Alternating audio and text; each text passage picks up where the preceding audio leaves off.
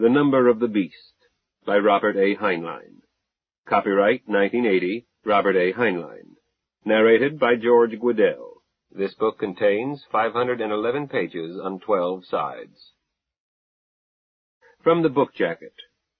The wickedest, most wonderful science fiction story ever created in our, or any, time. Anything can begin at a party in California. And everything does in this bold new masterwork by the author of Stranger in a Strange Land. When four very sensual geniuses suddenly find themselves the target of alien hostilities, they are forced to flee their universe, and their adventures ravish the imagination with unparalleled excitement. About the author. Robert Anson Heinlein was born in Butler, Missouri in 1907. A graduate of the U.S. Naval Academy, he was retired disabled in 1934. He studied mathematics and physics at the Graduate School of the University of California and owned a silver mine before beginning to write science fiction in 1939. In 1947, his first book of fiction, Rocket Ship Galileo, was published. His novels include Double Star, 1956, Starship Troopers, 1959, Stranger in a Strange Land, 1961, and The Moon is a Harsh Mistress, 1966, all winners of the Hugo Award. Heinlein was guest commentator for the Apollo 11 first lunar landing. In 1975, he received the Grand Master Nebula Award for lifetime achievement. The Mandarin's Butterfly. Part 1.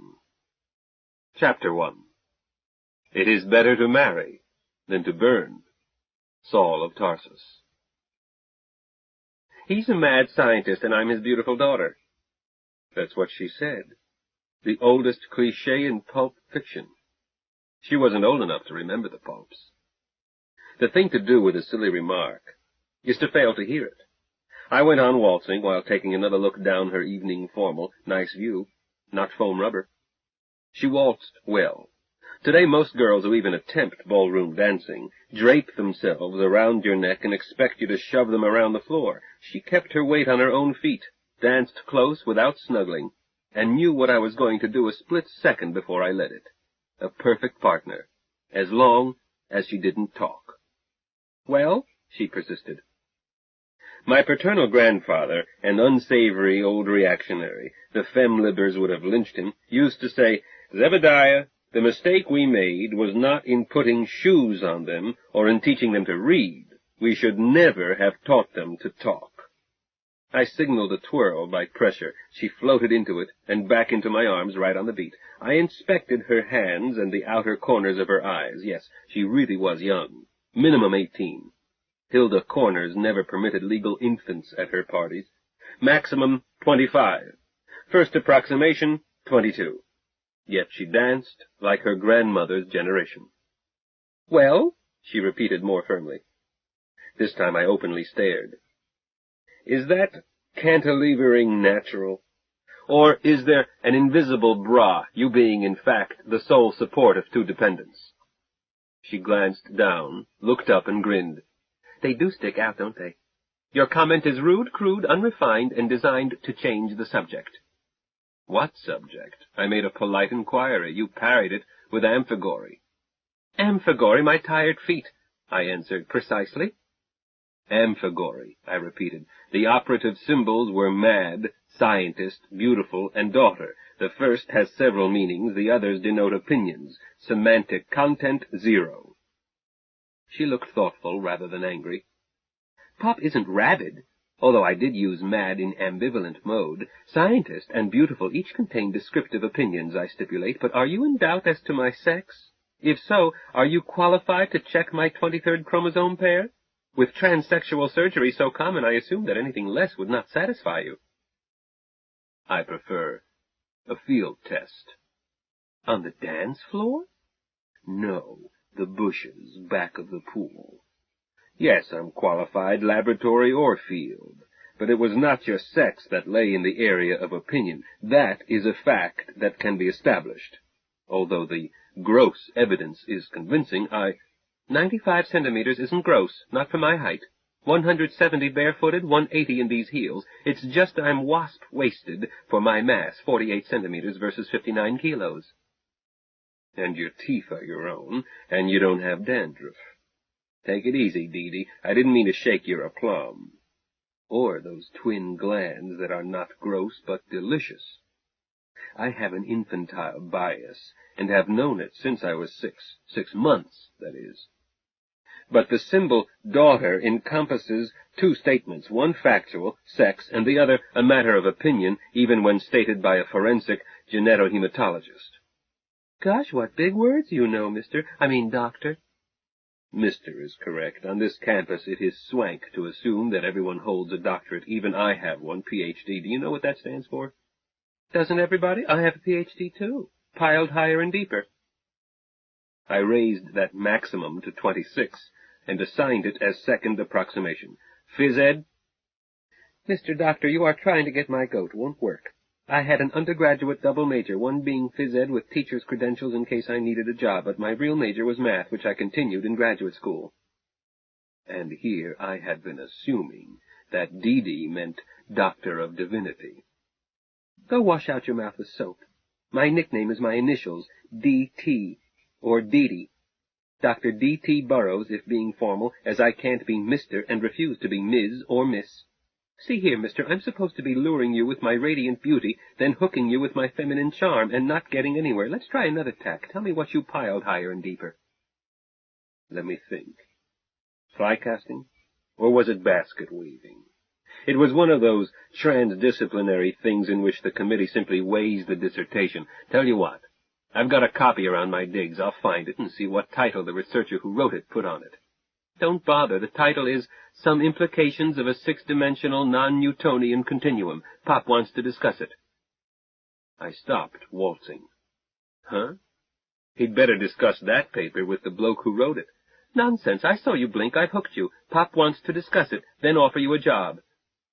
Job? I just slipped off the hook. Oh, dear, Pop will be really mad. Please, please, sir. You said that you had used mad in ambivalent mode. How? Oh, mad angry, because his colleagues won't listen to him. Mad psychotic in the opinions of some colleagues. They say his papers don't make sense. Do they make sense? I'm not that good a mathematician, sir. My work is usually simplifying software, child's play, compared with n-dimensional spaces. I wasn't required to express an opinion. The trio started Blue Tango. Dee Dee melted into my arms. You don't talk if you know tango. Dee Dee knew. After an eternity of sensual bliss, I swung her out into position precisely on coda. She answered my bow and scrape with a deep curtsy. Thank you, sir. Phew. After a tango like that, the couple ought to get married. All right, I'll find our hostess and tell Pop. 5 minutes, front door aside. She looked serenely happy. I said, Dee Dee, do you mean what you appear to mean? That you intend to marry me, a total stranger? Her face remained calm, but the light went out, and her nipples went down. She answered steadily, After that tango, we are no longer strangers. I construed your statement as a proposal, no, a willingness to marry me. Was I mistaken? My mind went into emergency, reviewing the past years the way a drowning man's life is supposed to flash before his eyes. How could anyone know that? A rainy afternoon when my chum's older sister had initiated me into the mysteries, the curious effect caused by the first-time strangers had shot back at me, a 12-month cohabitation contract that had started with a bang and had ended without a whimper, countless events which had left me determined never to marry. I answered instantly. I meant what I implied, marriage in its older meaning. I'm willing, but why are you willing? I'm no prize. She took a deep breath, straining the fabric, and, thank Allah, her nipples came up.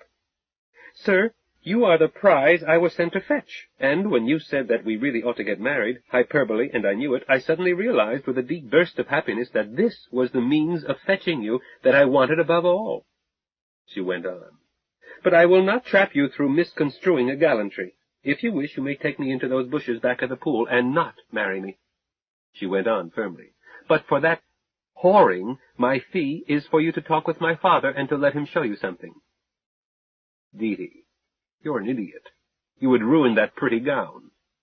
Mussing a dress is irrelevant, but I can take it off. I will. There's nothing under it. There's a great deal under it. That fetched a grin, instantly wiped away. Thank you. Shall we head for the bushes? Wait a half. I'm about to be noble and regret it the rest of my life. You've made a mistake. Your father doesn't want to talk to me. I don't know anything about n-dimensional geometry. Why do I get these attacks of honesty? I've never done anything to deserve them. Pop thinks you do. That is sufficient. Shall we go? I want to get Pop out of here before he busts somebody in the mouth. Don't rush me. I didn't ask you to wrestle on the grass. I said I wanted to marry you, but wanted to know why you were willing to marry me. Your answer concerned what your father wants. I'm not trying to marry your father. He's not my type. Speak for yourself, Dee, or drop it. Am I a masochist? There's a sunbathing couch back of those bushes. Solemnly, she looked me over, from my formal tights to my crooked bow tie, and on up to my thinning brush cut, 194 centimeters of big, ugly galoot. I like your firm lead in dancing. I like the way you look. I like the way your voice rumbles. I like your hair-splitting games with words. You sound like Worf debating Korzybski, with Shannon as referee. She took another deep breath, finished almost sadly. Most of all, I like the way you smell. It would have taken a sharp nose to whiff me. I had been squeaky clean 19 minutes earlier, and it takes more than one waltz and a tango to make me sweat. But her remark had that skid in it that Dee put into almost anything. Most girls, when they want to ruin a man's judgment, squeeze his biceps and say, "Goodness, you're strong." I grinned down at her. You smell good, too. Your perfume could rouse a corpse. I'm not wearing perfume. Oh, correction. Your natural pheromone. Enchanting. Get your wrap, side door, 5 minutes. Yes, sir. Tell your father we're getting married. He gets that talk free. I decided that before you started to argue. It won't take him long to decide that I'm not Lobachevsky. That's Pop's problem, she answered, moving. Will you let him show you this thing he's built in our basement? Sure, why not? What is it? A time machine. Chapter 2. This universe never did make sense. Zeb.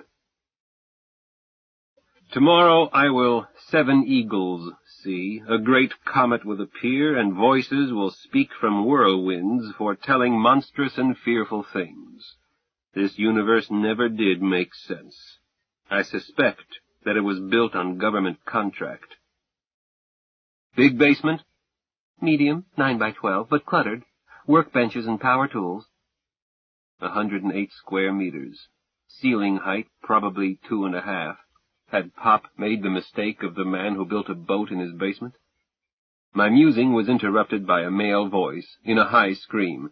You overeducated, obstipated, pedantic ignoramus! Your mathematical intuition froze solid the day you matriculated. I didn't recognize the screamer, but did know the stuffed shirt he addressed.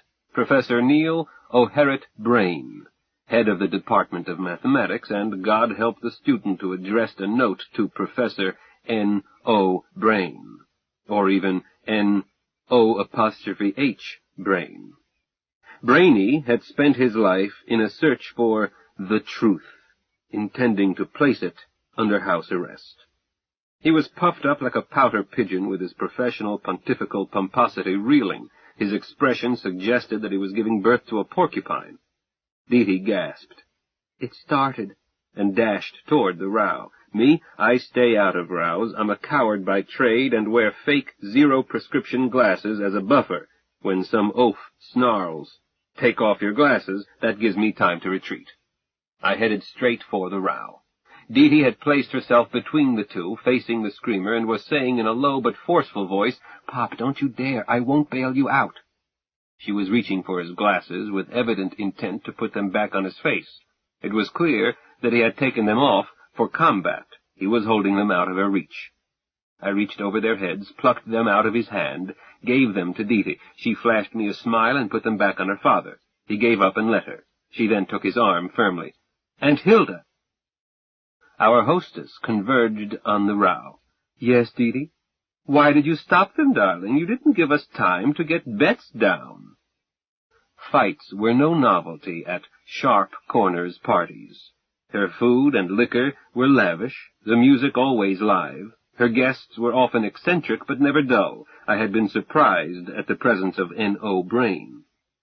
I now felt that I understood it, a planned hypergolic mixture. Dee Dee ignored her questions. "Will you excuse Pop and me and Mr. Carter? Something urgent has come up." "You and Jake may leave if you must, but you can't drag Zebby away. Dee Dee, that's cheating." Dee Dee looked at me. "May I tell?" Certainly." That Bliffy Brainy picked this moment to interrupt. "Mrs. Corners, Dr. Burroughs can't leave until he apologizes. I insist. My privilege." Our hostess looked at him with scorn.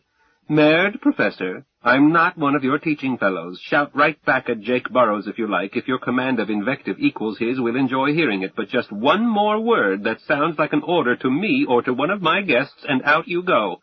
Then you had best go straight home. The Chancellor will be trying to reach you." She turned her back on him.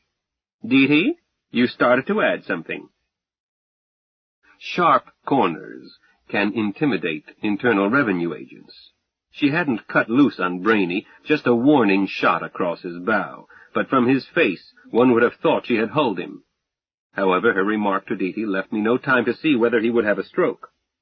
"Not Dee Dee, Hilda, me, Zeb." "Quiet, Zebby. Whatever it is, the answer is no. Dee Dee, go ahead, dear." Hilda Corners is related to that famous mule. I did not use a baseball bat because she comes only up to my armpits and grosses 40-odd kilos. I picked her up by her elbows and turned her around, facing me. "Hilda, we're going to get married." "Zebby, darling, I thought you would never ask." "Not you, you old harridan. Dee Dee. I proposed, she accepted. I'm going to nail it down before the anesthetic wears off." Hilda looked thoughtfully interested. "That's reasonable." She craned her neck to look at Dee Dee. "Did he mention his wife in Boston, Dee Dee, or the twins?"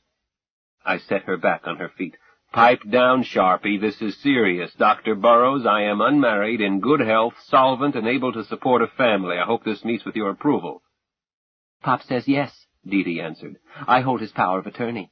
"You pipe down, too. My name is Carter, sir. Zeb Carter. I'm on campus. You can check my record, but I intend to marry Dee Dee at once if she will have me." "I know your name and record, sir. It doesn't require my approval. Dee Dee is of age, but you have it anyhow." He looked thoughtful. "If you two are getting married at once, you'll be too busy for shop talk, or would you be?" "Pop, let it be. It's all set." "So? Thank you, Hilda, for a pleasant evening. I'll call you tomorrow." "You'll do no such thing. You'll come straight back and give me a full report. Jake, you are not going on their honeymoon. I heard you." "Aunt Hilda, please. I'll manage everything." We were out the side door, close on schedule. At the parking lot there was a bobble. Which heap, mine or theirs? Mine is intended for 2, but can take 4. The rear seats are okay for 2, for short trips. Theirs was a 4-passenger family saloon, not fast, but roomy, and their luggage was in it. "How much luggage?" I asked Dee Dee, while I visualized 2 overnight bags strapped into one back seat with my prospective father-in-law stashed in the other. "I don't have much, but Pop has 2 big bags and a fat briefcase. I had better show you." "Damn. Perhaps you had better." I like my own rig. I don't like to drive other people's cars, and while Dee Dee probably handled the controls as smoothly as she danced, I did not know that she did, and I'm chicken. I didn't figure her father into the equation. Trusting my skin to his temper did not appeal. Maybe Dee Dee would settle for letting him trail us, but my bride-to-be was going to ride with me. "Where?" "Over in the far corner. I'll unlock it and turn on the lights." She reached into her father's inside jacket pocket, took out a magic wand. "Wait for baby." The shout was from our hostess. Hilda was running down the path from her house, purse clutched in one hand and about 8,000 new dollars of sunset mink flying like a flag from the other. So the discussion started over. Seems Sharpie had decided to come along to make certain that Jake behaved himself and had taken just long enough to tell Max, her bouncer, butler, driver, when to throw the drunks out or cover them with blankets as needed. She listened to Dee Dee's summary, then nodded. "Got it. I can handle yours, Dee Dee. Jake and I will go in it. You ride with Zebby, dear."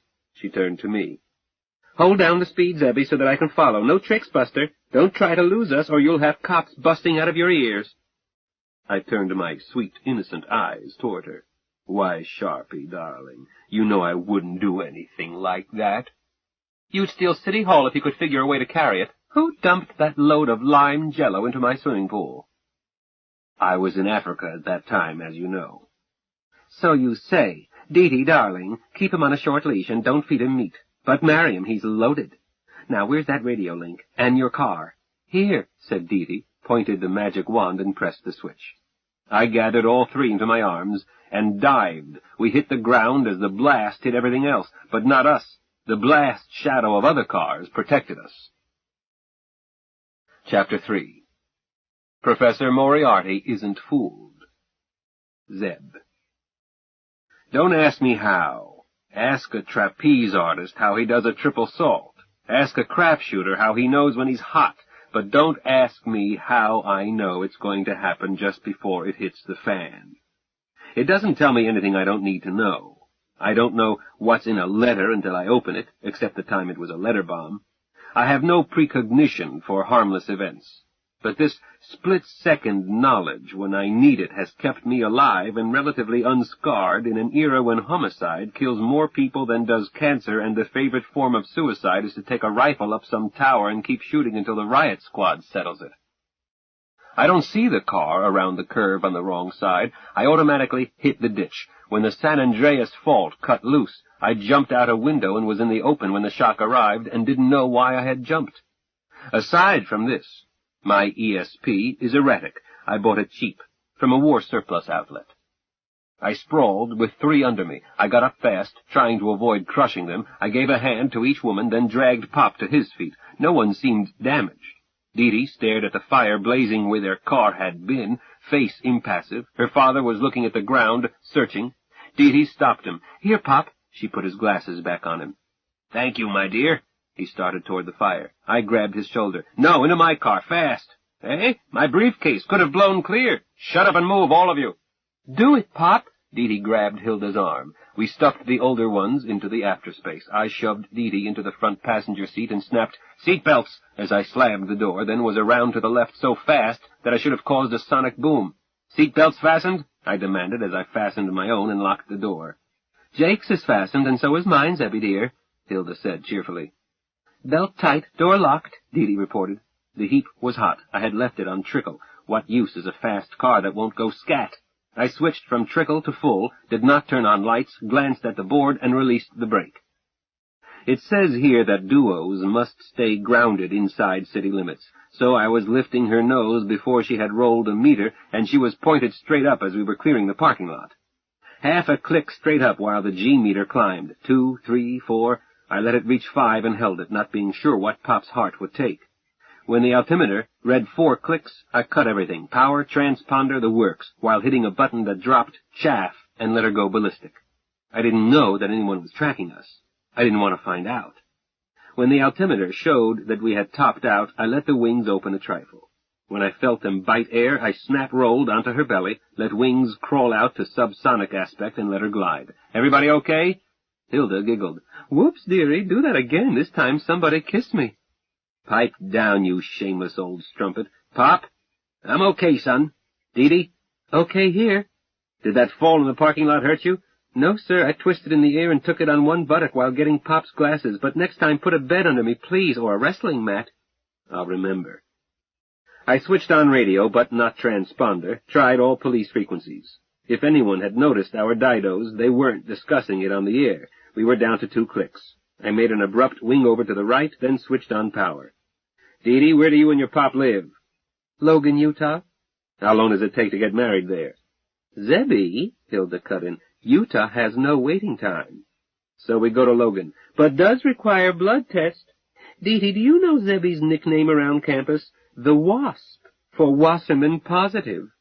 Zebby, everybody knows that Nevada is the only state that offers 24-hour service, no waiting time, no blood test. So point this bomb at Reno and sign off.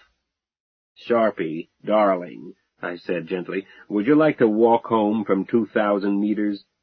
I don't know. I've never tried it. That's an ejection seat, but no parachutes. Oh, how romantic. Jake, darling, we'll sing the Liebestod on the way down. You sing tenor, I'll force a soprano, and we'll die in each other's arms. Zebby, could we have more altitude for the timing? Dr. Burrows, gag that hitchhiker. Sharpie, Liebestod is a solo. Picky, picky. Isn't dead on arrival enough? Jealous because you can't carry a tune? I told Dickie boy that should be a duet, and Cosima agreed with me. Sharpie, button your frimpin' lip while I explain. 1. Everybody at your party knows why we left and will assume that we headed for Reno. You probably called out something to that effect as you left. I believe I did. Yes, I did. Shut up. Somebody made a professional effort to kill Dr. Burrows. Not just kill, but overkill. That combo of high explosive and thermite was intended to leave nothing to analyze. But it is possible that no one saw us lift. We were into this go-wagon, and I was goosing it less than 30 seconds after that booby trap exploded. Innocent bystanders would look at the fire, not at us. Guilty bystanders. There wouldn't be any. A professional who booby-traps a car either holes up or crosses a state line and gets lost. The party or parties who paid for the contract may be nearby, but if they are, Hilda, they're in your house. One of my guests? Oh, shut it, Sharpie. You are never interested in the morals of your guests. If they can be depended on to throw custard pies or do impromptu strips or some other prank that will keep your party from growing dull, that qualifies them.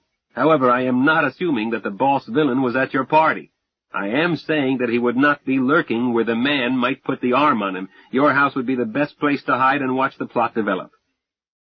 But guest or not, he was someone who knew that Dr. Burrows would be at your party, Hilda, who knew that key fact. She answered with uncustomary seriousness. I don't know, Zebby. I would have to think. Think hard. Not many. Several were invited because Jake was coming. You, for example. I became aware of that. But you weren't told that Jake would be present. Some were told no brain, for example, but I can't imagine that old fool booby-trapping a car. I can't either. But killers don't look like killers. They look like people. How long before the party did you tell Brainy that Pop would be present? I told him when I invited him. 8 days ago. I sighed. The possibles include not only the campus, but the entire globe, so we must try to figure probables. Dr. Burrows, can you think of anyone who would like to see you dead? Several. Let me rephrase it. Who hates your guts so bitterly that he would not hesitate to kill your daughter as long as he got you? And also bystanders such as Hilda and me. Not that we figure, save to show that he didn't give a hoot who caught it. A deficient personality, amoral. Who is he? Pop Burrows hesitated. Dr. Carter, disagreement between mathematicians can be extremely heated, and I am not without fault. You're telling me, Pop. But these quarrels rarely result in violence. Even the death of Archimedes was only indirectly related to our profession. To encompass my daughter as well, no, even Dr. Brain, much as I despise him, does not fit the picture. Deedee said, Zeb, could it have been me they were shooting at? You tell me. Whose dolly have you busted? I can't think of anyone who dislikes me even enough to snub me. Sounds silly, but it's true. It's the truth, put in Sharpie. Deedee is just like her mother was. When Jane, Deedee's mother, and my best friend until we lost her, when Jane and I were roommates in college, I was always getting into jams, and Jane was always getting me out, and never got into one herself. A peacemaker. So is Deedee. Okay, Deedee, you're out of it. So is Hilda, and so am I, as whoever placed that booby trap could not predict that either Hilda or I would be in blast range. So, it's Pop they're gunning for. Who we don't know. Why we don't know. When we figure out why, we'll know who. Meantime, we've got to keep Pop out of range. I'm going to marry you as fast as possible, not only because you smell good, but to give me a legitimate interest in this fight. So, we go first to Reno. Shut up, Sharpie. We've been on course for Reno since we leveled off. I flipped on the transponder, but to the left, not right. It would now answer with a registered legal signal, but not one registered to my name. This cost me some shekels I did not need, but were appreciated by a tight-lipped family man in Indio. Sometimes it is convenient not to be identified by sky cops every time one crosses a state line. But we aren't going to Reno. Those cowboy maneuvers were intended to deceive the eye, radar, and heat-seekers. The evasion against the heat-seekers, that rough turn while we were still in glide, either worked or was not needed, as we haven't had a missile up the tail. Probably wasn't needed. People who booby-trap cars aren't likely to be prepared to shoot a duo out of the sky, but I couldn't be certain, so I ducked. We may be assumed to be dead in the blast and fire, and that assumption may stand up until the mess has cooled down and there is daylight to work by. Even later it may stand up, as the cops may not tell anyone that they were unable to find organic remains. But I must assume that Professor Moriarty isn't fooled, that he is watching by repeater scope in his secret HQ, that he knows we are headed for Reno, and that hostiles will greet us there, so we won't go there. Now, quiet, please. I must tell this baby what to do. The computer pilot of my car can't cook, but what she can do, she does well. I called for display map, changed scale to include Utah, used the light pen to trace route, complex as it curved around Reno to the south, back north again, made easting over some very empty country and passed north of Hill Air Force Range in approaching Logan. I fed in height above ground while giving her leeway to smooth out bumps, and added one change in speed over ground once we were clear of Reno radar. "Got it, girl?" I asked her. "Got it, Zeb." 10-minute call, please." "Call you 10 minutes before end of routing." "Right." "You're a smart girl, Gay." "Boss, I bet you tell that to all the girls." "Over." "Roger and out, Gay." The display faded. Certainly, I could have programmed my autopilot to accept a plan in response to a punched execute. But isn't it pleasanter to be answered by a warm contralto? But the smart girl aspect lay in the fact that it took my voice to make a flight plan operative. A skilled electron pusher might find a way to override my lock, then drive her manually, but the first time he attempted to use autopilot, the car would not only not accept the program, but would scream for help on all police frequencies. This causes car thieves to feel maladjusted. I looked up and saw that Dee had been following this intently. I waited for some question. Instead, Dee said, "She has a very pleasant voice, Zeb." "Gay Deceiver is a very nice girl, Dee. "And talented, Zeb. I have never before been in a Ford that can do the things this car, Gay Deceiver, can do. After we're married, I'll introduce you to her more formally. It will require reprogramming." "I look forward to knowing her better." "You will. Gay is not exactly all Ford. Her external appearance was made by Ford of Canada, but most of the rest of her once belonged to Australian Defence Forces. But I added a few doodads, the bowling alley, the powder room, the veranda, little homey touches." "I'm sure she appreciates them, Zeb. I know I do. I suspect that, had she not had them, we would all be as dead as Canasta." "You may be right. If so, it would not be the first time Gay has kept me alive. You have not seen all her talents." "I'm beyond being surprised. So far as I could see, you didn't tell her to land at Logan." "Logan seems to be the next most likely place for a reception committee. Who in Logan knows that you and your father were going to visit Hilda?" "No one, through me." "Mail, milk cartons, newspapers?" "No deliveries to the house, Zeb." She turned her head. "Pop, does anyone in Logan know where we went?" "Dr. Carter, to the best of my knowledge, no one in Logan knows that we left. Having lived many years in the buzzing gossip of academe, I have learned to keep my life as private as possible." "Then I suggest that you all ease your belts and sleep. Until 10 minutes before reaching Logan, there is little to do." "Dr. Carter, better call me Zeb, Pop. Get used to it." "Zeb it is, son. On page 87 of your monograph, after the equation numbered 121 in your discussion of the rotation of six-dimensional spaces of positive curvature, you said, 'From this it is evident that,' and immediately write your equation 122. How did you do it? I'm not disagreeing, sir, on the contrary, but in an unpublished paper of my own, I used a dozen pages to arrive at the same transformation. Did you have a direct intuition? Or did you simply omit publishing details? No criticism. I am impressed either way. Sheer curiosity." "Doctor, I did not write that paper. I told Dee so." "That is what he claimed, Pop." "Oh, come now. 2 Doctors Zebulon E. Carter on one campus?" "No, but that's not my name. I'm Zebediah J. Carter. Zebulon E. for Edward Carter and called Ed is my cousin. While he is probably listed as being on campus, in fact, he is doing an exchange year in Singapore. It's not as improbable as it sounds. All male members of my family have first names starting with Z. It has to do with money and a will and a trust fund and the fact that my grandfather and his father were somewhat eccentric. Whereas you aren't, Hilda said sweetly. Quiet, dear. I turned toward Dee Dee. Dee Dee, do you want to be released from our engagement? I did try to tell you that you had trapped the wrong bird. Zebediah? Yes, Dee Dee. I intend to marry you before this night is over, but you haven't kissed me. I want to be kissed. I unfastened my seat-belt, started to unfasten hers, found that she had done so. Dee Dee kisses, even better than she tangos. During a break for oxygen, I asked her in a whisper, Dee Dee, what do your initials stand for? Well, please don't laugh. I won't, but I have to know them for the ceremony. I know, all right. D.T. stands for Deja Thoris. Deja Thoris. Deja Thoris Burroughs. Deja Thoris Carter. I cracked up. I got it under control after 2 whoops. Too many. Dee Dee said sadly, You said you wouldn't laugh, Dee Dee, darling. I wasn't laughing at your name. I was laughing at mine. I don't think Zebediah is a funny name. I like it. So do I. It keeps me from being mixed up with the endless Bobs and Eds and Toms, but I didn't tell my middle name.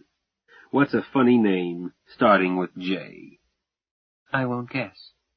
Let me lead up to it. I was born near the campus of the university Thomas Jefferson founded. The day I graduated from college, I was commissioned a 2nd Louis Aerospace Reserve. I've been promoted twice. My middle initial stands for John. It took not quite a second for her to add it up. Captain John Carter of Virginia. A clean-limbed fighting man, I agreed. K.R. Deja Thoris. At your service, my princess, now and forever. K.R. Captain John Carter. Helium is proud to accept. We fell on each other's shoulders, howling. After a bit, the howling died down and turned into another kiss. When we came up for air, Hilda tapped me on the shoulder. Would you let us in on the joke? Do we tell her, Dee Dee? I'm not sure. Aunt Hilda talks. Oh, nonsense. I know your full name, and I've never told anyone. I held you at your christening. You were wet, too, at both ends. Now give. All right. We don't have to get married. We already are. For years. More than a century. Pop spoke up. Hey, what's this? I explained to him. He looked thoughtful, then nodded. Logical. He went back to figuring he was doing in a notebook, then looked up. Your cousin, Zebulon, is he on the telephone? Probably not, but he lives at the New Raffles. Excellent. I'll try both the hotel and the university. Dr. Son Zeb, would you be so kind as to place the call? My credit code is Nero Aleph 801-752-3932Z*Z. Z*Z credit rating. I was not going to have to support my prospective father-in-law. Dee Dee cut in. Pop, you must not call Professor Carter, Zebulon Carter, at this hour. But, my dear daughter, it is not late at night, and... Of course it isn't. I can count. You want a favor from him, so don't interrupt his after-lunch nap. Mad dogs and Englishmen. It isn't noon in Singapore. It's siesta time, even hotter than noon, so wait. Dee Dee is right, Pop, I interrupted, but for the wrong reasons. It doesn't seem to be a matter of life and death to call him this minute, whereas it might be a matter of life and death, hours, I mean, to make a call from this car, especially with your credit code. Until we find out who the boys in the black hats are, I advise that you place calls from the ground and from public phones that you can feed with new dollars instead of your code. Say a phone in Peoria or Paducah. Can it wait? Since you put it that way, sir, yes, it can wait. Although I have trouble believing that anyone wishes to kill me. Available data indicate it. Agreed, but I have not yet grasped it emotionally. Takes a baseball bat, said Hilda. I had to sit on him while Jane proposed to him. Why, Hilda, my dear, that is utterly unfactual. I wrote my late beloved a polite note saying... I let them argue while I tried to add to available data. Gay deceiver. Yes, boss. News, dear. Ready, boss. Retrieval parameters. Time, since 2100. Area, California, Nevada, Utah. Persons, your kindly boss, dear. Dr. Jacob Burroughs, Dr. D.T. Burroughs, Ms. Hilda Corners, I hesitated. Professor Neil O'Harriet Brain. I felt silly adding brainy, but there had been a row between Pop and him, and years earlier my best teacher had said, never neglect the so-called trivial roots of an equation, and had pointed out that 2 Nobel Prizes had derived from trivial roots. Parameters complete, boss? Dr. Burroughs touched my shoulder. Can your computer check the news, if any, on your cousin? Maybe. She stores 60 million bytes, then wipes last in, last out everything not placed on permanent. But her news storage is weighed 60-40 in favor of North America. I'll try. Smart girl.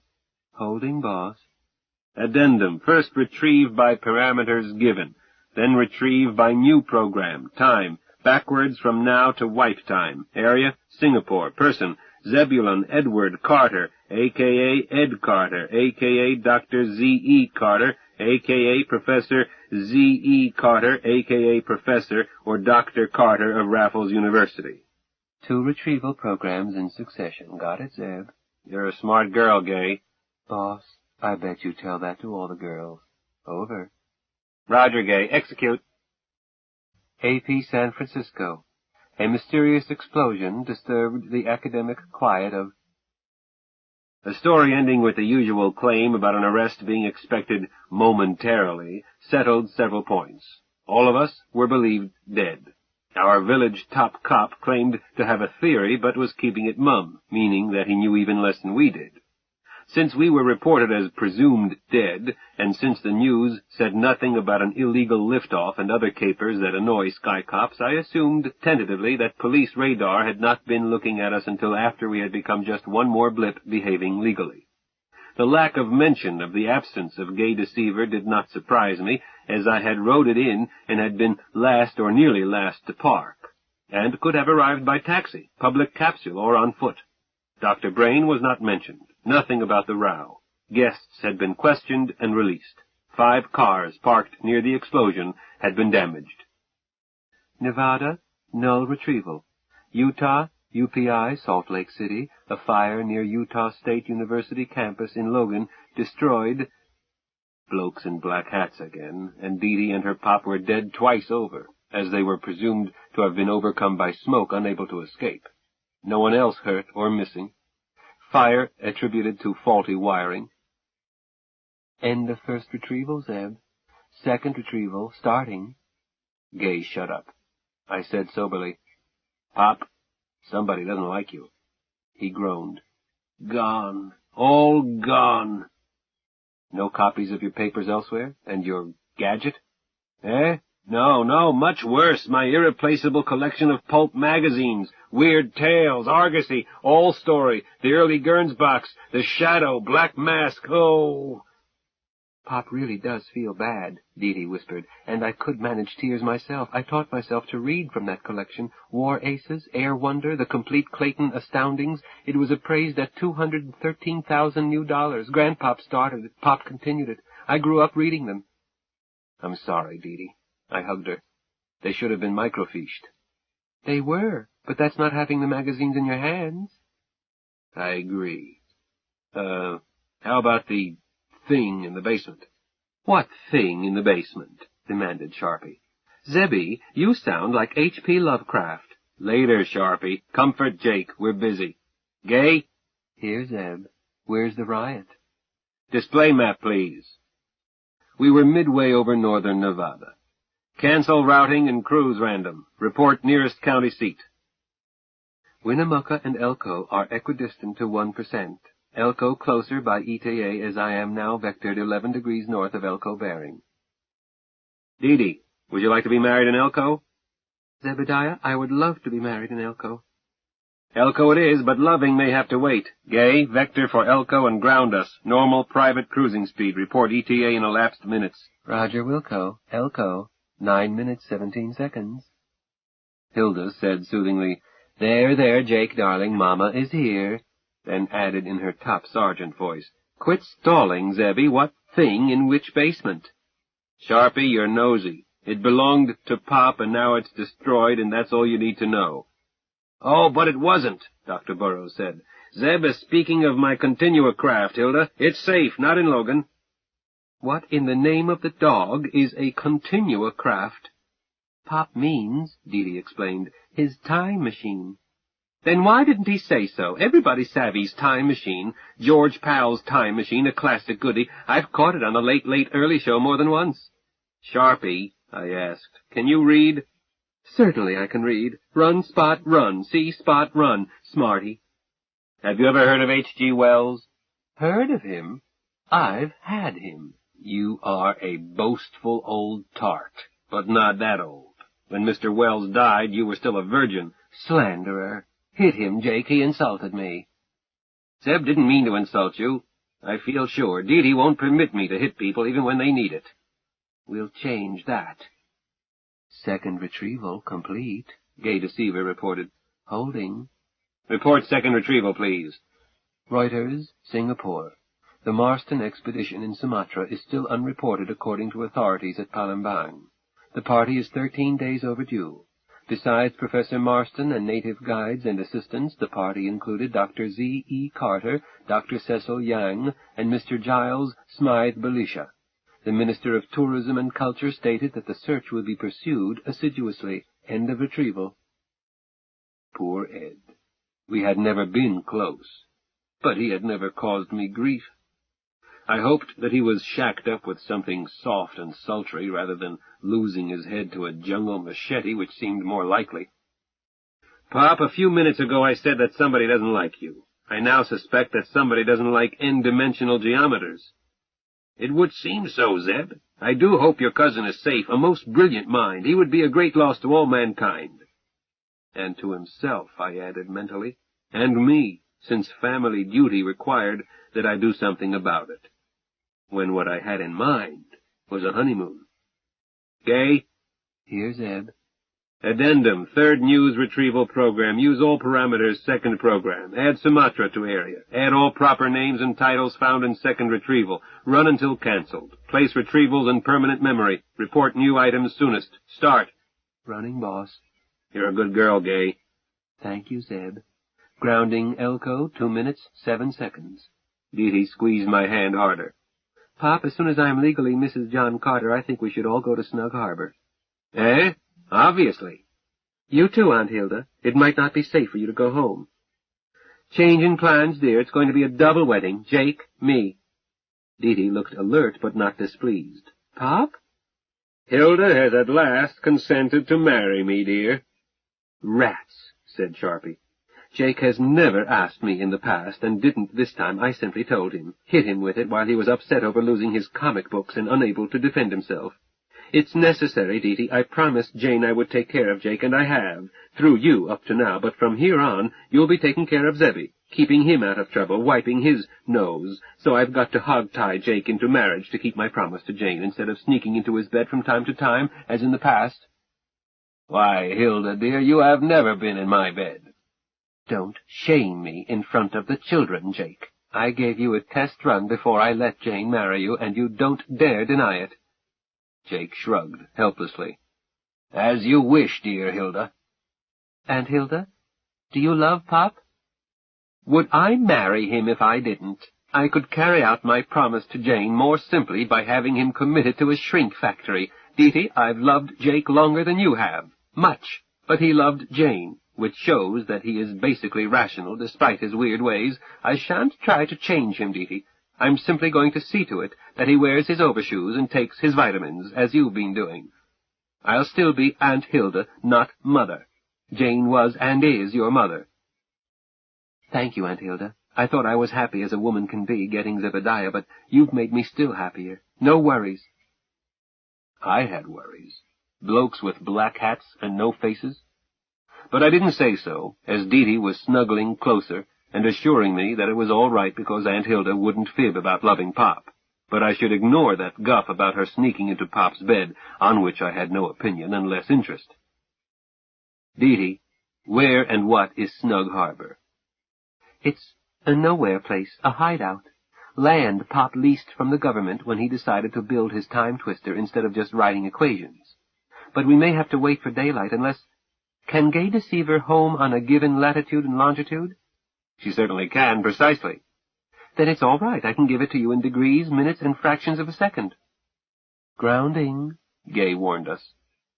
The Elko County clerk did not object to getting out of bed and seemed pleased with the censuring note I slipped him. The county judge was just as accommodating and pocketed her honorarium without glancing at it. I stammered, but managed to say, "I, Zebediah John, take thee, Deja Thoris." Edie went through it as solemnly and perfectly as if she had rehearsed it, while Hilda sniffled throughout. A good thing that Gay can home on a pinpoint. I was in no shape to drive even in daylight. I had her plan her route, too, a dogleg for minimum radar and no coverage at all for the last 100-odd kilometers to this place in the Arizona Strip north of the Grand Canyon. But I had her hover before grounding, I being scared silly until I was certain there was not a third fire there. A cabin, fireproof, with underground parking for Gay. I relaxed. We split a bottle of Chablis. Pop seemed about to head for the basement. Sharpie chomped on it, and Dee Dee ignored it. I carried Dee Dee over the threshold into her bedroom, put her gently down, faced her. "Deja Thoris." "Yes, John Carter?" "I did not have time to buy you a wedding present." "I need no present from my captain." "Hear me out, my princess. My uncle Zamir did not have as fine a collection as your father had, but may I gift you with a complete set of Clayton Astoundings?" She suddenly smiled. "And first editions of the first 6 Oz books, quite worn out, but with the original color plates, and a first in almost mint condition of A Princess of Mars."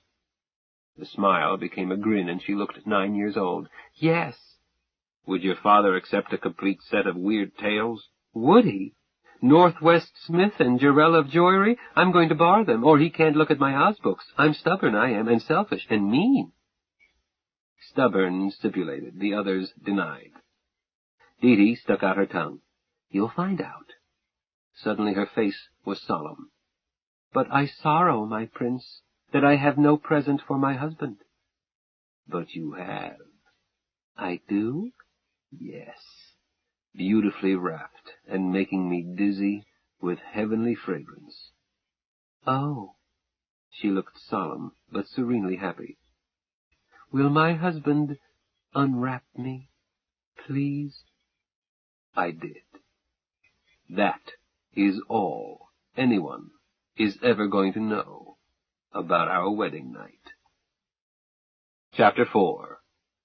Because 2 things equal to the same thing are never equal to each other. Dee Dee. I woke early, as I always do at Snug Harbor, wondered why I was ecstatically happy, then remembered and turned my head. My husband, what a heart-filling word. My husband was sprawled face down beside me, snoring softly and drooling onto his pillow. I held still, thinking how beautiful he was, how gently strong and gallantly tender. I was tempted to wake him, but I knew that my darling needed rest, so I eased out of bed and snuck noiselessly into my bath, our bath, and quietly took care of this and that. I did not risk drawing a tub, although I needed one. I have a strong body odor that calls for at least 1 sudsy bath a day, 2 if I'm going out that evening, and this morning I was certainly whiff as a polecat. I made do with a stand-up bath by letting water run in a noiseless trickle into the basin. I would grab that proper bath after my captain was awake. Meanwhile, I would stay downwind. I pulled on briefs, started to tie on a halter, stopped and looked in the mirror. I have a face-shaped face and a muscular body that I keep in top condition.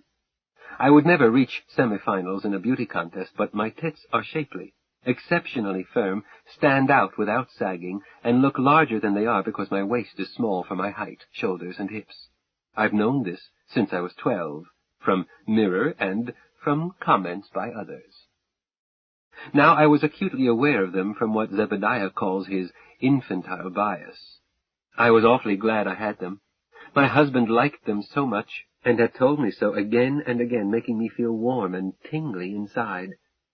Tits get in the way, and I once found out painfully why Amazons are alleged to have removed their starboard ones to make archery easier. Today I was most pleased that Mama had required me to wear a bra for tennis and horseback and such, no stretch marks, no Cooper's droop, no sag, and my husband called them Wedding presents. Hooray! Doubtless they would become baby-chewed and soft, but by then I planned to have Zebediah steadfastly in love with me for better reasons. You hear that, Dee-Dee? Don't be stubborn. Don't be bossy. Don't be difficult. And above all, don't sulk. Mama never sulked, although Pop wasn't and isn't easy to live with. For example, he dislikes the word T-E-A-T, even though I spell it correctly and pronounce it correctly as if spelled T-I-T. Pop insists that tits are on cows, not women. After I started symbolic logic and information theory, I became acutely conscious of precise nomenclature, and tried to argue with Pop, pointing out that breast denoted the upper frontal torso of male and female alike, that mammary gland was medical argot, but tit was correct English. He had slammed down a book. I don't give a damn what the Oxford English Dictionary says. As long as I am head of this house, language used in it will conform to my notions of propriety. I never argued such points with Pop again. Mama and I went on calling them tits between ourselves, and did not use such words in Pop's presence. Mama told me gently that logic had little to do with keeping a husband happy, and that anyone who won a family argument had, in fact, lost it. Mama never argued, and Pop always did what she wanted, if she really wanted it. When at 17 I had to grow up and try to replace her, I tried to emulate her, not always successfully. I inherited some of Pop's temper, some of Mama's calm. I tried to suppress the former and cultivate the latter. But I'm not Jane. I'm Dee-Dee. Suddenly I wondered why I was putting on a halter. The day was going to be hot. While Pop is so cubical about some things that he turns up at the corners, skin is not one of them. Possibly he had been, then Mama had gently gotten her own way. I like to be naked, and usually am at Snug Harbor, weather permitting. Pop is almost as casual, and Hilda was family by choice. We had often used her pool, and never with suits, screened for the purpose. That left just my lovely new husband, and if there was a square centimeter of me he had not examined and praised, I could not recall it. Zebediah is easy to be with in bed or out. After our hasty wedding, I was slightly tense lest he ask me when and how I had mislaid my virginity, but when the subject could have come up, I forgot it, and he apparently never thought about it. I was the lusty wench I have always been, and he seemed pleased. I know he was. So why was I tying on this tit hammock? I was, but why? Because two things equal to the same thing are never equal to each other. Basic mathematics, if you select the proper sheaf of postulates. People are not abstract symbols. I could be naked with any one of them, but not all three. I felt a twinge that Pop and Aunt Hilda might be in the way on my honeymoon, then realized that Zebediah and I were just as much in the way on theirs, and stopped worrying. It would work out. Took one last look in the mirror, saw that my scrap of halter, like a good evening gown, made me nakeder than skin would. My nipples popped out. I grinned and stuck out my tongue at them. They stayed up. I was happy. I started to catfoot through our bedroom when I noticed Zebediah's clothes, and stopped. The darling would not want to wear evening dress to breakfast. Dee-Dee, you are not being wifely. Figure this out. Are any of Pop's clothes where I can get them without waking the others? Yep, an old shirt that I had liberated as a housecoat, khaki shorts I had been darning the last time we had been down, both in my wardrobe, in our bathroom. I crept back, got them, laid them over my darling's evening clothes, so that he could not miss them. I went through and closed after me 2 soundproof doors, then no longer had to keep quiet. Pop does not tolerate anything shoddy. If it doesn't work properly, he fixes it. Pop's B.S. was in mechanical engineering, his M.S. in physics, his Ph.D. in mathematics. There isn't anything he can't design and build, a second Leonardo da Vinci, or a Paul Dirac. No one in the everything room. I decided not to head for the kitchen end yet. If the others slept a bit longer, I could get in my morning tone-up.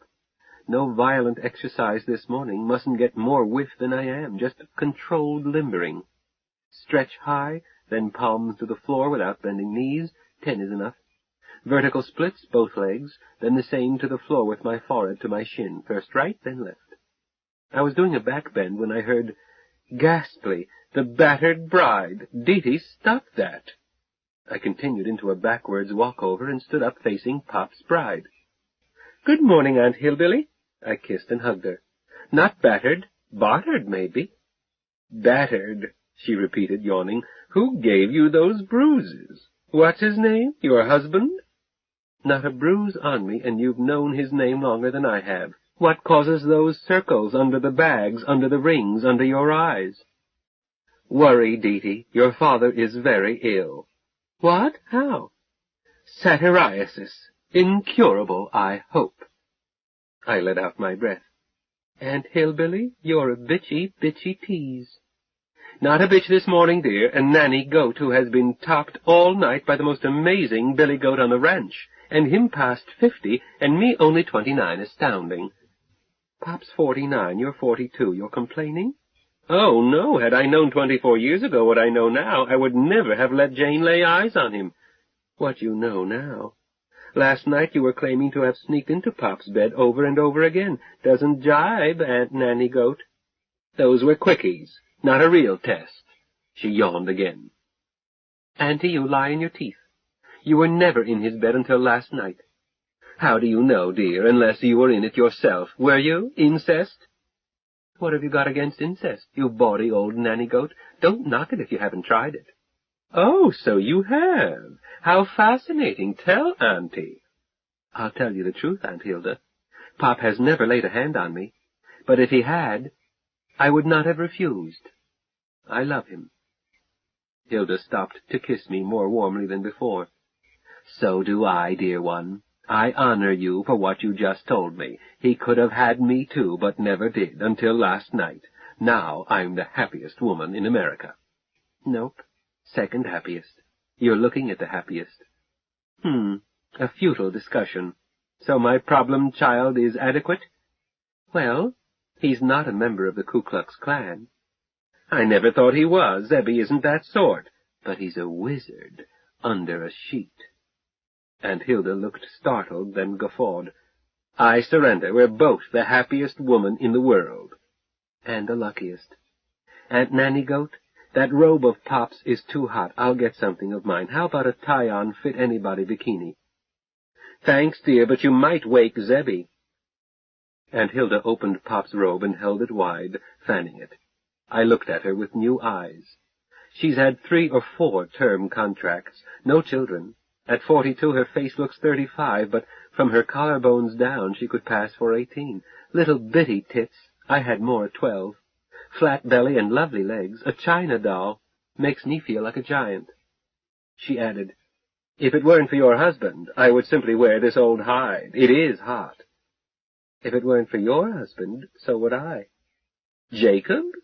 Dee, he's changed your diapers. I know how Jane reared you. True modesty, no false modesty.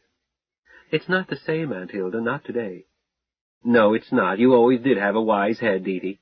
Women are tough-minded, men are not. We have to protect them, while pretending to be fragile ourselves to build up their fragile egos, but I've never been good at it. I like to play with matches.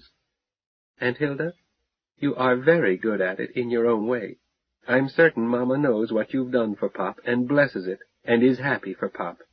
For all of us, all 5 of us. Don't make me cry, Dee. Let's break out the orange juice. Our men will wake any time. First secret of living with a man, feed him as soon as he wakes. So I know.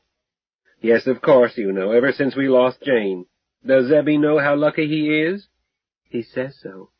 I'm going to try hard not to disillusion him. Chapter 5. A wedding ring is not a ring in my nose. Jake. I woke in drowsy euphoria, became aware that I was in bed in our cabin that my daughter calls Snug Harbor, then woke completely and looked at the other pillow, the dent in it. Not a dream. Euphoric for the best of reasons. Hilda was not in sight. I closed my eyes and simulated sleep as I had something to do. Jane, I said in my mind. I hear you, dearest one. It has my blessing. Now we are all happy together. We couldn't expect Dee to become a sour old maid just to take care of her crotchety old father. This young man, he's okay, to the nth power. I felt it at once, and Hilda is certain of it. He is. Don't worry, Jacob. Our Didi can never be sour, and you will never be old. This is exactly as Hilda and I planned it more than 5 of your years ago. Predestined. She told you so last night. Okay, darling. Get up and brush your teeth and take a quick shower. Don't dawdle. Breakfast is waiting. Call me when you need me. Kiss. So I got up feeling like a boy on Christmas morning. Everything was Jake with Jake.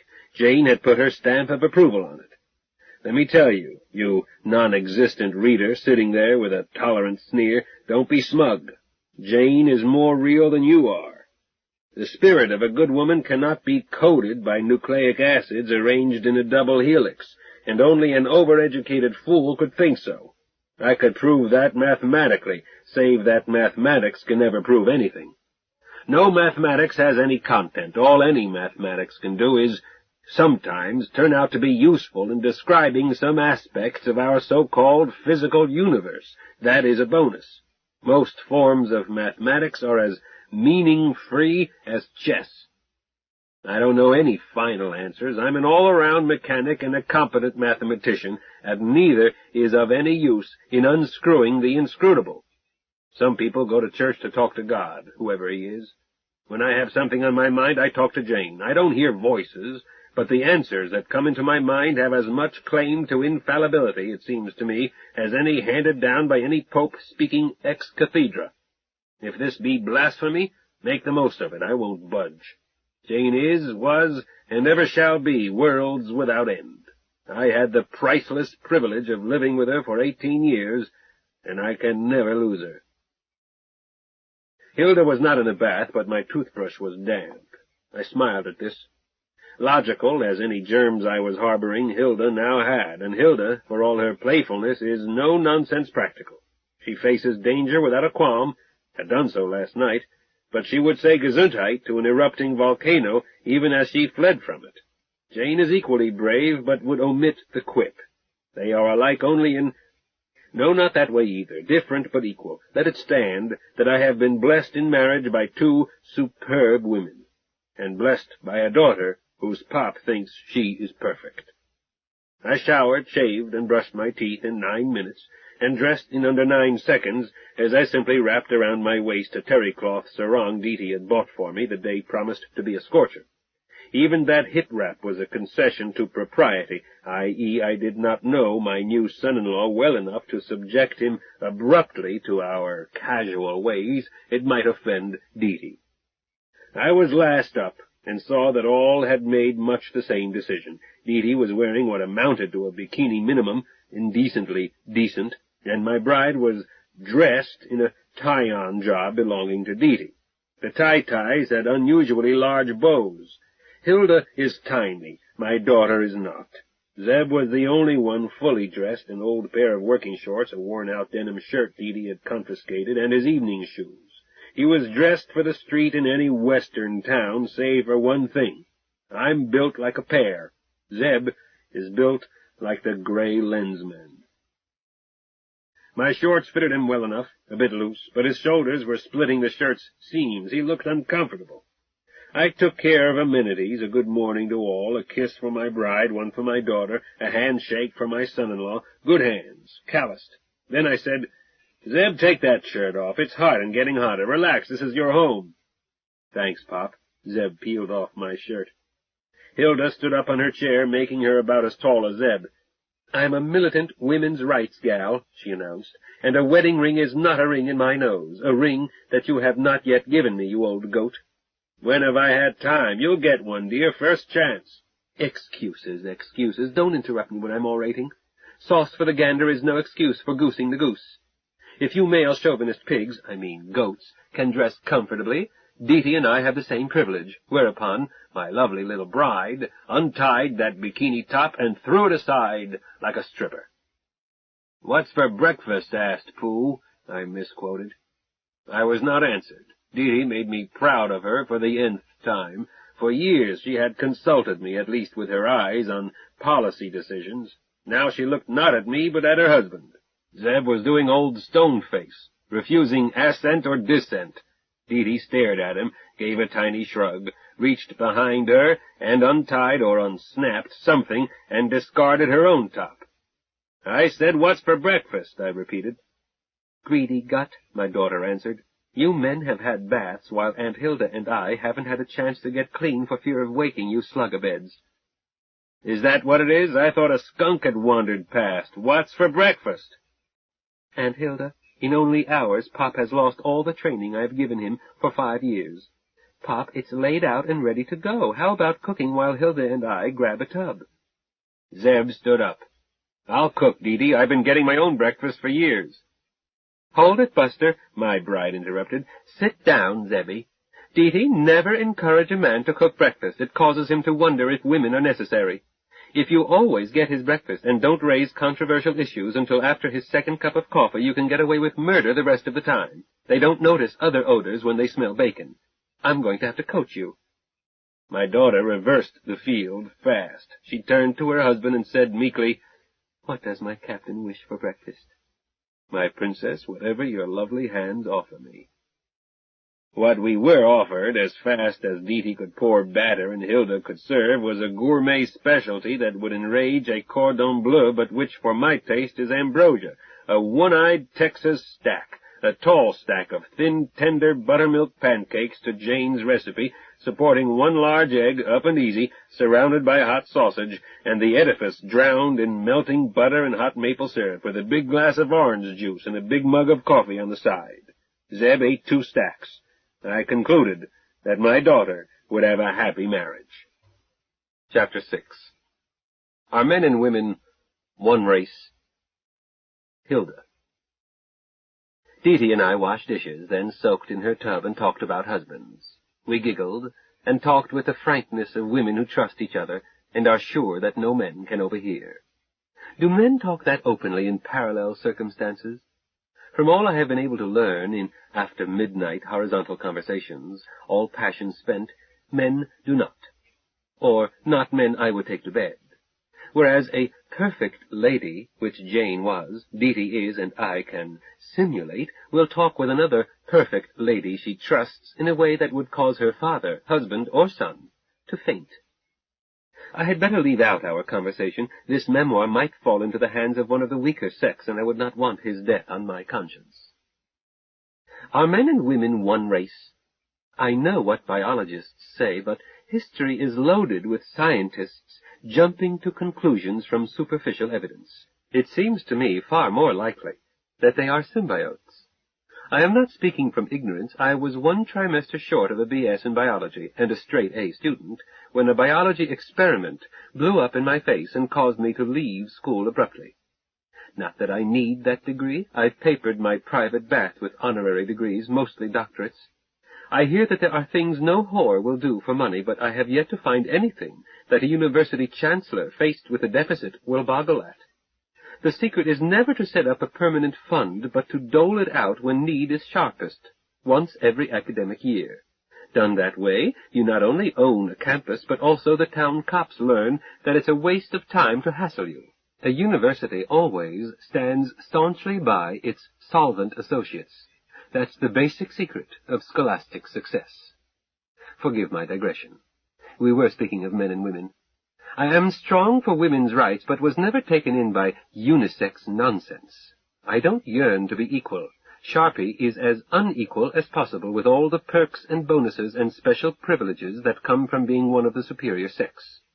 If a man fails to hold a door for me, I fail to see him and step on his instep. I feel no shame in making lavish use of the strongest muscles, namely male ones, but my own strongest muscle is dedicated to the service of men. Noblesse oblige. I don't begrudge men 1 whit of their natural advantages as long as they respect mine. I am not an unhappy pseudo-male. I am female, and like it that way. I borrowed makeup that Dee rarely uses, but I carry my own perfume in my purse and used it in the 22 classic places. Dee uses only the basic aphrodisiac, soap and water. Perfume on her would be gilding the lily. Fresh out of a hot tub, she smells like a harem. If I had her natural fragrance, I could have saved at least $10,000 new over the years, as well as many hours spent dabbing bait here and there. She offered me a dress, and I told her not to be silly. Any dress of hers would fit me like a tent. You put something bridal and frilly around your hips and lend me your boldest G-string job. Dear, I surprised you when I jockeyed you into taking off your halter after telling you that you were wise not to rush it. But the chance showed up and I grabbed the ring on the fly. We've got our men gentled to nearly naked, and we'll hold that gain. At first opportunity, we'll get pants off all of us, too, without anything as childish as strip poker. Dee, I want us to be a solid family, and relaxed about it, so that skin doesn't mean sex. It just means we are home, en famille. Your skin is pretty sexy, Nanny Goat. Dee, do you think I'm trying to make a pass at Zebby? Heavens, no, Aunt Hilda, you would never do that. Piffle, dear, I don't have morals, just customs. I don't wait for a man to make a pass. They fumble around and waste time. But when I met him, I picked Zebby for a chum, so I gave him an opening. He made a polite pass. I carefully failed to see it, and that ended it. I'm sure he's as much fun on the workbench as you tell me he is, but bedmates are easy to find, while worthwhile male friends are scarce. Zebby is one to whom I can holler for help in the middle of the night and be certain he'll rally around. I'm not going to let that change merely because a weird concatenation now makes him my son-in-law. Besides, Dee, although your old Aunt Sharpie may seem undignified, I refuse to be the campus widow who seduces younger men. Save for minor exceptions close to my age, I always have bedded older men. When I was your age, I tripped several 3 times my age educational. It certainly is. Aunt Hilda, I got 90% of my instruction 2 years ago, a widower 3 times my age. I was programming for him, and we took shared time when we could get it, often after midnight. I didn't think anything of it until one night I was startled to find that I was helping him to take off my panties. Then I was still more surprised to learn how little I had learned in 7 years. He gave me a tutored seminar, usually 3 times a week, all the time he was willing to spare me for the next 6 months. I'm glad I got tutoring from an expert before last night rolled around, or Zebediah would have found me a dead arse, willing but clumsy. I didn't tell this to my darling. I let him think he was teaching me. That's right, dear. Never tell a man anything he doesn't need to know, and lie with a straight face, rather than hurt his feelings or diminish his pride. Aunt Nanny Goat, I just plain love you. We quit yakking and looked for our men. Dee said that they were certain to be in the basement. Aunt Hilda, I don't go there without invitation. It's Pop's sanctum sanctorum. You're warning me not to risk a faux pas? I'm his daughter, you're his wife, not the same. Well, he hasn't told me not to, and today he'll forgive me if ever. Where do you hide the stairs? That bookcase swings out. Be darned. For a so-called cabin, this place is loaded with surprises. A bidet in each bath didn't startle me. Jane would have required them. Your walk-in freezer startled me only by being big enough for a restaurant, but a bookcase concealing a priest's hole, as great Aunt Nettie used to say, I do declare. You should see our septic tank. Yours now. I've seen septic tanks. Pesky things. Always need pumping at the most inconvenient time. This one won't have to be pumped. Over 300 meters deep, and even 1,000 feet. For the love of... Why? It's an abandoned mine shaft below us that some optimist dug 100 years back. Here was this big hole, so Pop used it. There is a spring farther up the mountain. Pop cleaned that out, covered it, concealed it, put pipe underground, and we have lavish, pure water under pressure. The rest of Snug Harbor Pop designed mostly from prefab catalogs, fireproof and solid and heavily insulated. You have, this big fireplace and the little ones in the bedrooms, but you won't need them other than for hominess. Radiant heat makes it skin comfortable even in a blizzard. Where do you get your power? From the nearest town? Oh, no, Snug Harbor is a hideout. Nobody but Pop and me, and now you and Zebediah knows it's here. Power packs, Aunt Hilda, and an inverter in a space behind the back wall of the garage. We bring in power packs ourselves and take them out the same way, private. Oh, the leasehold record is buried in a computer in Washington or Denver, and the federal rangers know the leaseholds, but they don't see us if we see or hear them first. Mostly they cruise on past. Once one came by on horseback. Pop fed him beer out under the trees, and from outside this is just a prefab, a living room and 2 shed-roof bedrooms. Nothing to show that important parts are underground.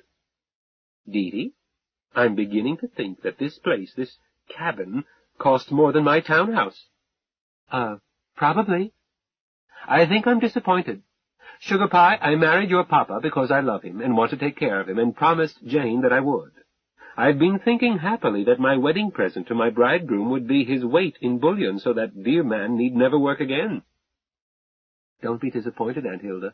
Pop has to work. It's his nature. Me too. Work is necessary to us. Without it, we're lost.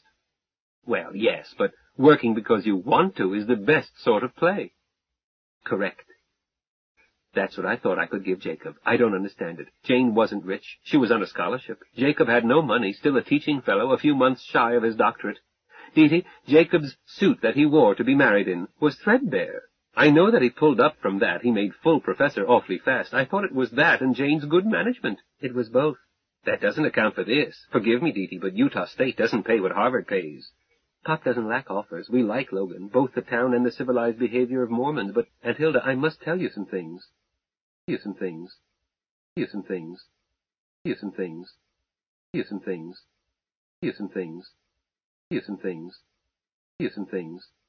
Here's some things. Here's some things. Here's some things. Here's some things. Here's some things. Here's some things. Here's some things. Here's some things. Here's some things.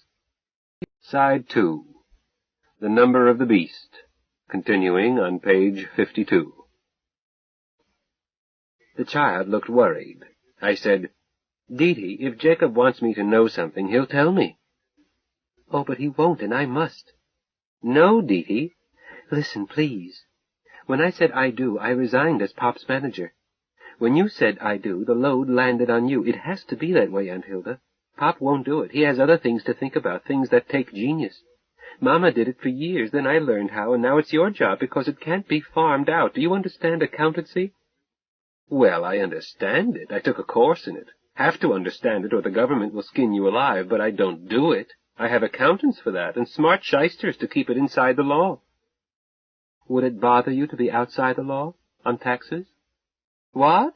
Heavens, no, but Sharpie wants to stay outside of jail. I detest an institutional diet. You'll stay out of jail, don't worry, Aunt Hilda. I'll teach you double-entry bookkeeping. They don't teach in school. Very double. One set for the revenuers, and another set for you and Jake.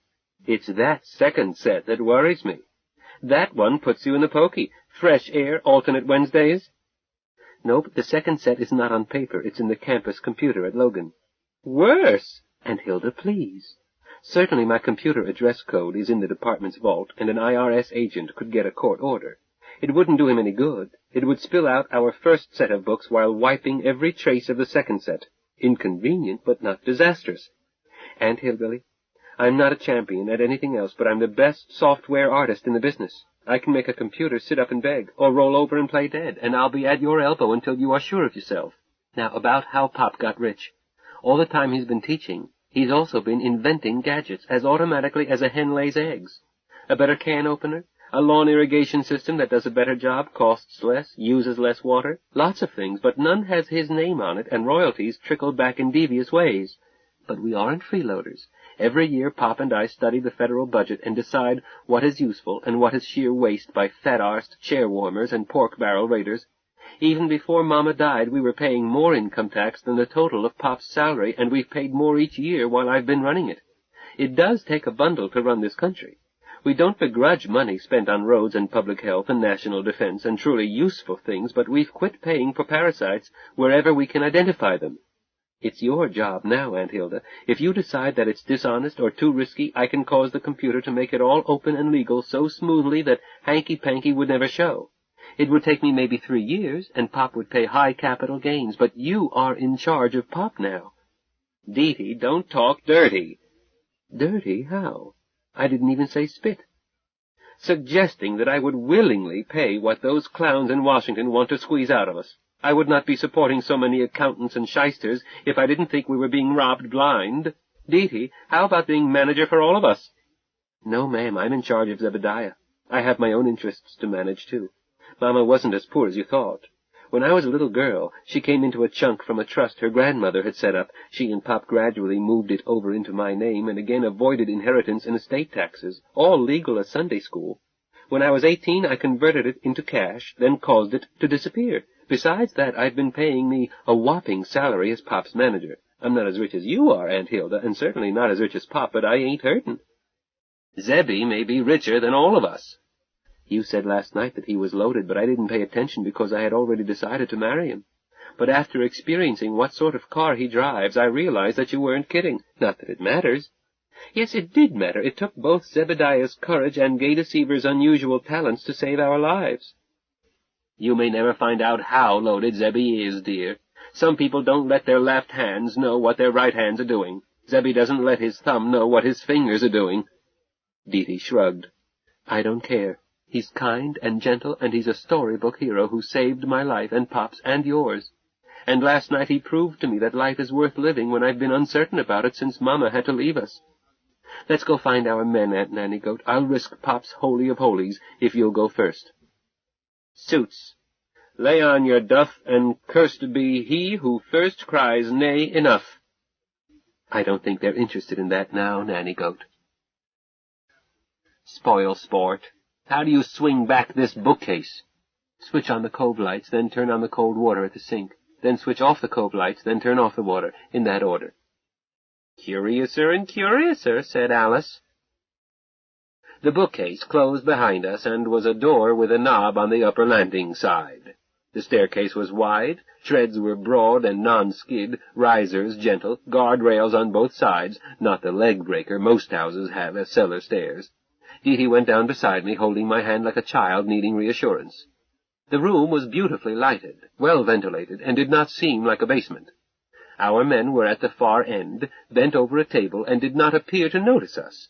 I looked around for a time machine, could not spot it, at least not anything like George Pal's or any I had ever read about. All around was machinery. A drill press looks the same anywhere, and so does a lathe, but others were strange, except that they reminded me of machine shops. My husband caught sight of us, stood up, and said, "Welcome, ladies." Zebby turned his head and said sharply, "Late to class. Find seats, no whispering during the lecture. Take notes. There will be a quiz at 8 o'clock tomorrow morning. If you have questions, raise your hands and wait to be called on. Anyone who misbehaves will remain after class and wash the chalkboards." Dee stuck out her tongue, sat down quietly. I rubbed his brush cut and whispered an indecency into his ear. Then I kissed my husband and sat down. My husband resumed talking to Zebby. "I lost more gyroscopes that way." I held up my hand. My husband said, "Yes, Hilda, dear?" "Monkey Ward's sells gyrotops. I'll buy you a gross."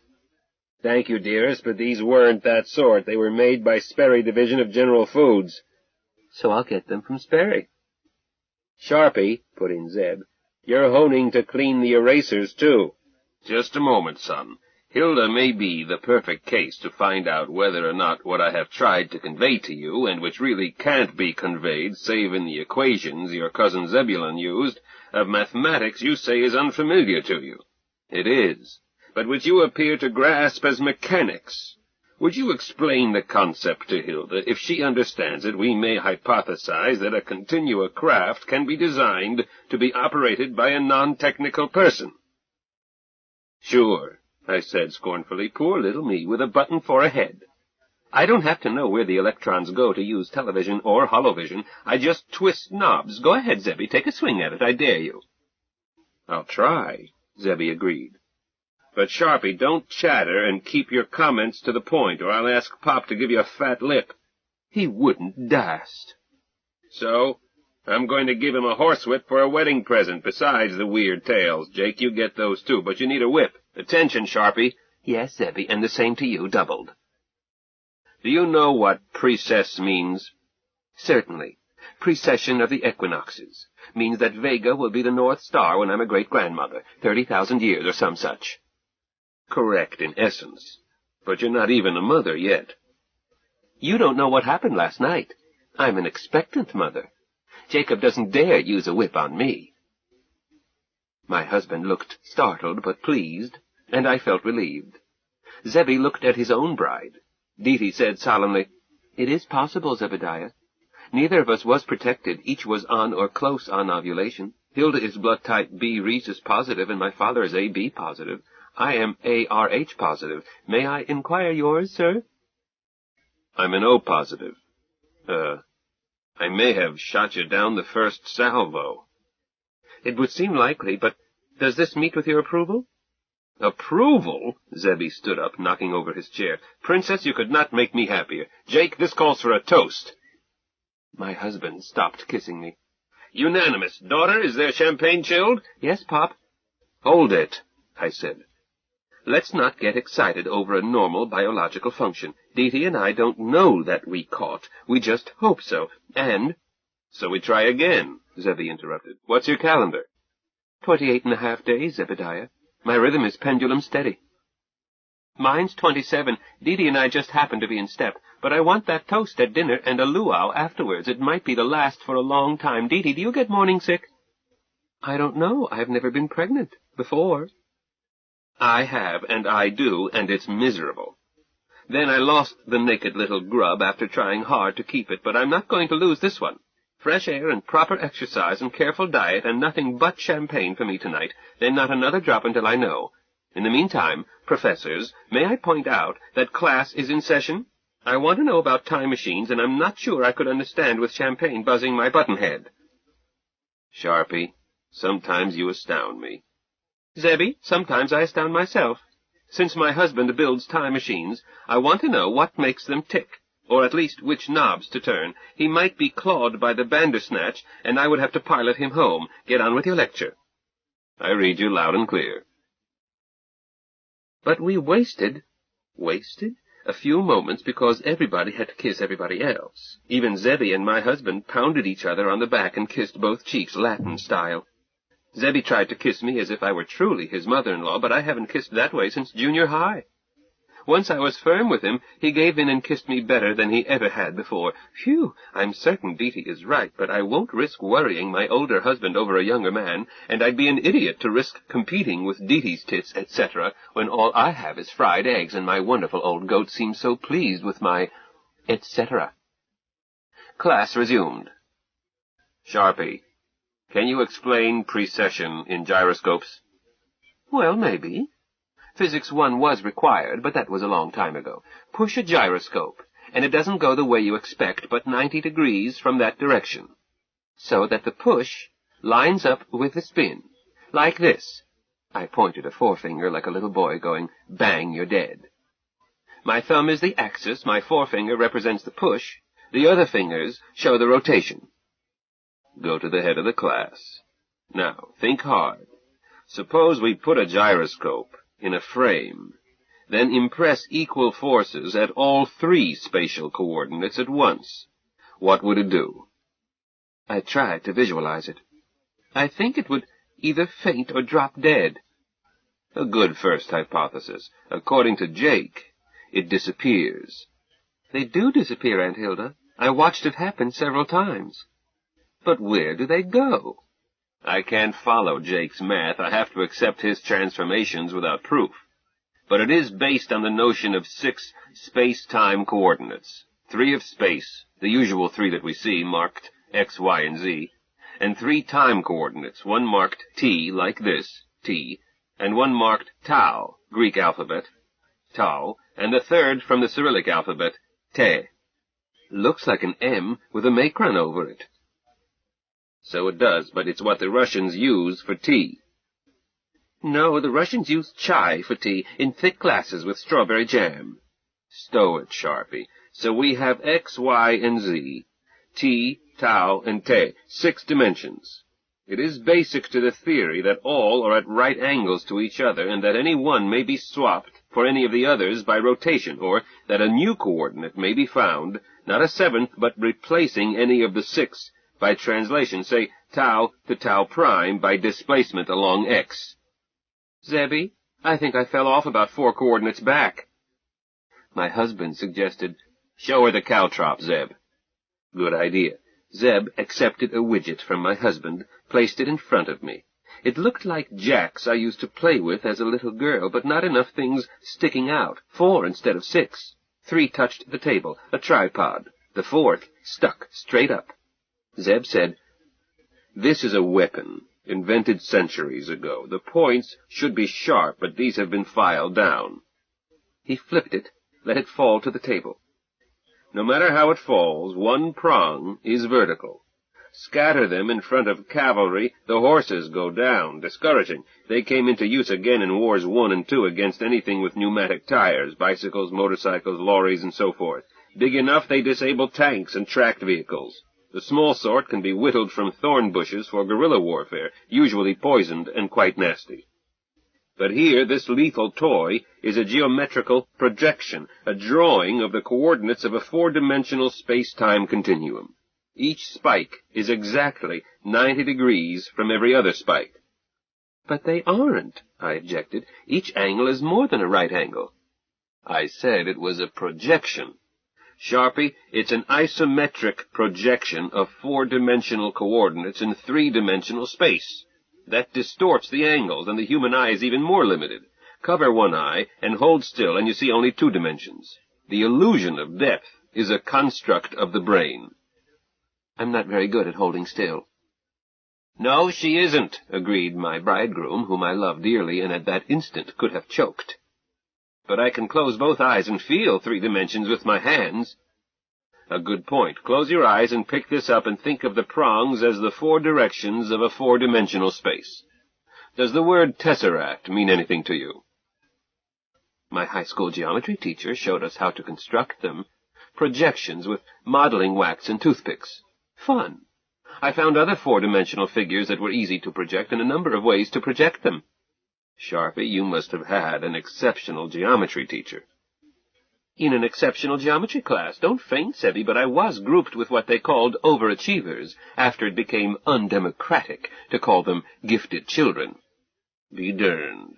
Why do you always behave like a fritterhead?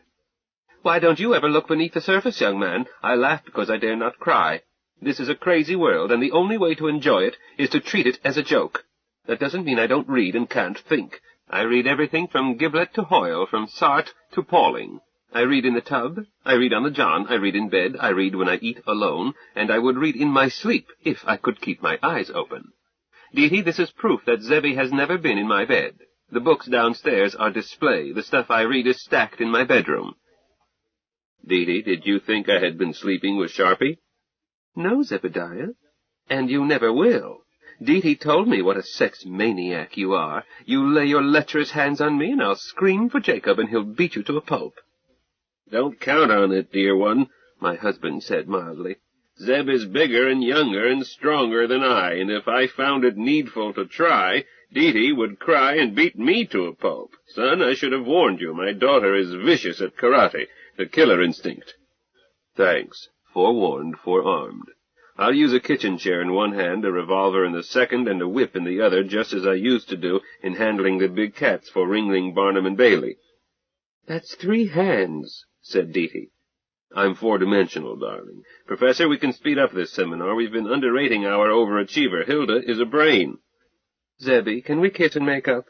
Class is in session. Zebediah, there is always time for that. Right, Pop? Kiss her, son, or she'll sulk. I don't sulk, I bite. I think you're cute, too, Zebby answered, grabbed me by both shoulders, dragged me over the table, and kissed me hard. Our teeth grated, and my nipples went spong. Sometimes I wish I weren't so noble. He dropped me abruptly and said, "Attention, class. The 2 prongs of the caltrop painted blue represent our 3-dimensional space of experience. The 3rd prong, painted yellow, is the tea time we are used to. The red 4th prong simulates both tau time and te time, the unexplored time dimensions necessary to Jake's theory. Sharpie, we have condensed 6 dimensions into 4. Then we either work by analogy into 6, or we have to use math that apparently nobody but Jake and my cousin Ed understands. Unless you can think of some way to project 6 dimensions into 3. You seem to be smart at such projections." I closed my eyes and thought hard. "Zebby, I don't think it can be done. Maybe Escher could have done it." "It can be done, my dearest," answered my dearest, "but it is unsatisfactory. Even with a display computer with capacity to subtract 1 or more dimensions at a time. A super-hyper-tesseract, a to the 6th power, has too many lines and corners and planes and solids and hypersolids for the eye to grasp. cause the computer to subtract dimensions, and what you have left is what you already knew. I fear it is an innate incapacity of visual conception in the human brain." "I think Pop is right," agreed Dee Dee. "I worked hard on that program. I don't think the late, great Dr. Marvin Minsky could have done it better in flat projection. Holovision? I don't know. I would like to try if I ever get my hands on a computer with holo-video display and the capacity to add, subtract, and rotate 6 coordinates." "But why 6 dimensions?" I asked. "Why not 5 or even 4, since you speak of rotating them interchangeably?" "Jake," said Zeb. My darling looked fussed. "It bothered me that a space-time continuum seemed to require 3 space dimensions, but only 1 time dimension. Granted that the universe is what it is, nevertheless, nature is filled with symmetries. Even after the destruction of the parity principle, scientists kept finding new ones. Philosophers stay wedded to symmetry, but I don't count philosophers." "Of course not," agreed Zeb. "No philosopher allows his opinions to be swayed by facts. He would be kicked out of his guild. Theologians, the lot of them." "I concur. Hilda, my darling, after I found a way to experiment, it turned out that 6 dimensions existed, possibly more, but I see no way to reach them." "Let me see," I said. "If I understood earlier, each dimension can be swapped for any other." "By 90-degree rotation, yes." "Wouldn't that be the combinations taken 4 at a time out of a set of 6? How many is that?" 15, Zebby answered. "Goodness! 15 whole universes, and we use only 1? No, my darling, that would be 90-degree rotations of 1 Euclidean universe. But our universe, or universes, has been known to be non-Euclidean at least since 1919, or 1886 if you prefer. I stipulate that cosmology is an imperfect discipline. Nevertheless, for considerations that I cannot state in non-mathematical terms, I was forced to assume a curved space of positive radius, that is to say, a closed space.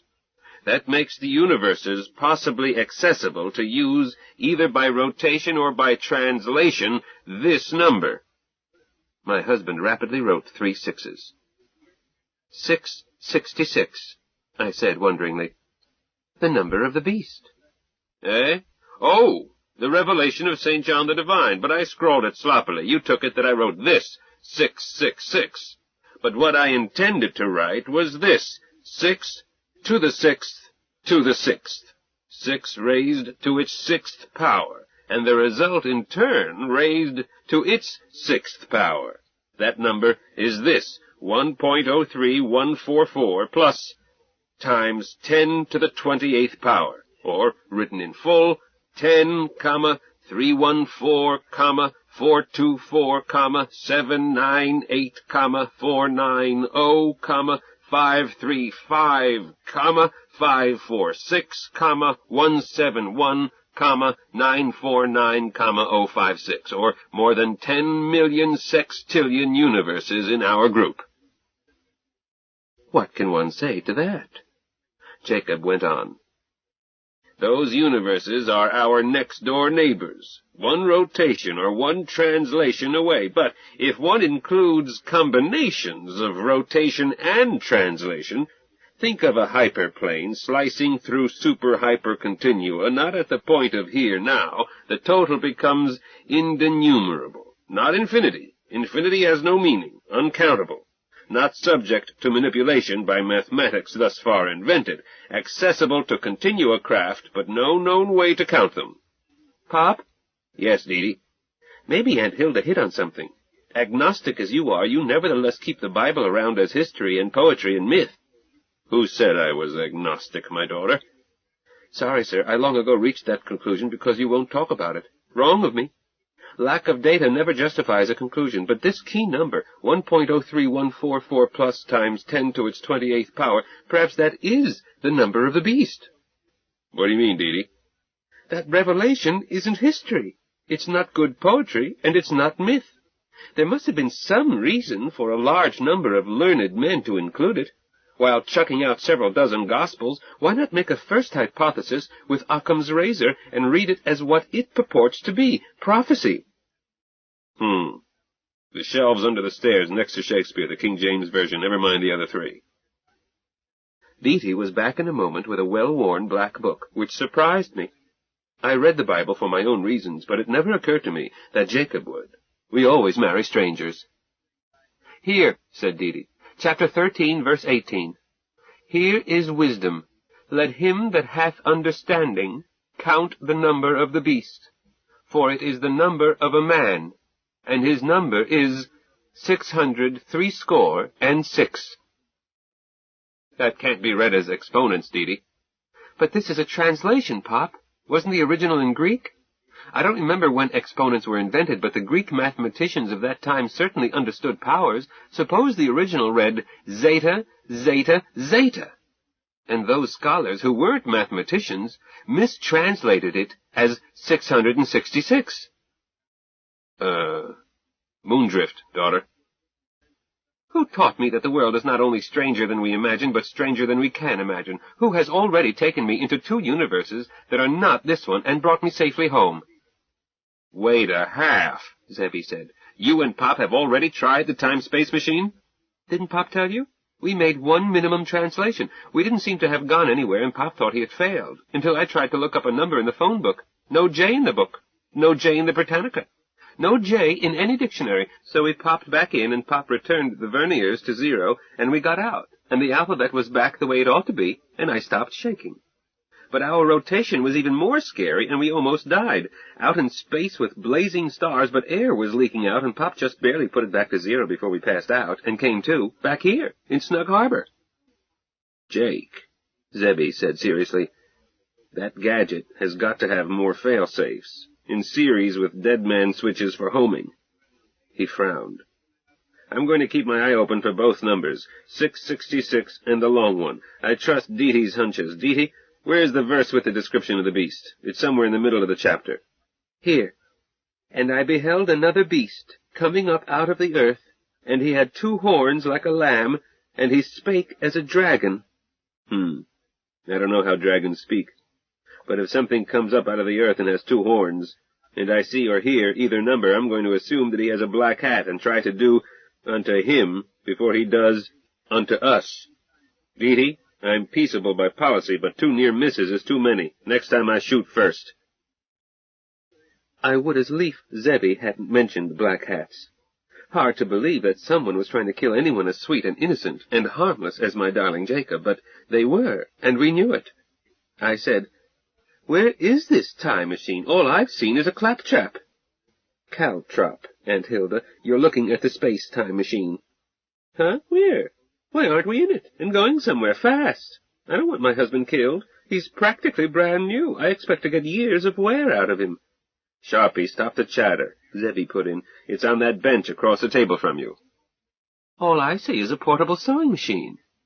That's it. What? How do you get inside? Or do you ride it, like a broom?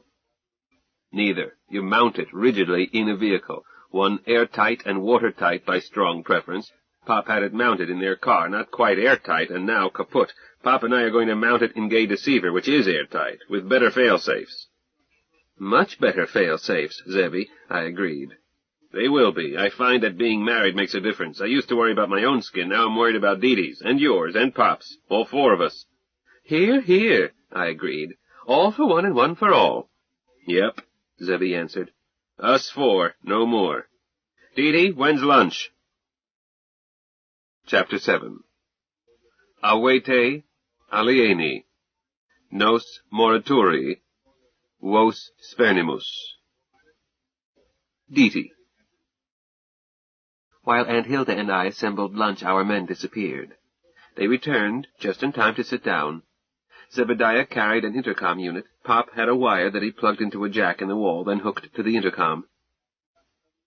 Gentlemen, your timing is perfect. The work is all done, Aunt Hilda greeted them. What is that? A guest for lunch, my dearest, Pop answered. Miss Gay Deceiver.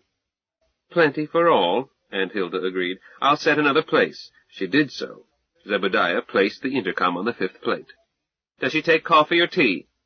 She's not programmed for either, Hilda, Zebediah answered, but I thank you on her behalf. Ladies, I got itchy about news from Singapore and Sumatra, so I asked my autopilot to report. Jake came along, then pointed out that he had spare cold circuits here and there just in case, and this was a just in case. Gay is plugged to the garage end of that jack, and this is a voice-switched master-master intercom at this end. I can call Gay, and she can call me if anything new comes in, and I increased her programming by reinstating the earlier programs, Logan and Back Home, for running retrieval of new data. I'll add an outlet in the basement, agreed Pop. But, son, this is your home, not California. Well, don't fight it, Zebby. This is my home since Jacob legalized me, and any step-son-in-law of mine is at home here. You heard Jacob say so, right, Dee-Dee? Of course, I agreed. And Hilda is housewife, and I'm scullery maid. But Snug Harbor is my home, too, until Pop and Aunt Hilda kick me out into the snow, and that includes my husband. Not into snow, Dee-Dee, Aunt Hilda corrected me. Jacob would insist on a sunny day. He's kind and gentle, but that would not leave you with no roof over your head. My California home, mine and Jacob's, has long been your home from home, and Zebby has been dropping in for years whenever he was hungry. I had better put my bachelor flat into the pot. Zebby, you can't put Dee-Dee on your daybed. It's lumpy, Dee-Dee. Broken springs, bruises. Zebby, break your lease and send your furniture back to Goodwill. Sharpie, you're at it again. Dee-Dee, there is no daybed in my digs. An emperor-sized bed, big enough for 3, 6 if they are well acquainted.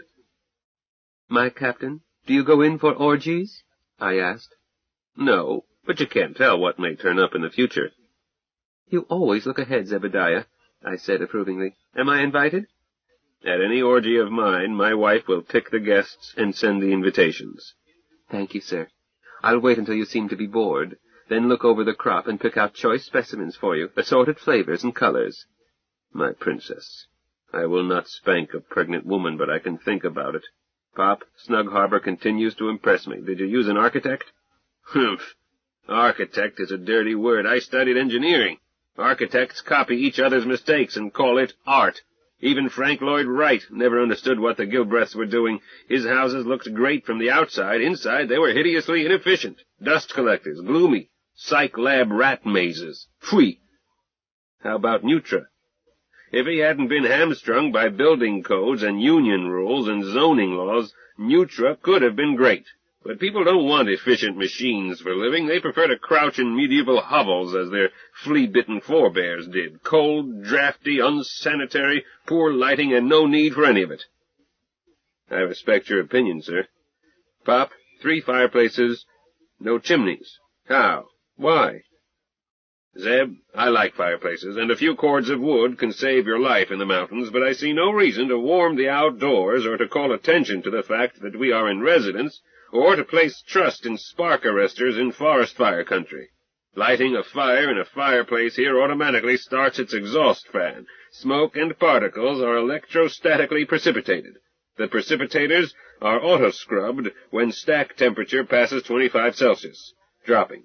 Hot air goes through labyrinths under bathtubs and floors, then under other floors, thence into a rock heat sink under the garage, a sink that drives the heat pump that serves the house. When flue gas finally escapes at points distant from the house, it is so close to ambient temperature that only the most sensitive heat-seeker could sniff it. Thermal efficiency, plus the security of being inconspicuous. But suppose you are snowed in so long that your power packs play out.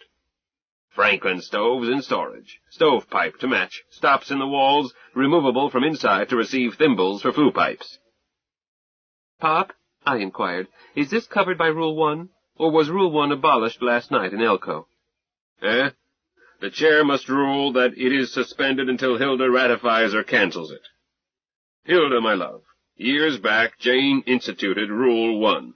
I ratify it. Thank you, but listen first. It applies to meals. No news broadcasts. Pop, I again interrupted, while Rule 1 is still in limbo, did Gay Deceiver have any news? I worry, I do. No retrievals, dear, with the amusing conclusion that you and I are still presumed to have died. Twice. But the news services do not appear to have noticed the discrepancy. However, Miss Gay Deceiver will interrupt if a bulletin comes in. Rule 1 is never invoked during emergencies. Zeb, do you want this rig in your bedroom at night? I don't want it, but should have it. Prompt notice might save our skins.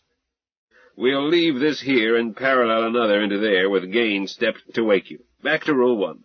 No news broadcasts at meals, no newspapers, no shop talk, no business or financial matters, no discussion of ailments, no political discussion, no mention of taxes, or of foreign or domestic policy. Reading of fiction permitted en famille, not with guests present. Conversation limited to cheerful subjects. No scandal? No gossip? Demanded Aunt Hilda. A matter of your judgment, dear.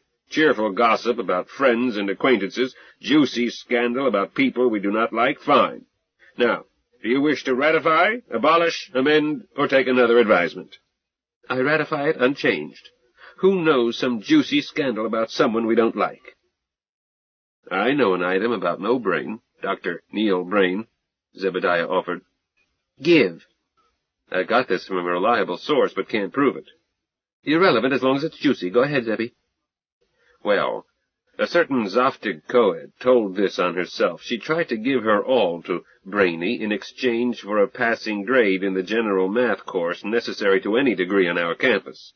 It is rigged to permit prominent but stupid athletes to graduate. Miss Zoftig was flunking it, which takes exceptional talent. So she arranged an appointment with the department head, Brainy, and made her quid pro quo clear. He could give her horizontal tutoring then and there, or in her apartment, or his apartment, or in a motel, and she would pay for it, or whenever and wherever he chose. But she had to pass. Happens on every campus, son, Pop told him. I haven't reached the point. She blabbed the story, not angry, but puzzled. She says that she was unable to get her intention over to him, which seems impossible. I've seen this young woman. Brainy didn't accept, didn't refuse, wasn't offended, didn't seem to understand.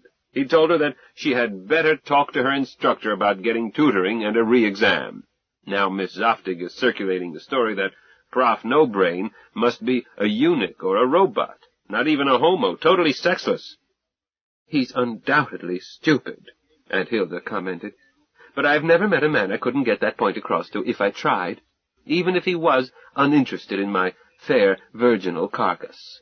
I've never tried with Professor Brain because I'm not interested in his carcass, even barbecued. Then, Hilda, my darling, why did you invite him to your party? What? Because of your note, Jacob. I don't refuse you favors. But, Hilda, I don't understand. When I talked to you by telephone, I asked you to invite Zeb, under the impression that he was his cousin Zebulon. And I did say that 2 or 3 others from the Department of Mathematics might make it less conspicuously an arranged meeting, but I didn't mention Dr. Brain, and I did not write. Jacob, I have your note.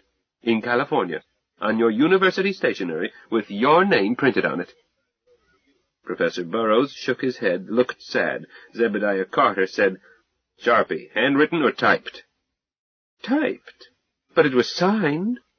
Wait a moment, let me think. It has my name and address down in the lower left. Jacob's name was typed, too, but it was signed Jake. My dear Hilda, a hasty P.S. to my phone call of yesterday. Would you be so kind as to include Dr. Neil O'Brain, chairman of mathematics? I don't know what possessed me that I forgot to mention him, probably the pleasure of hearing your dear voice. Dee Dee sends her love, as do I, ever yours, Jacob J. Burroughs, with Jake signed above the typed name. Zebediah said to me, Watson, you know my methods. Certainly, my dear Holmes. A black hat, in Logan. We knew that. What new data? Well, Pop made that call from the house. I remember it, so somebody has a tap on our phone. The fire probably destroyed it. A recording tap. The purpose of that fire may have been to destroy it and other evidence. For now, we know that the blokes in the black hats knew that your father, and you, but it's Pop they are after, was in California last evening. After killing him in California, they destroyed all they could in Utah. Professor, I predict that we will learn that your office was robbed last night. Any papers on 6-dimensional spaces? Pop shrugged. They wouldn't find much. I had postponed my final paper after the humiliating reception my preliminary paper received. I worked on it only at home, or here, and moved notes made in Logan to our basement here each time we came down. Any missing here? I am certain this place has not been entered. Not that papers would matter, I have it in my head. The continua apparatus has not been touched. Zebediah, is Dr. Brain a black hat? I asked. I don't know, Dee Dee. He may be a stooge in their hire, but he's part of their plot, or they would not have risked forging a letter to put him into Hilda's house. Jake, how difficult is it to steal your professional stationery? Not difficult. I don't keep a secretary. I send for a stenographer when I need one. I seldom lock my office when I'm on campus. Dee Dee, can you scrounge pen and paper? I want to see how Jake signs Jake. Sure. I fetched them. Pop's signature is easy. I often sign it. I hold his power of attorney. It's the simple signatures that are hardest to forge well enough to fool a handwriting expert, but their scheme did not require fooling an expert. Phrasing the note was more difficult, since Hilda accepted it as ringing true. It does ring true, son. It is very like what I would have said had I written such a note to Hilda. The forger probably has read many of your letters and listened to many of your conversations. Jake, will you write Jake 4 or 5 times the way you sign a note to a friend? Pop did so. My husband studied the specimens. Normal variations? Zebediah then signed Jake about a dozen times, looked at his work, took a fresh sheet, signed Jake once, passed it to Aunt Hilda. Well, Sharpie? Aunt Hilda studied it. It wouldn't occur to me to question it. On Jacob's stationery, under a note that sounded like his phrasing, where do we stand now? Stuck in the mud.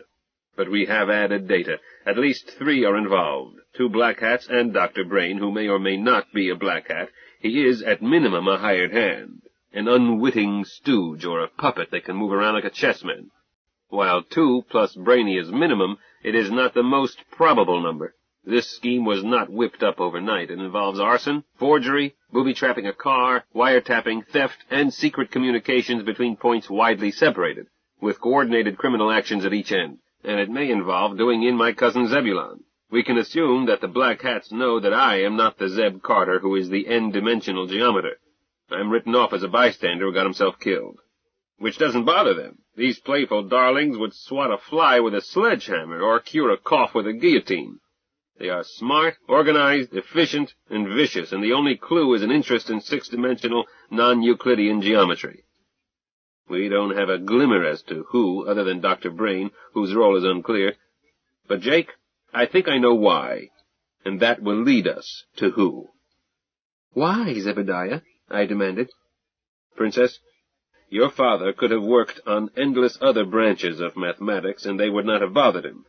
But he happened... I don't mean chance. I don't believe in chance in this sense. He worked on the one variety of the endless possible number of geometries, the only one that correctly describes how space-time is put together. Having found it, because he is a genius in both theory and practice, he saw that it was a means by which to build a simple craft, amazingly simple, the greatest invention since the wheel, a space-time craft that offers access to all universes to the full number of the beast, plus innumerable variations of each of those many universes. We have one advantage. I don't see any advantage. They're shooting at my Jacob. One strong advantage, Sharpie. The Black Hats know that Jake has worked out this mathematics. They don't know that he has built his space-time tail twister. They think he has just put symbols on paper. They tried to discredit his work and were successful. They tried to kill him and barely missed. They probably think Jake is dead, and it seems likely that they have killed Ed, but they don't know about Snug Harbor. Why do you say that, Zeb? Oh, I hope they do not, but why do you feel sure? Because these blokes aren't fooling. They blew up your car and burned your flat. What would they do here, if they knew? An A-bomb?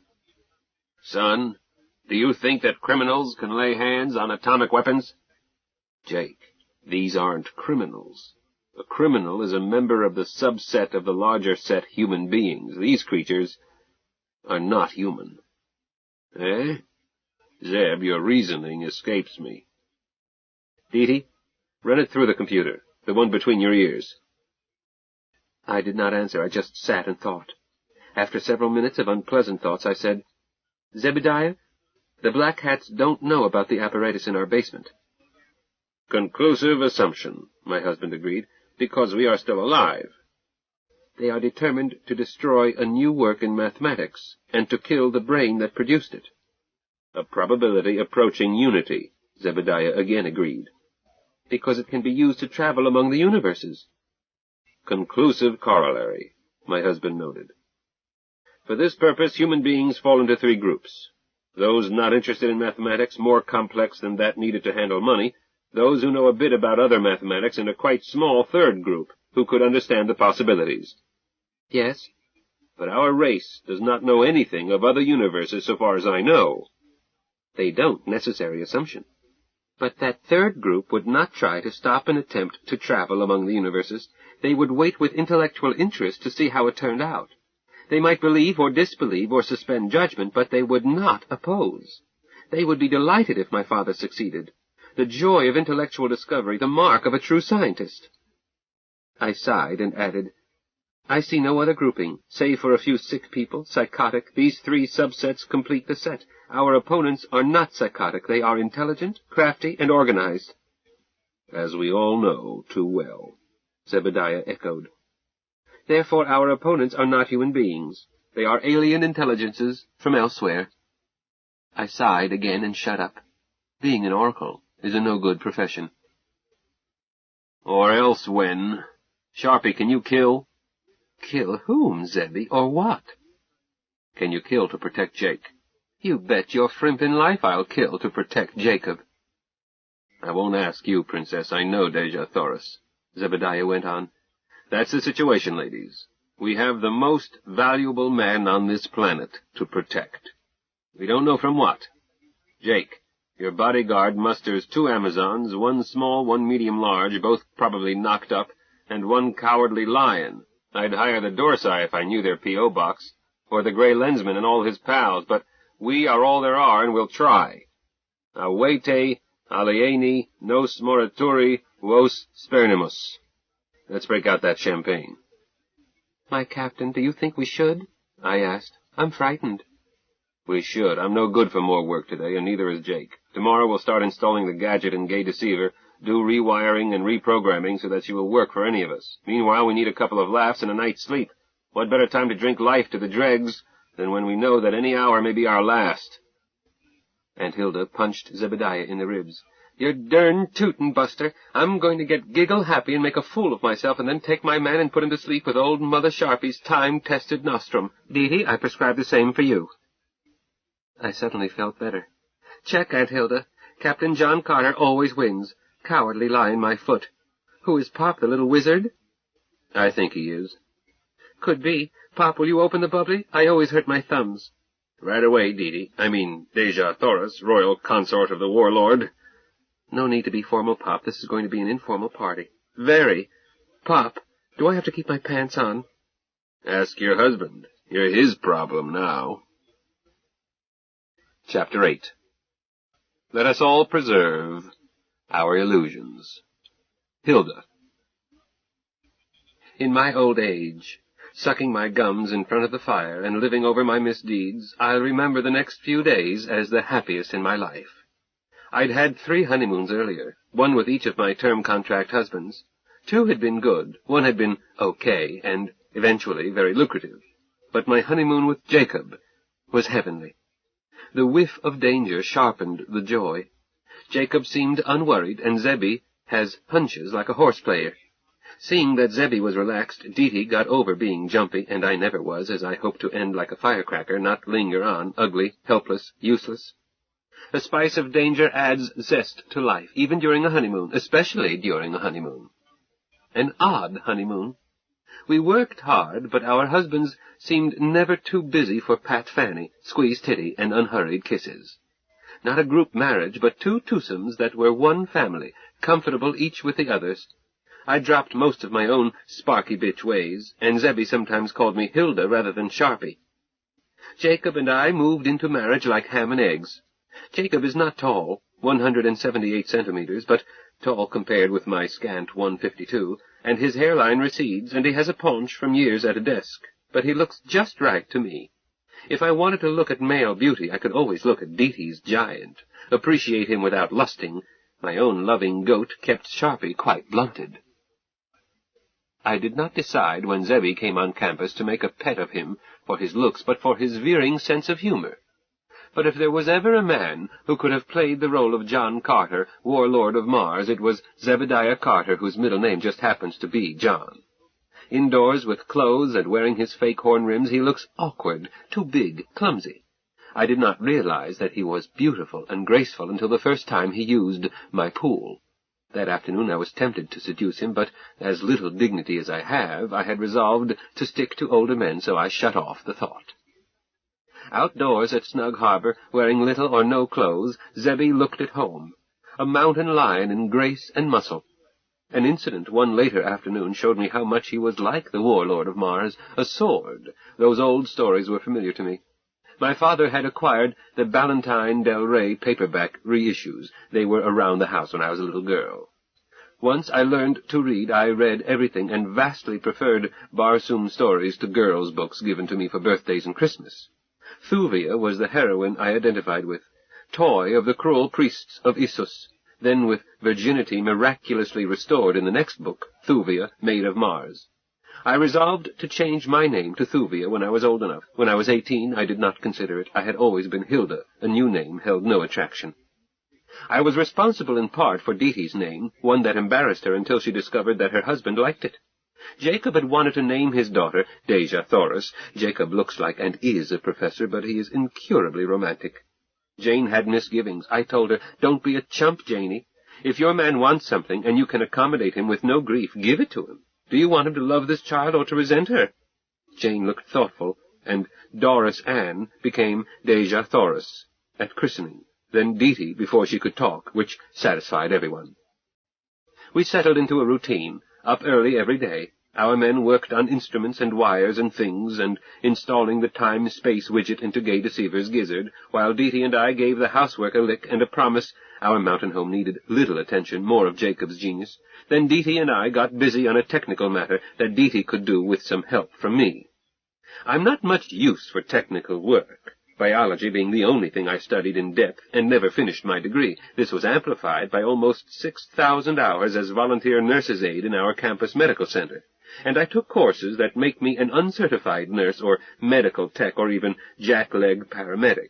I don't shriek at the sight of blood, and can clean up vomit without a qualm, and would not hesitate to fill in as scrub nurse. Being a campus widow with too much money is fun, but not soul-filling. I like to feel that I've paid rent on the piece of earth I'm using.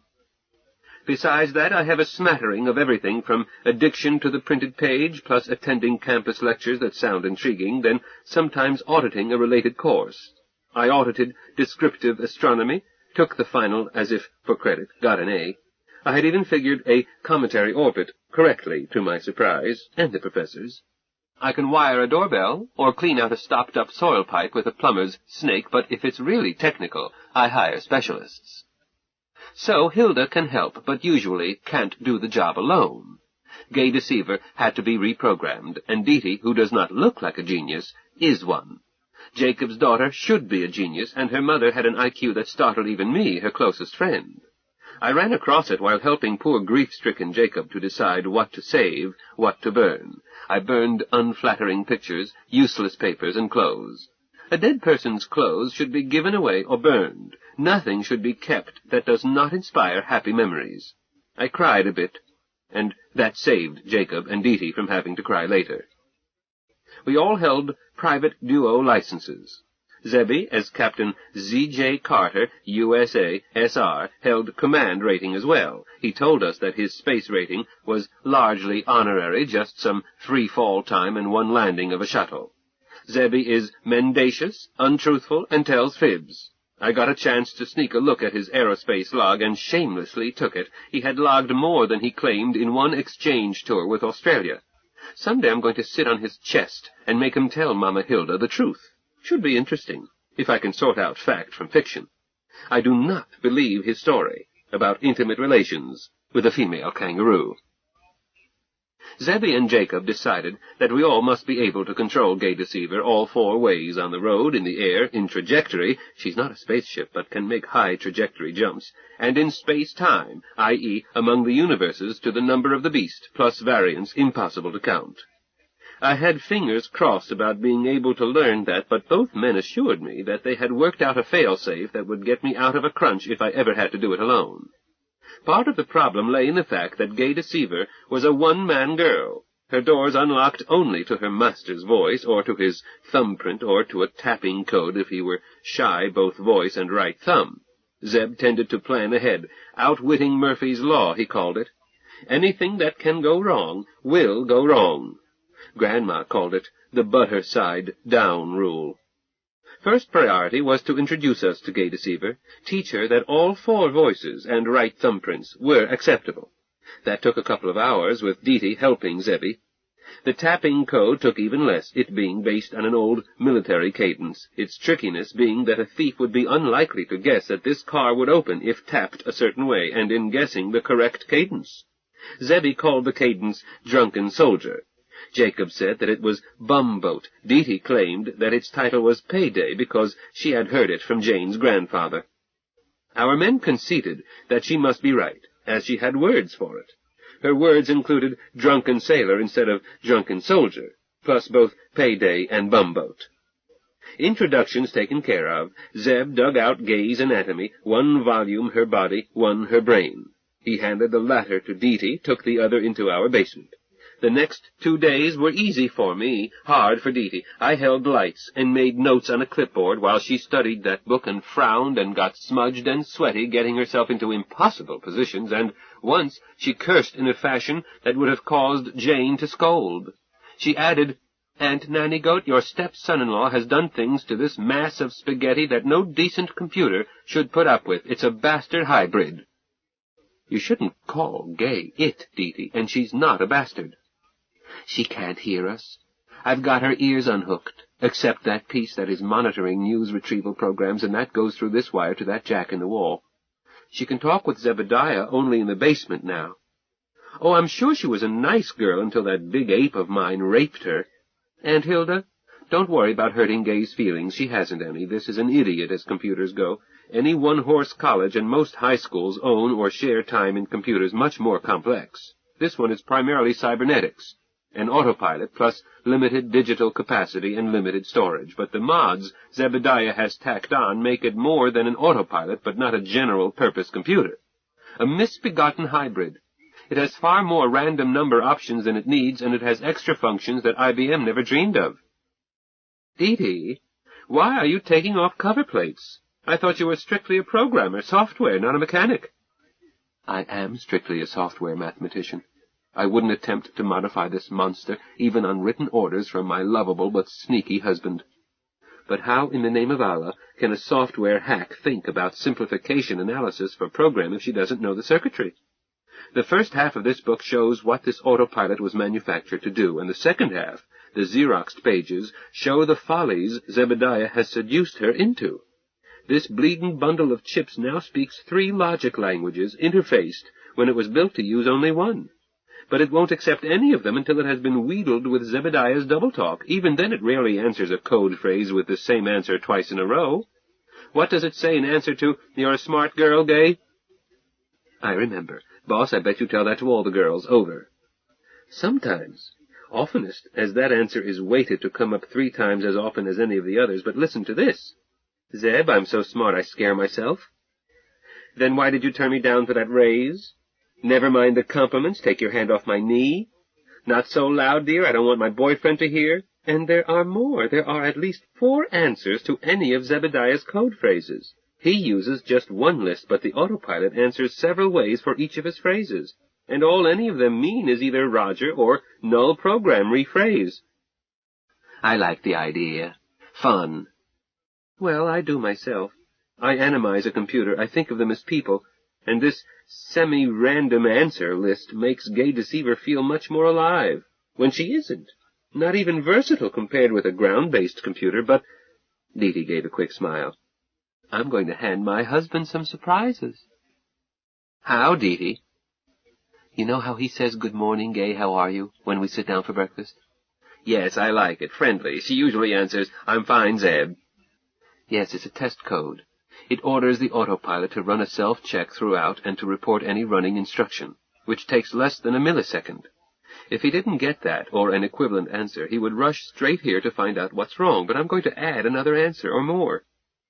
I thought you refused to modify anything. Aunt Hillbilly, this is software, not hardware.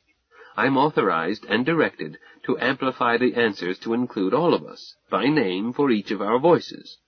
This is programming elementary. You say good morning to this gadget, and it will, when I'm finished, answer you and call you either Hilda or Mrs. Burroughs. Oh, let her call me Hilda. All right, but let her call you Mrs. Burroughs now and then for variety. Well, all right. Keep her personality. I could even have her call you low-waiting Nanny Goat. I guffawed. Do, Dee, please do, but I want to be around to see Jacob's face. You will be. It won't be programmed to answer that way to any voice but yours. Just don't say good morning, Gay, unless Pop is listening. But here's one for my husband. Zebediah says, good morning, Gay, how are you? And the speaker answers, I'm fine, Zeb, but your fly is unzipped and your eyes are bloodshot. Are you hungover again? Dee is so solemn and yet playful. Do it, dear. Poor Zebby, who drinks least of any of us, but he might not be wearing anything zippered. Zebediah always wears something at meals. Even his underwear shorts are zippered. He dislikes elastic. But he'll recognize your voice, Dee. Nope, because it will be your voice, modified. And it was. I'm contralto about the range of the actress or girlfriend who recorded Gay Deceiver's voice originally. I don't think my voice has her sultry bedroom quality, but I'm a natural mimic. Dee borrowed a wigglescope or oscilloscope from her father, my Jacob, and I practiced until my patterns for Gay Deceiver's original repertoire matched hers well enough. Dee said she could not tell them apart without close checking.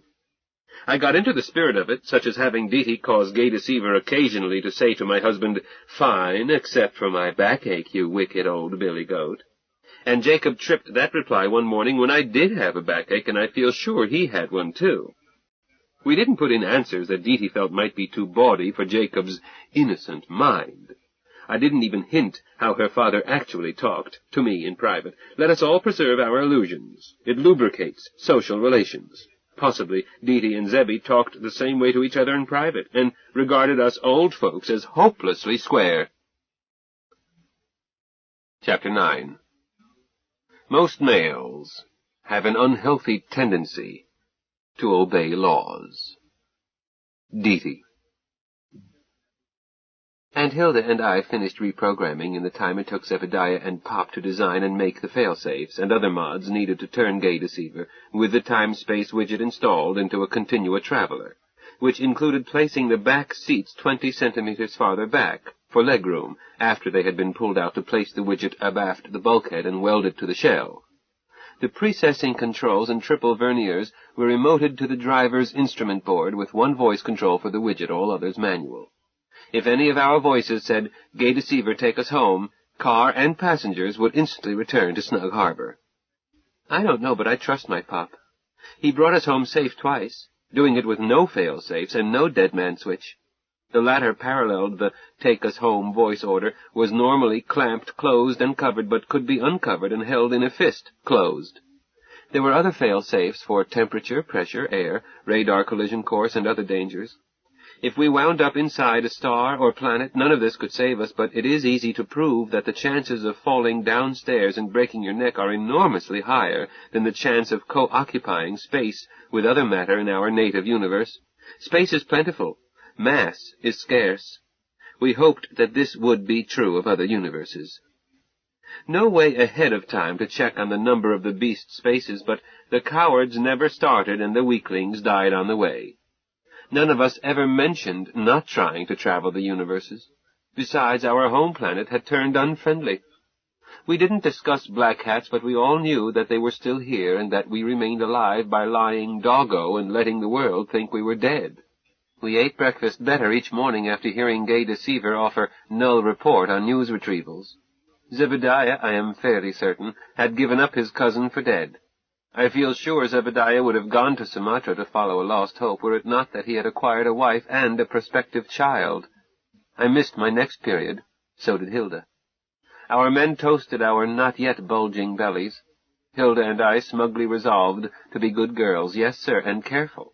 Hilda joined my morning toning up, and the men joined us the first time they caught us at it. Zebediah did not need it, but seemed to enjoy it. Pop brought his waistline down 5 centimeters in 1 week.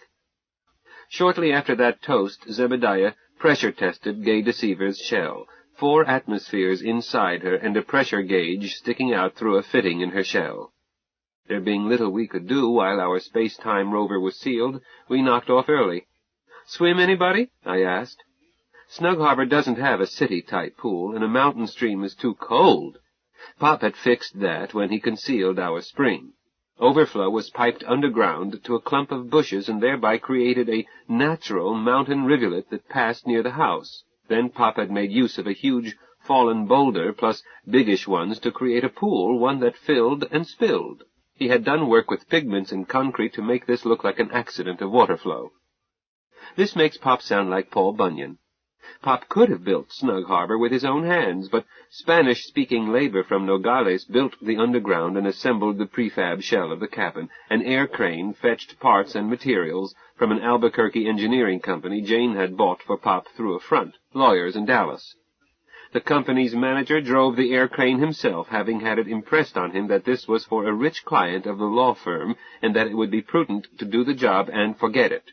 Pop bossed the work in Tex-Mex, with help from his secretary, me, Spanish being one language I had picked up for my doctorate.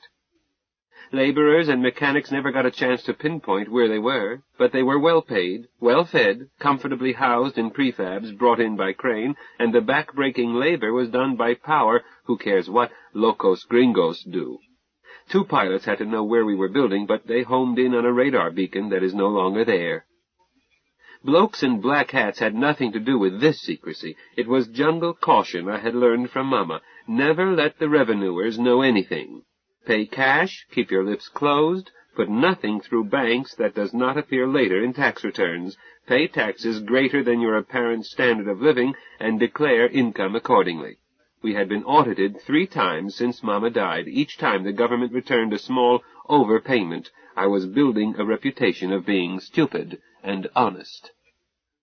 My inquiry of "Swim anybody?" was greeted with silence. Then Pop said, "Zeb, your wife is too energetic. Dee, later the water will be warmer and the trees will give us shade. Then we can walk slowly down to the pool. Zeb?"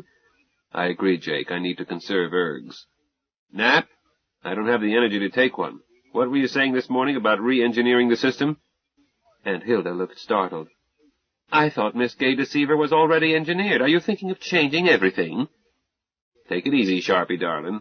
Gay Deceiver is finished. A few things to stow that have been weighed and their moment arms calculated."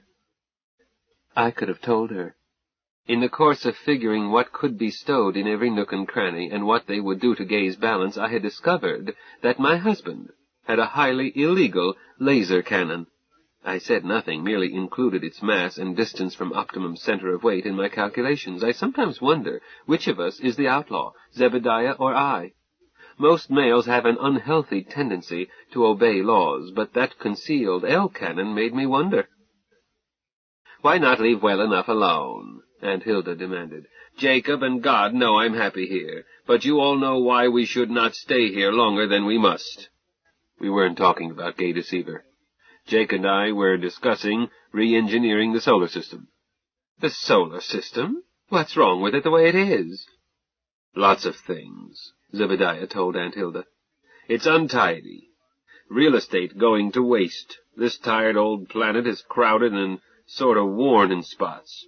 True, industry in orbit and power from orbit have helped, and both Lagrange 4 and 5 have self-supporting populations. Anybody who invested in space stations early enough made a pile, including Pop, Zebediah.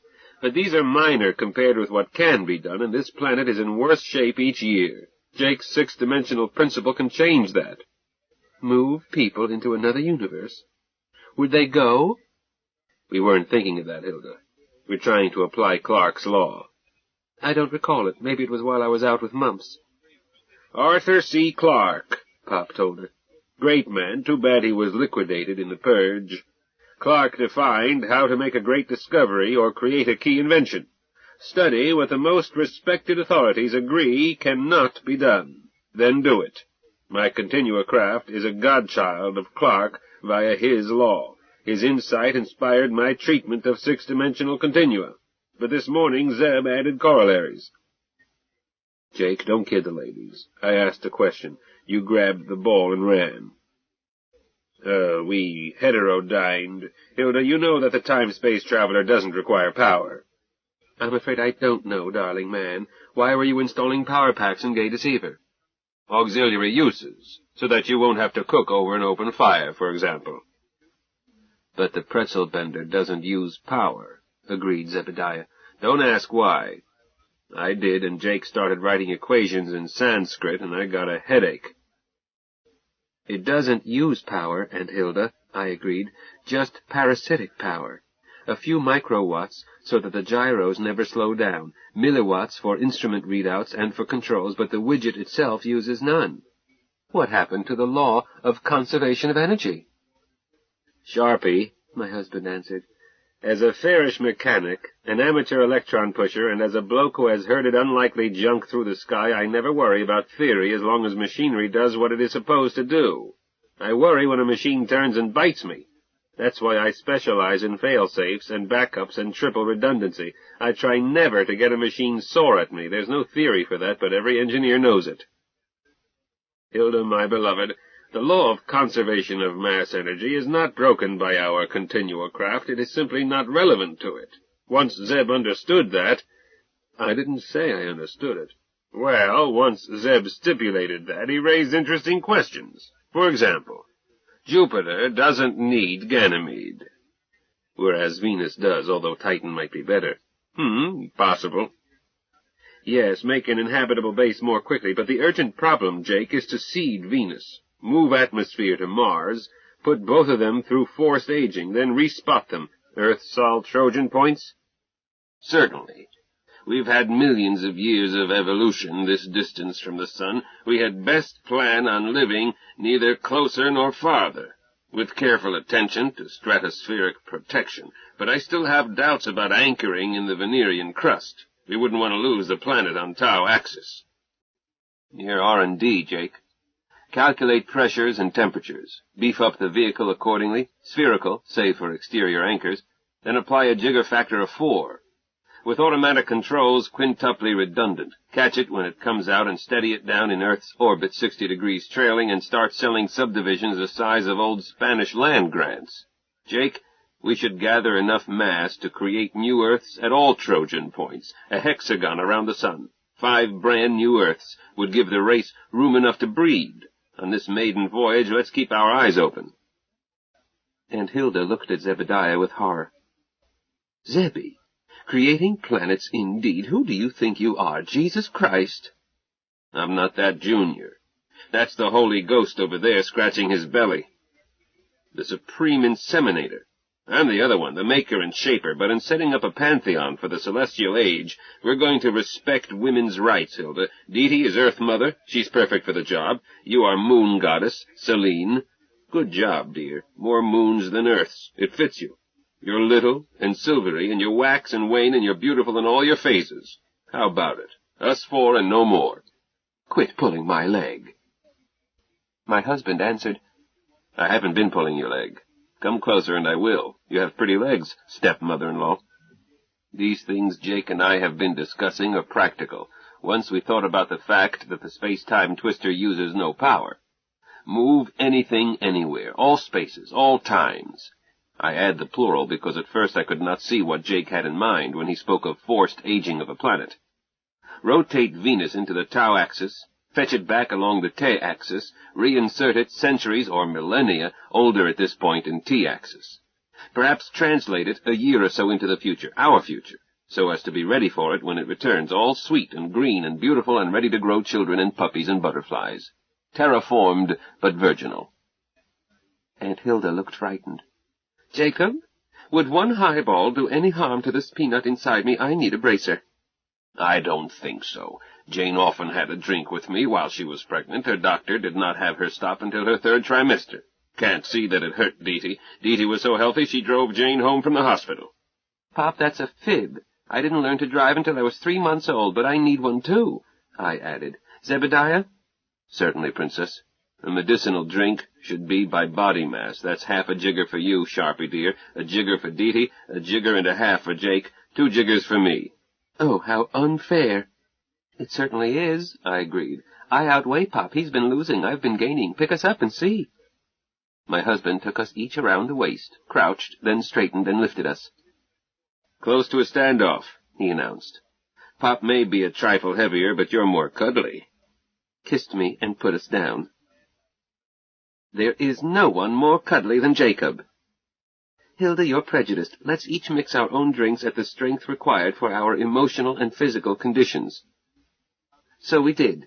It wound up with Hilda and me each taking a jigger with soda, Pop taking a jigger and a half over ice, and Zebediah taking a half jigger of vodka and drowning it with Coke. While we were sipping our medicine, Zebediah sprawled out, looked up over the fireplace. "Pop, you were in the Navy?"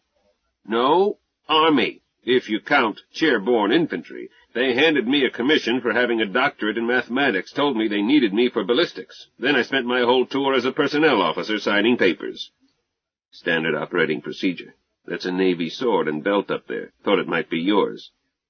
"It's Deetee's. Belonged to Jane's grandfather Rogers. I have a dress saber. Belonged to my dad, who gave it to me when the Army took me. Dress blues, too. I took them with me. Never had occasion to wear either." Pop got up and went into his bedroom, calling back, "I'll show you the saber." My husband said to me, "Deetee, would you mind my handling your sword?" "My captain, that sword is yours." "Heavens, dear, I can't accept an heirloom." "If my warlord will not permit his princess to gift him with a sword, he can leave it where it is.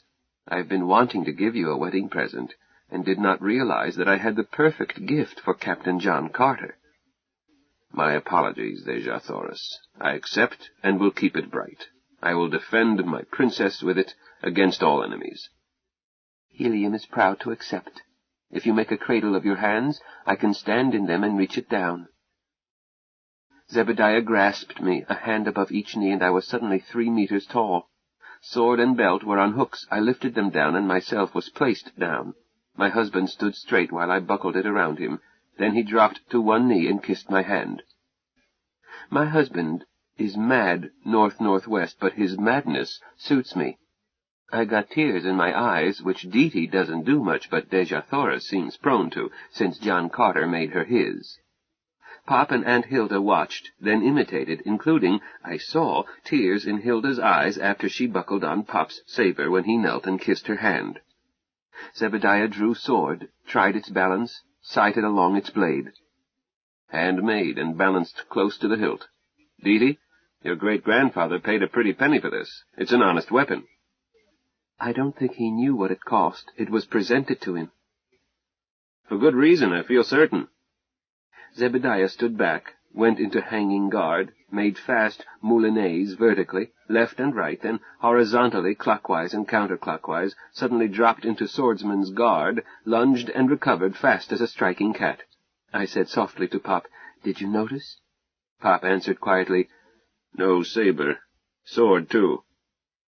Hilda said loudly, "Zebby, you never told me you went to Heidelberg." "You never asked, Sharpie. Around the Red Ox they called me the Scourge of the Neckar."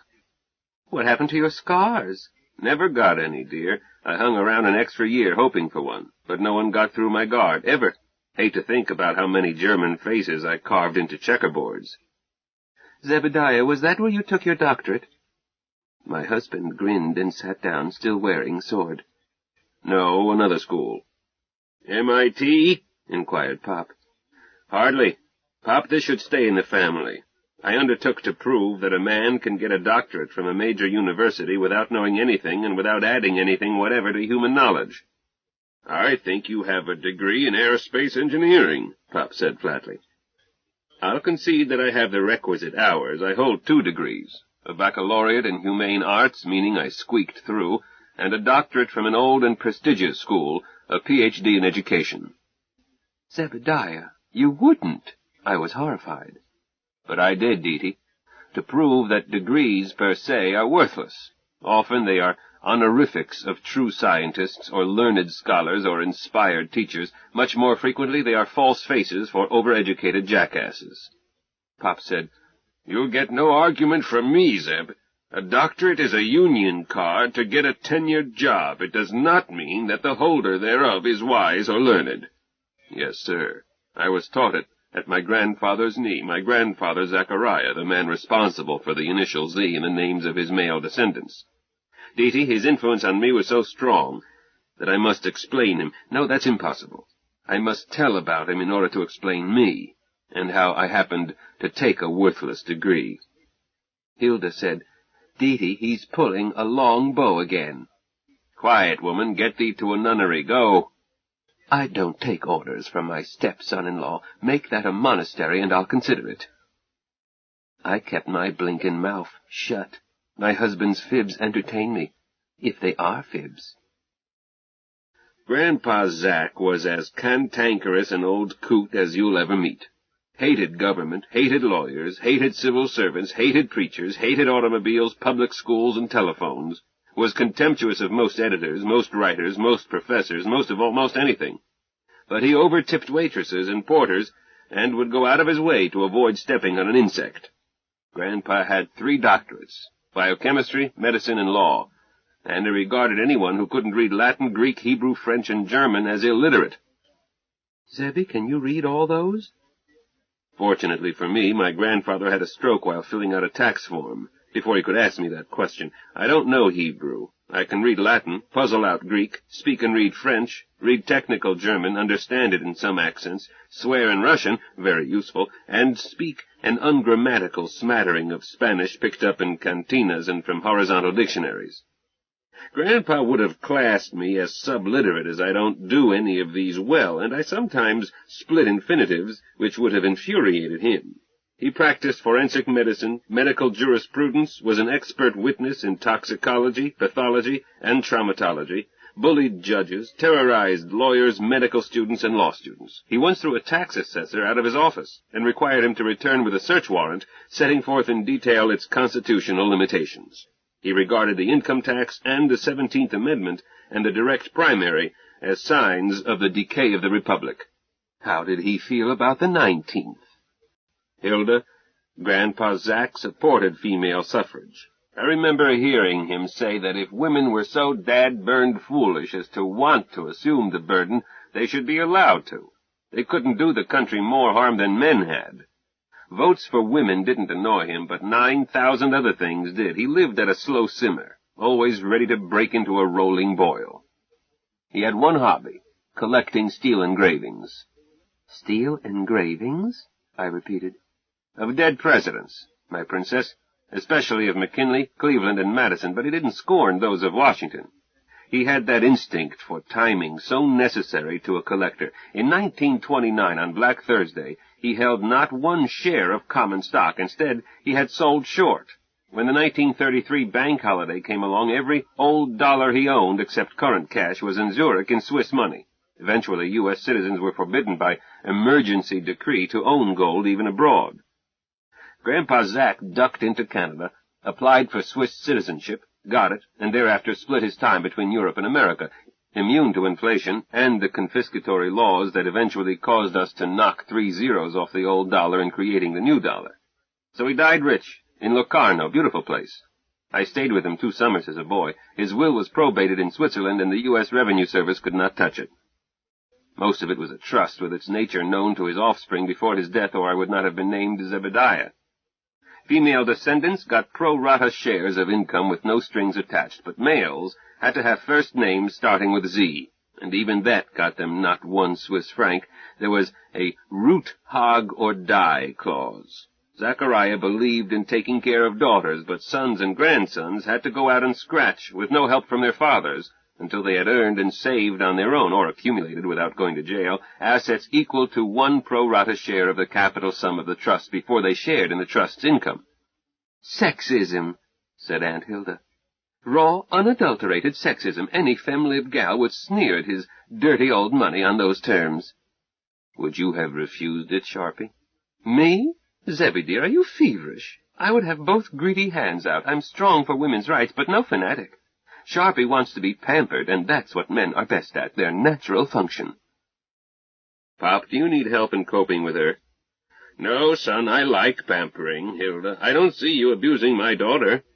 "I don't dare. You told me she's vicious at karate." "I am good at karate. Pop made sure that I learned all the dirty fighting possible, but not against Zebediah. If I ever do, heaven forbid, find myself opposed to my husband, I'll quiver my chin and cry." On my graduation from high school, my father had a talk with me. "Zeb," he told me, "the time has come. I'll put you through any school you choose, or you can take what you have saved, strike out on your own, and try to qualify for a share in your grandfather's will. Suit yourself. I shan't influence you." Folks, I had to think. My father's younger brother was past 40 and still hadn't qualified. The size of the trust made a pro rata of its assets amount to a requirement that a male descendant had to get rich on his own, well-to-do at least, whereupon he was suddenly twice as rich. But with over half of this country's population living on the taxes of the lesser number, it is not as easy to get rich as it was in Grandpa's day. Turn down a paid-for education at Princeton or MIT, or go out and try to get rich with nothing but a high school education? I hadn't learned much in high school. I had majored in girls. So I had to think hard and long, almost 10 seconds. I left home next day with one suitcase and a pitiful sum of money. Wound up on campus that had two things to recommend it: an aerospace ROTC that would pick up part of my expenses, and a phys ed department willing to award me a jockstrap scholarship in exchange for daily bruises and contusions, plus all-out effort whenever we played. I took the deal. "What did you play?" asked my father. "Football, basketball, and track. They would have demanded more had they been able to figure a way to do it." "I had thought you were going to mention fencing." "No, that's another story. These did not quite close the gap, so I also waited tables for meals. Food so bad the cockroaches ate out. But that closed the gap, and I added to it by tutoring in mathematics. That gave me my start toward piling up money to qualify." I asked, "Did tutoring math pay enough to matter? I tutored math before Mama died. The hourly rate was low." "Not that sort of tutoring, Princess. I taught prosperous young optimists not to draw to inside straights, and that stud poker is not a game of chance, but that craps is, controlled by mathematical laws that cannot be flouted with impunity. To quote Grandfather Zechariah, a man who bets on greed and dishonesty won't be wrong too often. There is an amazingly high percentage of greedy people, and it is even easier to win from a dishonest gambler than it is from an honest one, and neither is likely to know the odds at craps, especially side bets, or all of the odds in poker, in particular how odds change according to the number of players, where one is seated in relation to the dealer, and how to calculate changes as cards are exposed in stud. That was also how I quit drinking, my darling, except for special celebrations. In every friendly game, some players contribute, some take a profit. A player determined to take a profit must be neither drunk nor tired. Pop, the shadows are growing long. I don't think anybody wants to know how I got a worthless doctorate." "I do," I put in. "Me too," echoed Aunt Hilda. "Son, you're outvoted." Okay. 2 years active duty after I graduated. Sky jockeys are even more optimistic than students and have more money. Meanwhile, I learned more math and engineering. Was sent inactive just in time to be called up again for the Spasm War. Didn't get hurt. I was safer than civilians. But that kept me on another year, even though fighting was mostly over before I reported in. That made me a veteran, with benefits. I went to Manhattan and signed up for school again, doctoral candidate, School of Education. Not serious at first, simply intending to use my veteran's benefits while enjoying the benefits of being a student, and devote most of my time to piling up cash to qualify for the trust. I knew that the stupidest students, the silliest professors, and the worst bull courses are concentrated in schools of education. By signing for large class evening lectures and the unpopular 8 a.m. classes, I figured I could spend most of my time finding out how the stock market ticked. I did, by working there, before I risked a dime. Eventually I had to pick a research problem or give up the advantages of being a student. I was sick of a school in which the pie was all meringue and no filling, but I stuck as I knew how to cope with courses in which the answers are matters of opinion, and the opinion that counts is that of the professor, and how to cope with those large class evening lectures. Buy the lecture notes. Read everything that professor ever published. Don't cut too often, and when you do show up, get there early, sit front row center, be certain the prof catches your eye every time he looks your way by never taking your eyes off him. Ask one question you know he can answer because you've picked it out of his published papers, and state your name in asking a question. Luckily, Zebediah Carter is a name easy to remember. Family, I got straight A's in both required courses and seminars because I did not study education. I studied professors of education. Professors of education. Professors of education. Professors of education. Professors of education. Professors of education. Professors of education. Professors of education. Professors of education. Professors of education. Professors of education. Professors of education. Professors of education. Professors of education. Professors of education. Professors of education. Professors of education. Professors of education. Professors of education. But I still had to make that original contribution to human knowledge, without which a candidate may not be awarded a doctor's degree in most so-called disciplines, and the few that don't require it are a tough row to hoe. I studied my faculty committee before letting myself be tied down to a research problem, not only reading everything each had published, but also buying their publications or paying the library to make copies of out-of-print papers. My husband took me by my shoulders. Deja Thoris, here follows the title of my dissertation. You can have your divorce on your own terms. Zebediah, don't talk that way. Then brace yourself. An ad hoc inquiry concerning the optimization of the infrastructure of primary educational institutions at the interface between administration and instruction, with special attention to group dynamics desiderata. Zebby, what does that mean? It means nothing, Hilda.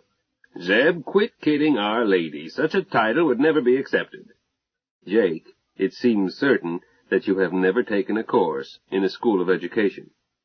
Well, no. Teaching credentials are not required at university level, but me no buts, Pop. I have a copy of my dissertation. You can check its authenticity. While that paper totally lacks meaning, it is a literary gem in the sense in which a successful forging of an old master is itself a work of art. It is loaded with buzzwords. The average length of sentences is 81 words. The average word length, discounting of, the, and other syntactical particles, is 11 plus letters and slightly under 4 syllables. The bibliography is longer than the dissertation and cites 3 papers of each member of my committee and 4 of the chairman, and those citations are quoted in part while avoiding any mention of matters on which I knew that members of the committee held divergent but equally stupid opinions.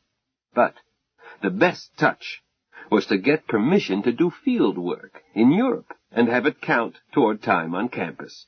Half the citations were in foreign languages, ranging from Finnish to Croatian, and the translated bits invariably agreed with the prejudices of my committee. It took careful quoting out of context to achieve this, but it had the advantage that the papers were unlikely to be on campus, and my committee were not likely to go to the trouble of looking them up, even if they were. Most of them weren't at home in other languages, even easy ones like French, German, and Spanish. But I did not waste time on phony fieldwork. I simply wanted a trip to Europe at student airfares and the use of student hostels, dirt cheap way to travel, and a visit to the trustees of Grandpa's fund. Good news. The fund was blue chips and AAA bonds, and at that time speculative stocks were rising, so the current cash value of the fund was down even though income was up. And 2 more of my cousins and 1 uncle had qualified, again reducing the pro rata, so, glory be, I was within reaching distance. I had brought with me all that I had saved, swore before a notary that it was all mine, nothing borrowed, nothing from my father, and left it on deposit in Zurich, using the trustees as a front. And I told them about my stamp and coin collection. Good stamps and coins never go down, always up. I had nothing but proof sets, first-day covers, and unbroken sheets, all in perfect condition, and had a notarized inventory and appraisal with me. The trustees got me to swear that the items I had collected before I left home had come from earned money. True, the earliest items represented mowed lawns and such, and agreed to hold the pro rata at that day's cash value, lower if the trend continued, if I would sell my collection and send a draft to Zurich with businesslike speed as soon as I returned to the States. I agreed. One trustee took me to lunch, tried to get me liquored up, then offered me 10% over appraisal if I would sell that very afternoon, then send it to him by courier at his expense. Bonded couriers go back and forth between Europe and America every week. We shook hands on it, went back and consulted the other trustees. I signed papers transferring title. The trustee buying signed his draft to me. I endorsed it to the trustees to add to the cash I was leaving in their custody. 3 weeks later I got a cable certifying that the collection matched the inventory. I had qualified. 5 months later, I was awarded the degree of Doctor of Philosophy, summa cum laude, and that, dear ones, is the shameful story of my life. Anyone have the energy to go swimming? Son, if there is a word of truth in that, it is indeed a shameful story. Pop, that's not fair. Zebediah used their rules and outsmarted them. I didn't say that Zeb had anything to be ashamed of. It is a commentary on American higher education. What Zeb claims to have written is no worse than trash I know is accepted as dissertations these days. His case is the only one I have encountered wherein an intelligent and able scholar, you, Zeb, set out to show that an earned Ph.D. could be obtained from a famous institution, I know which one, in exchange for deliberately meaningless pseudo-research. The cases I have encountered have involved button-counting by stupid and humorless young persons under the supervision of stupid and humorless old fools. I see no way to stop it. The rot is too deep. The only answer is to chuck the system and start over. My father shrugged.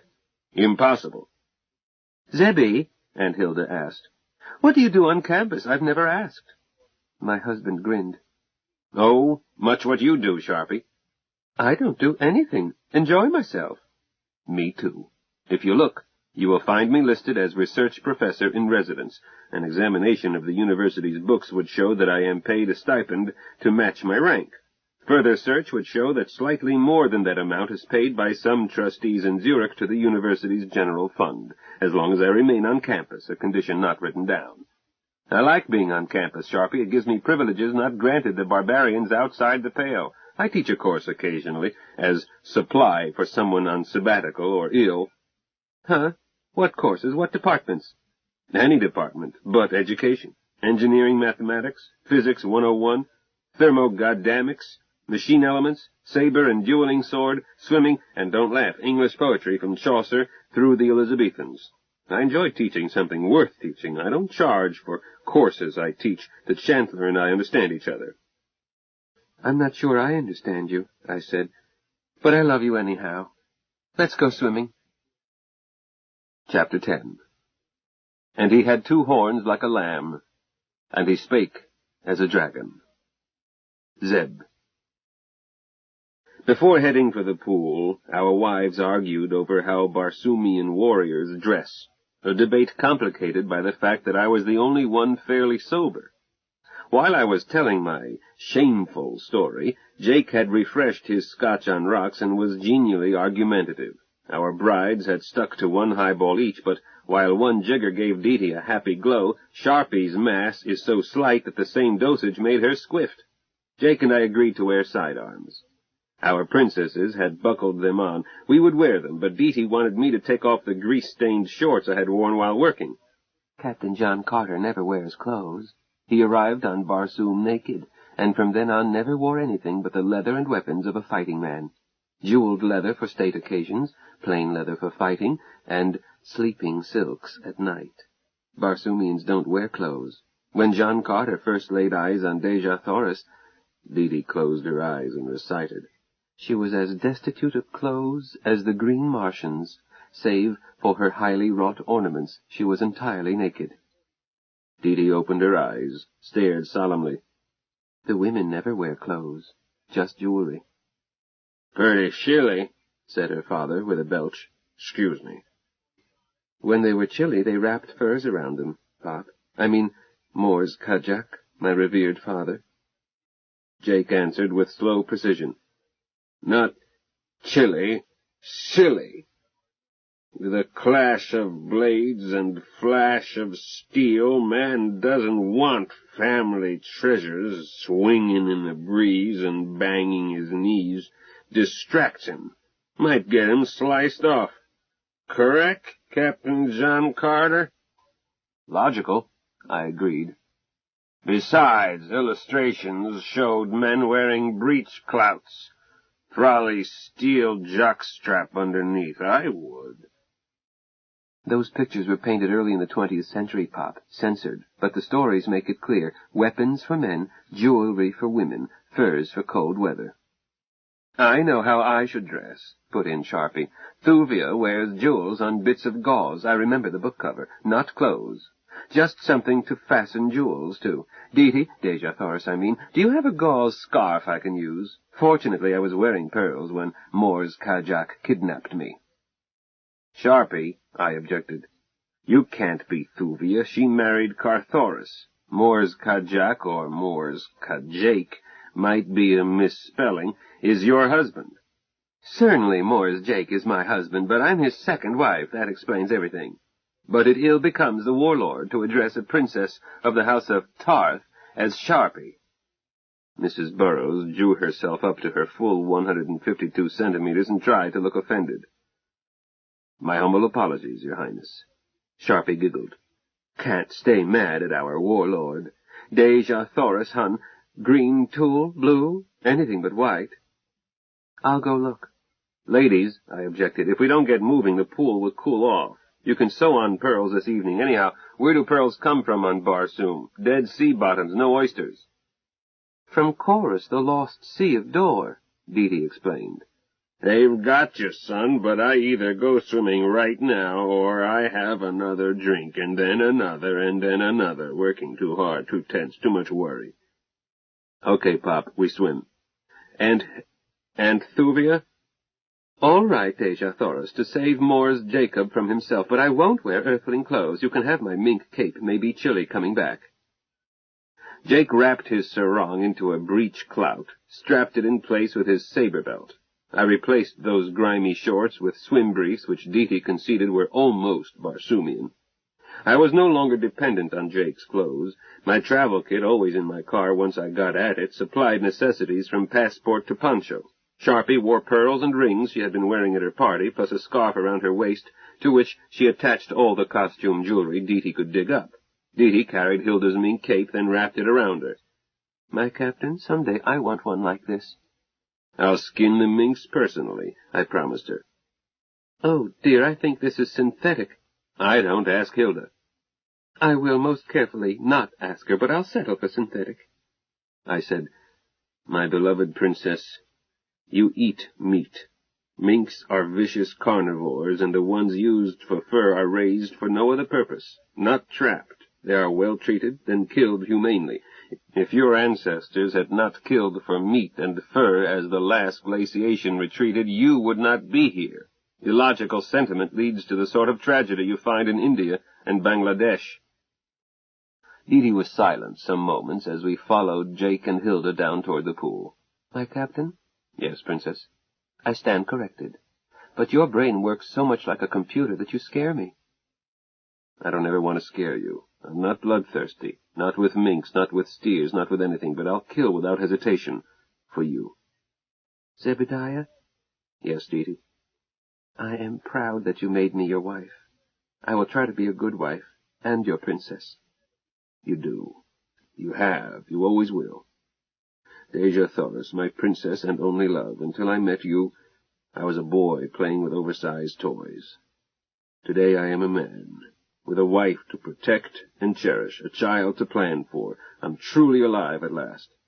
"Hey, what are you sniffling about? Stop it." "I'll cry if I feel like it." "Well, don't get it on Hilda's cape." "Give me a hanky." "I don't even have a Kleenex." I brushed away her tears with my fingers. "Sniff hard. You can cry on me tonight, in bed." "Let's go to bed early." "Right after dinner." "Sniffles all gone?" "I think so." "Do pregnant women always cry?" "So I hear." "Well, I'm not going to do it again. No excuse for it. I'm terribly happy." "The Polynesians do something they call crying happy. Maybe that's what you do." "I guess so. But I'll save it for private." Dee started to shrug the cape off. "Too hot, lovely as it feels." She stopped with the cape off her shoulders, suddenly pulled it around her again. "Who's coming up the hill?" I looked up, saw that Jake and Hilda had reached the pool, and a figure was appearing from below, beyond the boulder that dammed it. "I don't know. Stay behind me." I hurried toward the pool. The stranger was dressed as a federal ranger. As I closed in, I heard the stranger say to Jake, "Are you Jacob Burroughs?" "Why do you ask?" "Are you or aren't you? If you are, I have business with you. If you're not, you're trespassing. Federal land, restricted access." "Jake," I called out. "Who is he?" The newcomer turned his head. "Who are you?" "Wrong sequence," I told him. "You haven't identified yourself." "Don't be funny," the stranger said. "You know this uniform. I'm Benny Highball, the ranger hereabouts." I answered most carefully. "Mr. Highball, you are a man in a uniform wearing a gun belt and a shield. That doesn't make you a federal officer. Show your credentials and state your business." The uniformed character sighed. "I got no time to listen to smart talk." He rested his hand on the butt of his gun. "If one of you is Burroughs, speak up. I'm going to search this site and cabin. There's stuff coming up from Sonora. This sure as hell is the transfer point." Dee suddenly came out from behind me, moved quickly, and placed herself beside her father. "Where's your search warrant? Show your authority." She had the cape clutched around her. Her face quivered with indignation. "Another joker!" This clown snapped open his holster. "Federal land, here's my authority." Dee suddenly dropped the cape, stood naked in front of him. I drew, lunged, and cut down in one motion, slashed the wrist, recovered, thrust upward from low line into the belly above the gun belt. As my point entered, Jake's saber cut the side of the neck almost to decapitation. Our target collapsed like a puppet with cut strings, lay by the pool, bleeding at 3 wounds. "Zebediah, I'm sorry." "About what, Princess?" I asked, as I wiped my blade on the alleged ranger's uniform. I noticed the color of the blood with distaste. "He didn't react. I thought my strip act would give you more time." "You did distract him," I reassured her. "He watched you and didn't watch me. Jake, what kind of creature has bluish-green blood?" "I don't know." Sharpie came forward, squatted down, dabbed a finger in the blood, sniffed it. "Hemocyanin, I think," she said calmly. "Dee, you were right. Alien. The largest terrestrial fauna with that method of oxygen transport is a lobster. But this thing is no lobster. It's a black hat. How did you know?" "I didn't, but he didn't sound right. Rangers are polite, and they never fuss about showing their IDs. "I didn't know," I admitted. "I wasn't suspicious, just annoyed." "You moved mighty fast," Jake approved. "I never know why till it's over. You didn't waste time yourself, Tavarish. Drawing saber while he was pulling a gun? That takes guts and speed. But let's not talk now. Where are his pals? We may be picked off getting back to the house." "Look at his pants," Hilda suggested. "He hasn't been on horseback. Hasn't climbed far, either. Jacob, is there a jeep trail?" "No, this isn't accessible by jeep, just barely by horse." "Hasn't been anything overhead," I added. "No chopper, no air car." "Continue a craft," said Dee. "Huh?"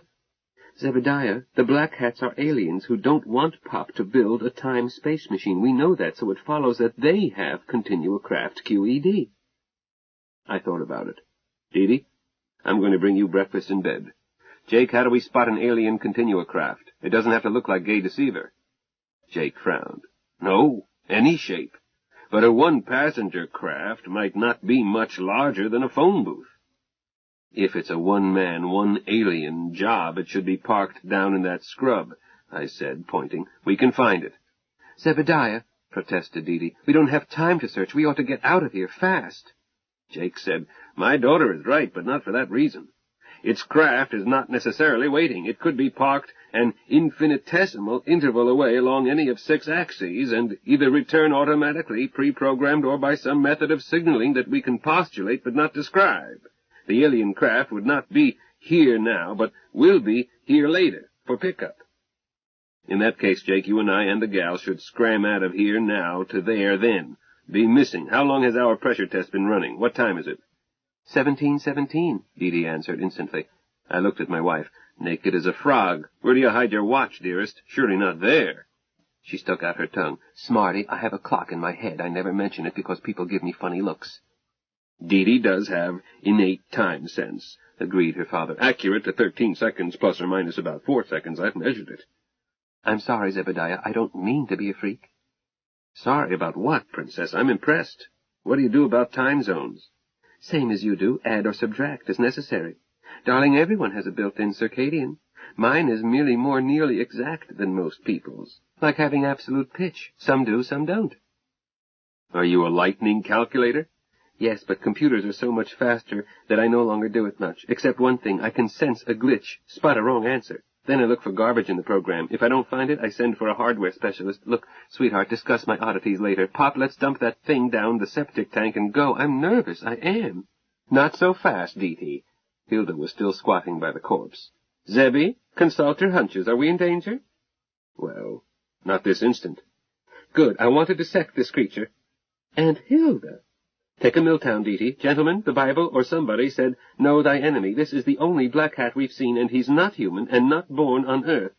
There is a wealth of knowledge lying here, and it ought not to be shoved down a septic tank until we know more about it. Jacob, feel this." Hilda's husband got down on his knees, let her guide his hand through the ranger's hair. "Feel those bumps, dearest?" "Yes." much like the budding horns of a lamb, are they not? Oh. And I beheld another beast coming up out of the earth, and he had 2 horns like a lamb, and he spake as a dragon.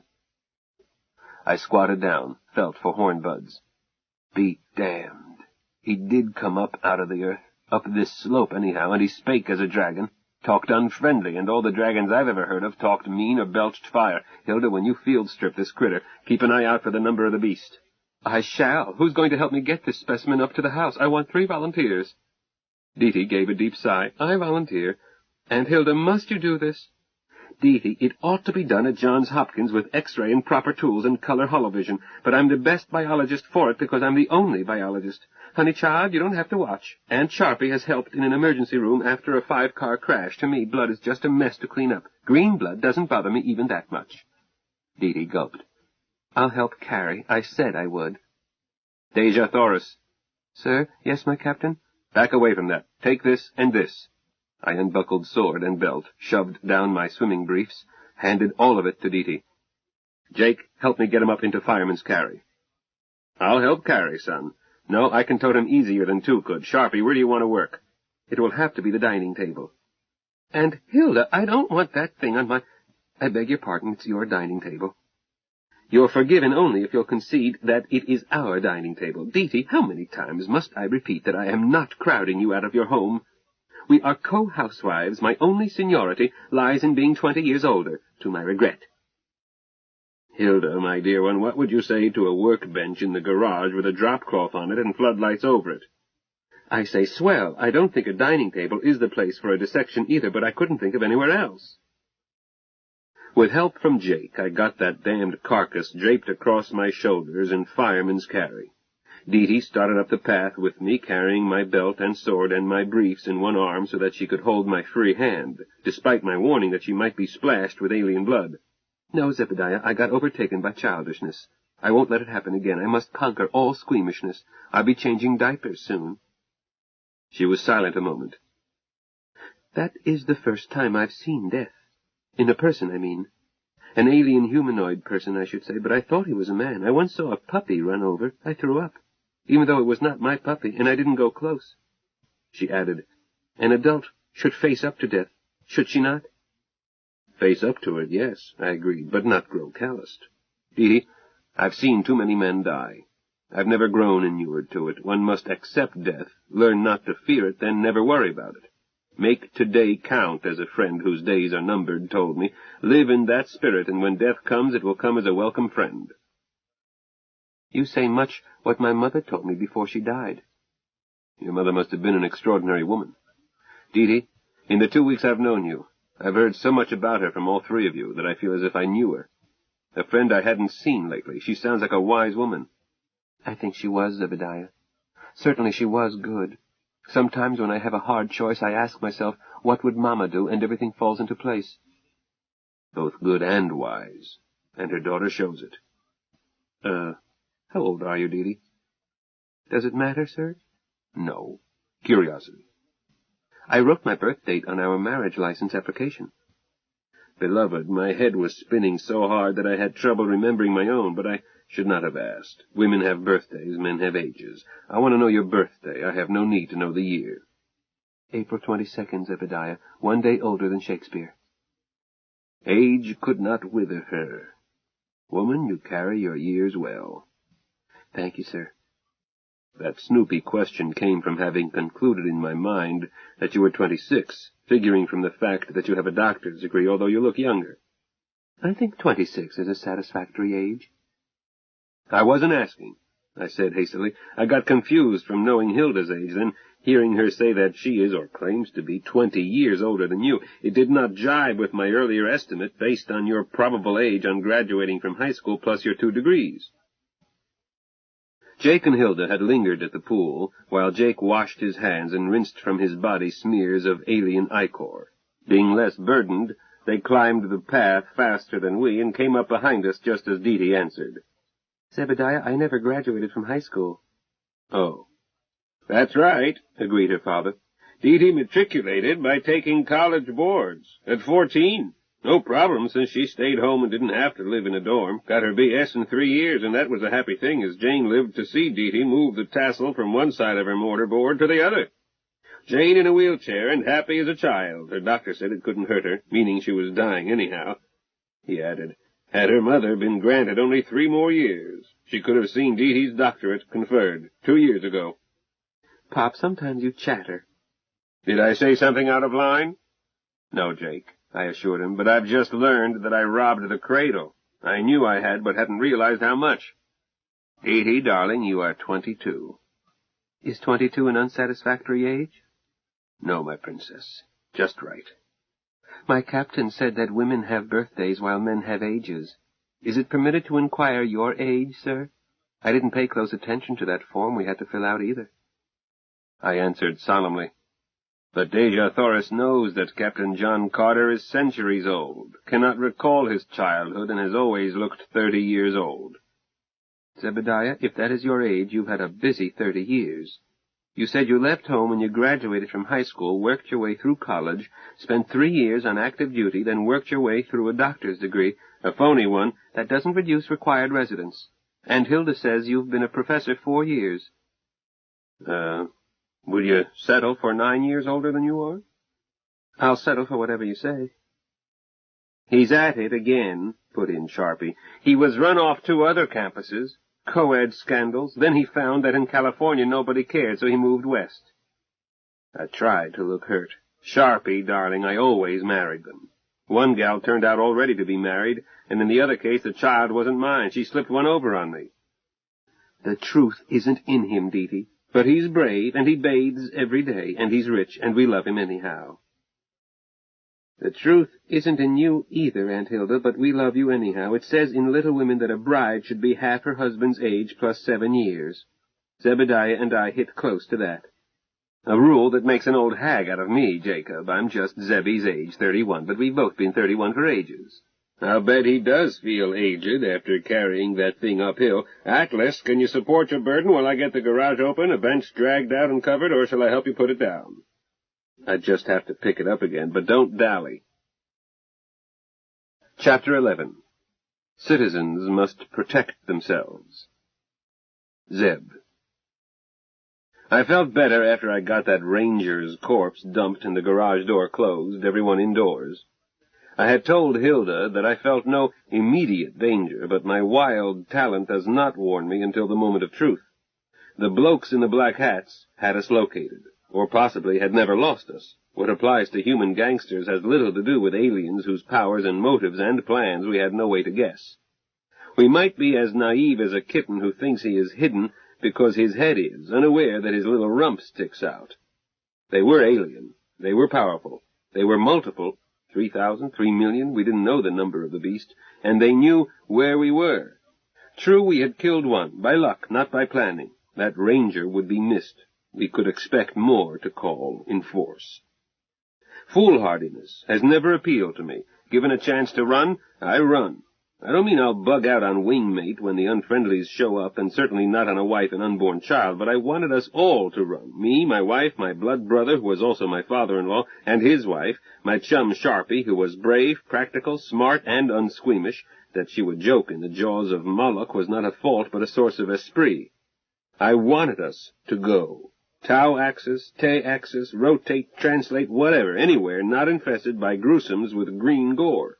I checked the gauge and felt better. Gay's inner pressure had not dropped. Too much to expect Gay to be a spaceship, not equipped to scavenge and replenish air, but it was pleasant to know that she would hold pressure much longer than it would take us to scram for home if we had to, assuming that unfriendlies had not shot holes in her graceful shell. I went by the inside passageway into the cabin, used soap and hot water, rinsed off, and did it again. Dried down and felt clean enough to kiss my wife, which I did. Dee Dee held on to me and reported. Your kit is packed, sir. I'm finishing mine, the planned weight and space, and nothing but practical clothes. Sweetheart? Yes, Zebediah? Take the clothes you were married in and mine, too. Same for Jake and Hilda. And your father's dress uniform, or was it burned in Logan? But, Zebediah, you emphasized rugged clothes. So I did, to keep your mind on the fact that we can't guess the conditions we'll encounter and don't know how long we'll be gone or if we'll be back. So I listed everything that might be useful in pioneering a virgin planet, since we might be stranded and never get home. Everything from Jake's microscope and water testing gear to technical manuals and tools, and weapons, and flea powder. But it's possible that we will have to play the roles of ambassadors for humanity at the court of His Extreme Majesty, Overlord of Galactic Empires, in 1000th and 3rd Continuum. We may need the gaudiest clothes we can whip up. We don't know. We can't guess. I'd rather pioneer. We may not have a choice. When you were figuring weights, do you recall spaces marked assigned mass, such and such, list to come? Certainly. Total exactly 100 kilos, which seemed odd. Space slightly less than 1 cubic meter split into crannies. Those are yours, Snubnose. And Pop or Hilda. Mass can be up to 50% over. I'll tell Gay to trim to match. Got an old doll, a security blanket, a favorite book of poems, scrapbook, family photographs, bring 'em all. Golly! I never enjoy looking at my wife quite so much as when she lights up and is suddenly a little girl. Don't leave space for me. I have only what I arrived with. What about shoes for Hilda? She claims she doesn't need any, Zebediah, that her calluses are getting calluses on them, but I've worked out expedients. I got Pop some Dr. Scholl's shoe liners when we were building. I have 3 pairs left and can trim them. Liners and enough bobby socks make her size 3½ feet fit my clodhoppers pretty well, and I have a sentimental keepsake. Keds Pop bought me when I first went to summer camp at 10. They fit Aunt Hilda. Good girl, I added. You seem to have everything in hand. How about food? Not stores we are carrying, I mean now. Has anybody thought about dinner? Killing aliens makes me hungry. Buffet style, Zebediah. Sandwiches and stuff on the kitchen counter, and I thawed and heated an apple pie. I fed 1 sandwich to Hilda, holding it for her. She says she's going to finish working, then scrub before she eats anything more. Sharpie munched a sandwich while she carved that thing? And Hilda is rugged, Zebediah, almost as rugged as you are. More rugged than I am. I could do an autopsy if I had to, but not while eating. I think I speak for Jake, too. I know you speak for Pop. He saw me feeding her, turned green, and went elsewhere. Go look at what she's been doing, Zebediah. Hilda has found interesting things. Are you the little girl who had a tizzy at the idea of dissecting a dead alien? No, sir, I am not. I've decided to stay grown up. It's not easy, but it's more satisfying. An adult doesn't panic at a snake. She just checks to see if it's got rattles. I'll never squeal again. I'm grown up at last, a wife instead of a pampered princess. You will always be my princess. I hope so, my chieftain.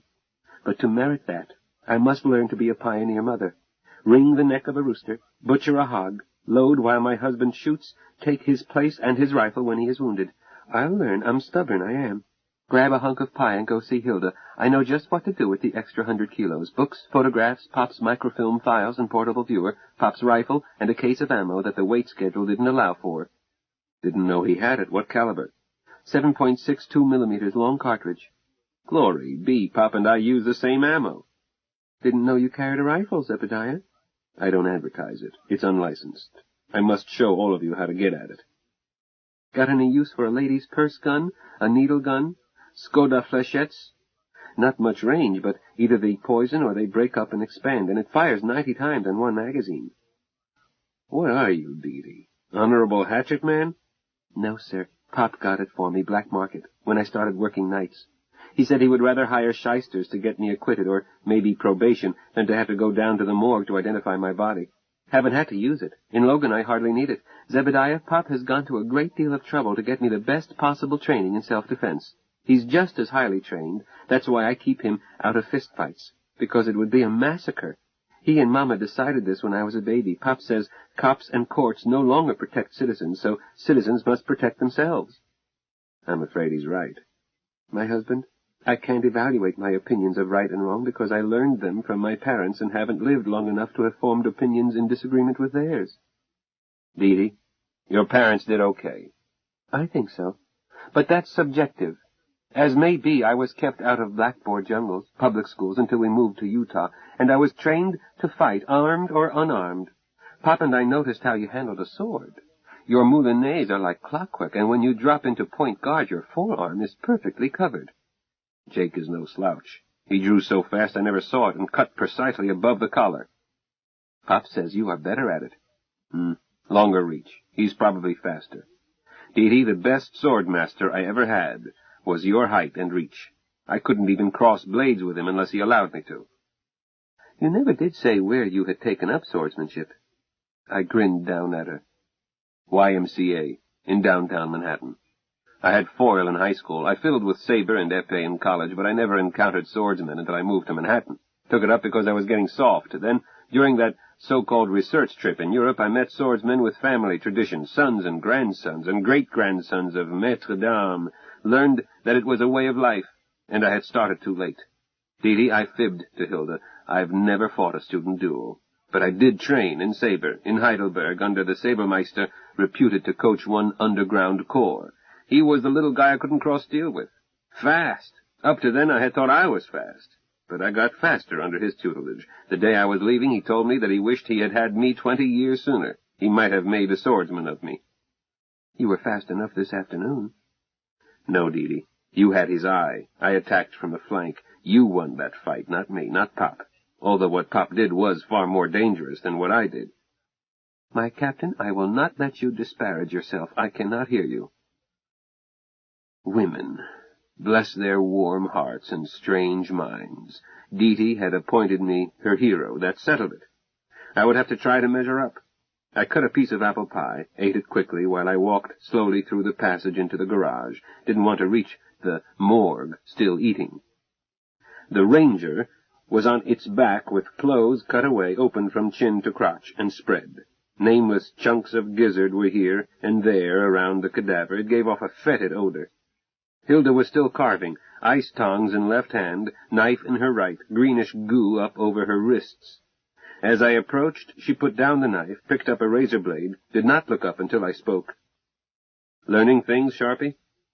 She put down her tools, wiped her hands on a towel, pushed back her hair with her forearm. "Zebby, you wouldn't believe it." "Try me." "Well, look at this." She touched the corpse's right leg and spoke to the corpse itself. "What's a nice joint like this doing in a girl like you?" I saw what she meant. A long, gaunt leg with an extra knee lower than the human knee. It bent backwards. Looking higher, I saw that its arms had similar extra articulation. "Did you say girl?" "I said girl. Zebby, this monster is either female or hermaphroditic. A fully developed uterus, two-horned like a cat, one ovary above each horn. But there appear to be testes lower down and a dingus that may be a retractable phallus. Female, but probably male as well. Bisexual, but does not impregnate itself. The plumbing wouldn't hook up. I think these critters can both pitch and catch." "Taking turns? Or simultaneously?" "Wouldn't that be something? No, for mechanical reasons, I think they take turns. Whether 10 minutes apart or 10 years, the opponent saith not. But I'd give a pretty to see two of 'em going to it." "Sharpie, you've got a one-track mind." "It's the main track. Reproduction is the main track. The methods and mores of sexual copulation are the central feature of all higher developments of life." "You're ignoring money and television." "Piffle. All human activities, including scientific research, are either mating dances and care of the young, or the dismal sublimations of born losers in the only game in town. Don't try to kid Sharpie. Took me 42 years to grab a real man and get myself knocked up, but I made it. Everything I've done up to the last 2 weeks has been vamp till ready. How about you, you shameless stud? Am I not right? Careful how you answer. I'll tell Dee Dee." "I'll take the fifth." "Make mine a quart. Zebby, I hate these monsters. They interfere with my plans. A rose-covered cottage, a baby in the crib, a pot roast in the oven, me in a gingham dress, and my man coming down the lane after a hard day flunking freshman. Me with his slippers and his pipe and a dry martini waiting for him. Heaven! All else is vanity and vexation. 4 fully developed mammary glands, but lacking the redundant fat characteristic of the human female. Except me, damn it. A double stomach, a single intestine. A 2-compartment heart that seems to pump by peristalsis rather than by beating. Chordate. I haven't examined the brain. I don't have a proper saw, but it must be as well developed as ours. Definitely humanoid. Outrageously non-human. Don't knock over those bottles. They are specimens of body fluids." "What are these things?"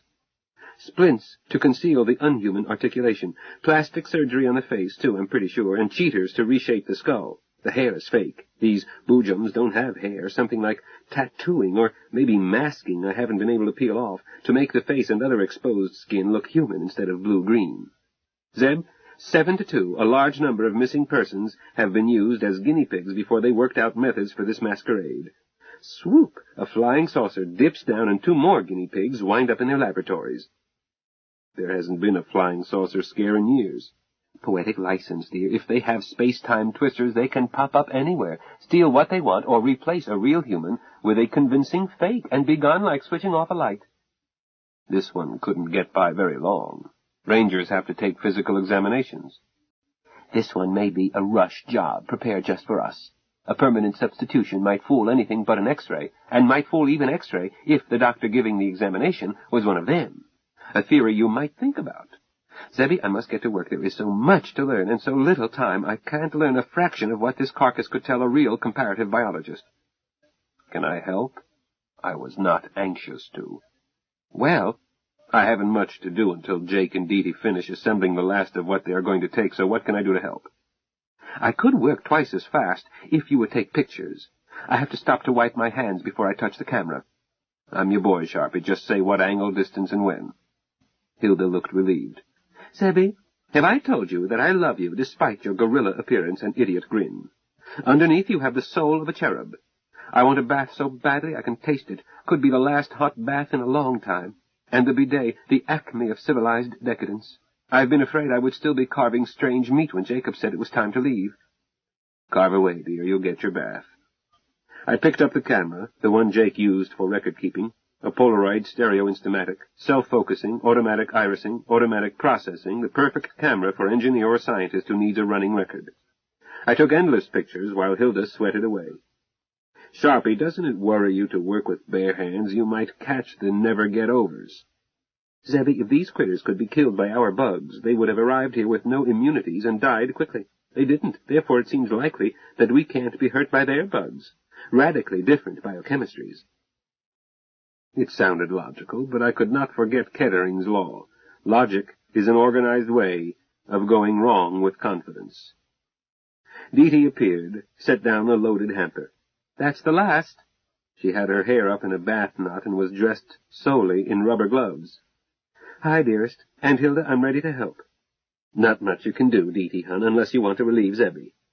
Dee Dee was staring at the corpse and did not look happy. Her nipples were down flat. Go take a bath, I told her. Scram. Do I stink that badly? You stink swell, honey girl, but Sharpie pointed out that this may be our last chance at soap and hot water in quite a while. I've promised her that we won't leave for Canopus and points east until she has her bath, so get yours out of the way, then you can help me stow while she gets sanitary. All right.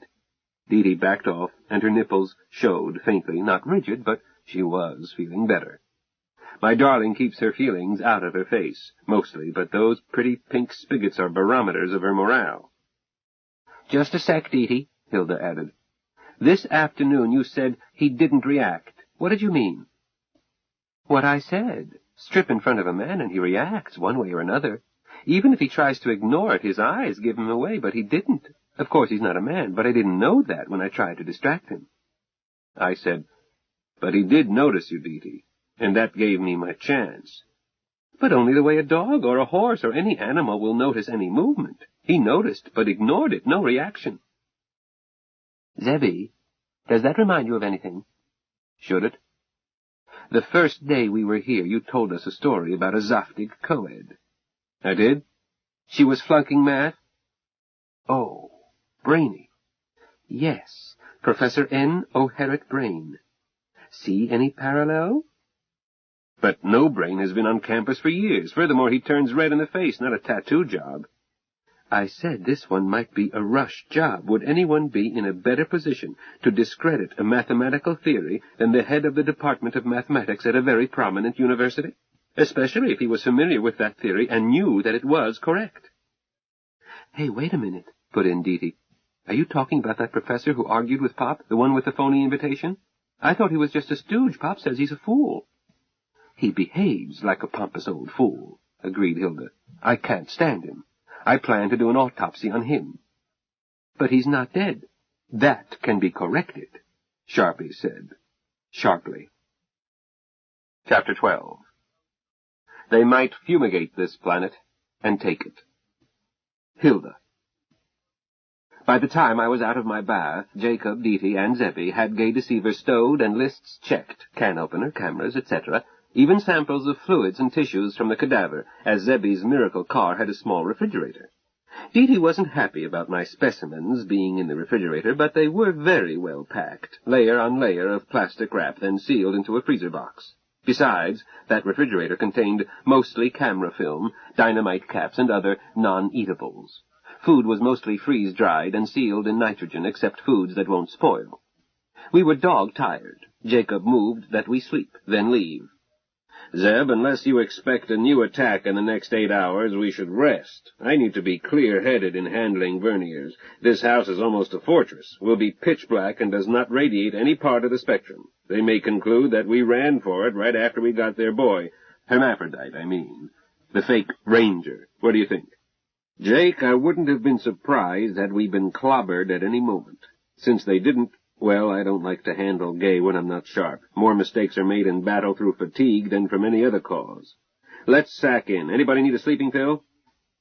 All I need is a bed. Hilda, my love, tonight I sleep on my own side. I said, can't I even cuddle up your back? Promise not to tickle? I made a face at my darling. I promise. Zebediah, Deety said, I don't want to cuddle. I want to be held. So I'll know I'm safe. For the first time since my 12th birthday, I don't feel sexy. Princess, it's settled. We sleep, but I suggest that we be up before daylight. Let's not crowd our luck. Sensible, agreed Jacob. I shrugged. You men have to pilot. Deety and I are cargo. We can nap in the back seats. If we miss a few universes, what of it? If you've seen one universe, you've seen 'em all. Deety? If it were up to me, I would lam out of here so fast my shoes would be left standing. But Zebediah has to pilot and Pop has to set verniers, and both are tired and don't want to chance it. But Zebediah, don't fret if I rest with my eyes and ears open. Huh? Deety, why? Somebody ought to be on watch. It might give us that split-second advantage. Split seconds have saved us at least twice. Don't worry, darling. I often skip a night to work a long program under shared time. Doesn't hurt me. A nap next day and I'm ready to bite rattlesnakes. Tell him, Pop. That's correct, Zeb, but... Zebby cut him off. Maybe you gals can split watches and have breakfast ready. Right now, I've got to hook up Gay Deceiver so that she can reach me in our bedroom. Deety, I can add a program so that she can listen around the cabin, too. Properly programmed, Gay's the best watchdog of any of us. Will that satisfy you duty-struck little broads? Deety said nothing, so I kept quiet. Zebby, frowning, turned back to his car, opened the door, and prepared to hook Gay's voice and ears to the 3 house intercoms. Want to shift the basement talkie-talk to your bedroom, Jake? Good idea, Jacob agreed. Wait a half while I ask Gay what she has. Hello, Gay. Howdy, Zeb. Wipe off your chin. Program, running new retrievals. Report new items since last report. Null report, boss. Thank you, Gay. You're welcome, Zeb. Program, Gay. Add running news retrieval. Area, Arizona Strip north of Grand Canyon plus Utah. Persons, all persons listed in current running news retrieval programs plus rangers, federal rangers, forest rangers, park rangers, state rangers. End of added program. New program running, boss. Program, add running acoustic report. Maximum gain. New program running, Zeb. You're a smart girl, Gay. Isn't it time you married me? Good night, Gay. Good night, Zeb. Sleep with your hands outside the covers. Deety, you've corrupted Gay. I'll run a lead outdoors for a microphone while Jake moves the basement intercom to the master bedroom, but maximum gain will put a coyote yapping 10 miles away right into bed with you. Jake, I can tell Gay to subtract acoustic report from the news retrieval for your bedroom. Hilda, my love, do you want the acoustic subtracted? I didn't, but didn't say so. Gay interrupted. Running news retrieval, boss. Report. Reuters, Straits Times, Singapore. Tragic news of Marston expedition. Indonesian News Service, Palembang. 2 bodies identified as Dr. Cecil Yang and Dr. Z. Edward Carter were brought by jungle buggy to National Militia Headquarters, Teluk Betong. The district commandant stated that they will be transferred by air to Palembang for further transport to Singapore when the Commandant-in-Chief releases them to the Minister of Tourism and Culture. Professor Marston and Mr. Smythe Belisha are still unreported. Commandants of both districts concede that hopes of finding them alive have diminished. However, a spokesman for the Minister of Tourism and Culture assured a press conference that the Indonesian government would pursue the search more assiduously than ever. Zebi whistled, tunelessly. Finally, he said, "Opinions, anyone?" "He was a brilliant man, son," my husband said soberly. "An irreplaceable loss. Tragic." "Ed was a good Joe, Jake, but that's not what I mean. Our tactical situation. Now, here." My husband paused before answering. "Zeb, whatever happened in Sumatra apparently happened about a month ago. Emotionally, I feel great turmoil. Logically, I am forced to state that I cannot see that our situation has changed." "Hilda, Dee. "News retrieval report," announced Gay. "Report." AP San Francisco via satellite from Saipan, Marianas.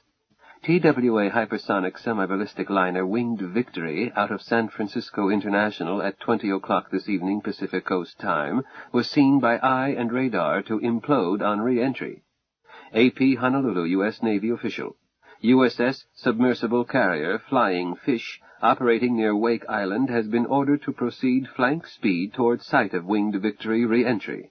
She will surface and launch search craft at optimum point. Navy PIO spokesman, when asked what was optimum, replied, "No comment." Associated Press's military editor noted that submerged speed of Flying Fish class and type and characteristics of craft carried are classified information. AP UPI add San Francisco Winged Victory disaster. TWA Public Relations released a statement, quote, "If reports received concerning Winged Victory are correct, it must be tentatively assumed that no survivors can be expected. But our engineering department denies that implosion could be cause." Collision with orbital debris decaying into atmosphere, or even a strike by a meteor could, repeat, could, NDREP, cause disaster by mischance, so unlikely that it can only be described as an act of God, end quote. TWA spokesman released passenger list by order of the Civil Aerospace Board. List, California. The list was longish. I did not recognize any names until Gay reached Dr. Neil O'Brien. I gasped, but no one said a word until Gay announced, "End running news retrieval." "Thank you, Gay." "A pleasure, Zeb." Zebby said, "Professor?" "You're in command, Captain." "Very well, sir. All of you. Lifeboat rules. I expect fast action and no backtalk. Estimated departure, 5 minutes. First, everybody take a pee. Second, put on the clothes you'll travel in. Jake, switch off, lock up, whatever you do to secure your house for long absence. Dee, follow Jake, make sure he hasn't missed anything. Then you, not Jake, switch out lights and close doors. Hilda, bundle what's left of that Dutch lunch and fetch it. Fast, not fussy. Check the refrigerator for solid foods, no liquids, and cram what you can into Gay's refrigerator. Don't dither over choices. Questions, anyone? Move!" I gave Jacob first crack at our bathroom because the poor dear tenses up. I used the time to slide sandwiches into a freezer sack and half a pie into another. Potato salad? Scrape it into a third and stick in 1 plastic picnic spoon. Germs were now community property. I stuffed this and some pickles into the biggest freezer sack Dee stocked and closed it. Jake came out of our bedroom. I threw him a kiss en passant, ducked into our john, turned on water in the basin, sat down, and recited mantras. That often works when I'm jumpy. Then used the bidet, patted it, and told it goodbye without stopping. My travel clothes were Dee's baby tennis shoes with a green and gold denim miniskirt dress of hers that came to my knees, but wasn't too dreadful with a scarf to belt it. Panties? I had none. Dee had put a pair of hers out for me, but her size would fall off me. Then I saw that the dear baby had gotten at the elastic and knotted it. Yep, pretty good fit. And with no telling when our next baths would be, panties were practical even though a nuisance. I spread my cape in front of the refrigerator, dumped my purse and our picnic lunch into it, started salvaging half a boned ham, quite a bit of cheese, a loaf, and a half of bread, 2 pounds of butter, freezer sacks, and the same for the ham. If Dee hadn't had a lavish supply of freezer sacks, I could not have salvaged much. As it was, I didn't even get spots on my cape. I decided that jams and jellies and catsup were liquid within Zebby's meaning, except some in squeeze tubes. Half a chocolate cake, and the cupboard was bare. By using my cape as a Santa Claus pack, I carried food into the garage and put it down by Gay and was delighted to find that I was first. Zebby strode in behind me, dressed in a coverall with thigh pockets, a pilot suit. He looked at the pile on my cape. "Where's the elephant, Sharpie?" "Captain Zebby, you didn't say how much, you just said what. What won't go, she can have." I hooked a thumb at the chopped-up corpse. "Sorry, Hilda, you are correct." Zebby glanced at his wristwatch, the multiple-dial sort they call a navigator's watch. "Captain, this house has loads of gimmicks and gadgets and bells and whistles. You gave them an impossible schedule." "On purpose, dear. Let's see how much food we can stow." Gay's cold chest is set flush in the deck of the driver's compartment. Zebby told Gay to open up, then with his shoulders sideways reached down and unlocked it. "Hand me stuff." I tapped his butt. "Out of there, you overgrown midget, and let Sharpie pack. I'll let you know when it's tight as a girdle." Space that makes Zebby twist and grunt is roomy for me. He passed things in. I fitted them for maximum stowage. The third item he handed me was the leavings of our buffet dinner. "That's our picnic lunch," I told him, putting it on his seat. "Can't leave it loose in the cabin." "Captain, we'll eat it before it can spoil. I will be strapped down. Is it okay if I clutch it to my bosom?" "Sharpie, have I ever won an argument with you?" "Only by brute force, dear. Can the chatter and pass the chow." With the help of God and a shoehorn, it all went in. I was in a back seat with our lunch in my lap and my cape under me before our spouses showed up. "Captain Zebby, why did the news of Brainy's death cause your change of mind?" "Do you disapprove, Sharpie?" "On the contrary, Skipper. Do you want my guess?" "Yes." "Winged Victory was booby-trapped, and dear Dr. Brain, who isn't the fool I thought he was not aboard. Those poor people were killed so that he could disappear." "Go to the head of the class, Sharpie. Too many coincidences. And they, the blokes in the black hats, know where we are." "Meaning that Professor No-Brain, instead of being dead in the Pacific, might show up any second." "He and a gang of green-blooded aliens who don't like geometers." "Zebby, what do you figure their plans are?" "Can't guess. They might fumigate this planet and take it, or conquer us as cattle or as slaves. The only data we have is that they are alien, that they are powerful, and that they have no compunction about killing us. So I have no compunction about killing them. To my regret, I don't know how. So I'm running scared, and taking the 3 I'm certain are in danger with me." "Will we ever be able to find them and kill them?" Zebby didn't answer because Dee and my Jacob arrived, breathless. Father and daughter were in jumpsuits. Dee looked chesty and cute. My darling looked trim but worried. "We're late, sorry." "You're not late," Zeb told them, "but into your seats on the bounce. As quick as I open the garage door and switch out the lights." Jake, Gay is now programmed to do these things herself. In you go, Princess, and strap down. Seat belts, Sharpie. Co-pilot, after you lock the starboard door, check its seal all the way around by touch before you strap down." "We'll go, Captain." It tickled me to hear my darling boning military. He had told me privately that he was a reserve colonel of ordnance, but that Dee had promised not to tell this to our smart young captain, and that he wanted the same promise from me because the T.O. was as it should be. Zeb should command while Jacob handled space-time controls, to each his own. Jacob had asked me to please take orders from Zeb with no back-talk, which had miffed me a little. I was an unskilled crew member. I am not stupid. I knew this. In direst emergency, I would try to get us home, but even Dee was better qualified than I. Checkoffs completed, Gay switched off lights, opened the garage door, and backed out onto the landing flat. "Co-pilot, can you read your verniers?" "Captain, I'd better loosen my chest belt." "Do so if you wish, but your seat adjusts forward 20 centimeters. Here, I'll get it." Zeb reached down, did something between their seats.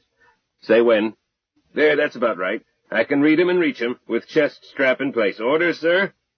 "Where was your car when you and Dee went to the space-time that lacked the letter J?" "About where we are now." "Can you send us there?"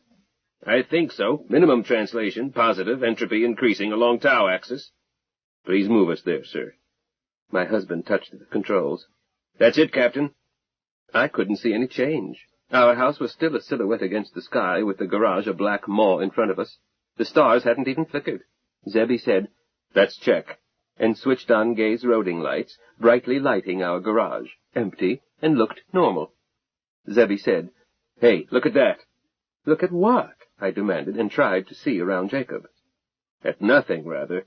Sharpie, where's your alien?" Then I understood. No corpse, no green blood mess. Workbench against the wall and floodlights not rigged. Zebby said, "Gay deceiver, take us home." Instantly the same scene, but with carved-up corpse. I gulped. Zebby switched out the lights. I felt better, but not much. "Captain," co-pilot, "wouldn't it have been well to have checked for that letter J? It would have given me a check on calibration." "I did check, Jake." "Eh?" "You have bins on the back of your garage neatly stenciled. The one at left center reads junk metal." "Oh." "Yes, and your analog in that space, your twin, Jake Prime, or what you will, has your neat habits. The left corner bin read Yunk Metal, spelled with an I. A cupboard above and to the right contained Yugs and Yars. So I told Gay to take us home. I was afraid they might catch us. Embarrassing. Dee said, Captain, embarrassing how, sir? Oh, that missing letter in the alphabet scared me, but it no longer does. Now I'm nervous about aliens, black hats. Dee, you were lucky that first time, because Dee Prime was not at home, but she may be tonight. Possibly in bed with her husband, named Zebediah Prime, unstable cuss, likely to shoot at a strange car shining lights into his father-in-law's garage, a violent character. You're teasing me. No, Princess. It did worry me. A parallel space, with so small a difference as the lack of one unnecessary letter, but with house and grounds you mistook for your own, seems to imply a father and daughter named Jacob and Dea Thoris. Captain Zebby pronounced the names Jacob and Dea Thoris. Zebediah, that scares me almost as much as aliens. Aliens scare me far more. Hello, Gay. Howdy, Zeb. Your nose is runny. Smart girl. 1G vertically to 1 click. Hover. Roger Dodger, you old codger. We rested on our backs and headrests for a few moments, then with the stomach-surging swoosh of a fast lift, we leveled off and hovered. Zebby said, Dee, can the autopilot accept a change in that homing program by voice, or does it take an offset in the verniers? What do you want to do? Same L and L, 2 clicks above ground. I think so. Shall I, or do you want to do it, Captain? You try it, Dee. Yes, sir. Hello, Gay. Hi, Dee. Program check. Define home. Home. Cancel any all inertials, transitions, translations, rotations. Return to pre-programmed 0 latitude, longitude, ground level. Report present location. 1 click vertically above home. Gay, program revision. Waiting, Dee. Home program. Cancel ground level. Substitute 2 clicks above ground level hovering. Program revision recorded. Gay deceiver, take us home. Instantly, with no feeling of motion, we were much higher. Zeb said, 2 clicks on the nose. Dee, you're a smart girl. Zebediah, I bet you tell that to all the girls. No, just to some. Gay, you're a smart girl. Then why are you shacked up with that strawberry blonde with the fat knockers? Zebby craned his neck and looked at me. Sharpie, that's your voice. I ignored him with dignity. Zebby drove south to the Grand Canyon, eerie in starlight. Without slowing, he said, Gay deceiver, take us home. And again we were hovering over our cabin. No jar, no shock, no nothing. Zebby said, Jake, once I figure the angles, I'm going to quit spending money on juice. How does she do it when we haven't been anywhere? No rotation, no translation. I may have given insufficient thought to a trivial root in equation 97, but it is analogous to what we were considering doing with planets, a 5-dimensional transform simplified to 3. I don't know, I just work here, Captain Zebby admitted, but it looks like we will be peddling gravity and transport as well as real estate and time. Burroughs and Company, space warps unlimited, no job too large and no job too small. Send $1 new for our free brochure. Captain, suggested Jacob, would it not be prudent to translate into another space before experimenting further? The alien danger is still with us, is it not? Zebby sobered at once. Co-pilot, you are right, and it is your duty to advise me when I goof off. However, before we leave, we have one duty we must carry out. Something more urgent than getting our wives to safety? My Jacob asked, and I felt humble and proud. Something more urgent, Jake. I've bounced her around not only to test, but to make it hard to track us, because we must break radio silence, to warn our fellow humans.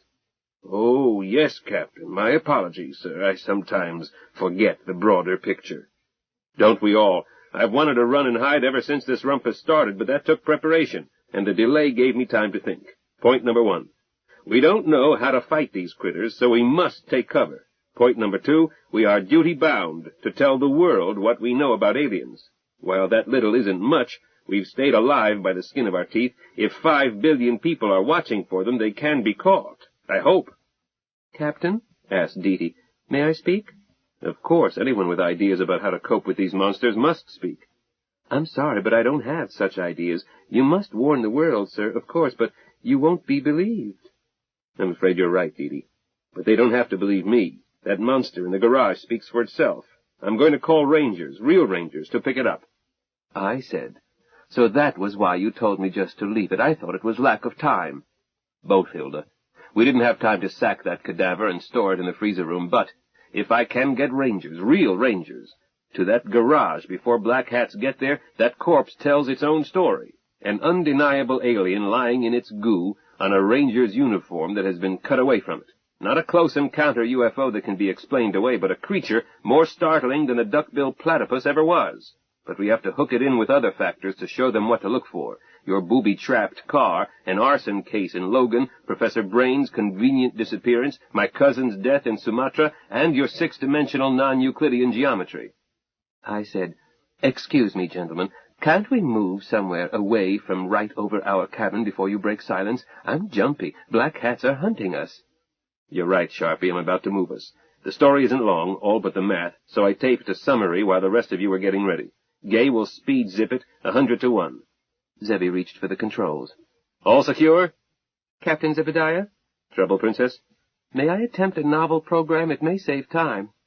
Programming is your pigeon, certainly. Hello, Gay. Hi, Dee. Retrieve last program. Report execute code. Reporting, Dee. Gay Deceiver, take us home. Negative erase permanent program controlled by execute code. Gay Deceiver, take us home. Report confirm. Confirmation report. Permanent program execute coded. Gay Deceiver, take us home. Negative erase. I tell you 3 times. Dee, said Zeb.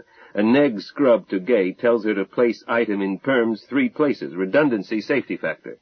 Don't bother me, dear. She and I sling the same lingo. Hello, Gay. Hello, Dee.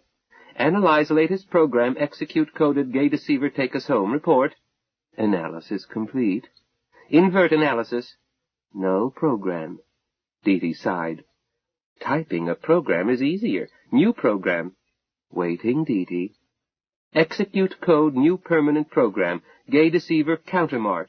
At new execute code, repeat reversed in real time latest sequence inertials, transitions, translations, rotations before last use of program execute code. Gay Deceiver, take us home. New permanent program accepted. Gay, I tell you 3 times. Dee, I hear you 3 times. Gay Deceiver, countermarch. Instantly we were over the Grand Canyon, cruising south. I saw Zeb reach for the manual controls. Dee, that was slick. I didn't save time, sir. I goofed. Gay, you're a smart girl. Dee, don't make me blush. You're both smart girls, said Captain Zebby. If anyone had us on radar, he must think he's getting cataracts. Vice versa. If anyone picked us up here, he's wondering how we popped up. Smart dodge, dear. You've got Gay Deceiver so deceptive that nobody can home on us. We'll be elsewhere. Yes, but I had something else in mind, too, my captain. Princess, I like your ideas. Spill it. Suppose we used that homing pre-program and went from frying pan into fire. It might be useful to have a pre-program that would take us back into the frying pan, then do something else quickly. Should I try to think up a 3rd escape maneuver pre-program? Sure, but discuss it with the court magician, your esteemed father, not me. I'm just a sky jockey. Zebediah, I will not listen to you disparage yours. Dee, lifeboat rules. Jake, are your professional papers aboard, both theoretical and drawings? Why, no, Zeb. Captain, 2 bulky microfilms I brought. Originals are in the basement vault. Have I erred? Not a bit. Is there any geometer who gave your published paper on this 6-way system a friendly reception? Captain, there aren't more than a handful of geometers capable of judging my postulate system without long and intensive study. It's too unorthodox. Your late cousin was one, a truly brilliant mind. I now suspect that Dr. Brain understood it and sabotaged it for his own purposes. Jake, is there anyone friendly to you and able to understand the stuff in your vault? I'm trying to figure out how to warn our fellow humans. A fantastic story of apparently unrelated incidents is not enough, not even with the corpse of an extraterrestrial to back it up. You should leave mathematical theory and engineering drawings to someone able to understand them and whom you trust. We can't handle it. Every time we stick our heads up, somebody takes a shot at us, and we have no way to fight back. It's a job that may require our whole race. Well, is there a man you can trust as your professional executor? Well, one, perhaps, not my field of geometry, but brilliant. He did write me a most encouraging letter when I published my first paper, the paper that was so sneered at by almost everyone, except your cousin and this one other. Professor Seppo Raikkonen, Turku, Finland. Are you certain he's not an alien? What? He's been on the faculty at Turku for years, over 15. I said, Jacob, that is about how long Professor Brain was around. But, my husband looked around at me and suddenly smiled. Hilda, my love, have you ever taken sauna? Once. Then tell our captain why I am sure that my friend Seppo is not an alien in disguise. Diti and I, attended a professional meeting in Helsinki last year. After the meeting, we visited their summer place in the lake country and took sauna with them. Papa, Mama, and 3 kids, agreed Diti. Unmistakably human. Brainy was a bachelor, I added thoughtfully. Captain Zebby, wouldn't disguised aliens have to be bachelors? Or single women, or pseudo-married couples. No kids, the masquerade wouldn't hold up. Jake, let's try to phone your friend. Nearly breakfast time in Finland. Or we may wake him. That's better than missing him. Good. My credit number is Nero Aleph. Let's try mine. Yours might trigger something. If black hats are as smart as I think they are. Smart girl? Yes, boss. Donamichi. To hear is to obey, O mighty one. Diti, you've been giving Gay bad habits. Shortly, a flat male voice answered. The communications credit number you have cited is not a valid number. Please refer to your card and try again. This is a recording. Zebby made a highly unlikely suggestion. Gay can't send out my credit code incorrectly. She has it tell me 3 times. The glitch is in their system. Pop, we have to use yours. I said, try mine, Zebby. My credit is good. I pre-deposit. A female voice this time. Not a valid number. Please refer to your card and try again. This is a recording. Then my husband got a second female voice. Try again. This is a recording. Diti said, I don't have one. Pop and I use the same number. It doesn't matter, Captain Zebby said bitterly. These aren't glitches. We've been scrubbed. Unpersons. We're all dead. I didn't argue. I had suspected that we were dead since the morning 2 weeks earlier when I woke up in bed with my cuddly new husband. But how long had we been dead? Since my party, or more recently? I didn't care. This was a better grade of heaven than a Sunday school in Terre Haute had taught me to expect. While I don't think I've been outstandingly wicked, I haven't been very good either. Of the 10 Commandments, I've broken 6 and bent some others. But Moses apparently had not had the last word from on high. Being dead was weird and wonderful, and I was enjoying every minute. Or eon, as the case may be. Chapter 13. Being too close to a fireball can worry a man. Zeb. Not being able to phone from my car was my most frustrating experience since a night I spent in jail through mistake. I made the mistake. I considered grounding to phone, but the ground did not seem healthy. Even if all of us were presumed dead, nullifying our credit card so quickly seemed unfriendly. All of us had high credit ratings. Canceling Sharpie's credit without proof of death was more than unfriendly. It was outrageous, as she used the pre-deposit method. I was forced to the decision that it was my duty to make a military report. I radioed NORAD, stated name, rank, reserve commission serial number, and asked for scramble for a crash priority report, and ran into correct procedure that causes instant ulcers. What was my clearance? What led me to think that I had crash priority intelligence? By what authority did I demand a scramble code? Do you know how many screwball calls come in here every day? Get off this frequency. It's for official traffic only. One more word out of you, and I shall alert the Civil Sky Patrol to pick you up. I said one more word after I chopped off. Diti and her father ignored it. Hilda said, My sentiments exactly. I tried the Federal Rangers Kaibab barracks at Jacob Lake, then the office at Littlefield, and back to Kaibab. Littlefield didn't answer. Jacob Lake answered. This is a recording. Routine messages may be recorded during beep tone. Emergency reports should be transmitted to Flagstaff HQ. Stand by for beep tone. Beep, beep, beep. I was about to tell Gay to zip my tape when the whole world was lighted by the brightest light imaginable. Luckily, we were cruising south with that light behind us. I goosed Gay to flank speed while telling her to tuck in her wings. Not one of my partners asked a foolish question, although I suspect that none had ever seen a fireball or mushroom cloud. Smart girl. Here, boss. DR problem. Record true bearing light beacon relative bearing astern. Record radar range and bearing same beacon. Solve latitude longitude beacon. Compare solution with fixes and perms. Confirm. Program confirmed. Execute. Roger Wilco, Zeb. Heard any new ones lately? She added at once. Solution. True bearing identical with fix execute coded gay deceiver take us home. True range identical plus minus 0.6 clicks. You're a smart girl, Gay. Flattery will get you anywhere, Zeb. Over. Roger and out. Hang on to your hats, folks. We're going straight up. I had outraced the shockwave, but we were close to the Mexican border. Either side might send sprint birds homing on us. Co-pilot. Captain, move us out of this space. Where, Captain? Anywhere, fast. Can you ease the acceleration? I can't lift my arms. Cursing myself, I cut power, let Gay Deceiver climb free. Those vernier controls should have been mounted on armrests. Designs that look perfect on the drawing board can kill test pilots. Translation complete, Captain. Roger, co-pilot, thank you. I glanced at the board. 6+ clicks, height above ground and rising, thin but enough air to bite. Hang on to our lunch, Sharpie. I leaned us backwards while doing an Immelman into level flight, course north, power still off. I told Gay to stretch the glide, then tell me when we had dropped to 3 clicks, H above G. What should be Phoenix was off to the right. Another city, Flagstaff, farther away, north and a bit east. We appeared to be headed home. There was no glowing cloud on the horizon. Jake, where are we? Captain, I've never been in this universe. We translated 10 quanta positive tau axis, so we should be in analogous space close to ours, 10 minimum intervals or quanta. This looks like Arizona. I would expect it to, Captain. You recall that one quantum translation on this axis was so very like our own world that Dee Dee and I confused it with our own until she picked up a dictionary. Phone book, Pop. Irrelevant, dear, until she missed the letter J in an alphabetical list. 10 quanta should not change geological features appreciably, and placement of cities is largely controlled by geography. Approaching 3 clicks, boss.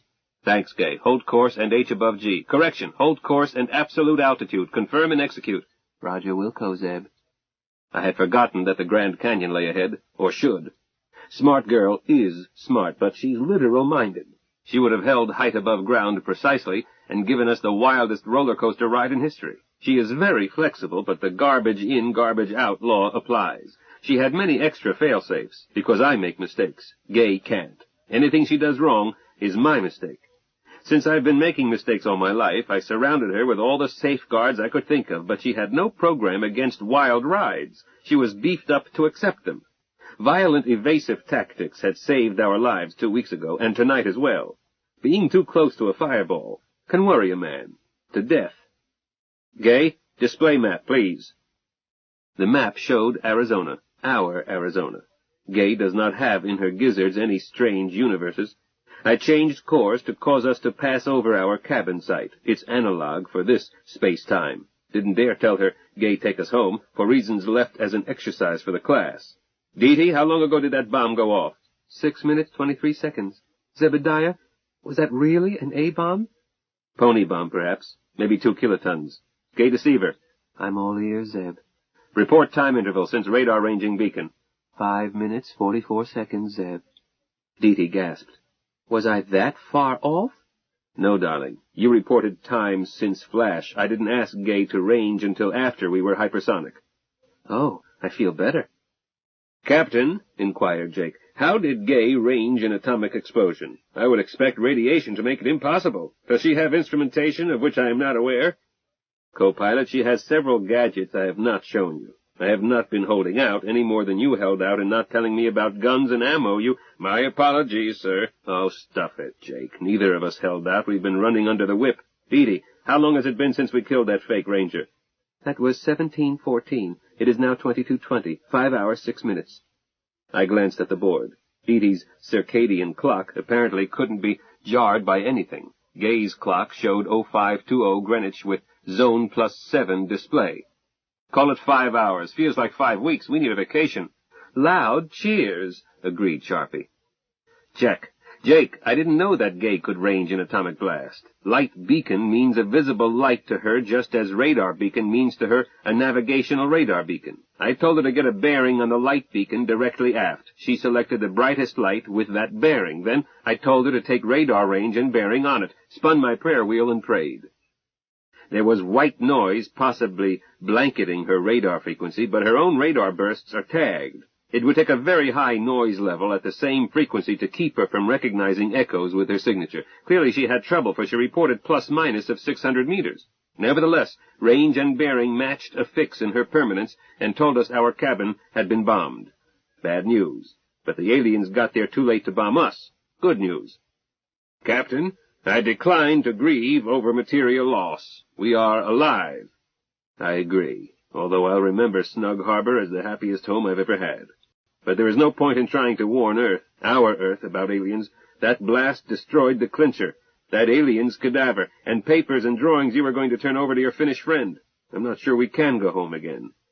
Oh, that's no problem, Captain. 2 seconds to set the verniers, not to mention the dead man switch and the program in Gay's permanence. Jake, I wish you would knock off Captain, other than for command conditions. Zeb, I like calling you Captain. So do I, my Captain. Me too, Captain Zebby. Don't overdo it. Jake, I didn't mean that you can't pilot us home. I mean we should not risk it. We've lost our last lead on the aliens, but they know who we are and have shown dismaying skill in tracking us down. I'd like to live to see 2 babies born and grown up. Amen, said Sharpie. This might be the place for it. Out of 1,000,000 billion zillion Earths, this one may be vermin-free. Highly unlikely. Hilda, my dear, there are no data on which to base any assumption. Jacob, there is one datum. Eh? What did I miss, dear? That we do know that our native planet is infested. So I don't want to raise kids on it. If this isn't the place we're looking for, let's keep looking. Logical. Yes, Cap Zeb, I agree. But we can't tell much before morning. Jake, I'm unclear on a key point. If we translated back to our own Earth now, where would we find ourselves, and when? Pop, may I answer that? Go ahead, Dee. The time Pop and I translated to the place with no J, we thought we had failed. Pop stayed in our car trying to figure it out. I went inside intending to fix lunch. Everything looked normal, but the phone book was on the kitchen counter and doesn't belong there. That book had a toll area map on its back cover. My eye happened to land on Joab County, and it was spelled UAB, and I thought, what a funny misprint. Then I looked inside and couldn't find any J's and dropped the book and went running for Pop. I thought Dee was hysterical, but when I checked the dictionary and the Britannica, we got out in a hurry. This is the point, Zebediah. When we flipped back, I dashed into the house. The phone book was where it belonged. The alphabet was back the way it ought to be. The clock in my head said that we had been gone 27 minutes. The kitchen clock confirmed it, and it agreed with the clock in the car. Does that answer you, sir? I think so. In a translation, duration just keeps chugging along. I wondered because I'd like to check that crater after it has had time to cool down. What about that one rotation? Harder to figure, Zebediah. We weren't in that other space-time but a few seconds, and we both passed out. Indeterminate. I'm convinced. But, Jake, what about Earth's proper motions? Rotation, revolution around the sun, sidereal motion, and so forth. A theoretical answer calls for mathematics you tell me are outside your scope of study, Zeb. Beyond my capacity, you mean. As you will, sir. An excursion elsewhere and elsewhen and return brings you back to where you would have been had you experienced that duration on Earth. But when requires further definition. As we were discussing earlier this afternoon, but it seems longer, we can adjust the controls to re-enter any axis at any point with permanent change of interval. For planetary engineering, or other purposes, including re-entry reversed against the entropy arrow, but I suspect that would cause death. Why, Pop? Why wouldn't it just reverse your memory? Memory is tied to entropy increase, my darling daughter. Death might be preferable to amnesia combined with prophetic knowledge. Uncertainty may be the factor that makes life tolerable. Hope is what keeps us going. Captain, co-pilot, we have just passed over North Rim. Thank you, co-pilot. I placed my hands lightly on the controls. Pop, our cabin is still there. Lights in it, too. So I see. They've added a wing on the west. Yes, where we discussed adding a library. I said, Family, I'm not going closer. Your analogs in this world seem to be holding a party. Floodlights show 4 cars on the grounding flat. I started Gay into a wide circle. I'm not going to hover. It could draw attention. A call to their sky cuffs. Hell's bells, I don't even know that they speak English. Captain, we've seen all we need. It's not our cabin. Recommendation? Sir, I suggest maximum altitude. Discuss what to do while we get there. Gay deceiver. On deck, Captain Ahab. 1G, vertical. Aye, aye, sir. How many answers had Deety taped? Anybody want a sandwich? Asked Sharpie. I do. I'm a pregnant mother. I suddenly realized that I had had nothing but a piece of pie since noon. As we climbed, we finished what was left of supper. That Mars? Don't talk with your mouth full, Sharpie. Zebby, you brute, I said, is that Mars? Over there. That's Antares. Mars is... Look left about 30 degrees. See it? Same color as Antares, but brighter. Got it. Jacob, darling, let's take that vacation on Barsoom. Hilda, dearest, Mars is uninhabitable. The Mars expedition used pressure suits. We have no pressure suits. I added, even if we did, they would get in the way of a honeymoon. Hilda answered, I read a jingle about a space suit built for two. Anyhow, let's go to Barsoom. Jacob, you did tell me we could go anywhere in zip, nothing flat. Quite true. So let's go to Barsoom. I decided to flank her. Hilda, we can't go to Barsoom. Moore's Kajak and John Carter don't have their swords. Want to bet? Deety said sweetly. Huh? Sir, you left it to me to pick baggage for that unassigned space. If you'll check that long, narrow stowage under the instrument board, you'll find the sword and saber with belts, with socks and underwear crammed in to keep them from rattling. I said soberly, My princess, I couldn't moan about my sword when your father took the loss of his house so calmly, but thank you with all my heart. Let me add my thanks, Deety. I set much store by that old saber, unnecessary as it is. Father, it was quite necessary this afternoon. Hi-ho, it's to Barsoom we go. Captain, we could use the hours till dawn for a quick jaunt to Mars. Oh dear, I have to know its present distance. I don't. No problem, I said. Gay gobbles the aerospace almanac each year. Indeed, I'm impressed. Gay deceiver. You again? I was thinking. So think about this. Calculation program, data address, aerospace almanac, running calculation, line of sight distance to planet Mars. Report current answers on demand. Execute. Program running. Report. Clicks 224090827 point plus minus 980. Display running report. Gay did so. You're a smart girl, Gay. I can do card tricks, too. Program continuing. Jake, how do we this? Align L axis with your gun sight. Isn't that easiest? By far. I aimed at Mars as if to shoot her out of the sky, then got cold feet. Jake, a little Tennessee windage? I think those figures are from center of gravity to center of gravity.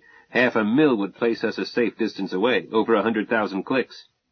112,000, Jake agreed, watching the display.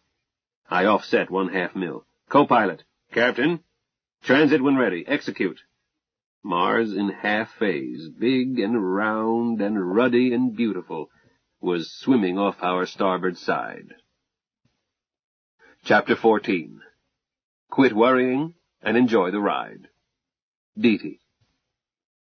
Aunt Hilda said softly, Barsoom, dead sea bottoms, green giants. I just gulped. Mars, Hilda darling, Pop gently corrected her. Barsoom is a myth. Barsoom, she repeated firmly. It's not a myth, it's there. Who says its name is Mars? A bunch of long-dead Romans? Aren't the natives entitled to name it? Barsoom. End of side 3. To continue, turn the cassette over. Cassette over. Cassette over. Cassette over. Cassette over. Cassette over. Cassette over. Cassette over. Cassette over. Cassette over. Cassette over. Cassette over. Cassette over. Cassette over. Cassette over. Cassette over. Cassette over.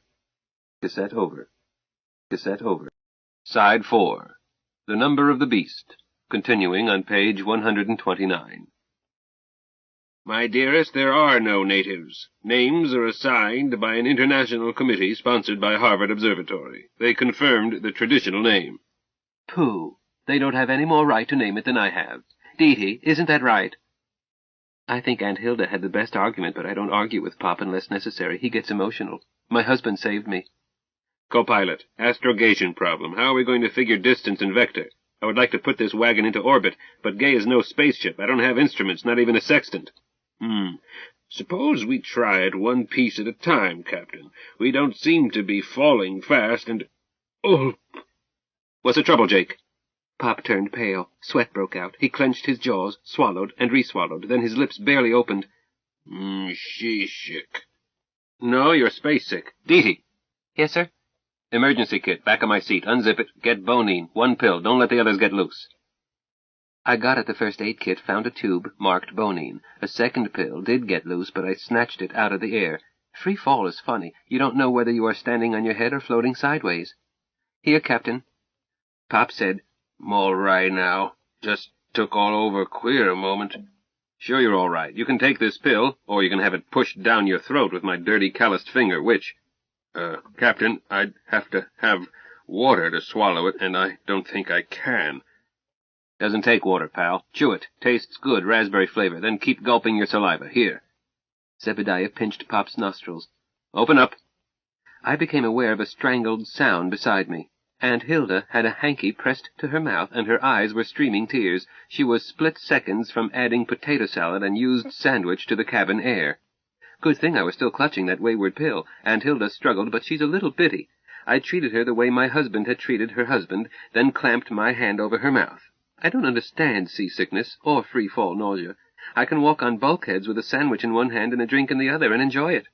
But the victims really are sick and somewhat out of their heads, so I held her mouth closed and whispered into her ear, "Chew it, Auntie darling, and swallow it, or I'm going to spank you with a club." Shortly I could feel her chewing. After several minutes she relaxed. I asked her, "Is it safe for me to ungag you?" She nodded. I took my hand away. She smiled wanly and patted my hand. "Thanks, Deety," she added. "You wouldn't really beat Aunt Sharpie." "I sure would, darling. I'd cry and wallop you and wallop you. I'm glad I don't have to." "I'm glad, too. Can we kiss and make up? Or is my breath sour?" It wasn't, but I wouldn't have let that stop me. I loosened my chest strap and hers and put both arms around her. I have 2 ways of kissing. One is suitable for faculty teas. The other way, I mean it. I never got a chance to pick. Aunt Hilda apparently never found out about the faculty tea sort. No, her breath wasn't sour, just a slight taste of raspberry. Me, I'm the wholesome type. If it weren't for those advertisements on my chest, men wouldn't give me a second glance. Hilda is a miniature Messalina, pure sex in a small package.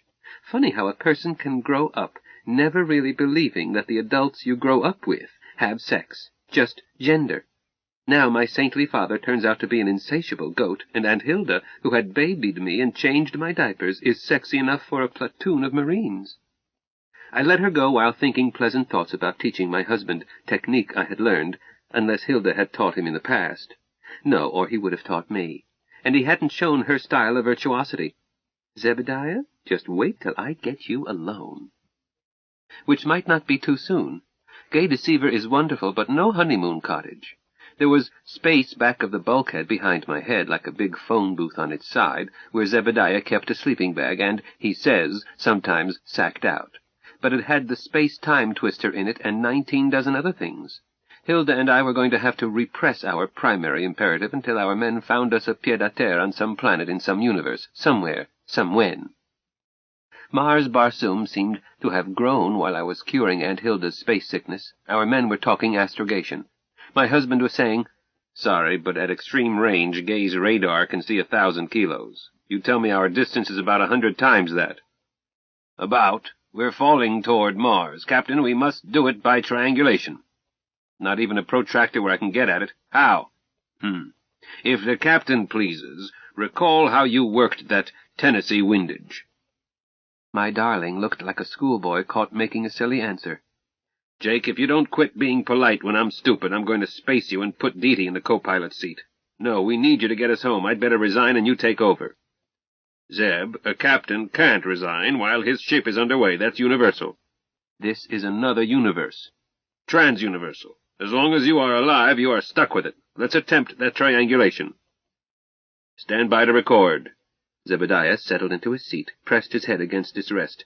"Co-pilot, Ready to record, sir. Damn. Trouble, Captain? Some. This reflectosite is scaled 15 mils on a side, concentric circles crossed at center point horizontally and vertically.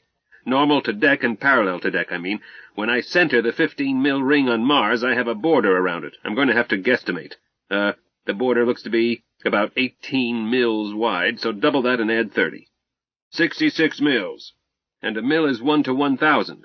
1 to 1,018 and a whisker, actually, but 1 to 1,000 is good enough. Wait a half. I've got 2 sharp high lights near the meridian. If the polar caps mark the meridian, let me tilt this buggy and put a line crossing them. Then I'll yaw, and what we can't measure in 1 jump we'll catch in 3. I saw the larger upper polar cap. North? South? Well, it felt north. Rolled gently about 80 degrees, while my husband fiddled with Gay's manual controls. 29.5, maybe, plus 18.7, plus 16.3. Add. My father answered, 64.5, while I said 64.5 in my mind and kept quiet. Who knows the diameter of Mars, or shall I ask Gay? Hilda answered, 6,750 kilometers, near enough. Plenty near enough for Zebediah's estimates. Zebediah said, Sharpie, how did you happen to know that? I read comic books. You know, Zap, Polaris is missing. I don't read comic books. Lots of interesting things in comic books, Zebby. I thought the Aerospace Force used comic book instruction manuals. My darling's ears turned red. Some are, he admitted, but they are edited for technical accuracy. Maybe I'd better check that figure with Gay. I love my husband, but sometimes women must stick together. Don't bother, Zebediah, I said in chilly tones, and Hilda is correct. The polar diameter of Mars is 6752.8 plus, but surely 3 significant figures is enough for your data. Zebediah did not answer, but did not ask his computer. Instead, he said, Co-pilot, will you run it off on your pocket calculator? We can treat it as a tangent at this distance. This time I didn't even try to keep still. Zebediah's surprise that Hilda knew anything about astronomy caused me pique. Our height above surface is 104,672 kilometers, plus or minus the error of the data supplied. That assumes that Mars is spherical and ignores the edge effect or horizon bulge, negligible for the quality of your data. Zebediah answered so gently that I was sorry that I had shown off. Thank you, Dee. Would you care to calculate the time to fall to surface from rest at this point? That's an unsmooth integral, sir. I can approximate it, but Gay can do it faster and more accurately. Why not ask her? But it will be many hours. I had hoped to take a better look. Jake, Gay has enough juice to put us into a tight orbit, I think. But I don't know where or when I'll be able to juice her again. If we simply fall, the air will get stale and we'll need the panic button or some maneuver without ever seeing the surface close up. Captain, would it suit you to read the diameter again? I don't think we've simply been falling. Pop and Zebediah got busy again. I let them alone, and they ran even the simplest computations through Gay. Presently, Pop said, Over 24 kilometers per second. Captain, at that rate, we'll be there in a little over an hour. Except that we'll scram before that. But, ladies, you'll get your closer look. Dead sea bottoms and green giants, if any. Zebediah, 24 kilometers per second is Mars' orbital speed. My father answered, Why, so it is.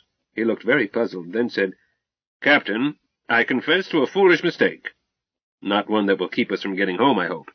No, sir, I'm still learning what our continual craft can do. Captain, we did not aim for Mars. I know. I was chicken. No, sir, you were properly cautious. We aimed for a specific point in empty space. We transited to that point, but not with Mars' proper motion. With that of the solar system, yes. With Earth's motions subtracted, that is, in the program, but we are a short distance ahead of Mars in its orbit, so it is rushing toward us. Does that mean we can never land on any planet but Earth? Not at all. Any vector can be included in the program, either before or after transition, translation, or rotation. Any subsequent change in motion is taken into account by the inertial integrator, but I am learning that we still have things to learn. Jake, that is true even of a bicycle. Quit worrying and enjoy the ride. Brother, what of you? Jake, that doesn't look like the photographs the Mars expedition brought back. Of course not, said Aunt Hilda. I said it was Barsoom. I kept my mouth shut. Ever since Dr. Sagan's photographs, anyone who reads the National Geographic or anything knows what Mars looks like.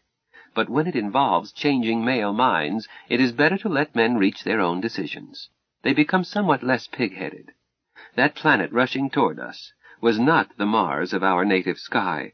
White clouds at the caps, big green areas that had to be forest or crops, one deep blue area that almost certainly was water.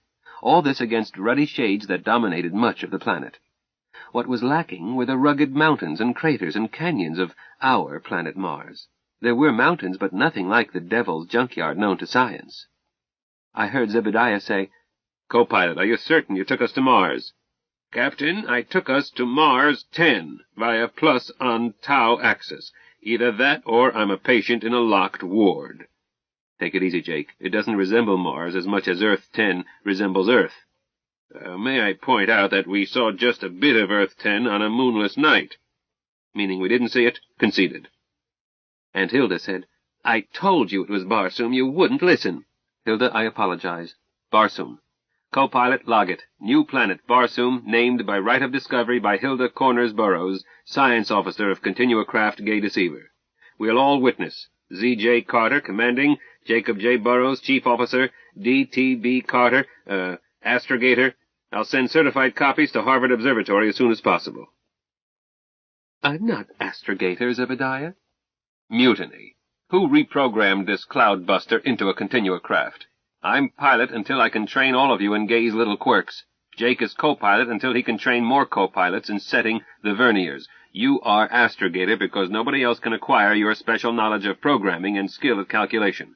None of your lip, young woman, and don't fight the law of space. Sharpie is chief of science because of her breadth of knowledge. She not only recognized a new planet as not being Mars quicker than anyone else, but carved up that double-joined alien with the skill of a born butcher. Right, Jake?" "Sure thing," agreed Pop.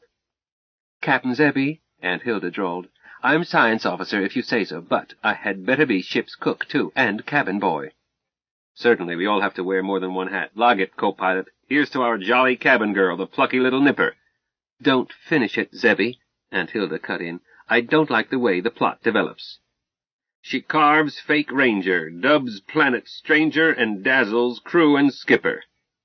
Aunt Hilda looked thoughtful.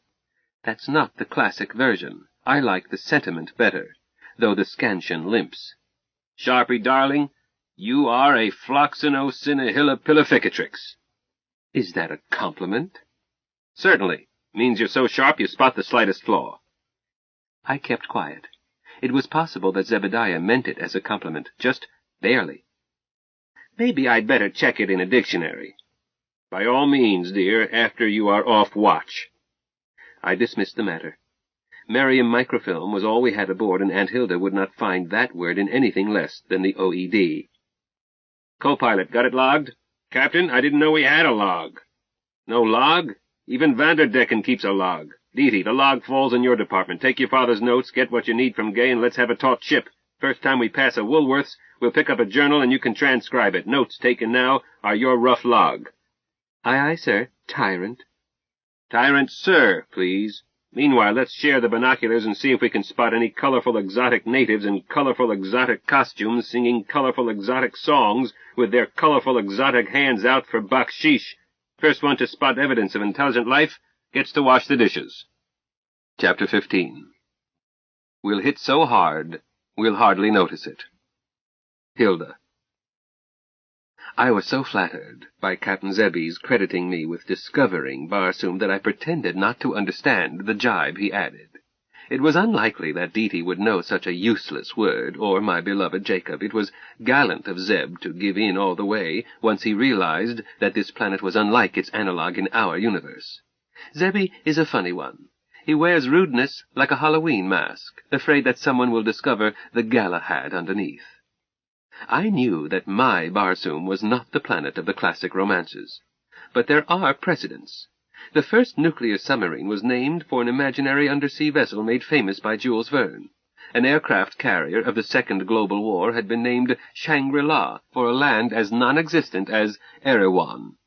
The first space freighter had been named for a starship that existed only in the hearts of its millions of fans. The list is endless. Nature copies art. Or, as Deety put it, Truth is more fantastic than reality. During that hour, Barsoom rushed at us. It began to swell and swell so rapidly that binoculars were a nuisance, and my heart swelled with it in childlike joy. Deedee and I unstrapped so that we could see better, floating just above and behind our husbands while steadying ourselves on their headrests. We were seeing it in half phase, one half dark, the other in sunlight, ochre and umber and olive green and brown, and all of it beautiful. Our pilot and co-pilot did not sightsee. Zebby kept taking sights, kept Jacob busy calculating. At last he said, "Co-pilot, if our approximations are correct, at the height at which we will get our first radar range, we will be only a bit over half a minute from crashing. Check?" "To the accuracy of our data, Captain." "Too close. I don't fancy arriving like a meteor. Is it time to hit the panic button? Advise, please, but bear in mind that should put us 2 clicks over a hot new crater, possibly in the middle of a radioactive cloud. Ideas?" "Captain, we can do that just before crashing, and it either works or it doesn't. If it works, that radioactive cloud will have had more time to blow away. If it doesn't work, we'll hit so hard we'll hardly notice it. Gay Deceiver isn't built to re-enter at 24 clicks per second. She's beefed up, but she's still a Ford, not a re-entry vehicle." "Captain, I can try to subtract the planet's orbital speed. We've time to make the attempt." "Fasten seat belts and report. Move it, gals." Free fall is funny stuff. I was over that deathly sickness, was enjoying weightlessness, but didn't know how to move in it. Nor did Deedee. We floundered the way one does the first time on ice skates, only worse. "Report, damn it!" Deedee got a hand on something, grabbed me. We started getting into seats, she in mine, I in hers. "Strapping down, Captain," she called out, while frantically trying to loosen my belts to fit her. I was doing the same in reverse. "Speed it up," Deedee reported. "Seat belts fastened." While still getting her chest belt buckled, by squeezing out all her breath, I reached over and helped her loosen it. "Co-pilot." "Captain?" "Along L-axis, subtract vector 24 clicks per second, and for God's sake don't get the signs reversed." "I won't." "Execute." Seconds later, Jacob reported, "That does it, Captain. I hope." "Let's check. 2 readings, 10 seconds apart. I'll call the first, you call the end of 10 seconds. Mark." Zeb added, 1.2, record. After what seemed a terribly long time, Jacob said, 7 seconds, 8 seconds, 9 seconds, mark. Our men conferred. Then Jacob said, "Captain, we are still falling too fast." "Of course," said Deedee. "We've been accelerating from gravity. Escape speed for Mars is 5 clicks per second. If Barsoom has the same mass as Mars—" "Thank you, Astrogator. Jake, can you trim off 4 clicks per second?" "Sure. Do it." Done. How does she look?" Distance slowly closing. Hello, Gay." "Howdy, Zeb." "Program, radar, target dead ahead, range." "No reading." "Continue ranging. Report first reading. Add program. Display running radar ranges to target." "Program running. Who blacked your eye?" "You're a smart girl, Gay." "I'm sexy, too. Over." "Continue program." Zeb sighed, then said, "Co-pilot, there's atmosphere down there. I plan to attempt to ground. Comment? Advice?" "Captain, those are words I hoped to hear. Let's go." "Barsoom, here we come." Chapter 16. A Maiden Knight, Eager to Break a Lance. Jake. My beloved bride was no more eager than I to visit Barsoom. I had been afraid that our captain would do the sensible thing, establish orbit, take pictures, then return to our own space-time before our air was stale. We were not prepared to explore strange planets. Gay Deceiver was a bachelor's sports car. We had a little water, less food, enough air for about 3 hours. Our craft refreshed its air by the scoop method. If she made a high jump, her scoop valves sealed from internal pressure just as did commercial ballistic hypersonic intercontinental liners, but high jump is not space travel. True, we could go from point to point in our own or any universe in null time, but how many heavenly bodies have breathable atmospheres? Countless billions, but a small fraction of 1% from a practical viewpoint, and no publication lists their whereabouts. We had no spectroscope, no star catalogs, no atmosphere testing equipment, no radiation instruments, no means of detecting dangerous organisms. Columbus, with his cockle shells, was better equipped than we. None of this worried me. Reckless? Do you pause to shop for an elephant gun while an elephant is chasing you? 3 times we had escaped death by seconds. We had evaded our killers by going to Earth, and that safety had not lasted, so again we fled like rabbits. At least once every human should have to run for his life, to teach him that milk does not come from supermarkets, that safety does not come from policemen, that news is not something that happens to other people. He might learn how his ancestors lived, and that he himself is no different. In the crunch, his life depends on his agility, alertness, and personal resourcefulness. I was not distressed. I felt more alive than I had felt since the death of my first wife. Underneath the persona each shows the world lies a being different from the mask. My own persona was a professorial archetype. Underneath, would you believe, a maiden knight, eager to break a lance? I could have avoided military service, married, a father, protected profession, but I spent 3 weeks in basic training, sweating with the rest, cursing drill instructors, and loving it. Then they took my rifle, told me I was an officer, gave me a swivel chair and a useless job. I never forgave them for that. Hilda, until we married, I knew not at all. I had valued her as a link to my lost love, but I had thought her a lightweight, a social butterfly. Then I found myself married to her, and learned that I had unnecessarily suffered lonely years. Hilda was what I needed. I was what she needed. Jane had known it and blessed us when at last we knew it. But I still did not realize the diamond-hard quality of my tiny darling until I saw her dissecting that pseudo-ranger. Killing that alien was easy, but what Hilda did, I almost lost my supper. Hilda is small and weak. I'll protect her with my life, but I won't underrate her again. Zeb is the only one of us who looks the part of intrepid explorer, tall, broad-shouldered, strongly muscled, skilled with machines and with weapons, and, sine qua non, cool-headed in crisis, and gifted with the voice of command. One night I had been forced to reason with my darling. Hilda felt that I should lead our little band. I was oldest. I was inventor of the time-space distorter. It was all right for Zeb to pilot, but I must command. In her eyes, Zeb was somewhere between an overage adolescent and an affectionate St. Bernard. She pointed out that Zeb claimed to be a coward by trade and did not want responsibility. I told her that no born leader seeks command. The mantle descends on him. He wears the burden because he must. Hilda could not see it. She was willing to take orders from me, but not from her pet youngster, Zebby. I had to be firm. Either accept Zeb as commander, or tomorrow Zeb and I would dismount my apparatus from Zeb's car so that Mr. and Mrs. Carter could go elsewhere. Where? Not my business or yours, Hilda. I turned over and pretended to sleep. When I heard sobs, I turned again and held her, but I did not budge. No need to record what was said. Hilda promised to take any orders Zeb might give once we left. But her capitulation was merely coerced until the gory incident at the pool. Zeb's instantaneous attack changed her attitude. From then on, my darling carried out Zeb's orders without argument, and between times kidded and ragged him as always. Hilda's spirit wasn't broken. Instead, she placed her indomitable spirit subject to the decisions of our captain. Discipline. Self-discipline. There is no other sort. Zeb is indeed a coward by trade. He avoids trouble whenever possible, a most commendable trait in a leader. If a captain worries about the safety of his command, those under him need not worry. Barsoom continued to swell. At last Gay's voice said, "Ranging, boss," as she displayed 1,000 kilometers and flicked at once to 999 kilometers. I started timing when Zeb made it unnecessary. "Smart girl." "Here, Zeb." "Continue range display. Show as H above G. Add dive rate." "Null program." "Correction. Add program. Display dive rate soonest." "New program, dive rate stored. Display starts H above G 600 clicks." "You're a smart girl, Gay." "Smartest little girl in the county. Oh, Daddy and Mommy told me so. Over." "Continue programs." Height above ground seemed to drop both quickly and with stomach-tensing slowness. No one said a word. I barely breathed. As 600 kilometers appeared, the figures were suddenly backed by a grid. On it was a steep curve, height against time, and a new figure flashed underneath the H above G figure. 1,968 kilometers per hour. As the figure changed, a bright abscissa lowered down on the grid. Our captain let out a sigh. "We can handle that, but I'd give 50 cents and a double-dip ice cream cone for a parachute break." "What flavor?"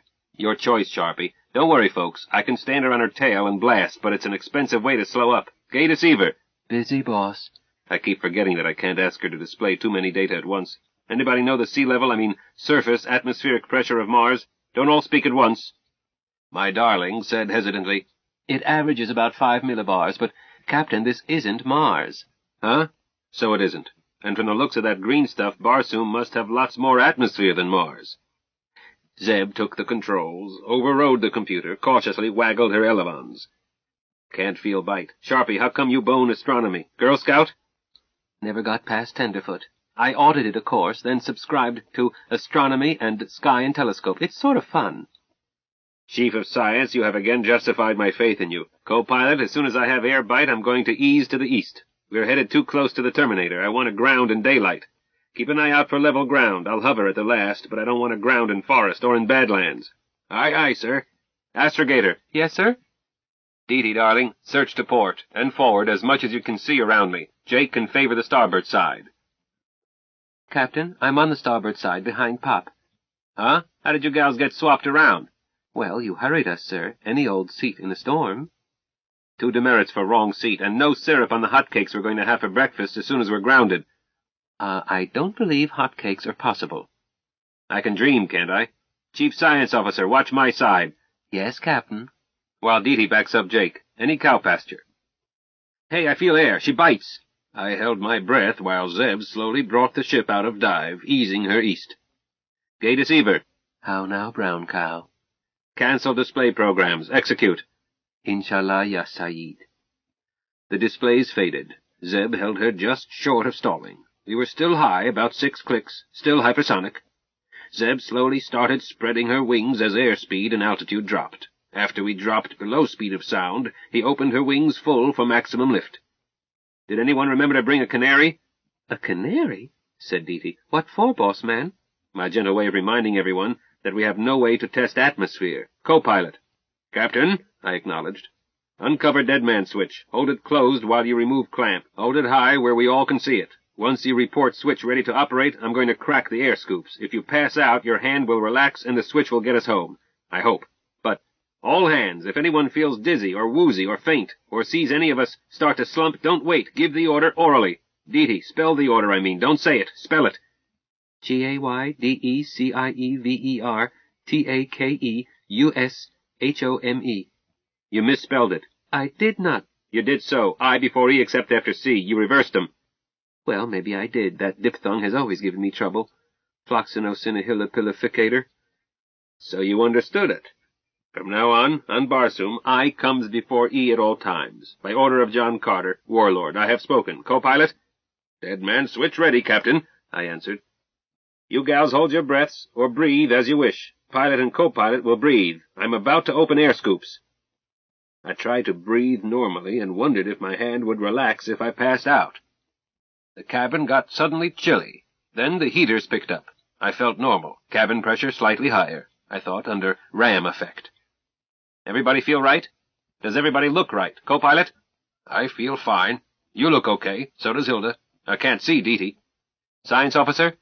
Dee looks normal. I feel fine. Dee, speak up.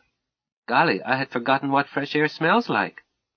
Co-pilot, carefully, most carefully, put the clamp back on the switch, then rack and cover it. Report completion. A few seconds later, I reported. Dead man switch secured, Captain. Good. I see a golf course. We'll ground. Zeb switched to powered flight.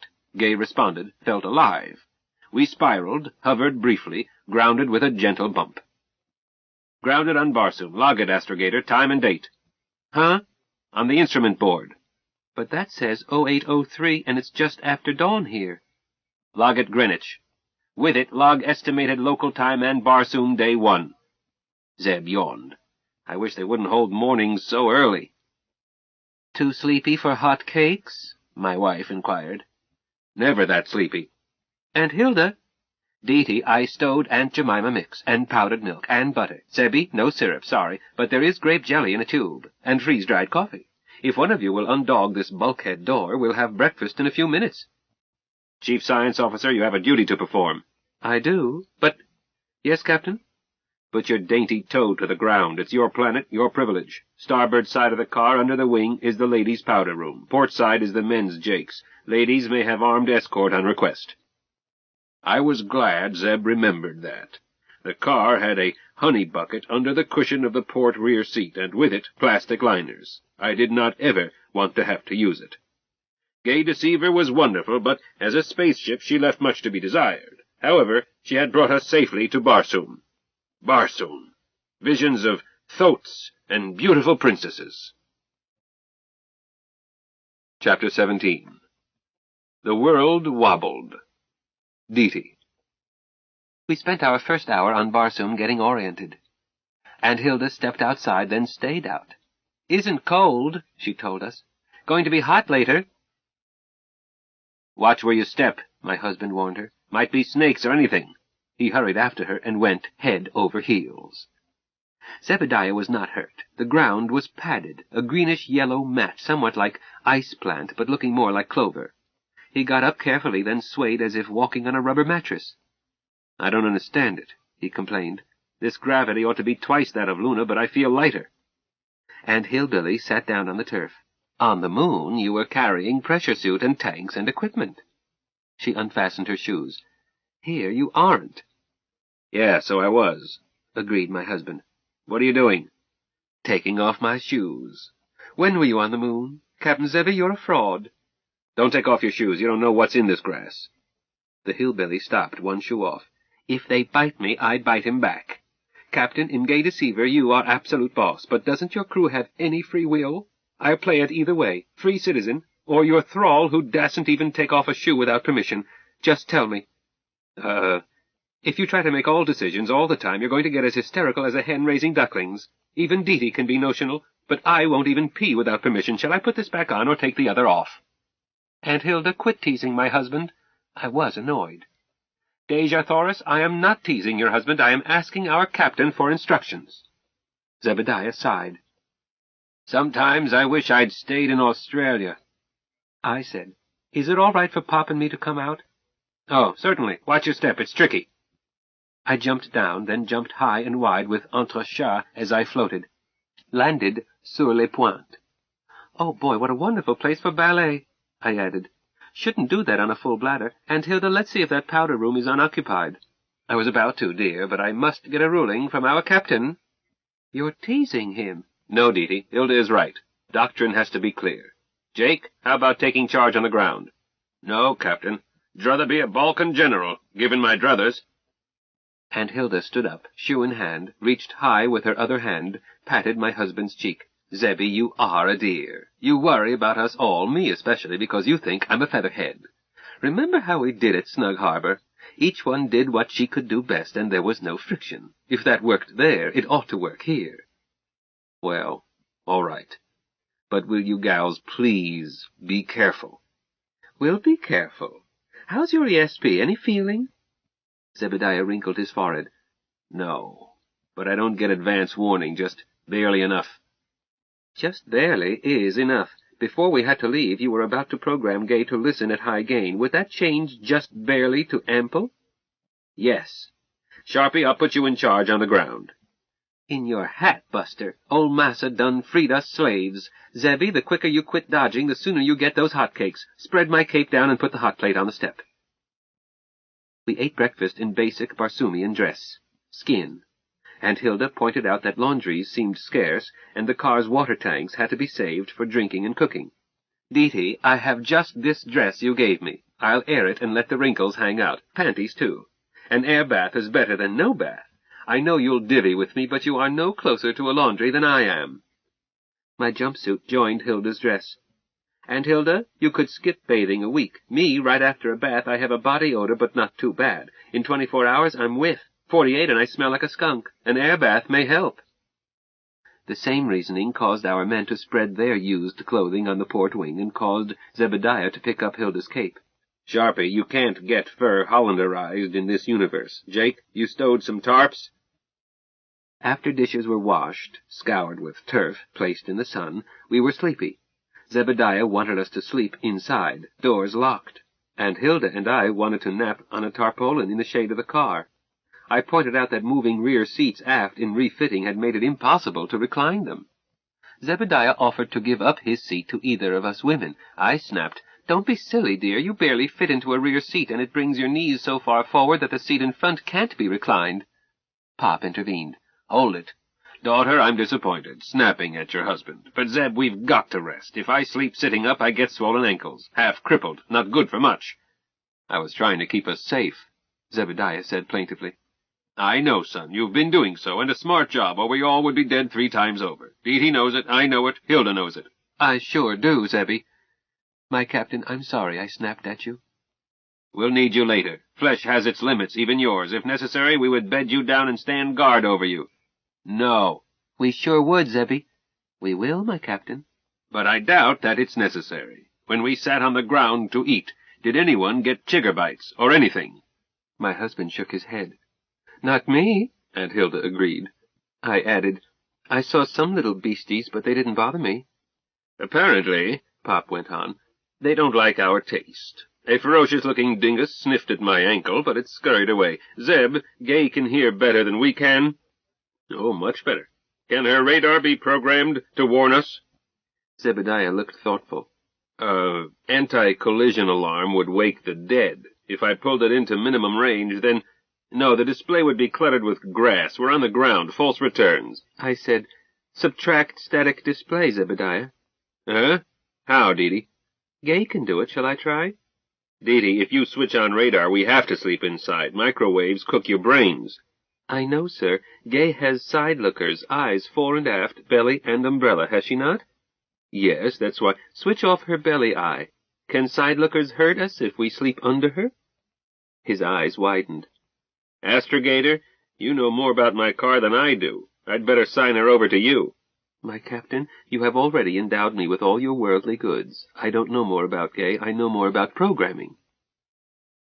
We made a bed under the car by opening Zebediah's sleeping bag out flat, a tarpaulin on each side. Aunt Hilda dug out sheets, in case anyone gets chilly. Unlikely, Pop told her. Hot now, not a cloud and no breeze. Keep it by you, dearest. Here's one for Zebby. She dropped 2 more on the sleeping bag, lay down on it.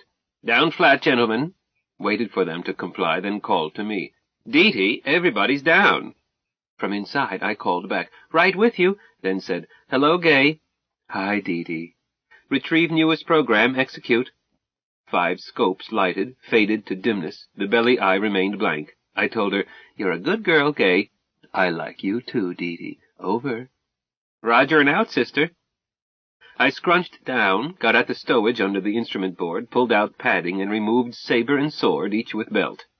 These I placed at the door by a pie tin used at breakfast. I slithered head first out the door, turned without rising, got swords and pie plate, and crawled toward the pallet, left arm cluttered with hardware. I stopped. Your sword, Captain? Dee, do I need a sword to nap? No, sir. I shall sleep soundly knowing that my captain has his sword. Zebediah withdrew it a span, returned it with a click. Silly, but I feel comforted by it, too. I see nothing silly, sir. 10 hours ago you killed a thing with it that would have killed me. I stand, sprawl, corrected, my princess. Deja Thoris is always correct. I hope my chieftain will always think so. He will. Give me a big kiss. What's the pie pan for? Radar alarm test. Having delivered the kiss, I crawled past Hilda and handed Pop his saber. He grinned at me. Dee, hun, you're a 1. Just the security blanket I need. How did you know? Because Aunt Hilda and I need it. With our warriors armed, we will sleep soundly. I kissed Pop, crawled out from under. Cover your ears. I got to my knees, sailed that pan far and high, dropped flat and covered my ears. As the pan sailed into the zone of microwave radiation, a horrid clamor sounded inside the car, kept up until the pan struck the ground and stopped rolling, chopped off. Somebody remind me to recover that. Good night, all. I crawled back, stretched out by Hilda, kissed her good night, set the clock in my head for 6 hours, went to sleep. The sun was saying that it was 14 instead of 14:15, and I decided that my circadian did not fit Barsoom. Would the clock in my head slow to match a day 40 minutes longer? Would it give me trouble? Not likely. I've always been able to sleep any time. I felt grand and ready for anything. I crept off the pallet, snaked up into the car's cabin, and stretched. Felt good. I crawled through the bulkhead door back of the rear seats, got some scarves and my jewelry case, went forward into the space between seats and instrument board. I tried tying a filmy green scarf as a bikini bottom, but it looked like a diaper. I took it off, folded it corner to corner, pinned it at my left hip with a jeweled brooch. Lots better. Indecently decent, Pop would say. I looped a rope of imitation pearls around my hips, arranged strands to drape with the cloth, fastened them at the brooch. I hung around my neck a pendant of pearls and cabochon emeralds from my father the day I received the title Doctor of Philosophy. I was adding bracelets and rings when I heard psst, looked down and saw the hillbilly's head and hands at the doorsill. Hilda put a finger to her lips. I nodded, gave her a hand up, whispered, "Still asleep?" "Like babies." "Let's get you dressed, Princess Thuvia."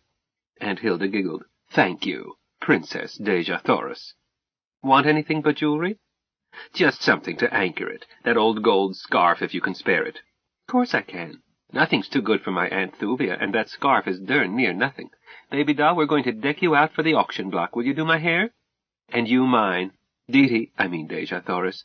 I miss a three-way mirror." "We'll be mirrors for each other," I told her.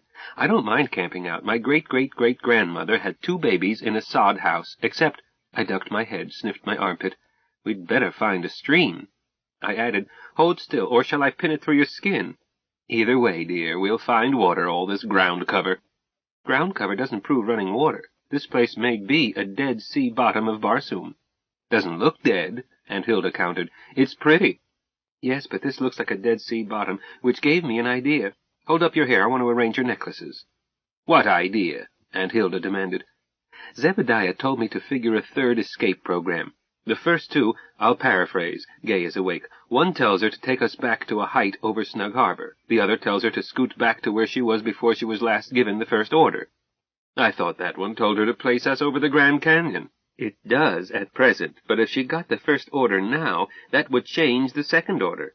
Instead of over the Grand Canyon, we would be back here quicker'n a frog could wink its eye." "Okay, if you say so." "She's programmed that way. Hit the panic button and we are over our cabin site. Suppose we arrive there and find trouble, then use the C order. She takes us back to wherever she last got the T order.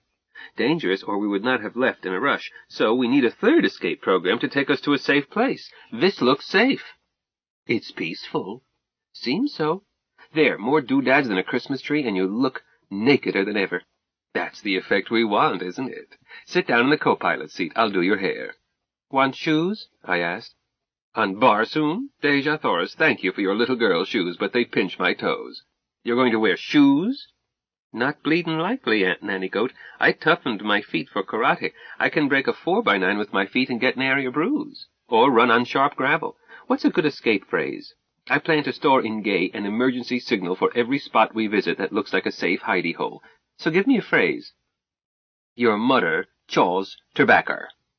Nanny Goat, a code phrase should have a built-in mnemonic.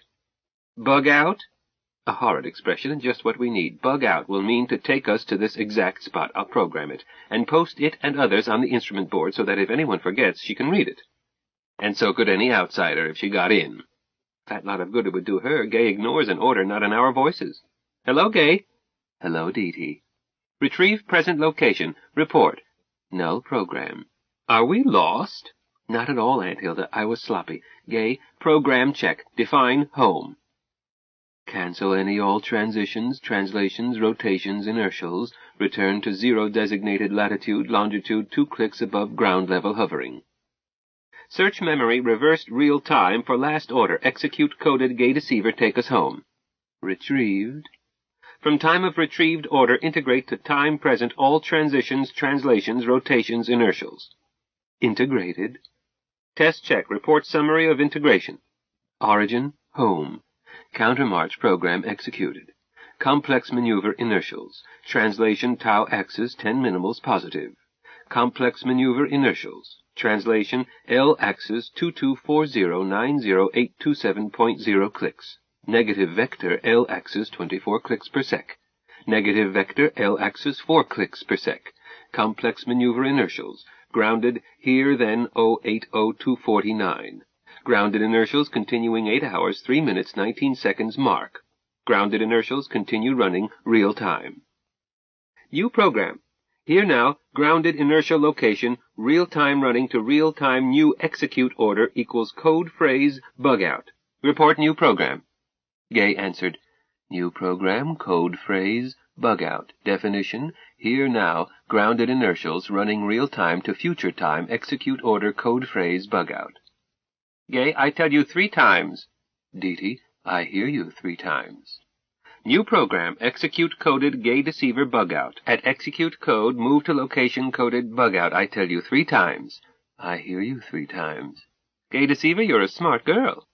Deety, why don't you leave that big ape and live with me? Over. Good night, Gay. Roger and out. Hillbilly, I didn't give you that answer. I tried to look fierce. Why, Deety, how could you say such a thing?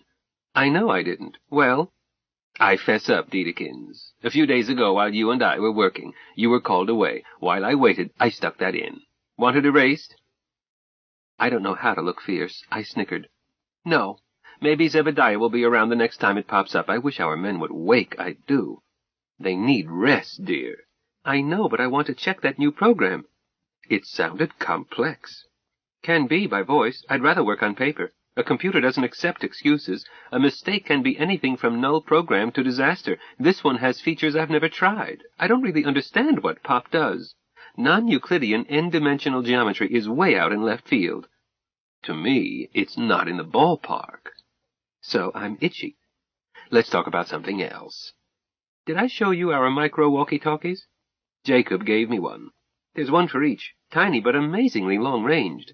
Uses less power than a hand calculator and weighs less, under 200 grams. Mass, I mean. Weight here is much less. Today I thought of a new use. Gay can accept their frequency. That's nice. How do you plan to use this? This car can be remote-controlled. Deety, who would you want to do that? I admitted that I did not know.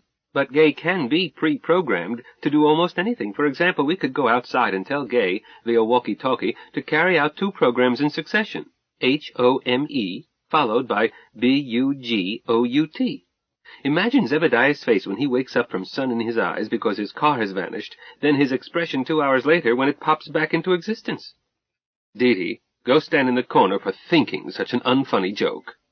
Then Aunt Hilda looked thoughtful. Why would it take 2 hours? I thought Gay could go anywhere in no time. Depends on your postulates, Princess Thuvia. We took a couple of hours to get here because we fiddled. Gay would have to follow that route in reverse because it's the only one she knows. Then... I stopped, suddenly confused. Or would it be 4 hours? No, vectors would cancel and... But that would make it instantaneous. We would never know that she had left. Or would we? Aunt Hilda, I don't know. Oh, I wish our men would wake up. I do. The world wobbled, and I felt scared. I'm awake, Pop answered, his head just showing above the doorsill. What's this debate? He gave Aunt Hilda a lecherous leer. Little girl, if you'll come up to my room, I'll give you some candy. Get away from me, you old wolf. Hilda, my love, I could sell you down to Rio and retire on the proceeds. You look like expensive stuff. I'm very expensive stuff, darling wolf. All I want is every cent a man has and constant pampering, then a fat estate when he dies. I'll try to die with plenty of money in the bank, dearest. Instead, we're both dead and our bank accounts have gone heaven knows where, and I haven't a rag to my back, and I'm wonderfully happy. Come inside, mind the radar, and kiss me, you old wolf. You don't have to buy me candy. Pop, I asked, is Zebediah asleep? Just woke up. I spoke to Gay, then to Pop. Will you tell Zebediah radar is off? He can stand up without getting his ears fried. Sure. Pop ducked down and yelled, Zeb, it's safe. Her husband left. Coming, Zebediah's voice rumbled back. Tell Deety to put the stakes on. My darling appeared, wearing sword, carrying pie pan and sheets. Are the stakes ready? He asked, then kissed me. Not quite, sir, I told him. First go shoot a thoat, or will you settle for peanut butter sandwiches? Don't talk dirty. Did you say thoat? Yes, this is Barsoom. I thought that was what you said. If that's a pun, you can eat it for supper with peanut butter. Zebediah shuddered. I'd rather cut my throat. Pop said, Don't do it, Zeb. A man can't eat with his throat cut. He can't even talk clearly. Aunt Hilda said mildly, If you 3 will cease those atrocities, I'll see what I can scrape up for dinner. I'll help, I told her, but can we run my test first? I'm itchy. Certainly, Deety. It will be a scratch meal. Pop looked at Aunt Hilda reproachfully. And you told us to stop. "What test?" demanded my husband. I explained the bug-out program. I think I programmed it correctly, but here is a test. Road the car 100 meters. If my program works, fine. If it tests null, no harm done, but you and Pop will have to teach me more about the twister before I'll risk new programming. I don't want to road the car, Dee. I'm stingy with every erg until I know when and where I can juice gay. However, Jake, what's your minimum transition? 10 kilometers. Can't use spatial quanta for transitions, too small, but the scale goes up fast. Logarithmic. That's short range. Middle range is in light years. Logarithmic again. What's long range, Jake? Gravitic radiation versus time. We won't use that one. Why not, Jacob? Asked Aunt Hilda. Pop looked sheepish. I'm scared of it, dearest. There are 3 major theories concerning gravitic propagation. At the time I machined those controls, one theory seemed proved. Since then, other physicists have reported not being able to reproduce the data, so I blocked off long range. Pop smiled sourly. I know the gun is loaded, but not what it will do, so I spiked it. Sensible, agreed my husband. Russian roulette lacks appeal. Jake, do you have any guess as to what options you shut off? Better than a guess, Zeb. It reduces the number of universes accessible to us on this axis from the 6th power of 6 to the 6th power to a mere 6 to the 6th power, 46,656. Gee, that's tough. I didn't mean it as a joke, Zeb. Jake, I was laughing at me. I've been looking forward to a lifetime exploring universes, and now I learned that I'm limited to a fiddlin' 46,000 and some. Suppose I have a half-century of exploration left in me. Assume that I take off no time for eating, sleeping, or teasing the cat. How much time can I spend in each universe? About 9 hours, 20 minutes per universe, I told him. 9 hours, 23 minutes, 38.722 seconds, plus, to be more nearly accurate. Dee, let's do be accurate, Zebediah said solemnly. If we stayed a minute too long in each universe, we would miss nearly 100 universes. I was getting into the spirit. Let's hurry instead. If we work at it, we can do 3 universes a day for 50 years. 1 of us on watch, 1 on standby, 2 off duty, and still squeeze in maintenance plus a few hours on the ground once a year, if we hurry. We haven't a second to lose, Zebediah answered. All hands, places, stand by to lift. Move! I was startled, but hurried to my seat. Pop's chin dropped, but he took his place. Aunt Hilda hesitated a split second before diving for her seat, but as she strapped herself in, wailed, Captain, are we really leaving Barsoom? Quiet, please. Gate deceiver, close doors. Report seat belts. Co-pilot, check starboard door seal. Seat belt fastened, I reported with no expression. Mine's fastened. Oh, dear. Co-pilot, by low range, H-axis, upward, minimum transition. Set, Captain. Execute. Sky outside was dark, the ground far below. 10 clicks exactly, my husband approved. Astrogator, take the con, test your new program. Science officer, observe. Yes, sir. Gate deceiver, bug out. We were parked on the ground. Science officer, report, Zebediah ordered. Report what? Aunt Hilda demanded. We tested a new program. Did it pass test? We seem to be back where we were. We were weightless maybe 10 seconds. I guess the test was okay, except... Except what? Captain Zebby, you're the worst tease on Earth, and Barsoom. You did so put lime jello in my pool. I was in Africa. Then you arranged it. Hilda, please, I never said we were leaving Barsoom. I said that we haven't a second to waste. We don't, with so much to explore. Excuses. What about my clothes? All on the starboard wing. Where are they now? Floating up in the stratosphere? Coming down where? I'll never find them. I thought you preferred to dress Barsoomian style. Doesn't mean I want to be forced to. Besides, Dee lent them to me. I'm sorry, Dee. I patted her hand. It's all right, Aunt Hilda. I'll lend you more. Give them, I mean. I hesitated, then said firmly, Zebediah, you should apologize to Aunt Hilda. Oh, for the love of... Sharpie, darling. Yes, Zebby. I'm sorry I let you think that we were leaving Barsoom. I'll buy you clothes that fit. We'll make a quick trip back to Earth. Don't want to go back to Earth. Aliens, they scare me. They scare me, too. I started to say Earth without a J. It's so much like our own that I can probably use U.S. money. If not, I have gold, or I can barter. For you, Sharpie, I'll steal clothes. We'll go to Phoenix without a J tomorrow. Today, we take a walk and see some of this planet, your planet, and we'll stay on your planet until you get tired of it. Is that enough? Or must I confess putting Jell-O into your pool when I didn't? You really didn't? Cross my heart. Be darned. Actually, I thought it was funny. I wonder who did it. Aliens, maybe? They play rougher than that. Sharpie, darling, I'm not the only weirdo in your stable, not by dozens. Guess maybe. Zebby, will you kiss Sharpie and make up? On the ground, under the starboard wing, we found our travel clothes, and under the port wing, those of our husbands. Zebediah looked bemused. Jake, I thought Hilda was right. It had slipped my mind that we had clothing on the wings. Use your head, son. I'm not sure I have one. I don't understand it either, darling, Aunt Hilda added. Daughter? Pop said. Pop, I think I know, but I pass. Zeb, the car never moved. Instead— Aunt Hilda interrupted. Jacob, are you saying that we did not go straight up? We were there 5 minutes ago. Yes, my darling, but we didn't move there. Motion has a definable meaning, a duration of changing locations, but no duration was involved. We did not successfully occupy loci between here then and there then. Aunt Hilda shook her head. I don't understand. We went whoosh up into the sky, then whoosh back where we started. My darling, we didn't whoosh. Dee, don't be reticent. I sighed. Pop, I'm not sure there exists a symbol for the referent. Aunt Hilda, Zebediah, a discontinuity. The car— Got it, said Zebediah. I didn't, Aunt Hilda persisted. Like this, Sharpie, my husband went on. My car is here. Spung, it vanishes. Our clothes fall to the ground. 10 seconds later, flip, we're back where we started, but our clothes are on the ground. Get it now? I guess so, yes. I'm glad you do, because I don't. To me it's magic. Zebediah shrugged. Magic. Magic, I stated, is a symbol for any process not understood. That's what I said, Dee. Magic. Jake, would it have mattered if the car had been indoors?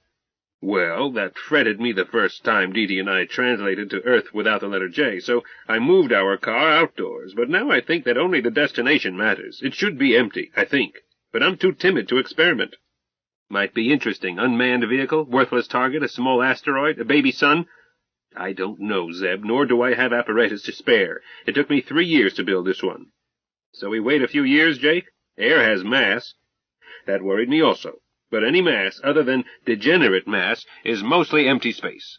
Air, Earth sea level air, has about 1,000th the density of the human body. The body is mostly water, and water accepts air readily. I can't say that it has no effect. Twice I've thought that my temperature went up a trifle at transition or translation in atmosphere, but it could have been excitement. I've never experienced caisson disease from it. Has any of us felt discomfort? Not me, Jake. I felt all right, Pop, I agreed. I got space sick till Dee cured it, Aunt Hilda added. So did I, my darling, but that was into vacuo and could not involve the phenomenon. Pop, I said earnestly, we weren't hurt. We don't have to know why. A basic proposition of epistemology, bedrock both for the 3 basic statements of semantics and for information theory, is that an observed fact requires no proof. It simply is, self-demonstrating.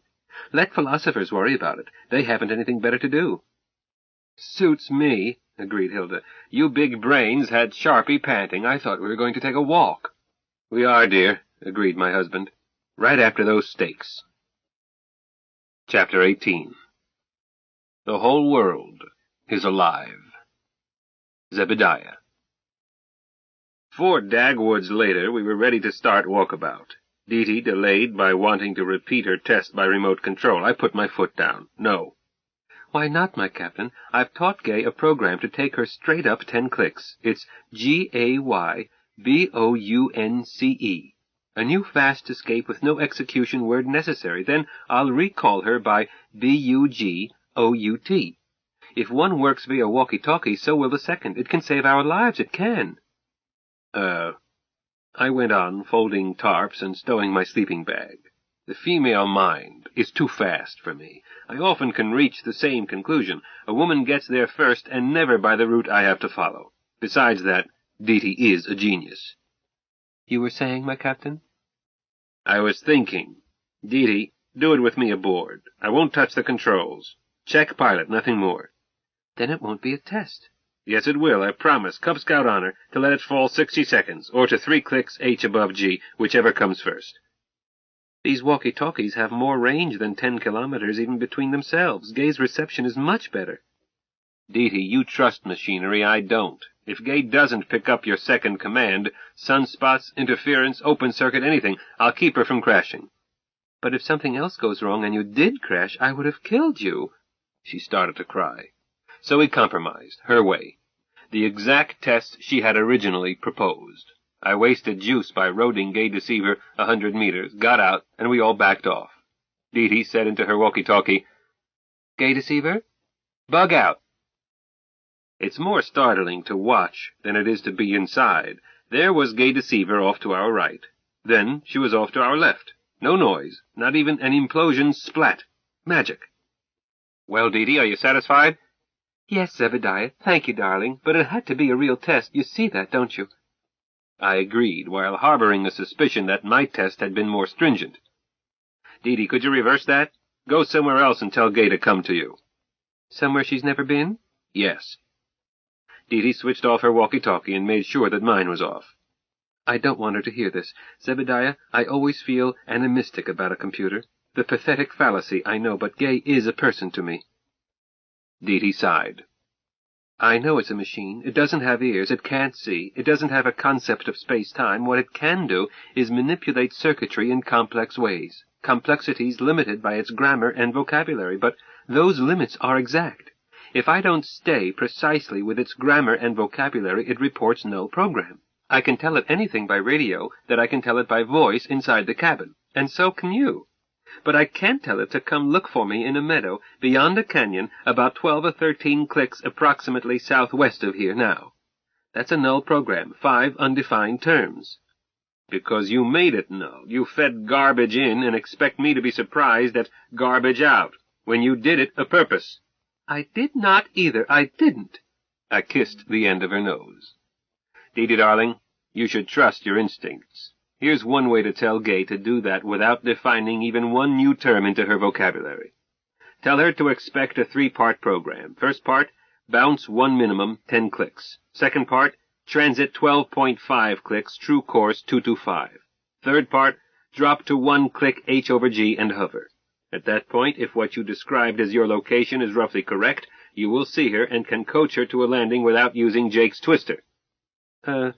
12.5 kilometers can't be done in units of 10 kilometers. Powered flight?" "Waste juice? Hon, you just flunked high school geometry. Using Euclid's tools, compass, and straight edge, lay out that course and distance, then lay out how to get there in 10-click units, no fractions." My wife stared. Then her eyes cleared. "Transit 1 minimum true course 173 2/3, then transit 1 minimum true course 276 1/3.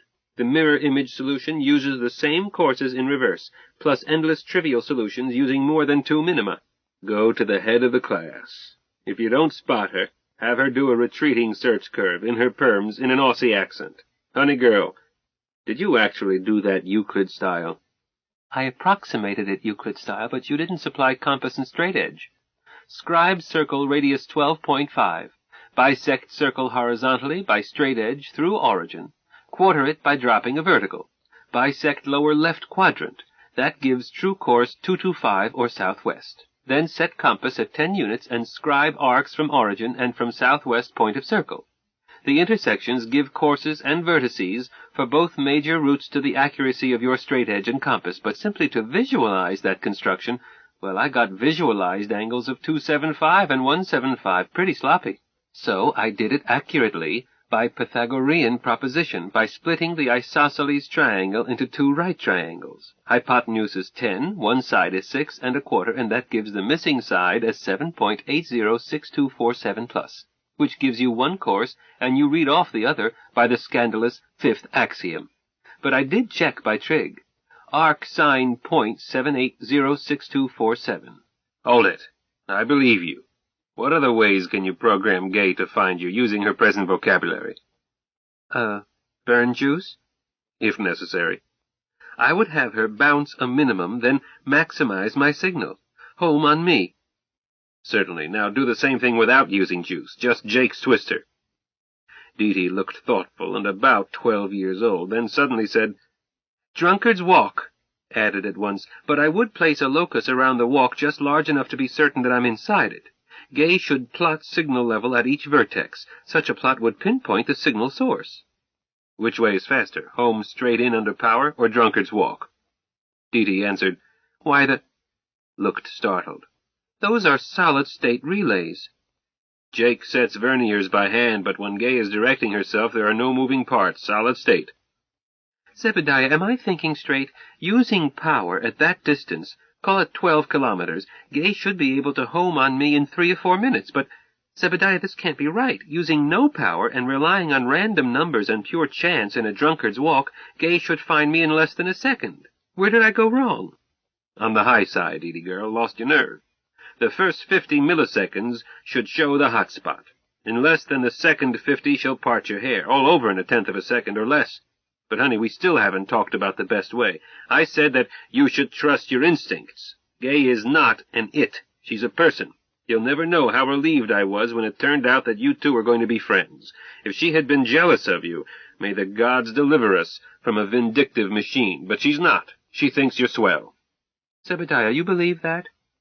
Deja Thoris, I know that. Dee looked relieved.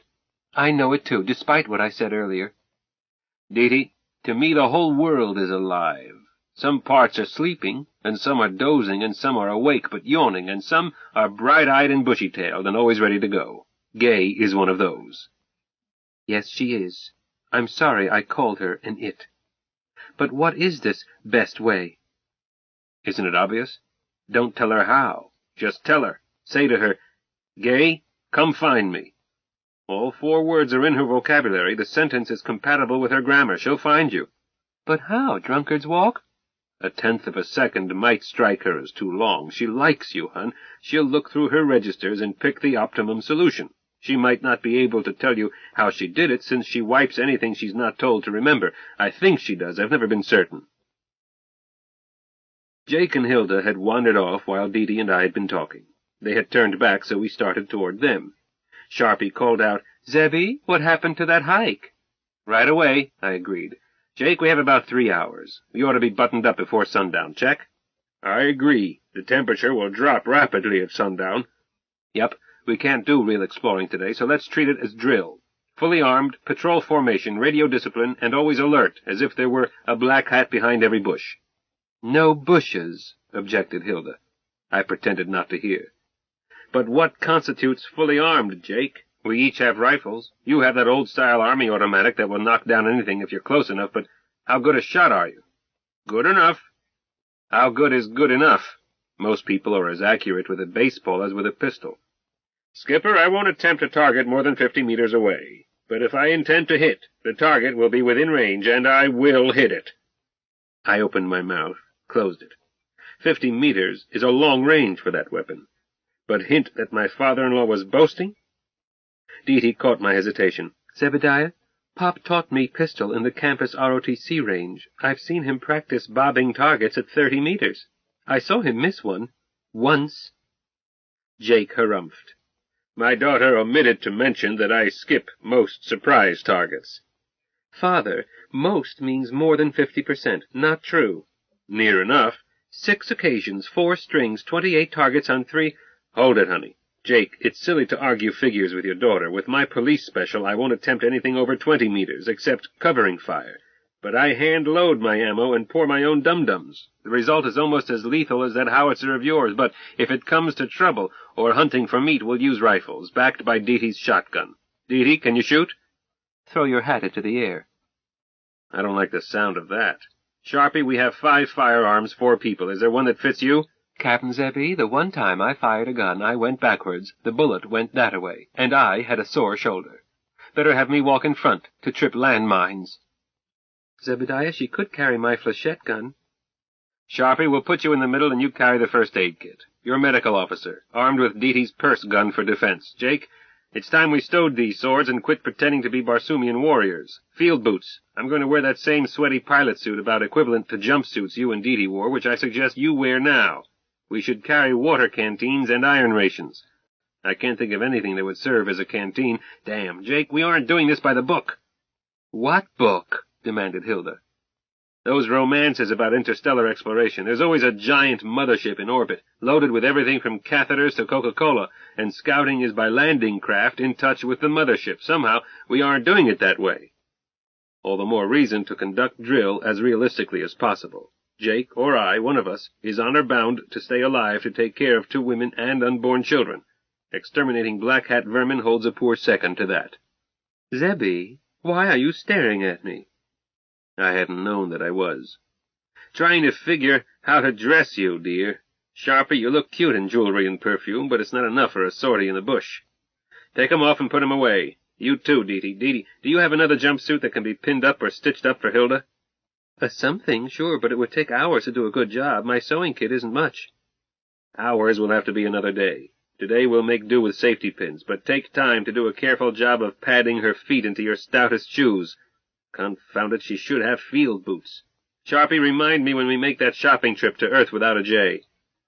To hear is to obey, exalted one. Is it permitted to make a parliamentary inquiry? She startled me. Hilda, what did I do to cause that frosty tone? It was what you didn't do. Suddenly she smiled, reached high, and patted my cheek. You mean well, Zebby, but you slipped. While Gay Deceiver is on the ground, we're equal. But you've been giving orders right and left. I started to answer. Jake cut in. Hilda, my love, for a scouting expedition, the situation becomes equivalent to a craft in motion. Again, we require a captain. Sharpie turned toward her husband. Conceded, sir. But may I point out that we are not yet on that hike? Zebby has consulted you. He has not consulted Dee-Dee and me. He asked us for information. Darned seldom. Aside from that, he has simply laid down the law. What are we, Zebby, poor little female critters whose opinions are worthless? Caught with your hand in the cookie jar, throw yourself on the mercy of the court. Sharpie, you're right, and I'm dead wrong. But before you pass sentence, I claim extenuating circumstances, youth and inexperience, plus long and faithful service. You can't, put in my helpful wife. You can plead one or the other, but not both. They can't overlap. Sharpie stood on tiptoes and kissed my chin. In Zebby's case, they do overlap. Do you still want to know what to use as water canteens? Certainly. Then why didn't you ask? But I did. No, Captain Zebby, you did not ask, and did not even give us time to volunteer the answer. I'm sorry, Hilda. Too many things on my mind. I know, dear. Sharpie does not mean to scold, but I had to get your attention. That baseball bat? Almost. For an ersatz canteen, a hot water bottle? Again she startled me. In the danger we were in when we left, you worried about cold feet in bed and packed a hot water bottle? 2, answered Dee-Dee. Aunt Hilda fetched one, so did I. Dee-Dee, you don't have cold feet, and neither do I. Sharpie said, Dee-Dee, is he actually that naive? I'm afraid he is, Aunt Hilda, but he's sweet. And brave, added Hilda, but retarded in spots. They do overlap in Zebby's case. He's unique. What, I demanded, are you talking about? Aunt Hilda means that when you refitted Gay, you neglected to install a bidet. Oh, that was the wittiest I could manage. It's not a subject I give much thought to. No reason you should, Zebby, although men use them too. Zebediah does. Pop too. Bidets, I mean, not hot water bottles. I meant hot water bottles, dear. As medical officer, I may find it necessary to administer an enema to the captain. Oh, no, I objected. You're not equipped. But she is, Zebediah. We fetched both sorts of nozzles. But you didn't fetch 4 husky orderlies to hold me down. Let's move on. Sharpie, what was the advice you would have given if I had been bright enough to consult you? Some is not advice, but a statement of fact. I'm not going for a hike on a hot day, swaddled in a pinned-up jumpsuit 8 sizes too big. While you all play cowboys and Indians, I'm going to curl up in my seat and read the Oxford Book of English Verse. Thank you for fetching it, Jacob. Hilda, beloved, I will worry. No need to worry about me, Jacob. I can always tell Gay to lock her doors. But were I to go with you, I would be a handicap. You 3 are trained to fight. I'm not. Sharpie turned toward me. Captain, since I'm not going, that's all I have to say. What was there for me to say? Thank you, Hilda. Dee-Dee, do you have things on your mind? Yes, sir. I go along with field boots and jumpsuits and so forth, even though they'll be beastly hot, but I wish you would change your mind about your sword and Pop's saber. Maybe they aren't much compared with rifles, but they're good for my morale. Hilda interjected. Had I decided to go, Captain, I would have said the same. Possibly it is an emotional effect from what happened, was it only yesterday? But perhaps it is subconscious logic. Just yesterday, bare blades defeated a man, a thing, an alien, armed with a firearm and ready to use it. Jake spoke up. Captain, I didn't want to take off my saber. We'll wear them. Any excuse is a good excuse to wear a sword. Are we through? We've lost an hour and the sun is dropping. Didi? One more thing, Zebediah, and I expect to be outvoted. I say to cancel the hike. So? Princess, you've said too much or not enough. If we do this, we spend the night here, sitting up. If we chase the sun instead, there were lights on the night side that looked like cities. There was blue on the day side that looked like a sea. I think I saw canals. But whether we find something or not, at worst we'll catch up with sunrise and be able to sleep outdoors in daylight just as we did today.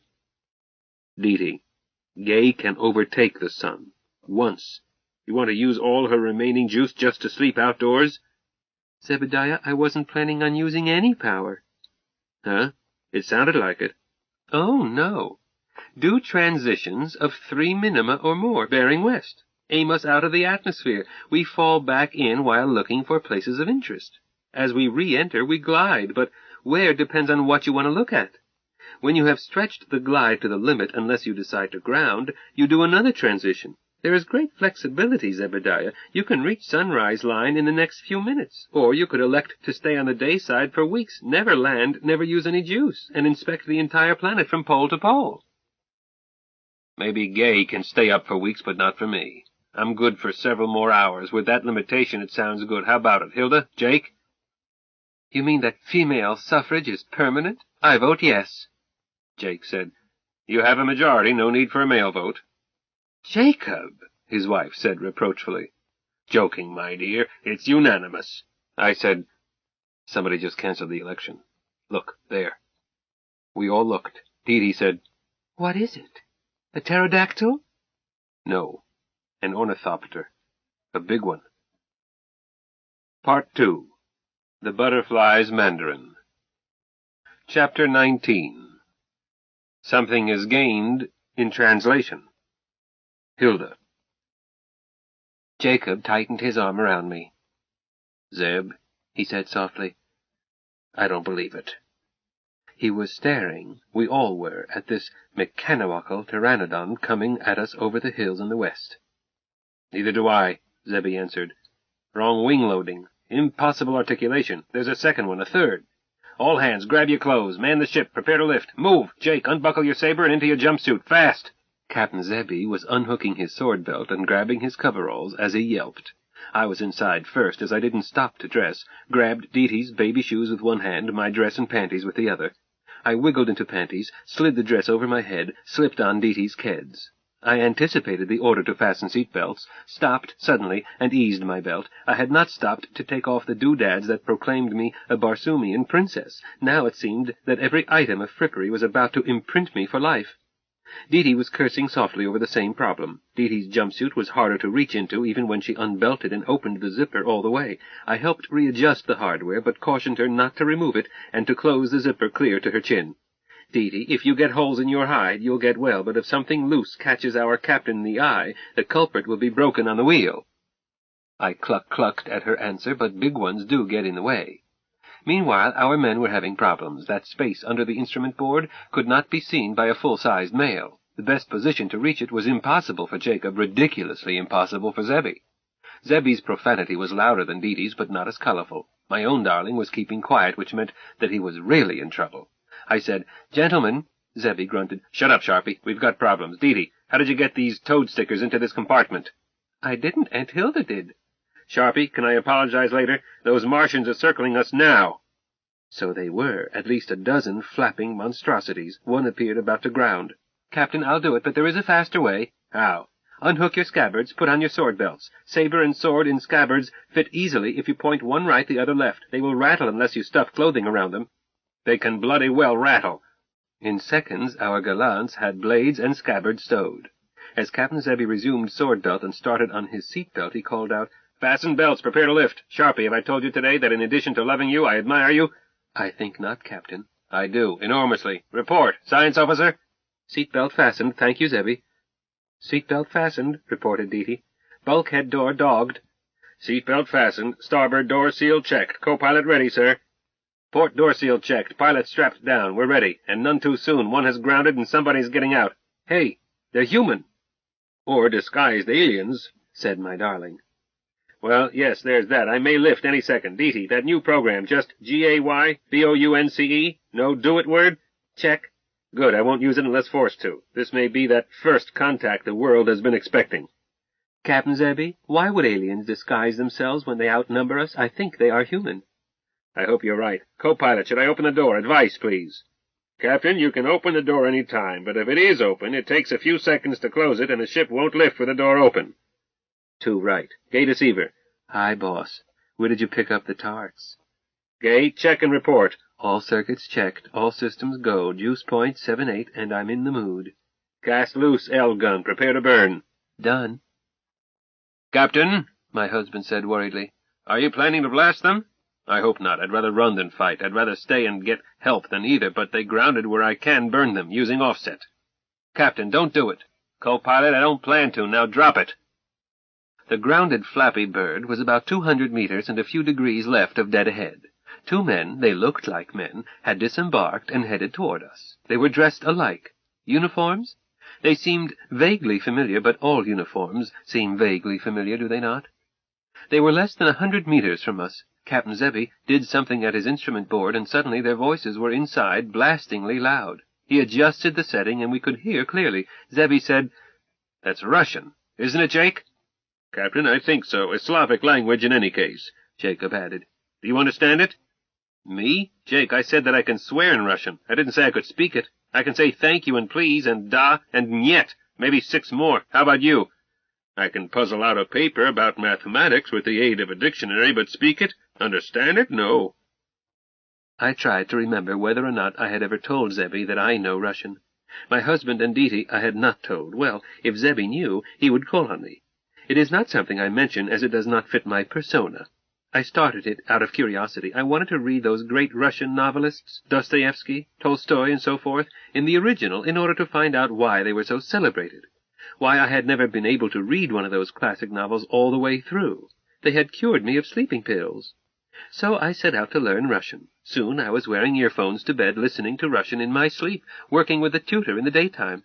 I never mastered a good accent. Those 6 consonants-in-a-row words tie knots in my tongue, but one cannot read a language easily unless one can hear the words. So I learned the spoken language along with the written. Oh yes, those classic novels. Having invested so much effort, I carried out my purpose. War and Peace, The Idiot, The Brothers Karamazov, Anna Karenina, and so forth. Would you believe it? Something is gained in translation. The originals are even more depressing and soporific than translations. I'm not sure what purpose Russian fiction has, but it can't be entertainment. I decided to wait.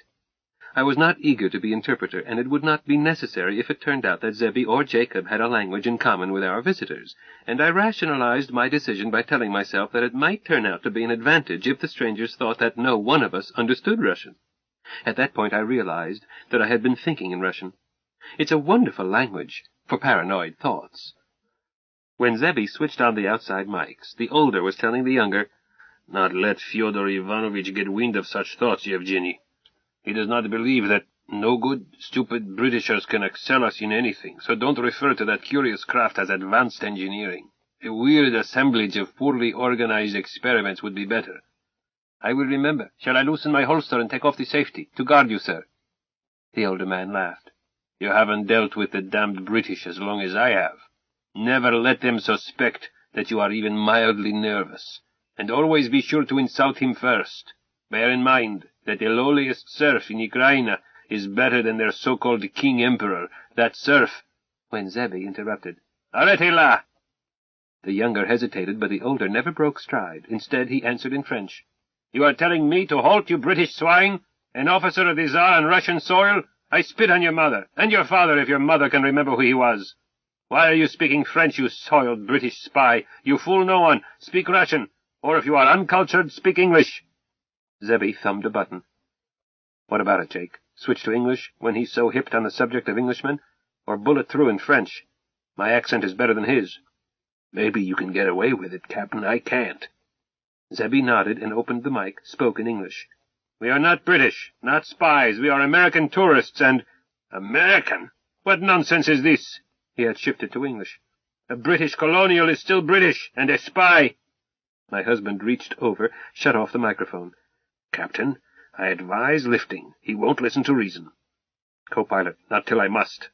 We don't even have enough water. I must try to parley." Zebby thumbed the switch. I am not a British colonial. I am Zeb Carter of California, a citizen of the United States of America. I have my passport. If we have trespassed, we regret it and apologize. Spy! That is the most bold-faced bluff I have ever heard. There is no such country as the United States of America. I am placing you under arrest, in the name of His Imperial Majesty the Tsar of all the Russias, by authority delegated to me by his Viceroy for New Russia, Grand Duke Fyodor Ivanovich Romanov. I arrest you and your party for the crime of espionage. Open up!" By now they had reached Gay Deceiver and were at the port side door. Zebby answered, "You haven't told me your name, much less identified yourself as a Russian officer, or shown any authority over what is clearly unoccupied land." "What? Preposterous! I am Colonel the Count Morinovsky of Novi Kiev, of the Viceroy's Imperial Guard. As for my authority, look at the sky around you." The self-proclaimed colonel drew his pistol, reversed it, and used the butt to pound on the door. "Open up, I said!" Zebby has good temper and calm judgment. Both are likely to slip if anyone abuses Gay Deceiver. He said softly, "Colonel, your craft on the ground ahead. Is there anyone in it?" Of course not. It's a two-seater, as anyone can see. My private scout about. Never mind that. Keep quiet and open up." Zebby again switched off his microphone. "Gay Deceiver. At command, execute. Burn 1/10 of a second at point of aim, intensity 4. Gotcha, boss. "Colonel, how can you take 4 prisoners in a two-seater?" "Simple. You and I will ride in your vehicle. The other members of your party will be hostage for your good behavior and will ride where assigned. You won't see which craft, lest you get foolish ideas. My pilot will fly my craft." "Execute." The grounded ornithopter began to burn fiercely, but the colonel did not see it. We saw it, but he was looking at Zebby. Zebby said, "Colonel, please stand clear of the door so that I can open it." "Oh, very well." "Colonel, look!" The younger officer, in stepping back, caught sight of the fire, and I have rarely heard such anguish. Or, an instant later in the colonel's face, such astonishment switching to rage. He attempted to shoot Zebby, with his hand still gripping the barrel of his pistol. In a moment he realized what he was doing and flipped it to catch it by the grip. I never saw whether or not he made the catch. Captain Zebby commanded, "Gay, bounce!" and the scene blacked out while the colonel's hand was open for the catch. Zebby was saying, "Jake, I lost my temper. I should not have done it. It ruined our last chance to deal with those Russians, but I hope it taught the ruddy snarf not to go around hammering dents into other people's cars." "Captain, you did not ruin our last chance. We never had one. You ran into classic Russian xenophobia. The commies didn't invent that attitude. It goes back at least 1,000 years. Read your history." Jacob added, "I'm not sorry you burned his kite. I wish he had to walk home. Regrettably, one of his craft will pick him up." End of side 4. Change side selector switch. This book is continued. This book is continued.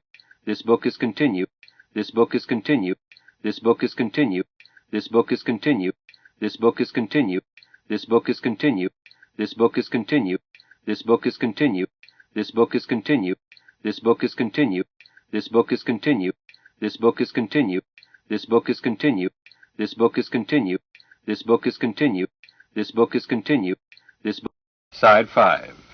The Number of the Beast. Continuing on page 177.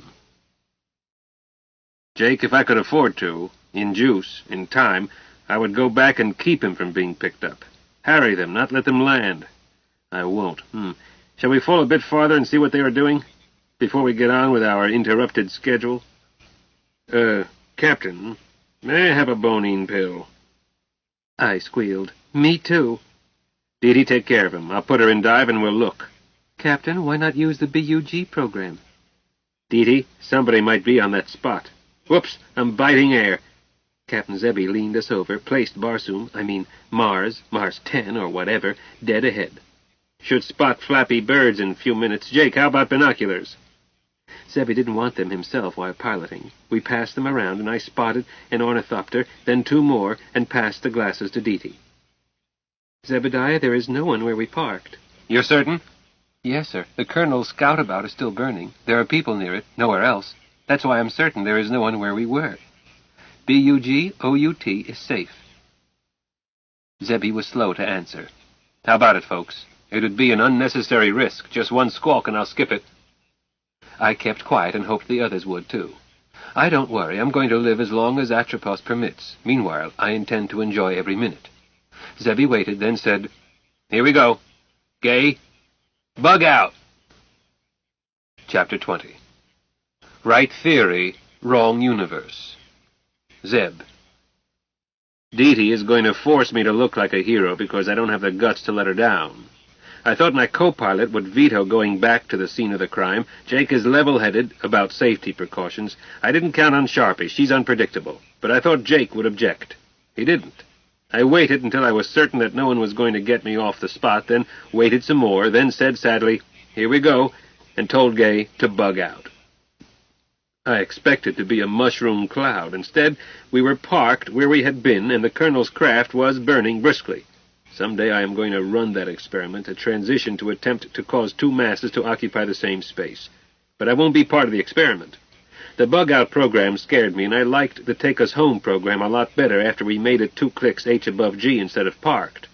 Could the bug-out program be modified so that Gay sneaked up on her target, checked it by radar before accepting it? Take it up with Dee Dee, Zeb. Stick to what you know. The Russians appear to be slow to notice our return. One ornithopter had grounded not far from the fire. There were several bystanders.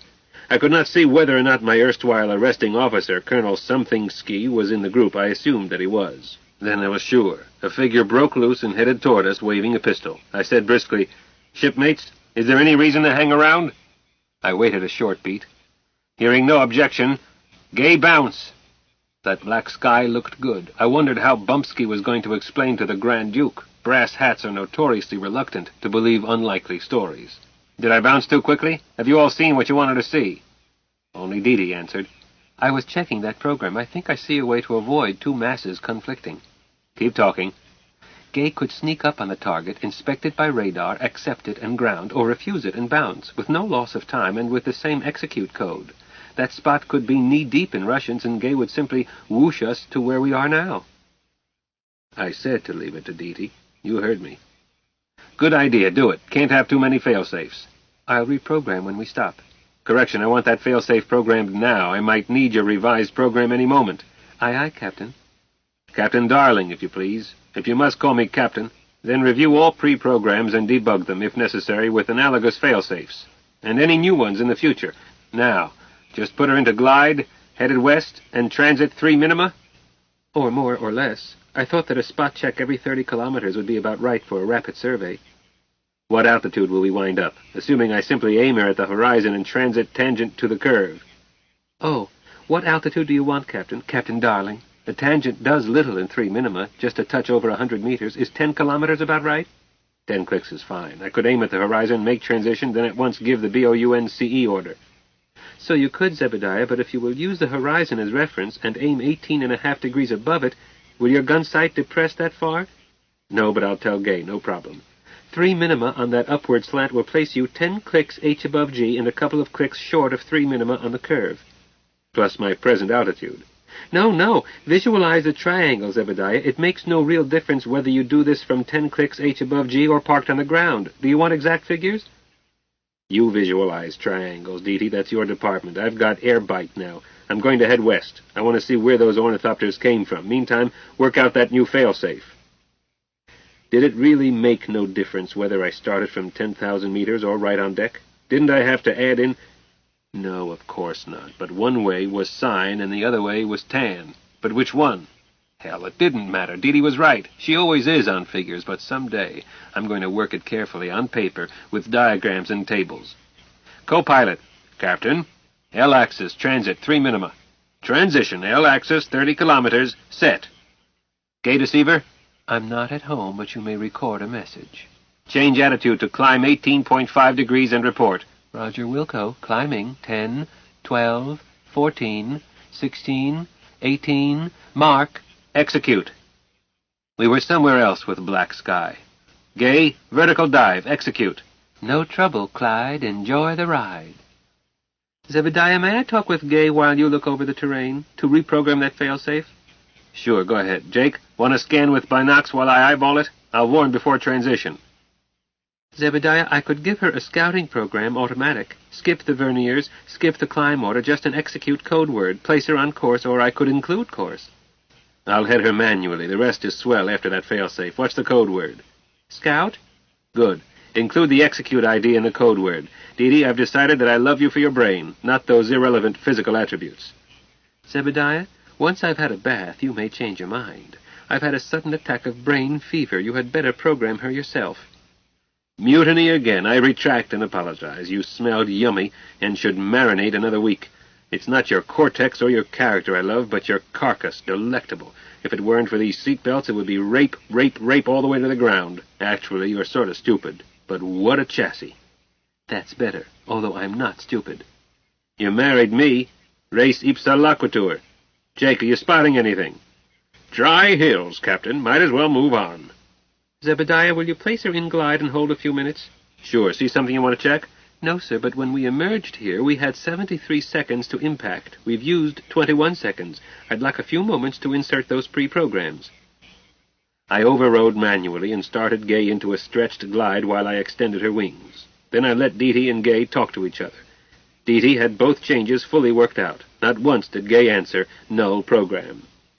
I was about to warn Dee that Gay was not a sailplane when she reported, All done, Captain. For the S program, I added in an alarm for 2 clicks H above G. Good idea. So now I head west again and give her that S code word. No execute? Yes, sir. Except I'd like to try the revised BUGOUT program. It has been less than 4 minutes since we left. Someone may be in that exact spot. Dee, I share your curiosity. But it's like testing a parachute the hard way. Can't we save it until we need it? Then if there is a glitch, we'll be dead so fast we'll hardly notice it. Dee said nothing. I waited, then said, Comment, please? No comment, Captain. Dee's answer was toneless. Science officer, comment, please? I have no comment to offer, Captain. A slight chill. Co-pilot, I require your advice. If the captain please, am I privileged to ask for written orders? Well, I'll be dipped in...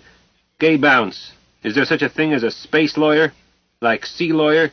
Jake, in general, anyone save in the face of the enemy may demand written orders if he'll risk his career to perpetuate evidence for the court-martial he knows will follow.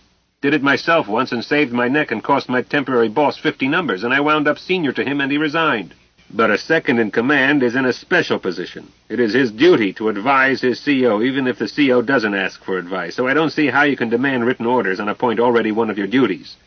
But I won't make an issue of it. I'll direct the astrogator to log your request, then I can dictate my reply into the log. Then I am going to ground this go-buggy and turn command over to you. Maybe you'll have more luck chairing this debating society than I have had. I wish you luck. You'll need it.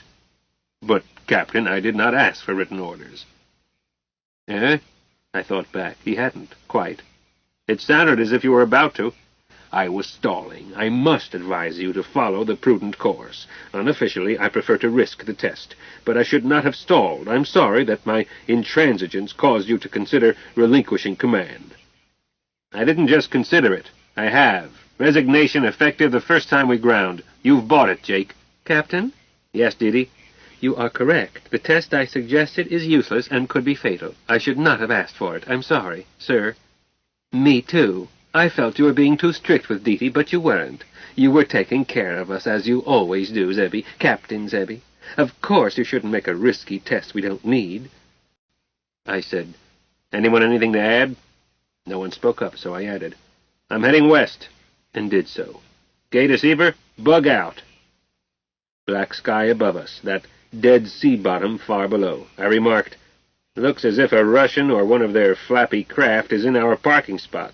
Dee, your revised program worked perfectly. But, Zebediah, why did you risk it? She sounded terribly distressed.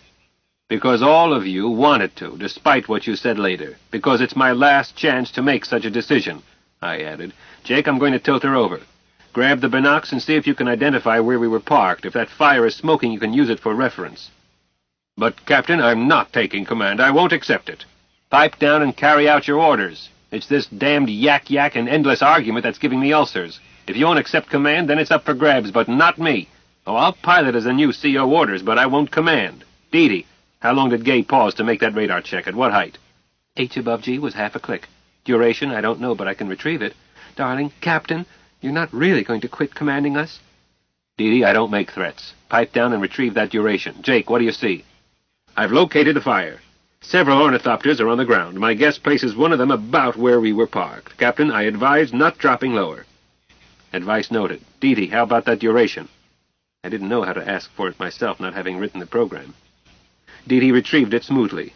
0.071 seconds. Call it a 15th of a second. Radar is not instantaneous. Gay had to stop and sweep that spot long enough for a picture to form in her gizzards to tell her whether or not she could park there. A 15th of a second is loads of time for the human eye. I hoped that Colonel Frimsky had been watching when Gay popped up and blinked out. 5 clicks H above G, Captain. Thanks, Jake. The board showed dive rate, straight down, of over 700 kilometers per hour, and increasing so fast that the units figure was an unreadable blur, and the tens place next to it was blinking one higher almost by the second. Most carefully I eased her out of dive and gently, slowly opened her wings part way for more lift as she slowed, while making a wide clockwise sweep to the east. Slowed her dive, that is, not her speed through the air. When I had completed that sweep and straightened out, headed for that column of smoke on course west, I was making over 800 kilometers per hour in unpowered glide and still had almost a click H above G I could turn into greater speed. Not that I needed it. I had satisfied myself by eye of what I had been certain of by theory. An ornithopter is slow. Jake said worriedly, "May I ask the captain his plans?" "I'm going to give Colonel Pistolsky something to remember us by. Gay Deceiver." Still aboard, boss. I kept my eye on the flappy birds, still in the air, while I let Gay fly herself. Those silly contraptions could not catch us, but there was always a chance that a pilot might dodge the wrong way.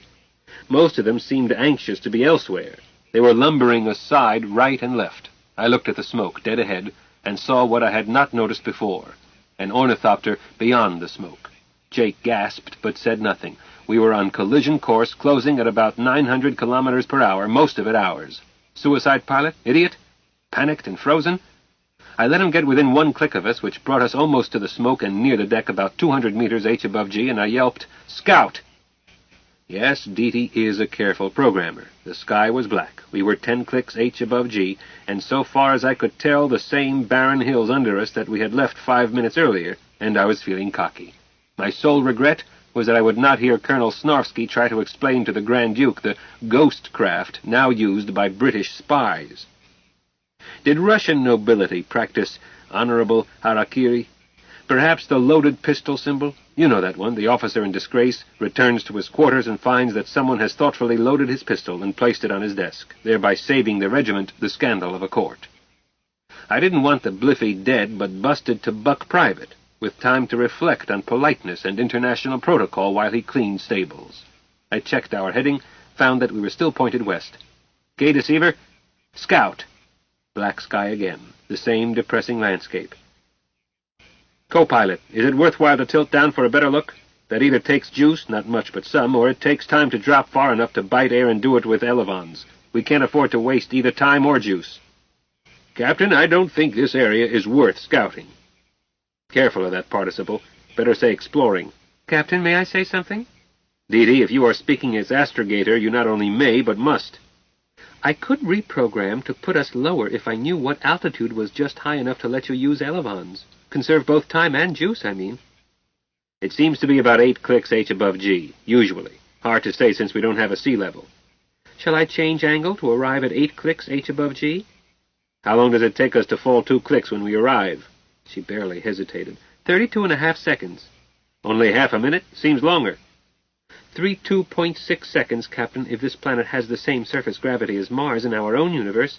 376 centimeters per second squared. I've been using it and haven't run into discrepancies. But I don't see how this planet holds so much atmosphere when Mars, our Mars, has so little.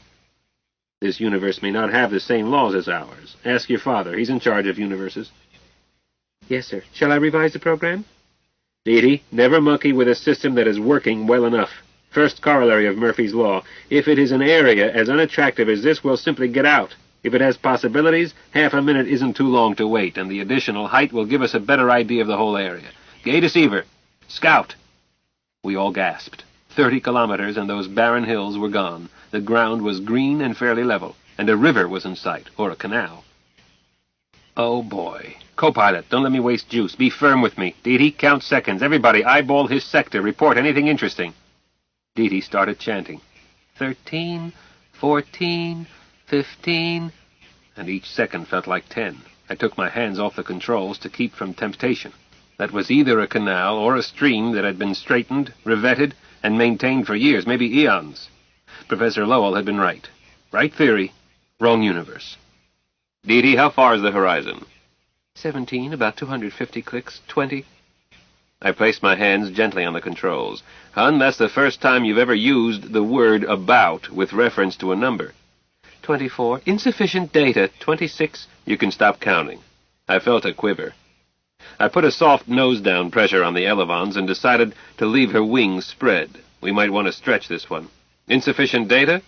Zebediah, it was changing steadily, and you had me counting seconds. Horizon distance at 10 clicks height above ground should be within 1% of 270 kilometers. That assumes that this planet is a perfect sphere, and that it is exactly like Mars in our universe. Neither is true. It ignores refraction effects, tricky even at home, and unknown to me here.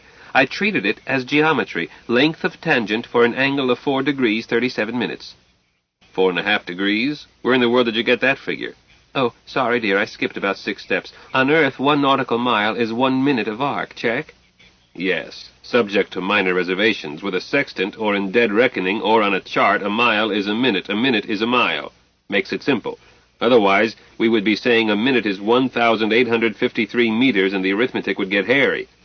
1853.187705 plus, she corrected me. Very hairy.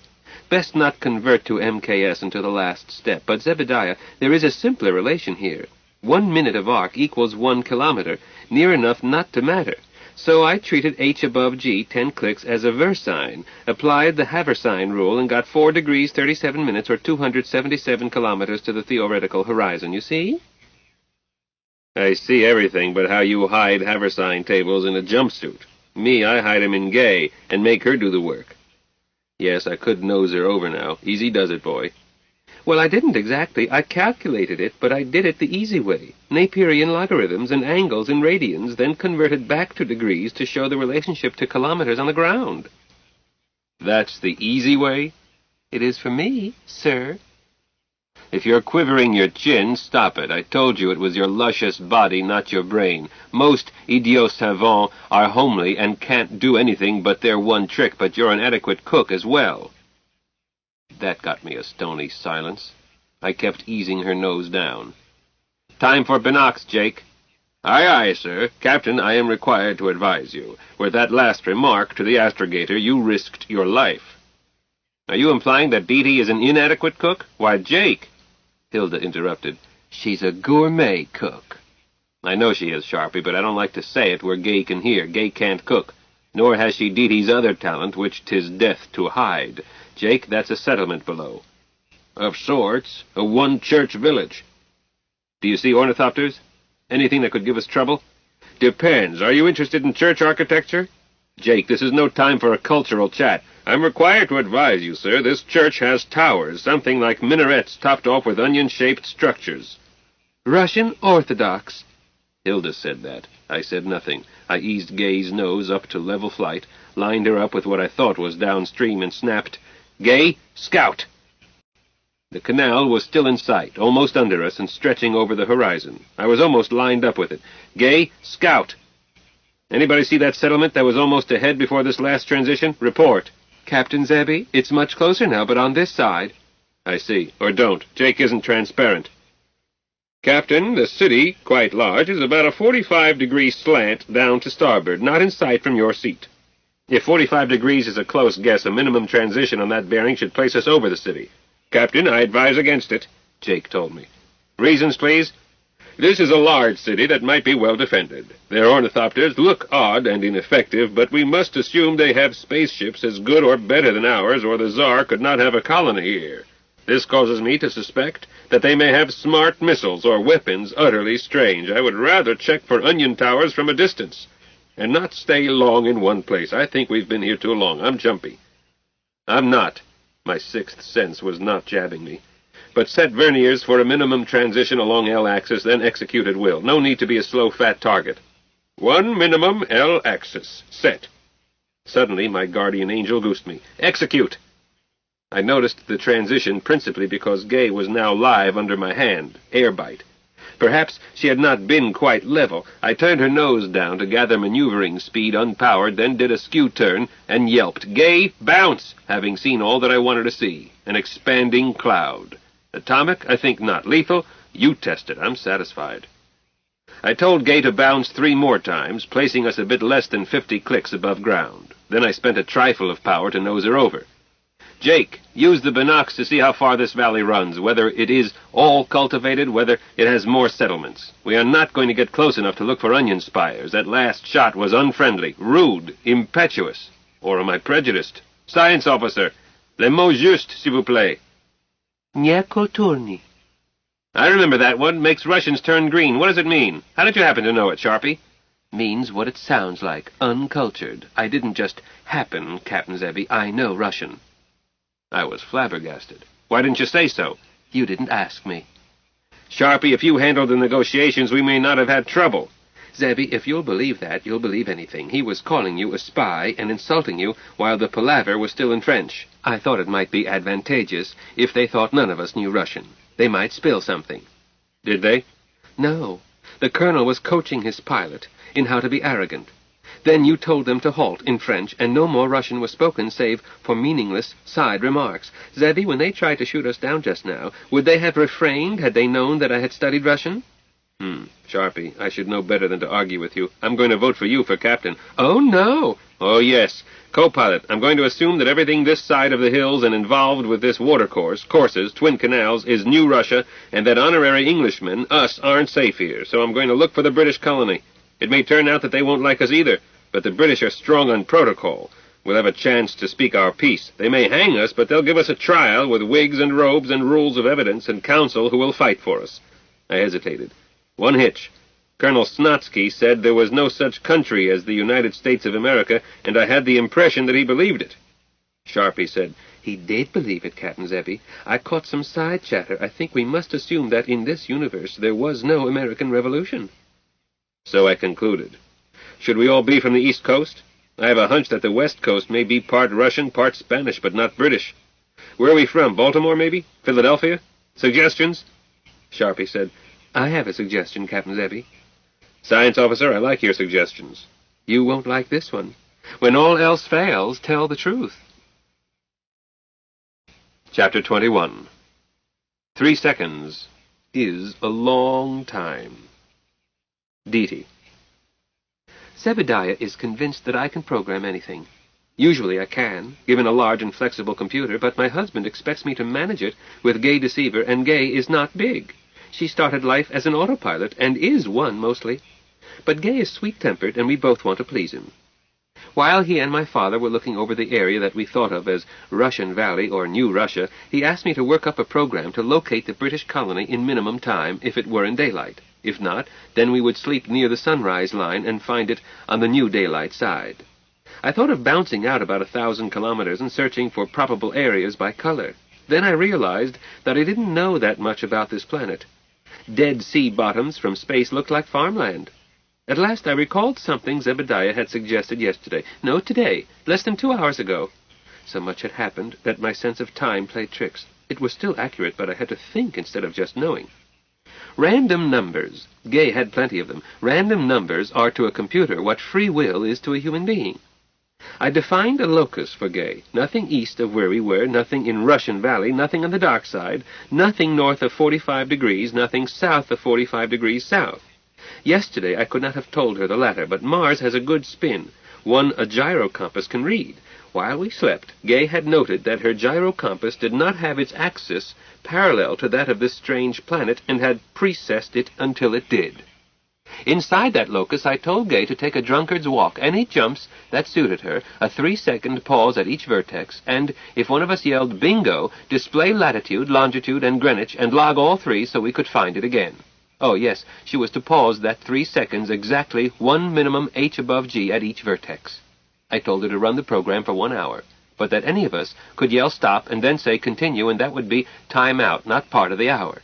But I warned my shipmates that yelling stop not only slowed things, but also gave Russians, or British, or anybody, a chance to shoot at us. I emphasized that 3 seconds is a long time. Most people don't know it. 1 hour. 3 seconds for each check. 1,200 random spot checks. This is not a space-filling curve, but it should locate where the British were most thickly settled. If 1 hour did not do it, 10 hours certainly would. Without Gay, without her ability to do a drunkard's walk, we could have searched that planet for a lifetime and never found either colony. It took the entire human race of our universe 30 centuries to search Terra, and many spots were missing until they could be photographed from space. My husband said, "Let's get this straight." He bounced us 4 minima. "These sub-programs. Gay, are you listening?" "Of course. Are you?" "Gay, go to sleep." "Roger, and out, boss." "Dee Dee, I want to make sure of these sub-programs, but couldn't use code words while she was awake. Excuse me, Zebediah, but you can. She will ignore code words for sub-programs except while the general program is running. The code for the general program is unusual and requires the execution command, so it can't be started by accident. You can wait, Gay. We need her on some points." "You're a smart girl, Dee Dee." "I bet you tell that to all adequate cooks, boss." Ouch.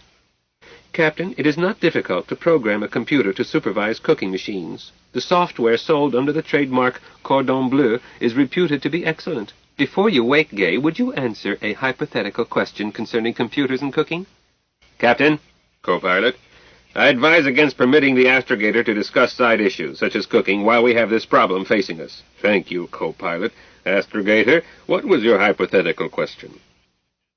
Pop had been careful not to interfere between Zebediah and me, but his advice from co-pilot to captain was intended for my ears. He was telling me to shut up, and I certainly heard Jane saying, "Dee Dee, any time a wife thinks she has won an argument, she has lost it." I'm not Jane, I'm Dee Dee. I get my temper from my father. I'm not as quick to flare up as he is, but I do have his tendency to nurse a grievance. Zebediah is sometimes a tease and knows how to get my goat.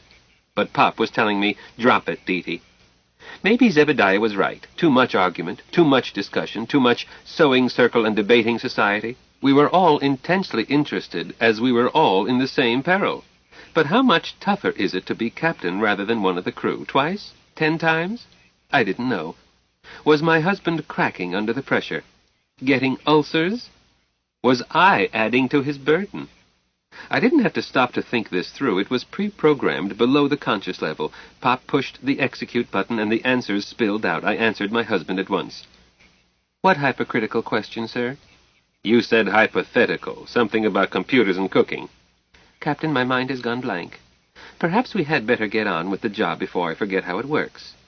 "Dee Dee, you wouldn't fib to your poor old broken-down husband." "Sir, when my husband is poor and old and broken down, I will not fib to him." If I hadn't already promised my support to Hilda, I would vote for you for captain." And Hilda cut in, "Zebby, I release you. I am not a candidate." "No, Sharpie. Once having promised political support, an honorable man never welches, so it's all right for Gay to listen in?" "Certainly, sir. For display, I must have her. Hello, Gay." "Hi, Dee Dee." "Display dayside globe." At once, Gay's largest screen showed the western hemisphere of Earth, our Earth in our universe, Terra. Early afternoon at Snug Harbor? Yes, the clock in my head said so, and GMT on the instrument board read 20:23:07. Good heavens, it had been only 20 hours since my husband and my father had killed the fake ranger. How can a lifetime be crowded into less than a day? Despite the clock in my head, it seemed years since I had walked down to our pool, a touch tiddly and hanging onto my bridegroom for support. Display meridians, parallels, subtract geographical features. Gay did so. From program coded "A Tramp Abroad," display locus. Gay used orthographic projection, so the 45th parallels were straight lines. Since I had told her to display dayside, these 2 bright lines ran to the left edge of the display, that being the sunrise line. But the right edge of the locus was an irregular line running southwest. Add display Russian Valley. To the right of the locus, and touching it, Gay displayed as solid brightness a very long and quite wide blotch. Subtract Russian Valley. The area we had sketchily explored disappeared. "Dee Dee," my husband asked, "how is Gay doing this? Her perms have no reference points for Mars, not even Mars of our own universe." "Oh, Gay, display touchdown." "No program." Yes, that's right. The sun has just set where we were parked. Zebediah, shall I have her rotate the globe enough to show it? All she would show would be a bright spot almost on the equator. I have defined the spot where we grounded as 0 meridian, Greenwich for Mars. This Mars. And 0 parallel? An arbitrary equator? Oh, no. While we slept, Gay adjusted her gyrocompass to match this planet, which gave her true north and latitude. She already knows the radius and curvature of Mars. I started to tell her and found she had retrieved it from her Perm's Aerospace Almanac. I suppose so, but we discussed Mars' diameter last night while Gay was awake. Both you and Hilda knew it. Jake and I did not. As I remembered it, Aunt Hilda spoke up, then Pop kept quiet. If Pop wanted to sit back and be proud of Aunt Hilda's encyclopedic memory, that was all right with me. If my husband has a flaw, it is that he has trouble believing that females have brains. Probably because he is so intensely interested in the other end. I went on with my lecture. Once I start Gay, she will say and record nothing unless ordered. She will make random transitions inside that locus until someone yells bingo. She won't slow down even then. She will place a bright point on the map at that latitude and longitude, record both latitude and longitude, and the exact time. She will display the bingo time, too, for 1 second. If you want to retrieve that bingo, you had better jot down that time to the second, because she'll be doing 20 jumps each minute. Don't worry about the hour, just the minute and the second. Oh, you could still retrieve it if you had the minute right, as I can ask her to run through all bingos in a given minute. Can't be more than 20, and your bingo might be the only one. When we've done 1 hour of this, that map could at most have 1,200 dots on it, but may have only a few or none. If they are clustered, I'll reduce the locus and we'll run it again. If not, we can sleep and eat and do it for the other day side, the one 12 hours away. Either way, Gay will find the British and we'll be safe. I hope you're right. Ever heard of the Opium Wars, Deety? Yes, Captain, sir. Every nation is capable of atrocities, including our own. But the British have a tradition of decent behavior no matter what blemishes there are. Sorry. Why a 1-hour program? We may have to shorten it. A decision every 3 seconds for 60 minutes may be too tiring. If we start showing a marked hotspot sooner than that, we can shorten the first run and reduce the locus. We'll have to try it and see, but I feel certain that a 1-hour run, a short rest, then another 1-hour run will locate the British, if they are now on the day side. Deety, what do you define as bingo? Anything that suggests human settlement. Buildings, roads, cultivated fields, walls, fences, dams, aircraft, vehicles. But it is not bingo just because it looks interesting, although it might be stop. What's the difference? Stop does not tell Gay to record or to display. For that you must add bingo. Stop is for anything you want to look at more than 3 seconds. Maybe it looks promising, and a few seconds more will let you decide. But please, everyone, there should not be more than a dozen calls for stop in the hour. Any more questions? We started. Hilda gave the first bingo. I saw it too. Farm buildings. And Hilda is faster than I. I almost broke my own injunction. I had to bite down on stop. The temptation to take a longer look was almost overpowering. All of us made mistakes, but none serious. Hilda racked up the most bingos and Zebediah the fewest, but I'm fairly certain that my husband was cheating by waiting to give Pop or me first crack at it. He would not be competing with Aunt Hilda. Port forward and starboard after seats have little overlapping coverage. I thought it would be tedious. Instead, it was exciting, but dreadfully tiring. Slowly, less than 1 a minute, bright dots appeared on the display. I saw with disappointment that most bingos were clustered adjacent to the irregular margin marking Russian territory. It seemed probable that these marked Russian territory, so very probable that it hardly seemed worthwhile to check for onion spires. Once my husband called stop and then bingo at a point north and far west, at least 1,500 kilometers from the nearest bingo light. I noted the time, Greenwich 21:16:51, then tried to figure out why Zebediah had stopped us. It was pretty country, green hills and lightly wooded, and I spotted a wild stream, not a canal. But I saw no buildings or anything suggesting settlement. Zebediah wrote something on his knee pad, then said, "Continue." I was itching to ask why he had stopped, but when a decision must be made every 3 seconds, there is no time to chat.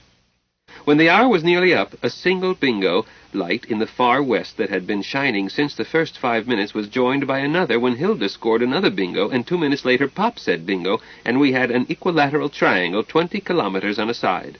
I noted the time most carefully, then told myself not to be disappointed if inspection showed onion towers. We still had a hemisphere to go.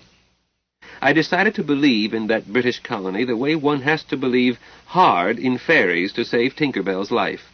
If there were no British colony, we might have to risk Earth without a J. Gay Deceiver was a lovely car, but as a spaceship she had shortcomings. No plumbing.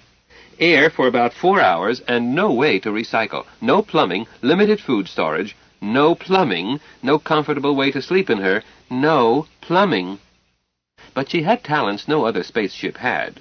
Her shortcomings, according to my father and husband, could be corrected at any modern machine shop. But in the meantime, we did not have even an outhouse behind the barn.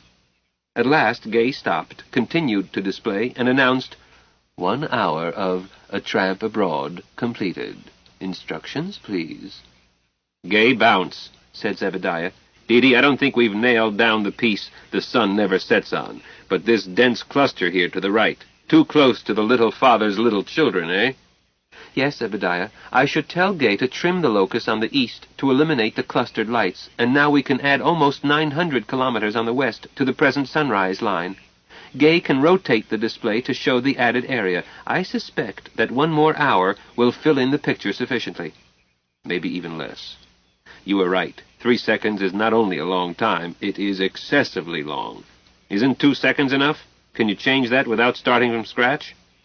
Yes to both, Captain.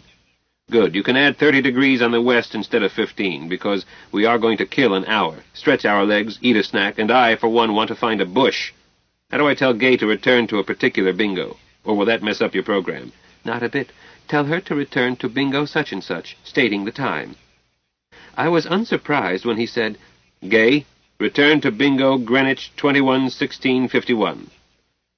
It was indeed a pretty stream. Zebediah said happily, That beats burning juice. Who sees a clearing close to that creek big enough for Gay? Hover and squat, I mean. I don't dare make a glide landing. Dead stick. The old girl is loaded. Zebby, I'm sober as you are. Don't boast about it, Sharpie. I think I see a spot. Close your eyes. I'm going to.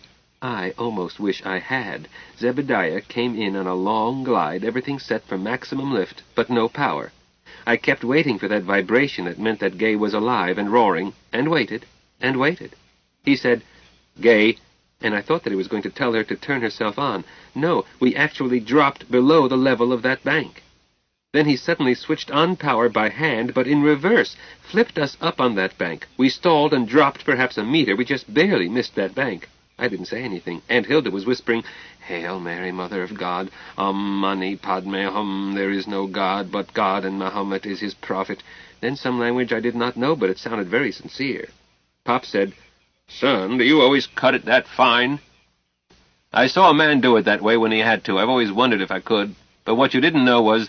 Gay, are you listening? Sure thing, boss. You alerted me. Where's the riot? You're a smart girl, Gay. Then why am I pushing this baby carriage? Gay, go to sleep. Sleepy time. Roger and out, boss.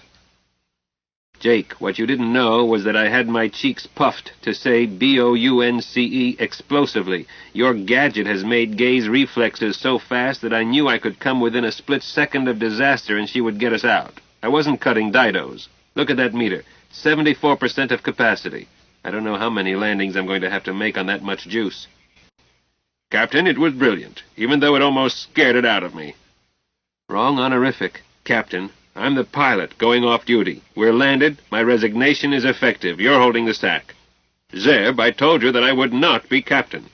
You can't help it. You are. The second in command takes command when the captain dies or goes over the hill or quits. Jake, you can cut your throat or desert or go on the binnacle list or take other actions, but you can't say you are not captain when you are captain. If you can resign, I can resign. Obviously. To the astrogator, she being next in line of command. Dee, I resign. Captain Dee, I mean. Pop, you can't do this to me. I shut up because I didn't know what to do. Then I did. I resign. Captain Hilda. What? Why, that's silly, Dee. A medical officer is not in line of command, but if medical officer is a joke, and science officer too, then I'm a passenger and still not in line of command. My husband said, Sharpie, you have the qualifications the rest of us have. You can drive a duo. Suddenly I've forgotten how. But that's not necessary. Mature judgment and the support of your crew are the only requirements, as we are millions of miles and several universes from licenses and such. You have my support. I think you have it from the rest. Jake? Me? Of course. Dee Dee? Captain Hilda knows she has my support, I agreed. I was first to call her captain. Aunt Hilda said, Dee Dee, I've just resigned. Oh, no, you haven't anybody to resign to. I'm afraid I was shrill. I resigned to the Great Spirit Manitou, or to you, Zebby, and it comes around in a circle, and you are captain again, as you should be. Oh, no, Sharpie, I've stood my watch. It's somebody else's turn. Now that you have resigned, we have no organization. If you think you've stuck me with it, think again. You have simply picked an unusual way to homestead on this spot. In the meantime, while nobody is in charge, I hope that you all are getting both ears and a bellyful of what got me disgusted. Yak, yak, yak, argue, fuss, and jabber, a cross between a Hyde Park open forum and a high school debating society. Aunt Hilda said in sober surprise, Why, Zebby, you almost sound vindictive. Mrs. Burroughs, it is possible that you have hit upon the right word. I have taken a lot of guff, and quite a bit of it has been from you. I haven't seen Aunt Hilda look so distressed since Mama Jane died. I am very sorry, Zebby. I had not realized that my conduct had displeased you so. I did not intend it so, ever. I am aware, constantly, that you have saved my life 5 distinct times, as well as continuously by your leadership. I'm as grateful as my nature permits, a giant amount, even though you consider me a shallow person. But one can't show deepest gratitude every instant, just as one cannot remain in orgasm continuously. Some emotions are too strong to stay always at peak. She sighed, and tears rolled down her face. Zebby, will you let me try again? I'll quit being a smart aleck. It will be a hard habit to break. I've been one for years, my defense mechanism, but I will break it. Don't be so tragic, Hilda, Zebediah said gently. You know I love you, despite your little ways. Oh, I know you do, you big, ugly giant. Will you come back to us? Be our captain again? Hilda, I've never left. I'll go right on doing the things I know how to do or can learn, and as I'm told. But I won't be captain. Oh, dear. It's not tragic. We simply elect a new CO. My father picked this moment to get hairy. Zeb, you're being pretty damn stiff-necked and self-righteous with Hilda. I don't think she has misbehaved. Jake, you're in no position to judge. First, because she's your bride. Second, because you haven't been sitting in the worry seat. I have, and you have supplied some of the worst guff yourself. I was not aware of it, Captain. You're doing it now by calling me Captain when I'm not. But do you recall a couple of hours ago when I asked my second-in-command for advice and got some back-chat about written orders? I was out of line. Yes, sir. Do you want other examples? No, I stipulate that there are others. I understand your point, sir. Pop gave a wry smile. Well, I'm glad Dee Dee hasn't given you trouble. On the contrary, she has given me the most. I had been upset. I had never really believed that Zebediah would resign, but now I was shocked and bewildered and hurt. Zebediah, what have I done? The same sort of nonsense as the other two, but harder for me because I'm married to you. But what? I'll tell you in private. It's all right for Pop and Aunt Hilda to hear. Not with me. We can share our joys with others, but difficulties between us we settle in private. My nose was stuffy, and I was blinking back tears. But I must know. Deja Thoris, you can list the incidents if you choose to be honest with yourself. You have perfect memory, and it all took place in the last 24 hours. He turned his face away from me. One thing I must urge before we choose a captain. I let myself be wheedled and bullied into surrendering authority on the ground. That was a bad mistake. A sea captain is still captain when his ship is anchored. Whoever becomes captain should profit by my mistake and not relinquish any authority merely because Gay is grounded. She can relax the rules according to the situation, but the captain must decide. The situation can be more dangerous on the ground than in air or in space, as it was today when the Russians showed up. Simply grounding must not be school's out, now we can play. I'm sorry, Zebby. Hilda, I was more at fault than you. I wanted to be free of responsibility. I let myself be talked into it. Then my brain went on vacation. Take that practice hike. I don't recall who suggested it. I did, said my father. Maybe you did, Jake, but we all climbed on the bandwagon. We were about to run off like a bunch of scouts with no scoutmaster. If we had started as quickly as we had expected to, where would we be now? In a Russian jail? Or dead? Oh, I'm not giving myself high marks. One reason I've resigned is that I haven't handled it well. Planning to leave Gay Deceiver and everything we own unguarded while we made Walkabout? Good God, if I had felt the weight of command, I would never have considered it. Zebediah made a sour face, then looked at my father. Jake, you're eldest. Why don't you take the gavel while we pick a new CO? I so move. Second, question. White ballot. What gavel? I'll bet there isn't a gavel on this planet. In a moment, Father quit stalling. We all voted, using a page from Zebediah's notebook torn in 4. They were folded and handed to me, and I was required to declare the vote. So I did. Zeb, Zebediah, Zebby, Sharpie. Zebediah reached back, got the ballots from me, handed back the one that meant Aunt Hilda, took the other 3 and tore them into small pieces. Apparently you did not understand me. I've stood my watch. Someone else must take it, or we'll park on this bank until we die of old age. Sharpie seems to have an overwhelming lead. Is she elected, or do we ballot again? We balloted again. Sharpie, Jacob, Hilda. A tie, Father said. Shall we invite Gay to vote? Shut up and deal the cards. Sharpie, Deety, Hilda. Hey, I protested. Who switched? I certainly didn't vote for me. Sharpie, Hilda, Zebby, Hilda.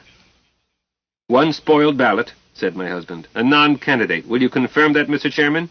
Yes, Pop agreed. My dear Captain Hilda, you are elected without a dissenting vote.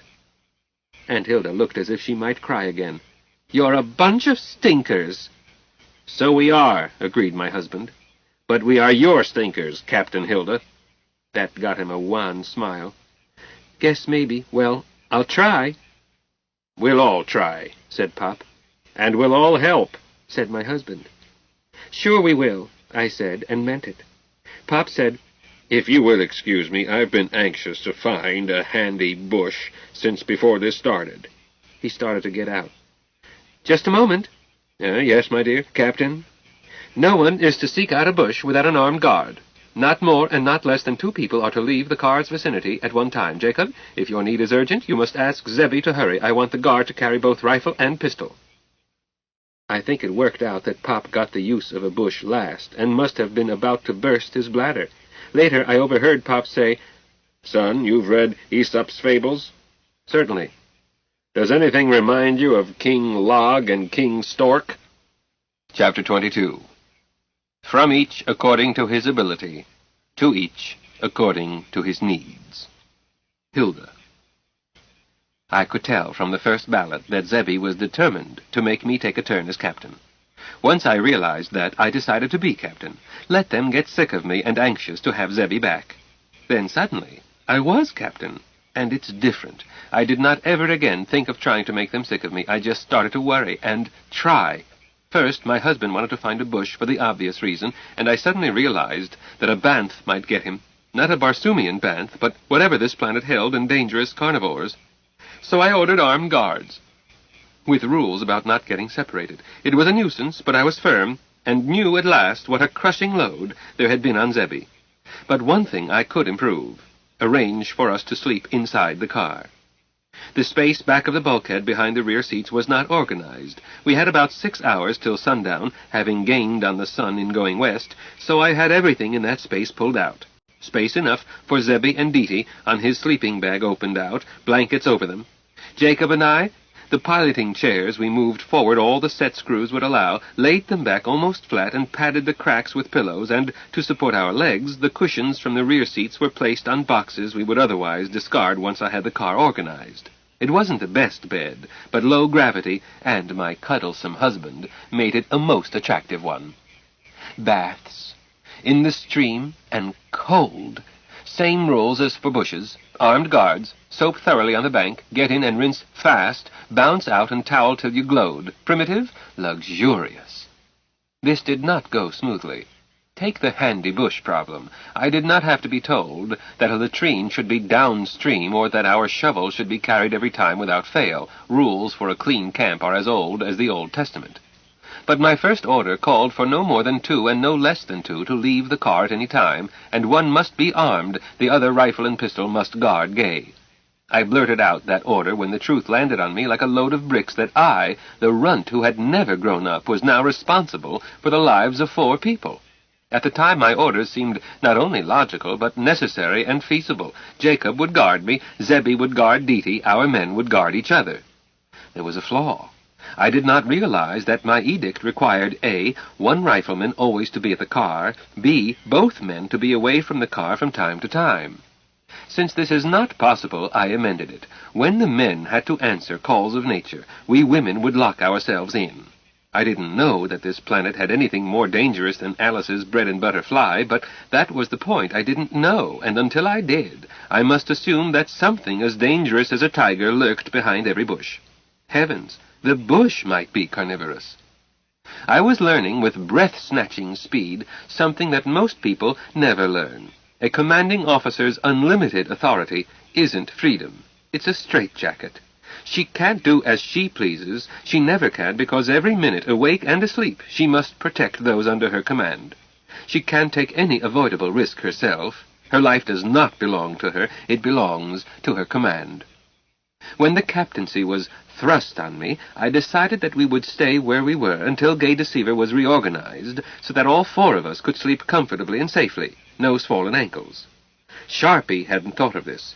Captain Hilda Burrows thought of it at once. Captain Zebby had thought of it when we first grounded, then had let himself be overruled. I knew that I could rearrange the car to let us all sleep behind locked doors, but it would take time, sweat, and muscles, and I had just proclaimed an order that would take 1 or both sets of big muscles off the job for, how many times a day? 4 people? Such needs can't be hurried. I had a horrid suspicion that having someone standing over you with a rifle, even your nearest and dearest, might cause a healthy reflex to fail. What to do? Cancel the order? No. Cancel if a better scheme turned up, but don't cancel without finding something better. This was a pretty spot, but there still might be that Banff, or Bandersnatch, or Boojum, especially a Boojum. What if Zebby should wander off that distance dictated by modesty and or relaxation of nerves, and softly and silently vanish away? And it was Zebby I was having trouble with, Zebby who wasn't going to give the new captain any back-talk whatsoever. "Captain Hilda, honey, I don't need a chaperone, honest. I'll carry my rifle and guard myself, no problem. Safety off and a cartridge under the firing pin, promise." "Zebby, I am not asking you. I am telling you." "But I don't like to leave you girls unguarded." "Chief Pilot." "Ma'am, Captain." "I am not a girl. I am 11 years your senior." "I simply meant—" "Pipe down." The poor dear's ears turned red, but he shut up. I said, "Astrogator?" "Huh? Yes, Captain Ante." "Can you use a rifle?" "Oh, sure, Pop made me learn, but I don't like a rifle. I like my shotgun." "Take the chief pilot's rifle and guard the camp." "Look, I can do it better with my shotgun." "Pipe down and carry out your orders." Diti looked startled, trotted over to Zebby, who surrendered his rifle without comment, face frozen. "Co-pilot," I said to my husband, "arm yourself with rifle and pistol. Go with the chief pilot. Guard him while he does what he has to do." Zebby swallowed. Captain Sharpie, it won't be necessary. The golden moment is past, all this talk." "Chief Pilot, please refrain from using my nickname while I am your commanding officer. Co-pilot, carry out your orders. Remain with the chief pilot and guard him continuously as long as necessary to accomplish the purpose of the trip." If Zebby meant constipation, an emotional to-do can have that effect. I would act later in my capacity as medical officer, and it would not take 4 husky orderlies to make Zebby hold still. The authority of a commanding officer almost never requires force. Odd, but true. I wondered how I knew that. Once our men were out of earshot, I said, "Diti, could I learn to shoot that rifle?" "I'm not sure I'm speaking to you. You humiliated my husband when we all owe him so much." "Astrogator!"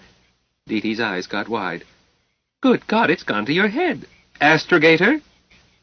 Yes, Captain." "You will refrain from personal remarks to me or about me during my tenure as commanding officer. Acknowledge that order, then log it."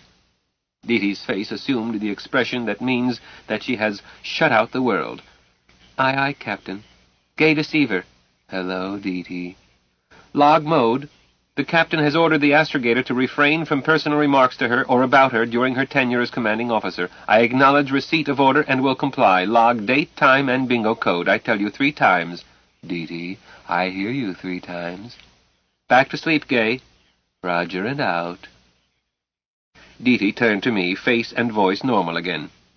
Captain, I can teach you to shoot in such a way that you won't get a sore shoulder or be knocked down, but to become a good shot with a rifle takes a long time. My shotgun doesn't kick as hard, and you won't need skill. I thought a shotgun was more difficult. Depends. A shotgun is usually for surprise targets in the air. That takes skill, but for a stationary target within range, it's about like a garden hose. The shot spreads in a cone, so easy that it's not sporting. Not sporting suits me. Will you show me how? What kind of target do we need? It ought to be a large sheet of paper to show how the shot spreads, but, Captain, you know what will happen if I fire a gun? What? We will have 2 men back here at a dead run, one of them trying to dress as he runs. I don't think he'll be pleased. Meaning I shouldn't get Zebby angry twice in 10 minutes? It might be your husband. Stands to reason that they'll both take care of needs before returning. If I fire a shot, I'd better have a dead body to show for it, or one or the other will blow his top, or both. Both. Thanks, Dee. I didn't think it through.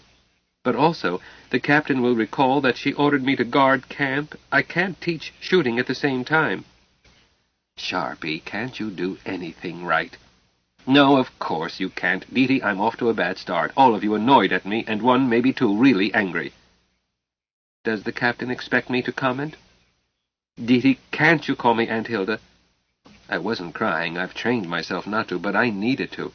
Yes, I want your comment.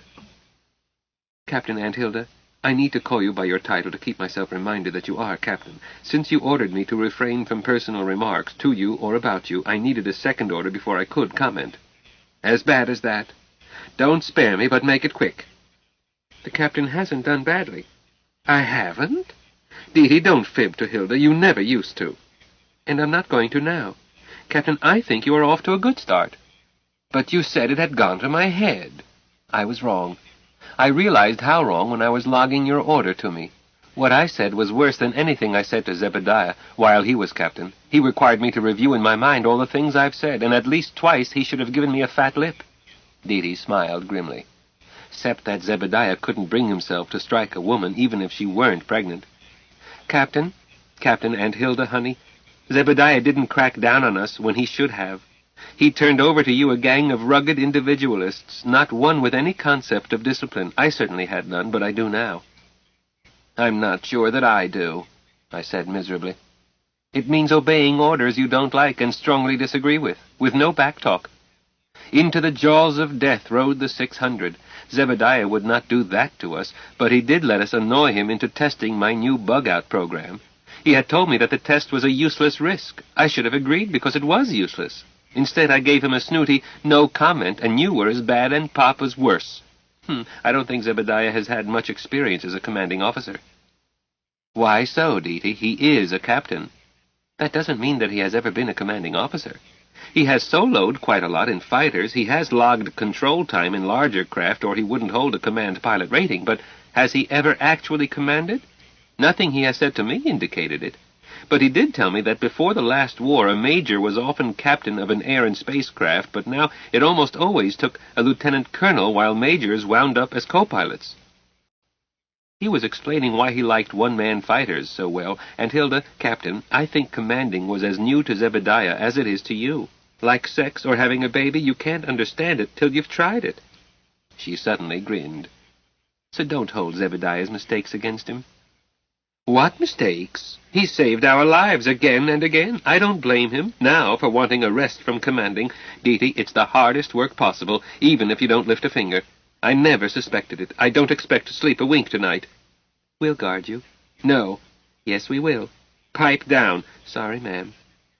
What mistakes did Zebby make? Well, he didn't crack down.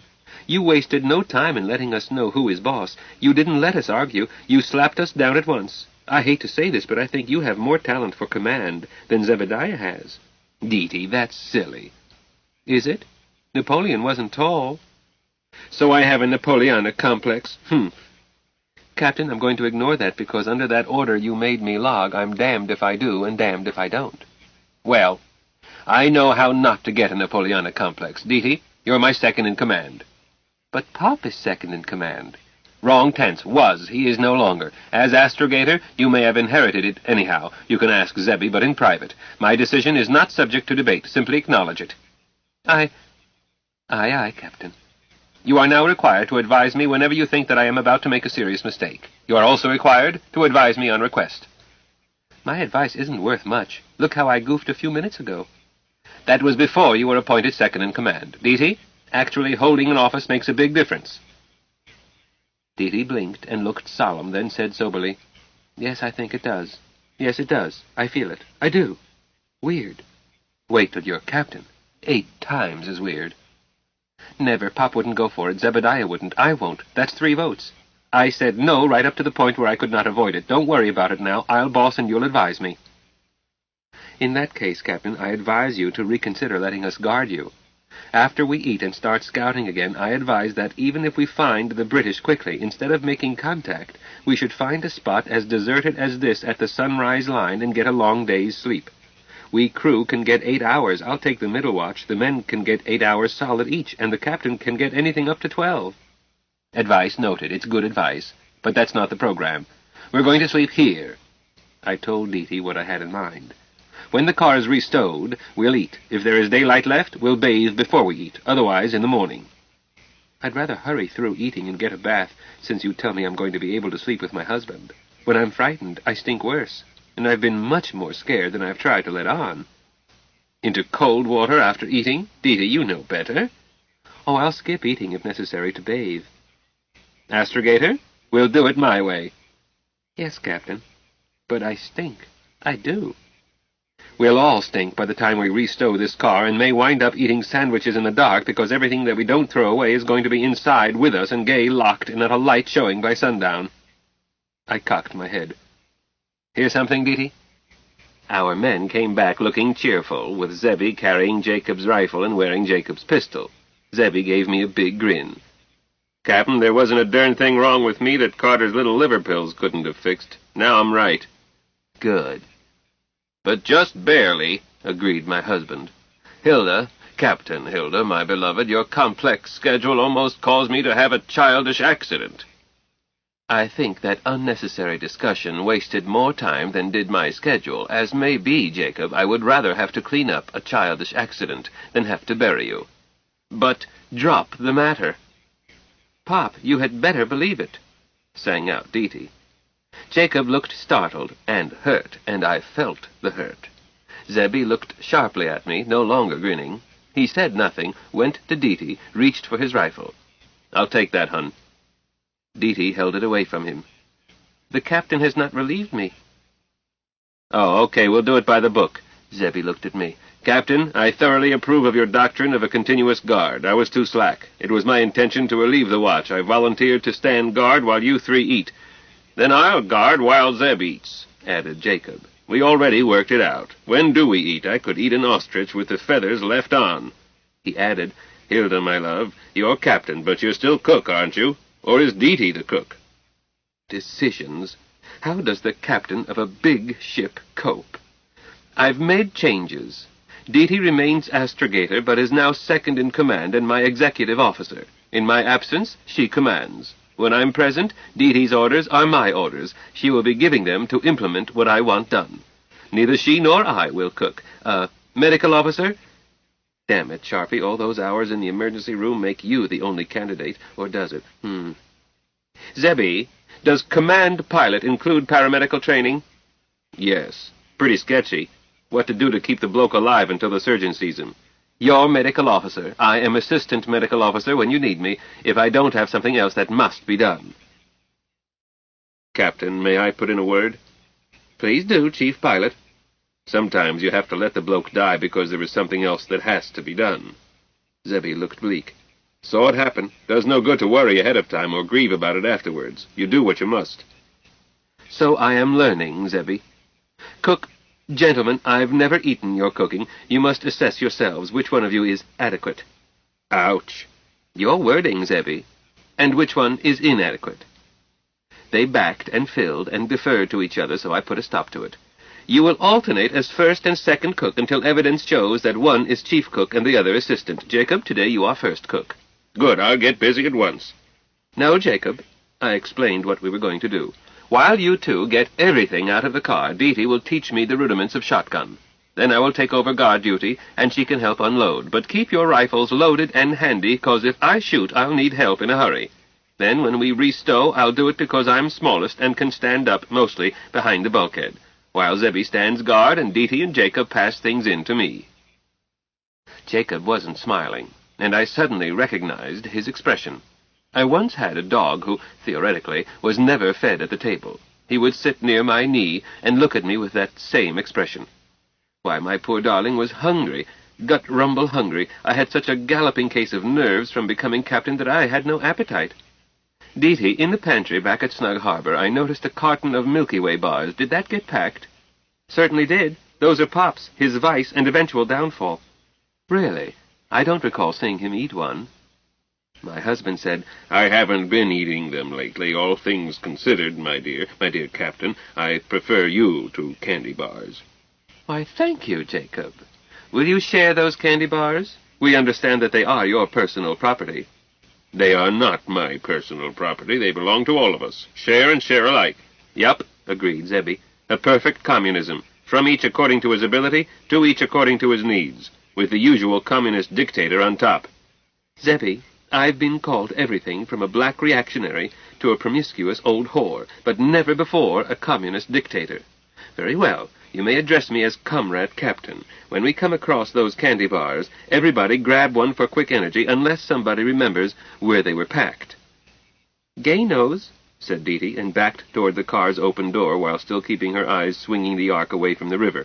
Perfect sentry and looking cute at it. Gay deceiver? Hi, Deety. Getting any? Inventory. Food supplies. Candy. Milky Way bars. Report location. Frame 20. Starboard. Closed storage 7S high. Bottom shelf.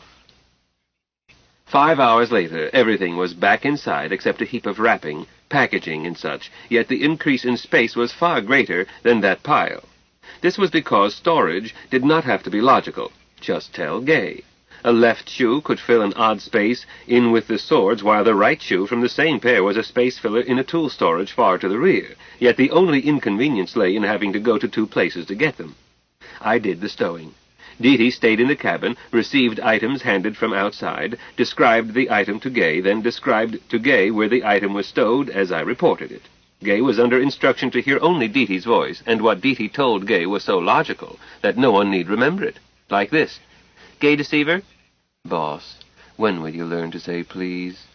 Clothing, Zeb, shoes, field boots. Right boot, abaft bulkhead, starboard, frame 40, under deck plate, outboard compartment. Left boot, abaft bulkhead, port side, frame 60, under deck plate, middle compartment. Warning, both boots filled with rifle ammo, padded with socks.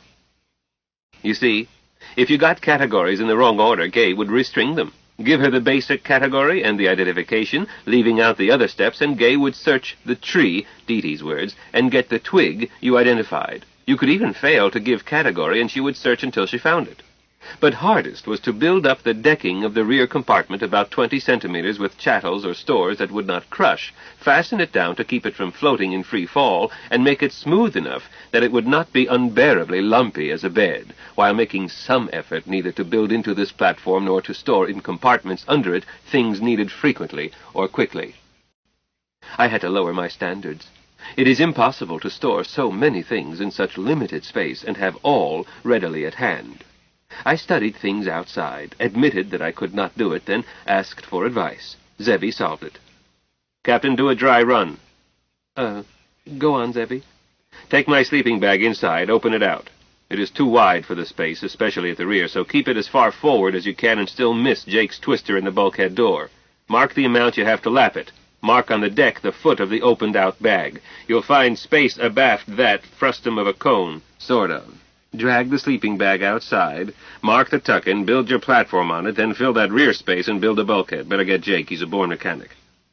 Zebby, would you prefer to build this bed yourself? Nope. Why not? I'm not speaking as captain. I'm inquiring as your old friend, Sharpie. Because I'm twice as big as you, which makes that space half as big for me. Tell you what, Captain Sharpie. Excuse me, Captain Hilda. Do the measuring. Meanwhile, we'll pick out plunder that might be bricks in that platform, then drag the sleeping bag outside. If you'll let Jake relieve me, Dee Dee and I can piece together the platform in jig time. It changed impossible to possible.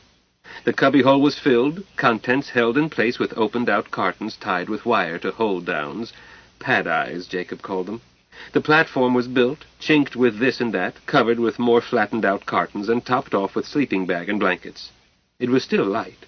Dee Dee assured me that there was 1 hour and 43 minutes till sundown. Time enough if we hurry. Jacob, first bath. Dee Dee, guard him. Both come back so Jacob can start dinner. Then Zebby and Dee Dee go down. Goodness, this sounds like the farmer in the rowboat with the fox and the geese. And bathe, taking turns guarding. Both come back. Dee Dee relieves me. Zebby takes me down to bathe while he guards. But please hurry, I want a bath too. 40 minutes before sundown, bathing stops and we eat. At sundown, we are inside, dirty dishes and all, locked in till sunrise. If that does me out of a bath, we still hold to it. Jacob, how far is this easy way down? I mean, how many minutes? Maybe 5. Hilda, my love, if you weren't insisting on always 2 together, there would be no hurry. All go down together. I hurry through my bath, grab my rifle, and trot back. The rest needn't hurry. You've got us going down and up 4 times 40 minutes, which squeezes 4 baths into 20 minutes. 5 minutes to undress, soap, squat down and rinse off, towel dry and dress. Hardly worth the trip. Jacob, who guards you while you're getting supper? No, I can bathe in the morning. Damn, I wanted that bath. I'm used to a shower in the morning, a tub at night, a bidet at any excuse. Decadent, that's me. Beloved, this place is safe.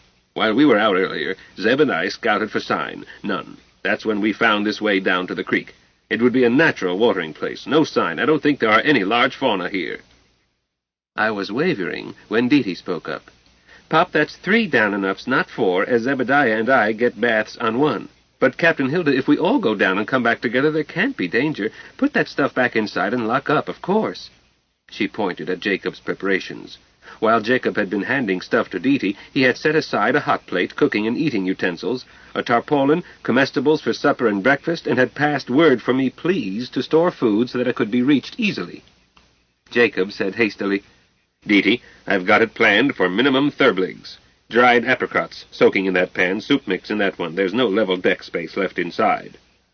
Dee Dee started to say, but, Pop, if we... When I cut in with, quiet, please, not shouted.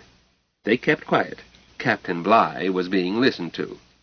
Gay Deceiver will not be left unguarded. My orders will not be discussed further. 1 modification. Supper is cut from 40 minutes to 25. Astrogator, adjust schedule accordingly. Sound a blast on the siren 5 minutes before supper time. We lock up on the dot. I placed the honey bucket just beyond the swing of the bulkhead door, as the car will not be unlocked for any reason until sunrise. Questions? Yes, Captain. We're the towels. An hour later, I was squatting in the stream, rinsing off and hurrying, covered with goosebumps. As I stepped out, Zebby put down his rifle and had a big, fluffy towel, long as I am tall, waiting to wrap me. I should have required him to behave as a guard should. But I told myself that he was still wearing his revolver, and anyhow he has this 6th sense about danger, lying in my teeth. Nothing makes a woman feel more cherished than to have a man wrap her in a big towel the instant she's out of the water. I lack character, that's all. Every woman has her price, and a big, fluffy towel at the right time comes close to being mine. Zebby was rubbing, firmly, getting me not only dry, but warm. Feels good, Captain? Captain Hilda never came down the bank, Zebby. Feels swell. Remember the first time I gave you a rub-down? Sure do. Dressing room at my pool. Yep. I tried to lay you. I've never been turned down so smoothly. You tried to lay me, Zebby? Truly? I looked up at him, my best innocent look. Sharpie, darling, you lie as easily as I do. A man does this, and he did. Even with a towel, a woman is certain what he means, but you refused to notice it, turned me down without hurting my pride. I'm refusing to notice it now, and find it just as difficult as I did that afternoon. Stop it, please. He did. Thanks, dear. You got me all shaky. Zebby, do you think Dee Dee thinks I rigged this to get you alone? I would not willingly upset her. On the contrary, she gave me a hunting license concerning you. You, not females in general, 10 days back, in writing. Really? In writing, so that she could limit it. I am required not to run any risk of hurting Jake. You haven't tried to use that license? I took it as a compliment to you and to me, kissed Dee Dee and thanked her. You settled this 4 years ago, but I've sometimes wondered why. I'm young, healthy, take care of my teeth, and keep my nails clean, mostly, and you seem to like me. What made me ineligible? Not complaining, dear, just asking." I tried to explain the difference between a male friend and a bedmate, the scarcity of the first, the boring plethora of applicants for the other. He listened, then shook his head. "Masochism." "Hasn't it worked out better this way? I do love you, Zebby." "I know you do, Sharpie." Zebby turned me around and looked down into my eyes. "And I love you. And you know that, too." And he kissed me. That kiss went on, and neither of us seemed inclined to stop. My towel slipped to the ground. I noticed because it felt better to be closer and ever so much nicer to have his hands on me. Zebby hadn't given me a sexy kiss since the day I had invited a pass and then ignored it. I began to wonder why I had decided to ignore it. Then I was wondering how much time we had left in our schedule. Then I knew the exact time, for that infernal ear-splitting siren sounded. God watches over Hilda May, and that's why I keep him on my payroll, but sometimes he is rough about it. We let go. I put on Deetee's kids, slid my borrowed dress over my head, hung the towel over my arm. Elapsed time, 9 seconds. Zebby was again carrying his rifle at the ready. Is that correct? Both hands, I mean. "Captain, shall we go?" "Yes, Chief Pilot. Zebby, when did I become captain again? Just from putting on clothes? You've seen this old hide before." "Skin has nothing to do with it, Captain. Quoting Deetee, quoting the Japanese, nakedness is often seen but never noticed. Except that sometimes I do notice. Hot diggity dog and other comments. You have superior skin, Captain. You went back to being captain when I picked up my rifle. But I was never off duty. Did you notice when I dried you that I picked you up and swung you around so that I faced the bank? I kept alert even while I was nuzzling you, and you make fine nuzzle, Captain Stepmother-in-law Hilda." "So do you, Zebby. I'm still Sharpie till we get to your car." We reached the top of the bank. 10 seconds to catch my breath. "Zebby." "Yes, Sharpie?" 4 years ago, I'm sorry I turned away your pass." He patted my bottom. "So am I, dear. But it has worked out quite well, and—" he grinned that irresistible, ugly grin. "Who knows? We aren't dead yet." When we arrived, Jacob was slurping soup. "You're late," he stated. "So we waited." "So I see." "Don't listen to Pop, Captain Auntie. You are 2 minutes, 17 seconds ahead of time. Are you sure you stayed in long enough to get clean?" "I stayed in long enough to get freezing cold. Aren't you chilly?" Deetee had worn skin most of the day, and so had I. We had been doing sweaty work, but she had been dressed when I last saw her. "Jacob, is there no soup for Zebby and me?" "A smidgen. You get this pan as soon as I'm through. Now, and that means one less dish to wash." "And Zebediah gets mine also now, and I took that jumpsuit off because it's dirty and I'm clean. I still haven't figured out how to do a laundry. Nothing for a tub, no way to heat water. What's that other way? Pound them on a rock the way it shows in National Geographic? I don't believe it." We were in bed by sundown, Gay's doors locked, pitch dark in minutes. According to Deetee and Gay, sunrise was 10 hours and 43 minutes away.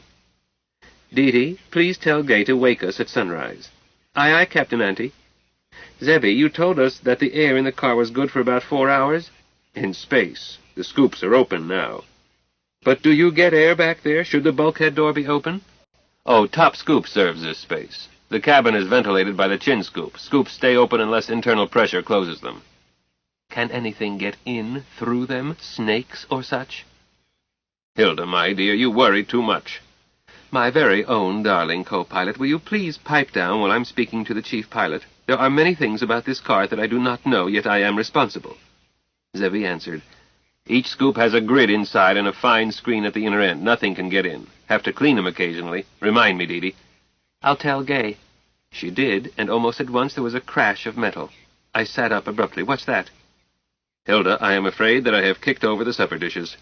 My husband added, "Zeb, how do I find the cabin light?" No, Jacob, don't try to find it. No light at all until sunrise. Don't fret about dishes." "But what happened? I thought they were under the instrument board." "I couldn't quite reach with this bed made up, but the carton that supports my feet sticks out beyond the seat cushion on it, so I stacked them there." "No harm done. We can expect bobbles as we shake down." "I suppose so." "We can cope. Jacob, that was an excellent dinner."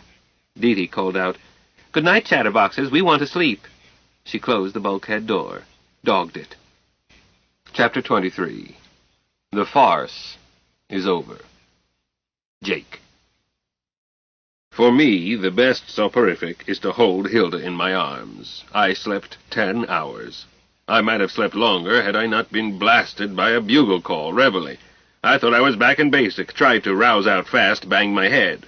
That slowed me. I reoriented, saw my lovely bride beside me, yawning prettily, realized that we were on Mars. Mars. Not even our own Mars, but another universe. That hateful tune started to repeat, louder. I banged on the bulkhead. "How do you shut this thing off?" Shortly, I saw dogs of the bulkhead door turning, then the door swung, as the call went into its third time around, still louder. Zeb showed, blinking. "Do you have a problem?" I couldn't hear, but I could piece out what he meant. "How do you shut off this racket?" "No problem. I think that's what he said." "Good morning, Gay." The bugle faded into the distance. "Good morning, boss." "I'm awake." "Ah, but will you stay awake?" "I won't go back to bed, promise." "I've dealt with your sort before, me bucko. If you aren't out of here before my landlady wakes up, I'll lose this room. Then another hassle with the cops. It's not worth it, you cheapskate." "You're a smart girl, Gay." "So smart I'm looking for another job." "Back to sleep, Gay. Over." "Roger and out, boss." And blessed silence. I said to my daughter, "Dee Dee, how could you do this to us?" Her husband answered, "Dee Dee didn't, Jake. She was told to place a call for sunrise, but didn't know what a morning call means to Gay." I grumped and opened the starboard door. Hilda's rearrangements had given me the best rest I had had in days, but 2 double beds in a sports car left no room on a rising to do anything but get out. So I slid out the door, groped for the step, paused to ask Hilda for shoes and coverall, caught sight of something, and said quietly, "Hilda, my rifle, quickly."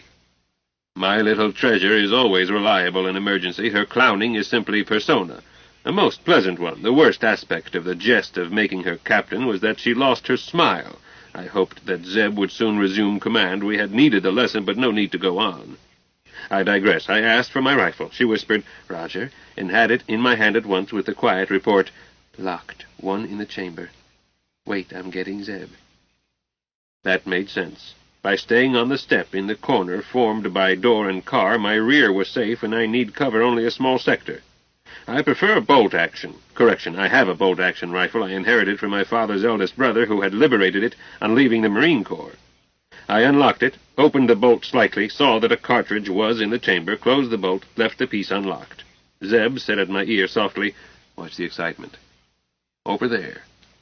I pulled my head out of the way, saw Hilda and Dee Dee almost on top of Zeb, Hilda with Dee Dee's shotgun, Dee Dee with her husband's police special. Zeb said, "Pixies. They may still be around. Let's check. Cover me from here." "No, Zeb. You to the right, me to the left. We check the port side. Meet back at the dump. Make it fast." "Say the word," Zeb said over his shoulder. "You girls stay in the car. Jake?" "Now!" We came bursting out like greyhounds, guns at high port. The reason for my disquiet was simple.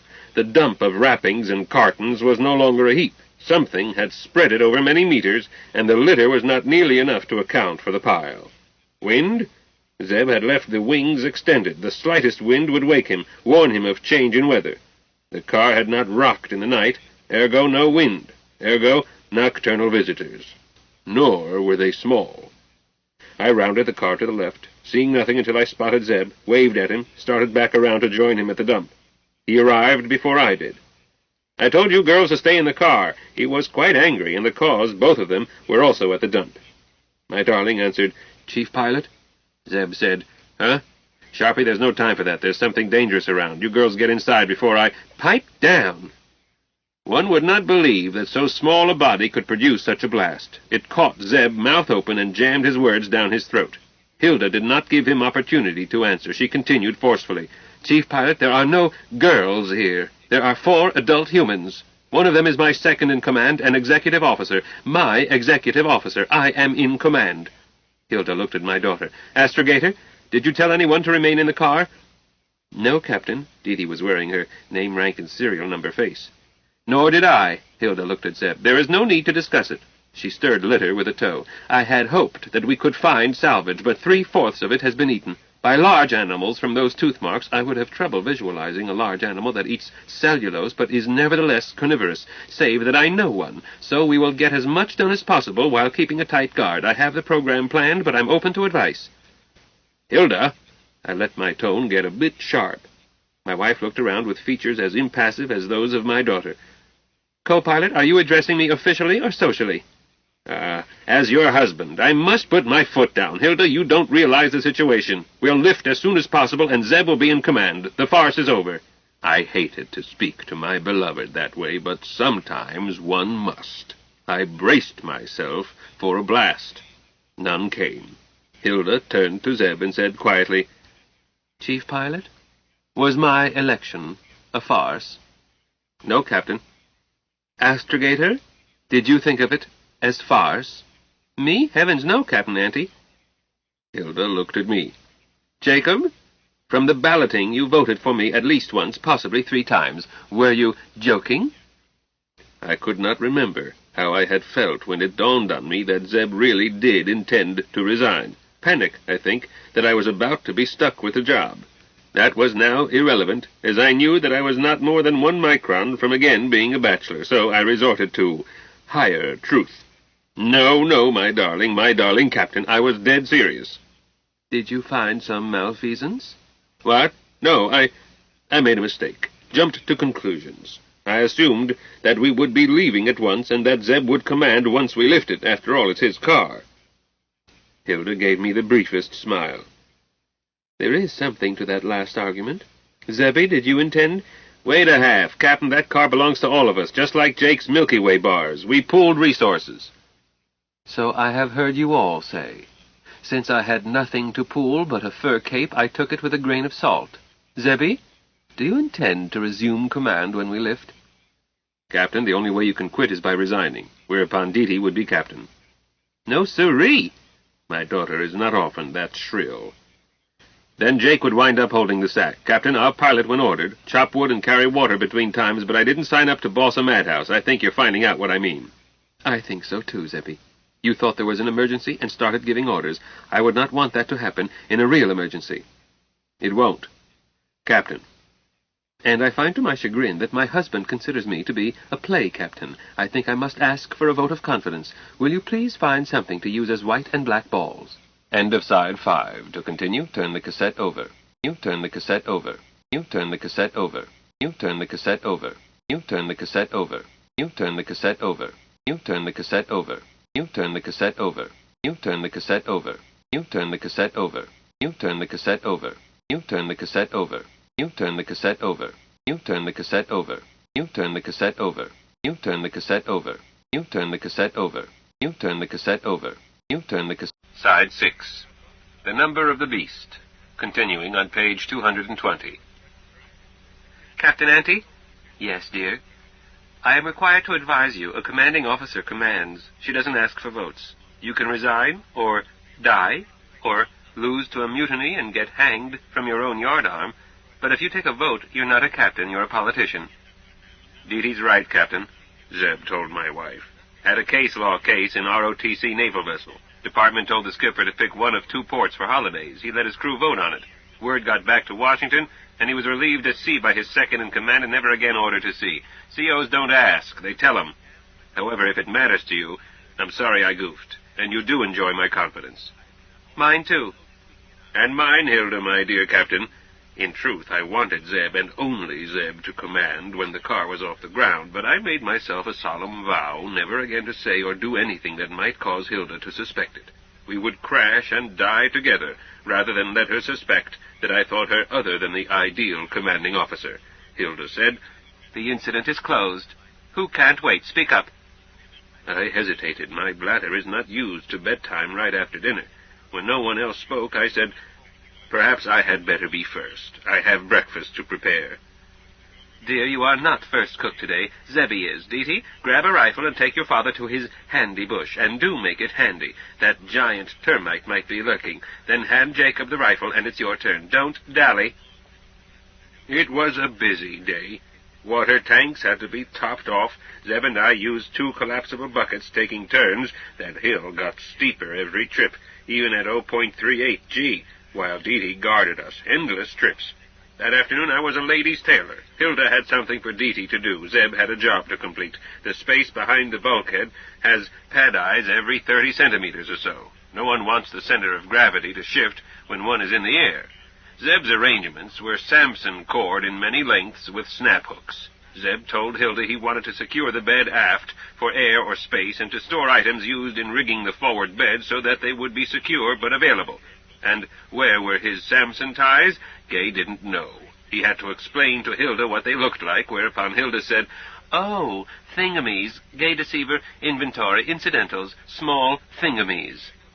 Zeb spent the afternoon making certain that the bed could not slide, then built a net of Samson cord to hold the items for turning seats into a bed. Then, finding that he had Samson ties left, Zeb removed the wires with which I had secured the aftermost storage and replaced them with ties. When he was through, he relieved me as guard, and I wound up as seamstress. Our wives had decided that one of Dee Dee's jumpsuits should be altered for Hilda until we reached some place where clothes could be purchased. Hilda had vetoed Earth Without a J. Jacob, as captain, I look at things from another perspective. It is better to be a lively frump than a stylish corpse. Whoops, you pinned Sharpie. Sorry, I said, around a mouthful of pins. Hilda was wearing the suit inside out. I was pinning excess material. Once this caused it to fit, lines held by pins would be tacked, pins removed, tacked lines sewed in short stitches by hand. Dee Dee's sewing machine was ashes in another universe, and excess cloth trimmed away. Such was theory.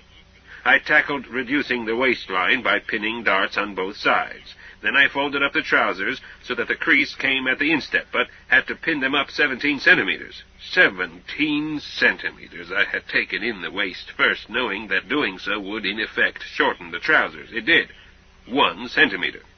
The appearance was as if I were trying to fit her with a chimpanzee suit for a masquerade. Lifted at the shoulders, I tried, almost cutting off circulation. Still a horrid case of droopy drawers. Take a tuck all the way around the waist.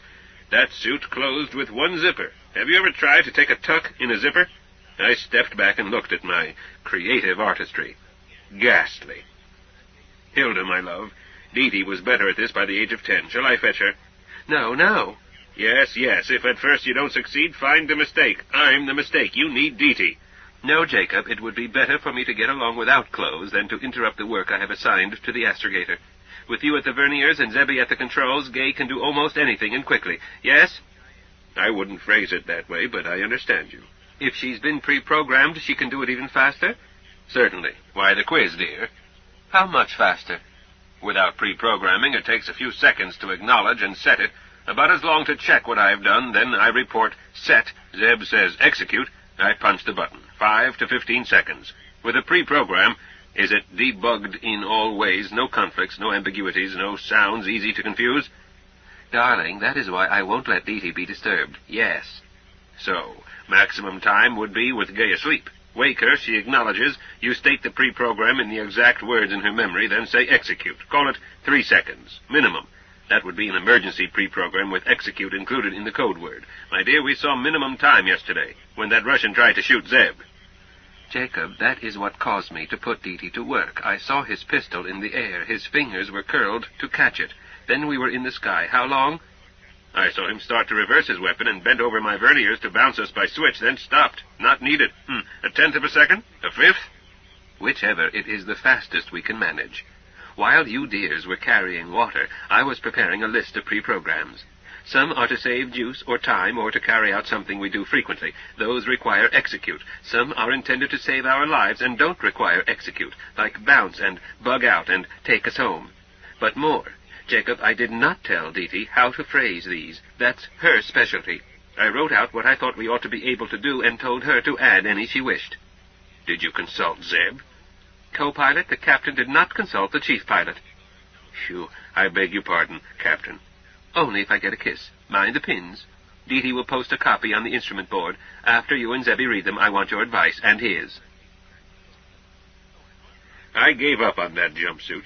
I took out 85 or 1,000 pins. Hilda was covered with sweat, so I invited her to order me to take her down to bathe. She hesitated. I said, "Does the captain have duties of which I am unaware?" No, but everyone else is working, Jacob. "Captain, rank hath its privileges. You are on duty 24 hours a day, 24 and a half here." 24 hours, 39 minutes, 35 seconds. Local day, not sidereal. Did you measure it? Or remember what some professor said? Neither, Jacob. It's the figure Gay uses. I suppose she got it from the Aerospace Almanac. Are you going to believe in Almanac or your husband? Excuse me, Jacob, while I tell Gay the correct figure. Hand back my leg, beloved. Captain, since you are on duty all the time, you are entitled to bathe, rest, or relax at any time. Well, 2 seconds while I grab a towel, and tell Zebby that I will start dinner while he is down bathing. Captain, I am number 2 cook today. You said so. You will guard, Jacob, which you do better than I, while the Carters are guarding each other. Hilda came trotting back with a towel. I said, "Captain, I figured out clothes for you." Goody. Yes, dear? We headed for the path down. "Were my Hawaiian shirts packed?" I had her fall in behind me. Inventory, clothing, Jacob, shirts, aloha. "Do you recall a blue one with white flowers?" Yes. "I take medium, but can get into a small, and Andrade's didn't have this in medium, but this one is so small I haven't been wearing it. Hilda, you'll like it, and it will be easy to cut down." A steep pitch. No place to lose your footing while carrying a gun. I won't cut it down. Jacob, your shirt is my first maternity smock. A happy thought. Did Dee Dee fetch sailor pants? White? I recall white duck slacks. Hilda kicked off her kids, stepped into the water. That's the pair. She wore them one summer while maturing. The following summer they were too tight. She was always about to alter them, but never did. Jacob, if Dee Dee likes those pants so well that she saved them and fetched them along, I won't ask her to give them to me. I will ask her. Hilda, you worry about the wrong things. We pooled resources. I chucked in my candy bars, Zeb chucked in his car, Dee Dee chucks in her sailor pants. And what did I chuck in? Nothing. Your mink cape. If you offered it to Dee Dee in exchange for a pair of old white... It's a deal. It is like hell, mistress mine. That cape is valuta. Only days ago each of us was wealthy. Now we are unpersons who can't go home. What happens to our bank accounts I do not know, but it seems certain that we will never realize anything from them or from stocks, bonds, and other securities. Any paper money we have is worthless. As you know, I have bullion and gold coins, and Jake has also. We each like money that clinks, and we don't trust governments. Game must be juiced from time to time. That calls for valuta, such as gold, such as mink coats. Come out of there before you freeze. I would rub you dry, but that giant termite worries me. Last night Zebby rubbed me dry. Why do women have this compulsion to confess? It is not a typical male vice. He did. I should speak to him. Jacob, you are angry. Only somewhat, as yesterday we didn't know about the giant termite, and Zeb and I considered your guard rules silly. Nevertheless, Zeb neglected his duty. I meant angry with me. For what? Did you force it on him? No, he offered it, towel open and ready, just as you do. I went straight into it, let him wrap me and rub me down. Feel good? Golly, yes, I'm a bad girl, Jacob, but I loved it. Don't give yourself airs, my darling. You are not a bad girl. Yesterday was not the first time Zeb has rubbed you dry. Well, no. They have to confess. They have to be shrived. Do you any harm, then or now? I don't think so. I'm sure it didn't. Listen, beloved, you are 29, going on 42. You've had 3-term contracts and now have a traditional marriage. In college, you were a scandal to the jaybirds. Zeb has been your chum for years, both of you horny as goats. My darling, I assumed what is called the worst and is often the best. But, Jacob, we didn't, and we haven't. So, people who pass up temptations have only themselves to blame. Just one thing, my only love. If you and Zeb ever pick up the matter, try not to look guilty. But we aren't going to, ever. Should it come to pass, warn Zeb not to hurt Dee Dee. She loves him deeply. Not surprising, as Zeb is a lovable man. Get your shoes on, dearest one, and we'll let someone else have the community bathtub. Jacob, you still think we have, Zebby and I? Hilda, I married you convinced that Zeb was, at that time and for some years, your lover, or one of them.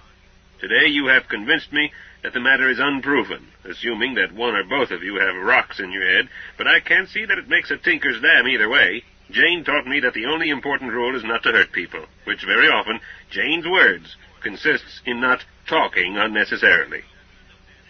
Jane told me that, too. Jacob, will you kiss me? Madam, what did you say your name was? That is the toll I charge before a client starts up this bank. As we climbed, I asked Hilda, Darling, what is the animal that eats cellulose but is carnivorous? Oh, 2. H. sapiens and Radus. Men? Cellulose? Sawdust is often processed as food. Have you ever eaten in a fast food joint? My daughter had done a wonderful job on pre-programs. We all were eager to learn them. We placed guards, Zeb and me, at the doors while Dee Dee took Zeb's seat and talked, and Hilda sat in mine. Captain Ante had 2 ideas, Dee Dee told us, to optimize emergency escapes and to work out ways to use as near to no juice as possible. The latter involves figuring ways to ground us in strange places without the skill Zebediah has in dead-stick grounding. I don't depend on skill, put in my son-in-law. I won't risk a dead-stick grounding other than on a hard-surfaced strip. You've seen me avoid it twice. By power-on just before grounding yesterday, I cut it a bit fine. I shuddered. My daughter continued. We have this new program. Set it by voice for bearing and as many minima as you please. Our smart girl goes there and attempts to ground. She uses radar twice, once in rangefinder mode, second time in precautionary mode as in bug-out. If her target is not clear, she does a drunkard's walk in locus 10 clicks radius, sampling spots 2 per second. When she finds a good spot, she grounds, unless we don't like it, and order her to try again. Study that, and you will see that you can cruise all over this or any planet, land anywhere, and not use juice. Escape programs, we must be most careful in saying G-A-Y. Refer to her as smart girl or the car or anything not starting with that syllable. That syllable will now wake her. If it is followed by her last name, she goes into awaiting orders mode. But if G-A-Y alone is followed by any of 8 code words, she executes that escape instantly. I have tried to select monosyllables that ordinarily do not follow her first name. Gay deceiver. Hi, Dee Dee. Dictionary. G-A-Y. Read. Gaiety. Gay feather. Gale. Gaylord. Gay pay-oo. Gay wings. Chapter 24. Captains aren't supposed to cry. Hilda. I ordered an early dinner by starting it when Zebby and Dee Dee went down to bathe. I had ready a public reason, but my motive was personal. I didn't want a pillow talk with Jacob. Annoyed at him? At me. I had had a perfect chance to keep my lip zipped and muffed it. Was I boasting or confessing or trying to hurt Jacob? Oh, no, can the id be that idiotic? Don't rationalize it, Sharpie. Had not your husband been kind, tolerant, and far more sophisticated than you ever dreamed, you would be in trouble. When dinner was over, Zebby said lazily, I'll do the dishes in the morning. I said, I prefer that they be done tonight, please. Zebby sat up and looked at me. His thoughts were coming through so strongly that I was getting them as words. I never allow myself to be close with a person whose thoughts I can't sense at all. I distrust a blank wall. But now I could hear such names as Queeg and Bly and Vanderdecken and Ahab, and suddenly Captain Ahab was harpooning the white whale, and I was the whale. Zebby bounced to his feet with a grin that made me uneasy. Sure thing, Captain. Dee Dee, grab a rifle and hold it on me to make sure I get 'em clean. I cut in quickly. I'm sorry, Chief Pilot, but I need the astrogator. Jacob is your assistant. When they were gone, Dee Dee said, Will my shotgun do? I don't think the cardboard eater comes out in daylight. Bring the guns inside. We're going to close the doors. I waited until we were settled. Dee Dee, will you make me a copy of your new programs before our men come back? If they take time to wash them properly, men and dishes, you know. I hope they stall. And get over their mad, Dee Dee finished. That too, but I intend to write a sequential program, and I want you to check me, after you make that copy. They did stay down. Man talk, no doubt. Men need us, but can just barely stand us. Every now and then they have to discuss our faults. I think that is why they shut us out. Dee Dee made a copy while I wrote what I planned to do. Dee Dee looked it over, corrected some wording, looked it over again, and said nothing pointedly. Dee Dee, can you handle your father's lab camera? Certainly. Will you check its load and shoot when I ask for it? Of course. If I goof on an order, correct me at once. You don't intend to hand this to Zebediah to carry out? No, I prefer that you not mention that I prepared it ahead of time. Dee Dee, the chief pilot assured me that any of us could command in aerospace. I am about to make a test run. The chief pilot is in a position to override. If he does, I shan't fight it. I have said all along that he should be captain. We had time to dig out that shirt with the white flowers.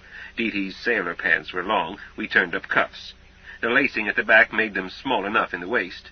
She gave me a blue belt to pull in the shirt which I wore outside. Then she added a blue hair ribbon. Captain Auntie, you look good. Better than I will in this jumpsuit I am reluctantly pulling on. Gosh, I'm glad Zebediah isn't square about skin. He was when I adopted him. Fetched swim briefs the first time I invited him over to swim. But I was firm. There they come. Open the doors. They appeared to be over their mad. Zebby looked at me and said, "How fancy. Are we going to church?" And my husband added, "You look pretty, my dear." Thank you, sir. All hands prepare for space. Secure loose gear. Lock firearms. Anyone requiring a bush stop, say so. Dress for space. Before manning car, take a turn around the car, searching for gear on the ground. What is this? Demanded Zebby. Prepare for space. Move. He hesitated a split second. Aye, aye, Captain. In 2 minutes and 13 seconds, I checked Gay's clock. I was squeezing past my husband into the starboard rear seat. I said, "In reporting, include status of firearms. Astrogator?" "Belted down, bulkhead door dogged, shotgun loaded and locked. I slid it under the sleeping bag." "Flechette gun?" "Whoops, in my purse, loaded and locked. Purse clipped to my seat, outboard." "Co-pilot?" "Belt fastened, door locked, seal checked, continual device ready, rifle loaded and locked, secure under sleeping bag. I'm wearing my pistol loaded and locked." "Chief pilot?" "Belt fastened, door locked, seal checked, rifle loaded, locked under sleeping bag, wearing revolver loaded and locked. No loose gear, water tanks topped off, load trimmed. 2 reserve power packs, 2 zeroed. Juice 0.72 capacity, wings spread full, wheels down, unlocked to retract. All systems go, ready." "Chief pilot, after first maneuver, execute vertical dive fastest without power and without retracting wheels. Relock wheel retracting gear, leave wings spread max." "Wheel retractors locked. After first maneuver, fastest, no power vertical dive, wings full subsonic, wheels down." I glanced at Dee Dee. She held up the camera and mouthed, "Ready." "Gay, home." In Arizona, it was shortly before sunset, as Dee Dee had predicted. My husband repressed a gasp. I snapped, "Co-pilot, report H above G." 2 clicks minus falling." Zebby had bite now. The horizon ahead tilted slowly up, then faster. As we leaned over, Dee Dee stretched high, cat-like, to shoot between our pilots. We steadied with Snug Harbor dead ahead. A crater. I felt a burst of anger, a wish to kill. Picture. "Gay, big out!" Instead of being stationary at touchdown, we were in free fall on the night side of some planet. I could see stars with blackness below the horizon, if horizon it were. Dee Dee said, "Looks like the Russians left something on our parking space." "Perhaps." "Jacob, H above G, please." Under 10 clicks, decreasing slowly. So far, so good, but we aren't sure that we have the right planet and universe. "Captain, that's Antares ahead." "Thanks, Zebby. I assume that at least we are in one of the analogs of our native universe. Dee Dee, can you get from Gay the acceleration and check it against Mars 10? "About 4 ways, Captain." "Go ahead." "Gay Deceiver?" "Hi, Dee Dee." "Hi, Gay. H above G, closing rate running, solve first differential, report answer." Instantly, Gay answered, 376 centimeters per second squared. "You're a smart girl, Gay." So it was either Mars 10 or an unreasonable facsimile. "Gay, bug out." We were stationary, with what we had come to feel as proper weight. Dee Dee said, "Maybe an animal wandered across our spot. How about lights, Captain? This snapshot ought to be colors by now." "Not yet. Chief pilot, when I alert the autopilot by GAY, please switch on forward landing lights." "Roger, Wilco." "Gay." Blinding light. Men in its path were blinded, not us. "Bounce! Kill the lights, Ebby. The little father left sentries in case we came back, and we did." "Captain Auntie, may I have cabin light now?" "Please be patient, dear. I saw 2 men. Jacob?" 3 men, dear. Dear Captain. Russian soldiers in uniform. Weapons, but no details." "Dee Dee?" "Looked like bazookas." "Chief pilot?" "Bazookas. A good thing you were on the bounce with bounce, Skipper. Gay can take a lot. but a bazooka would make her unhappy.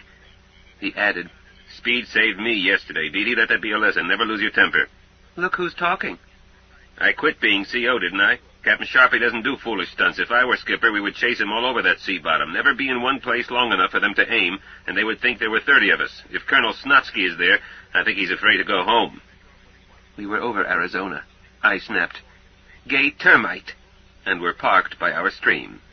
Zebby said, "What the devil? Who did that?" "You did, Zebediah," Dee Dee answered. "Me? I did no such thing. I was—" "Silence! That was I, Captain Bligh." I went on, "Gay deceiver, go to sleep. Over." "Sleepy time, Hilda. Roger and out." "Chief pilot, is there a way to shut off the autopilot so completely that she cannot possibly be activated by voice?" "Oh, certainly." Zebby reached up, threw a switch. "Thanks, Zebby. Dee Dee, your new escape programs are swell, but I missed how that happened. But first, did anyone else see our giant termite?" "Huh? I did. Where?" I said. "I was looking out to starboard as we transited. The creature was feeding on packing debris and took off uphill at high speed. Looked like a very big, fat, white dog with too many legs. 6, I think." "6," agreed my husband. "Put me in mind of a polar bear. Hilda, I think it is carnivorous." "We are not going to find out. Dee Dee, tell Zebby, all of us, what happened." Dee Dee shrugged. "Zebediah said bounce twice when he should not have, but Gay wasn't triggered. Then he said, Gay can take a lot, and she was triggered.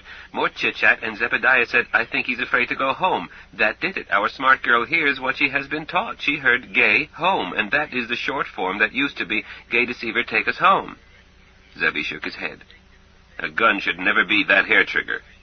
"Chief pilot, yesterday you used the first of these clipped programs to avoid a bullet in your face. First Gay, then after more words, bounce. It saved you."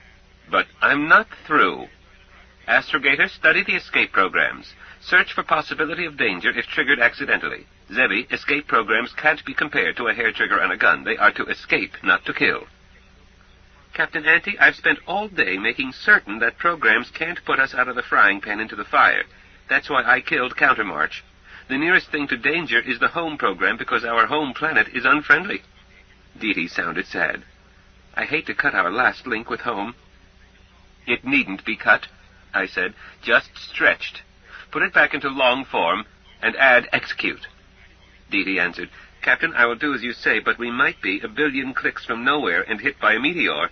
If anyone can gasp Gay home, then we are 2 clicks over our cabin site in air, not vacuum. Even if we passed out, Gay won't crash us. She's built not to. If I'm gasping my last, I don't want to have to say, Gay deceiver, take us home, execute. That's 10 syllables against 2, with air whooshing out." I said, "That settles it. The Gay home program stands unless my successor changes it." "You're not talking to me, Captain Sharpie, darling. I mean, Captain Hilda, because I'm not your successor. But Dee Dee convinced me. I will not admit that those vermin have run me permanently off my own planet. At least I can return to it to die."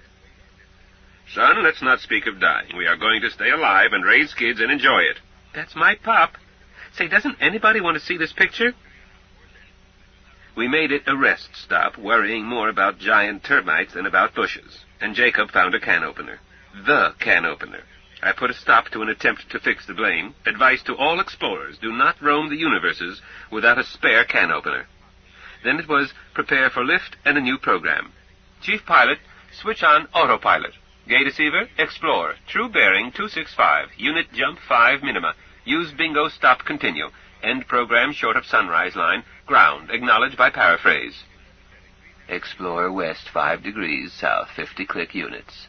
2-second check each jump. Ground myself, no power, Greenwich time 0317. Dee Dee, is that time right? For that program? Gay deceiver, program revision, cancel grounding. From program coded a tramp abroad, display locus, display bingos. She displayed Mars at once. But give us. I scrawled a note to Dee Dee. How do I rotate to show dayside only? Dear Dee Dee, she wrote her answer, passed it over. I doubt that our men saw it. Program revision, display locus, real-time, dayside. Gay accommodated. It took several steps to define new locus as sunset line, right edge east to sunrise line, left edge west, and between 50 degrees north and 50 degrees south. Some Russian area had been close to 45 degrees south, so I whitened the search. Then let the locus move with the terminators. Gay can see in the dark, but I can't. I told her to end Explore at Greenwich 0317 and start A Tramp Abroad, continue until directed otherwise, and had Gay repeat back in her phrasing. I touched Zebby's shoulder, pointed to the switch that cut out Gay's ears, drew a finger across my throat. He nodded and shut her out. I said, "Questions, gentlemen? Dee-Dee?" "I do, Captain," said our chief pilot. "Do you plan on sleeping tonight?" "Certainly, Zebby. An ideal sleeping spot would be one far from the Russians, but close to the present sunset line. Or did you want to work all night?" "If you wish. I noticed that you gave Gay a program that could keep her going for days or weeks, and that you had reduced H above G to 6 clicks, breathable air. By rotating duties with 1 or 2 always stretched out aft, we can stay up a week easily and still give Jake's ankles a break." "I can skip a night's sleep," said Dee-Dee. "Captain Ante, honey, with enough random samples in a defined locus, sampling soon approaches a grid a fly couldn't get through. Do you want the formula?" "Heavens, no, as long as it works." "It works. Let's make a long run, get a big sampling. But I'd like to add something. Let's parallel the display onto a side-looker screen and light every vertex while the main display shows bingos. You'll see how tight a screen you're building." "Sharpie, don't let her do it," Zebby added. "Excuse, please. Captain, the astrogator is correct on software, but I know more about this hardware. You can crowd a computer into a nervous breakdown. I have safeguards around Smart Girl. If I give her too much to do, she tells me to go to hell. But she likes Dee-Dee. Like a willing horse, she'll try hard for Dee-Dee, even when it's too much." Dee-Dee said soberly, "Captain, I gave you bad advice." Her husband said, "Don't be so humble, Dee-Dee. You're smarter than I am, and we all know it. But we are dependent on Smart Girl and can't let her break down. Captain, I don't know how much strain the time-space twister puts on her, but she has unnecessary programs. At the captain's convenience, I would like to review everything in her perms and wipe those we can do without." "My very early convenience, sir. Is the schedule okay?" "Oh, sure. Just don't add that side display." "Thank you, Chief Pilot. Anyone else? Co-pilot?" My dear Captain, is there some reason to find a spot near the sunset line, if you intend to work all night?" "Oh, but Jacob, I do not plan to work all night. It is now about 2000 by our personal circadians, as established by when we got up. I think we can search for 3 to 4 hours. I hope that we can find a spot to sleep near the sunset line, scout it in daylight, let Gay land herself on it for her perms, then return to it in the dark when we get tired." "I see. In part. My dear, unless I misunderstood you, you are heading west, but you said that you wanted to find us a place to sleep near the present sunset line, east. Or did I misunderstood you?" "It's very simply explained, Jacob." "Yes, dear Captain." "I made a horrible mistake in navigation." "Oh." "Chief Pilot, did you spot it?" "Yep. Yes, Captain." "Why didn't you speak up?" "Not my business, ma'am. Nothing you planned to do was any danger." "Zebby, I'm not sure whether to thank you for keeping quiet or to complain because you did. Dee-Dee, you spotted the mistake, I am certain. You are supposed to advise me." "Captain, I'm supposed to speak up to stop a bad mistake. This was not. I wasn't certain that it was a mistake until you told on yourself, but you spotted the mistake when Gay predicted the time to end the Explore program. Then you corrected it by telling her to shift to A Tramp Abroad. So there was never a reason to advise you." I let out a sigh. "You're covering for me, and I love you all, and I'm no good as captain. I've served as many hours as Zebby, and we are on the ground. So now it's time to elect someone who can do it right. You, Zebby." "Not me. Jake and Dee-Dee must each do a stint before I'd admit that it might be my turn." "Captain." "Dee-Dee, I'm not captain. I resigned." "No, Aunt Hilda, you didn't actually do it. It is my duty to advise you when you seem about to make a bad mistake. You made a minor mistake and corrected it. In my business, we call that debugging, and spend more time on it than we do on writing programs, because everybody makes mistakes." Jane's little girl managed to sound the way Jane used to. I resolved to listen, because all too often I hadn't listened to Jane. "Captain Ante, if you were resigning because of the way your crew treated you, as Zebediah did, I wouldn't say a word. But that's not your reason, or is it?" "What?" "Oh, no. You've all helped. You've been angels. Well, mostly." "Angels? Humph. I can't use the correct words. I'd shock our men. And, Hilda, I gave you far worse lip than I ever gave Zebediah. You slapped me down hard, and I've been your strongest supporter ever since. Zebediah, what you did was worse." "I know." "But you admitted that you were wrong. Nevertheless, you've been chewing the bit, demanding explanations. Zebediah, the captain of a ship, doesn't have to explain why she gives an order, or does she?" "Of course not. Oh, a captain sometimes does explain, but she shouldn't do it often, or the crew will start thinking they are entitled to explanations. In a crunch, this can kill you. Waste that split second, Zebby brooded. Captain says, Frog, you hop. Couple of times I failed to hop, Captain, I'm sorry. Zebby, we get along all right. He reached back and patted my knee. Pretty well in the past. Better from now on. My darling Jacob said worriedly, I'm afraid I have been remiss, too. I was about to reassure him when Dee cut in. Remiss? Pop, you're the worst of all. If I had been your wife, I would have tossed you back and rebaited my hook. Farce is worse than mutinous. It's insulting. Be glad Jane didn't hear you. I know. I touched Dee arm and whispered, That's enough, dear. Zebby said soberly, Captain, as I analyze it, you made a mistake in sign. Every navigator makes mistakes and has some routine by which to check his work. If you're going to get upset because recheck shows that you wrote down plus when the declination is south, you're going to have ulcers. You're just under strain from being CO. We've all made the strain worse.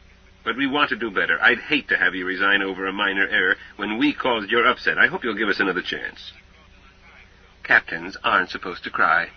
I blinked him back, got my voice under control, and said, All hands. Still ready for lift? Report. Aye, Captain. Affirmative. Yes, my dear Hilda. Zebby, switch on Gay's ears. He did. Execute. Termite Creek was gone, and we were 50 clicks west and a touch south. Pretty and green, but no bingo.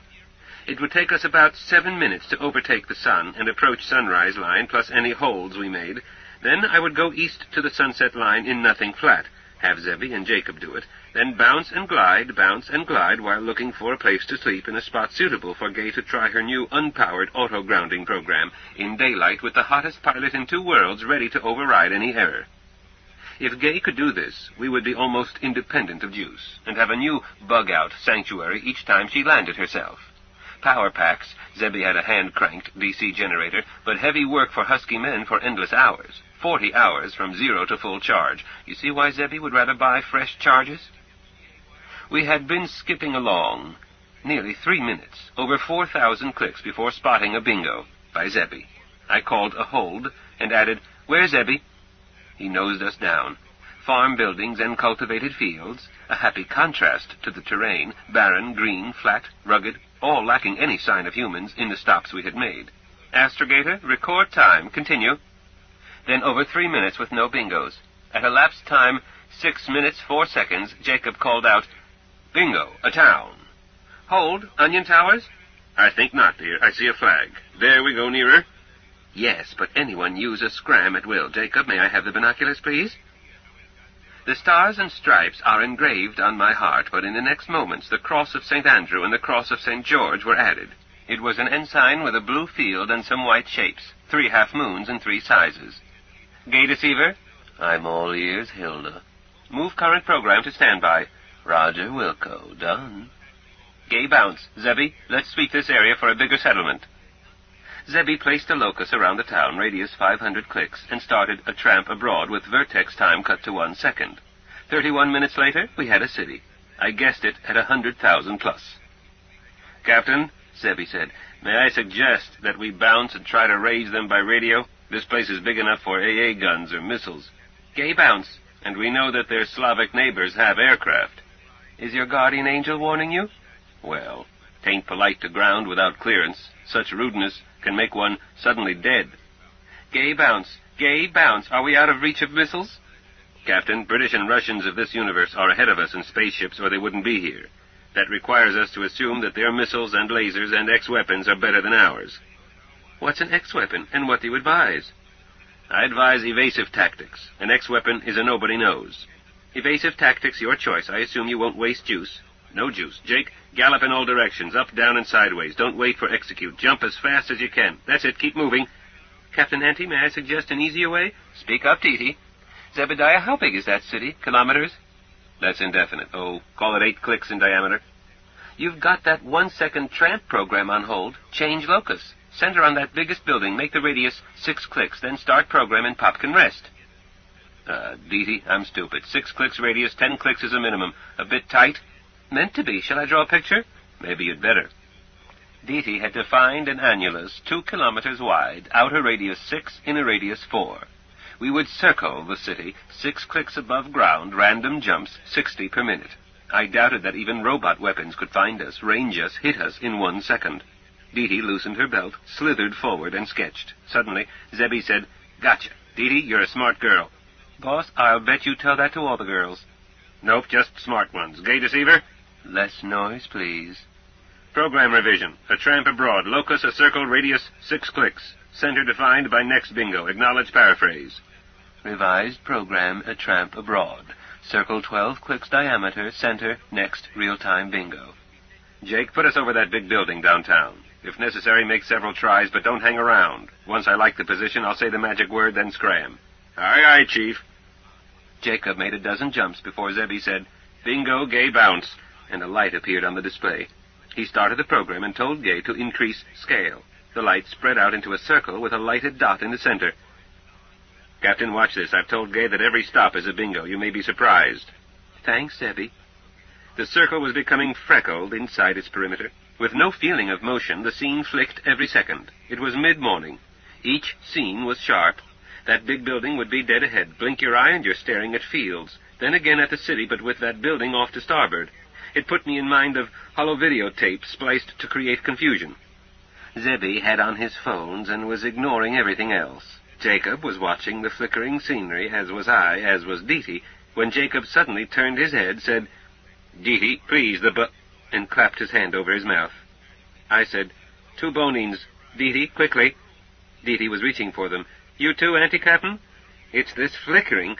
I gave one to Jacob, made certain that he saw me take one. I had not been motion-sick since I had been made captain, but any time my husband must take one, I will keep him company. Today I should have taken one as soon as I spotted that British flag. Bonine tranquilizes the nerves as well as the tummy, and soon I must act as ambassador? Something of the sort. I intended to go straight to the top.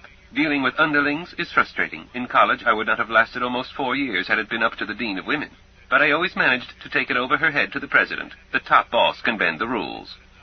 But my senior year, the president was female and as tough a bitch as I am. She listened to my best Clarence Darrow defense, congratulated me, told me I should have studied law, then said, "Go pack, I want you off campus by noon." Zebby pushed the phone off his right ear. "Captain, I've got this loud enough to put on the horn. Want to talk to them?" "No, I've never grounded outside the States. You know how, you do it. But, Chief Pilot—" "Yes, ma'am." "And co-pilot and astrogator, stick to the truth at all times, but do not unnecessarily give information. Answer questions uninformatively, but truthfully. If pressed, tell them, 'See the captain.'" "My dear," Jacob said worriedly, "I've been meaning to speak about this. Zeb has had diplomatic experience. Wouldn't it be wise for us to place him in charge on the ground? Please understand, I'm not criticizing your performance as captain, but with his experience, and in view of the fact that our principal purpose is to obtain certain things for his car—" "Gay bounce, gay bounce, gay bounce. Astrogator?" "Yes, Captain." "Place us in a parking orbit, soonest." "Aye, aye, ma'am." "Co-pilot, don't touch the verniers. Chief Pilot, check that the car is level. Gay deceiver." On deck, Dee Dee. "Program, L-axis, add speed vector 3.6 clicks per second. Paraphrase, acknowledge." Increase forward speed 3 6/10 kilometers per second. "Chief Pilot, level. Execute." Dee Dee glanced at the board. "Gay deceiver, H above G will soon stop decreasing, then increase very slowly. In about 50 minutes, it will maximize. Program, when H above G is maximum, alert me." Roger, Wilco. "If when 100 clicks H above G, alert me." Roger, Wilco. "If when air drag exceeds 0, alert me." Roger, Wilco. "Remain in piloting mode. Ignore voices including program code words until you are called by your full name. Acknowledge by reporting your full name." Gay deceiver. Answered Gay deceiver. "Is that okay, Captain? Smart girl can't hear the short-form programs now until she hears her full name first. Then you would still have to say Gay to alert her, and home, or whatever, to scram. But there should be loads of time, and she'll tell me if anything starts to go wrong. You heard her." "That's fine, Astrogator." I turned her ears off because there may be discussion in which you might not want to have to be careful to use code words, but still be able to put her ears back fast if you need them. Faster than the switch, and besides, the switch can be reached only from the left front seat. Dee Dee had a touch of nervous chattering. I understood the reasons for each step, and I understood why she was chattering. "Well done. Thank you. Remain at the con. Chief Pilot, Co-Pilot, the second in command has the con. I am going aft and do not wish to be disturbed." I lowered my voice, spoke directly to Dee Dee. "You are free to call me. You only." Aye, aye, Captain, Dee Dee acknowledged quietly. I must remind you, air for 4 hours only. If I fall asleep, call me in 3 hours. I kissed her quickly, floated out of my chair, and started to undog the bulkhead door. Got nowhere. Dee Dee had to help me. Dee Dee flipped a light switch for me. She closed me in and dogged one dog. I got a blanket out of the cradle, took off my clothes, tried to wrap myself in the blanket. It kept slithering away. No seat belts, but the web straps used to make a bedroll of Zebby's sleeping bag were attached through loops and tucked under thingamies. Soon I had a belt across my waist and a blanket around me. Being a runt, the only way I can fight is with words. But best for me is to walk away. Fight with Jacob? I was so angry I wanted to slap him. But I never slap anyone. A woman who takes advantage of her size and sex to slap a man is herself no gentleman. So I walked away, got out of there before I said something that would tear it, lose me my lovable, cuddly, thoughtful, and sometimes unbearable husband. I wept in my pillow. No pillow and no Kleenex. After a while, I slept. Chapter 25. Leave bad enough. Alone. Dee Dee. After I helped Aunt Hilda with the bulkhead door, I got back into my seat and said nothing. If I opened my mouth, I would say too much. I love Pop a heap and respect him as a mathematician. Pop is also one of the most selfish people I've ever known. Doesn't mean he's tight with money. He isn't. Doesn't mean he wouldn't share his last crust of bread. He would, with a stranger. But if he doesn't want to do something, he won't. When Jane died, I had to take over money management at once, at 17, because Pop ignored it. It was all I could do to get him to sign his name. I was bucking for my doctorate. Pop seemed to think that I should cook, clean house, shop, keep financial records, manage our businesses, cope with taxes, and earn my doctorate simultaneously. Once I let dishes stack to see how long it would take him to notice. About 2 weeks later he said, "Dee Dee, aren't you ever going to do the dishes?" I answered, "No, sir." "Eh, why not?" "I don't have time." He looked puzzled. Jane didn't seem to find keeping house difficult. Is something wrong, dear? Pop, Mama wasn't bucking for a doctorate against a committee of dunderheads.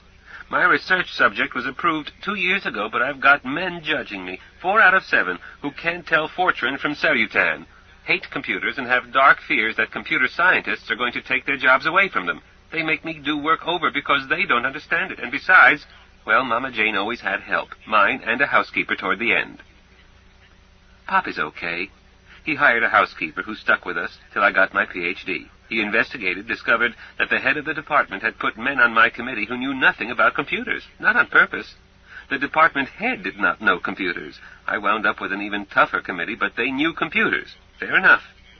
Pop means to be good to me, and he adores Aunt Hilda, and means to pamper her. Pop is one of those men who sincerely believe in women's lib, always support it, but so deep down that they aren't aware of it. Their emotions tell them that women never get over being children. A mistake easy to make with Aunt Hilda. There are 12-year-old girls bigger than she is, and with more curves.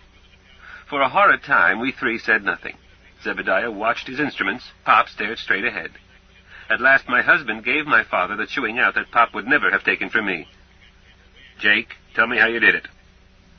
"Huh? You're a genius. You aren't the absent-minded sort who needs a boy to lead him around. You can hammer a nail with the best of them and can use power tools without chopping your fingers. You're good company, and you managed to attract one of the 3 finest women I've ever known so much that she married you. Yet you have publicly insulted her twice in one day. Twice. Tell me, do you have to study to be that stupid? Or is it a gift, like your genius for mathematics?" Pop covered his face with his hands. Zebediah shut up. I could see Pop's shoulders shake. Presently his sobbing stopped. He wiped his eyes, unfastened his seatbelt. When I realized he was heading for the bulkhead door, I unstrapped fast and placed myself in his way. He said, "Please move out of my way, Dee Dee." "Co-pilot, return to your seat." "But, daughter, you can't come between husband and wife." "Address me as astrogator. The captain does not wish to be disturbed." "Gay deceiver." "Here, Dee Dee." "Log mode. Co-pilot, I will not permit you to disobey the captain's orders. Return to your seat. Strap down and stay there." "Or would you rather be placed in it?" Zebediah growled, "with your arms strapped under the belts and the buckles where you can't reach them." "Chief pilot, do not intervene unless I call on you. Co-pilot, move." Pop turned in the air, almost kicking me in the face, and unaware of it. He was speaking through sobs. "But I must apologize to Hilda. Can't you understand that?" But he was getting back into his seat. "Jake, you'll be a worse damn fool if you do." "What? Zeb, you can't mean that." "I do mean it. You apologized once today. Hypocrisy, as Sharpie realizes. Jake, your only chance of staying married is to shut up and soldier. Your word is no longer worth a fiat dollar. But if you behave yourself for 4 or 5 years, she might forget it. Correction, forgive it. She'll never forget it. Establish a long record of good behavior, and she might allow you some minor faults, but don't ever hint that she is not as competent as any man. Sure, she'd be picked last for a tug-of-war team, and she has to stand on a stool to reach a high shelf. Does that affect her brain? Hell's bells, if size mattered, I would be the super genius around here, not you. Or perhaps you think being able to grow a beard confers wisdom. Jake, leave bad enough alone. Mess with it, you'll make it worse. Time for a diversion.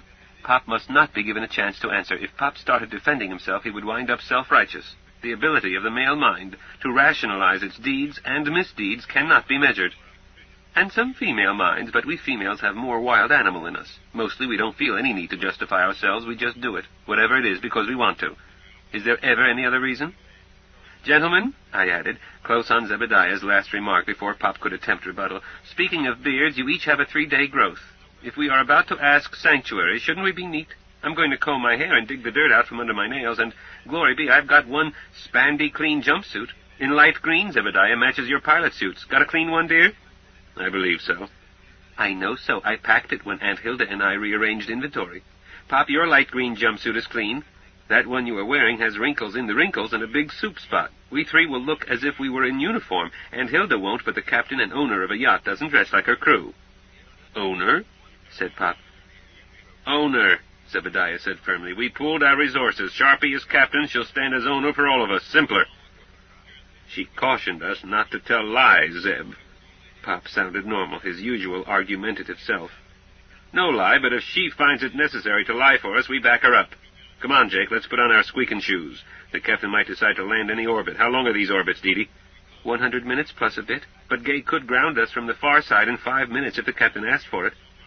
So let's get shipshape in Bristol style. Dee Dee, will you keep an eye on the board while Jake and I shave? Pop said, I'm sorry, but I can't shave until the captain joins us. My gear is aft. Jake, use mine. Glove compartment. Remington okay? My husband added, You first. I want to read the news. The news? Smart girl has been sampling all frequencies, AM and FM, twice a second. If there is pattern, she copies. But Deet, the astrogator, switched off the autopilot's ears. Jake, you just flunked Physics 101. Deety told SG to shut off audio. I had in mind the electromagnetic spectrum. You've heard of it? Pop chuckled. Touché, that makes us even for the one you pulled while we were calibrating. I heaved a sigh of relief. I had not been trying to save Pop's marriage. That's his problem.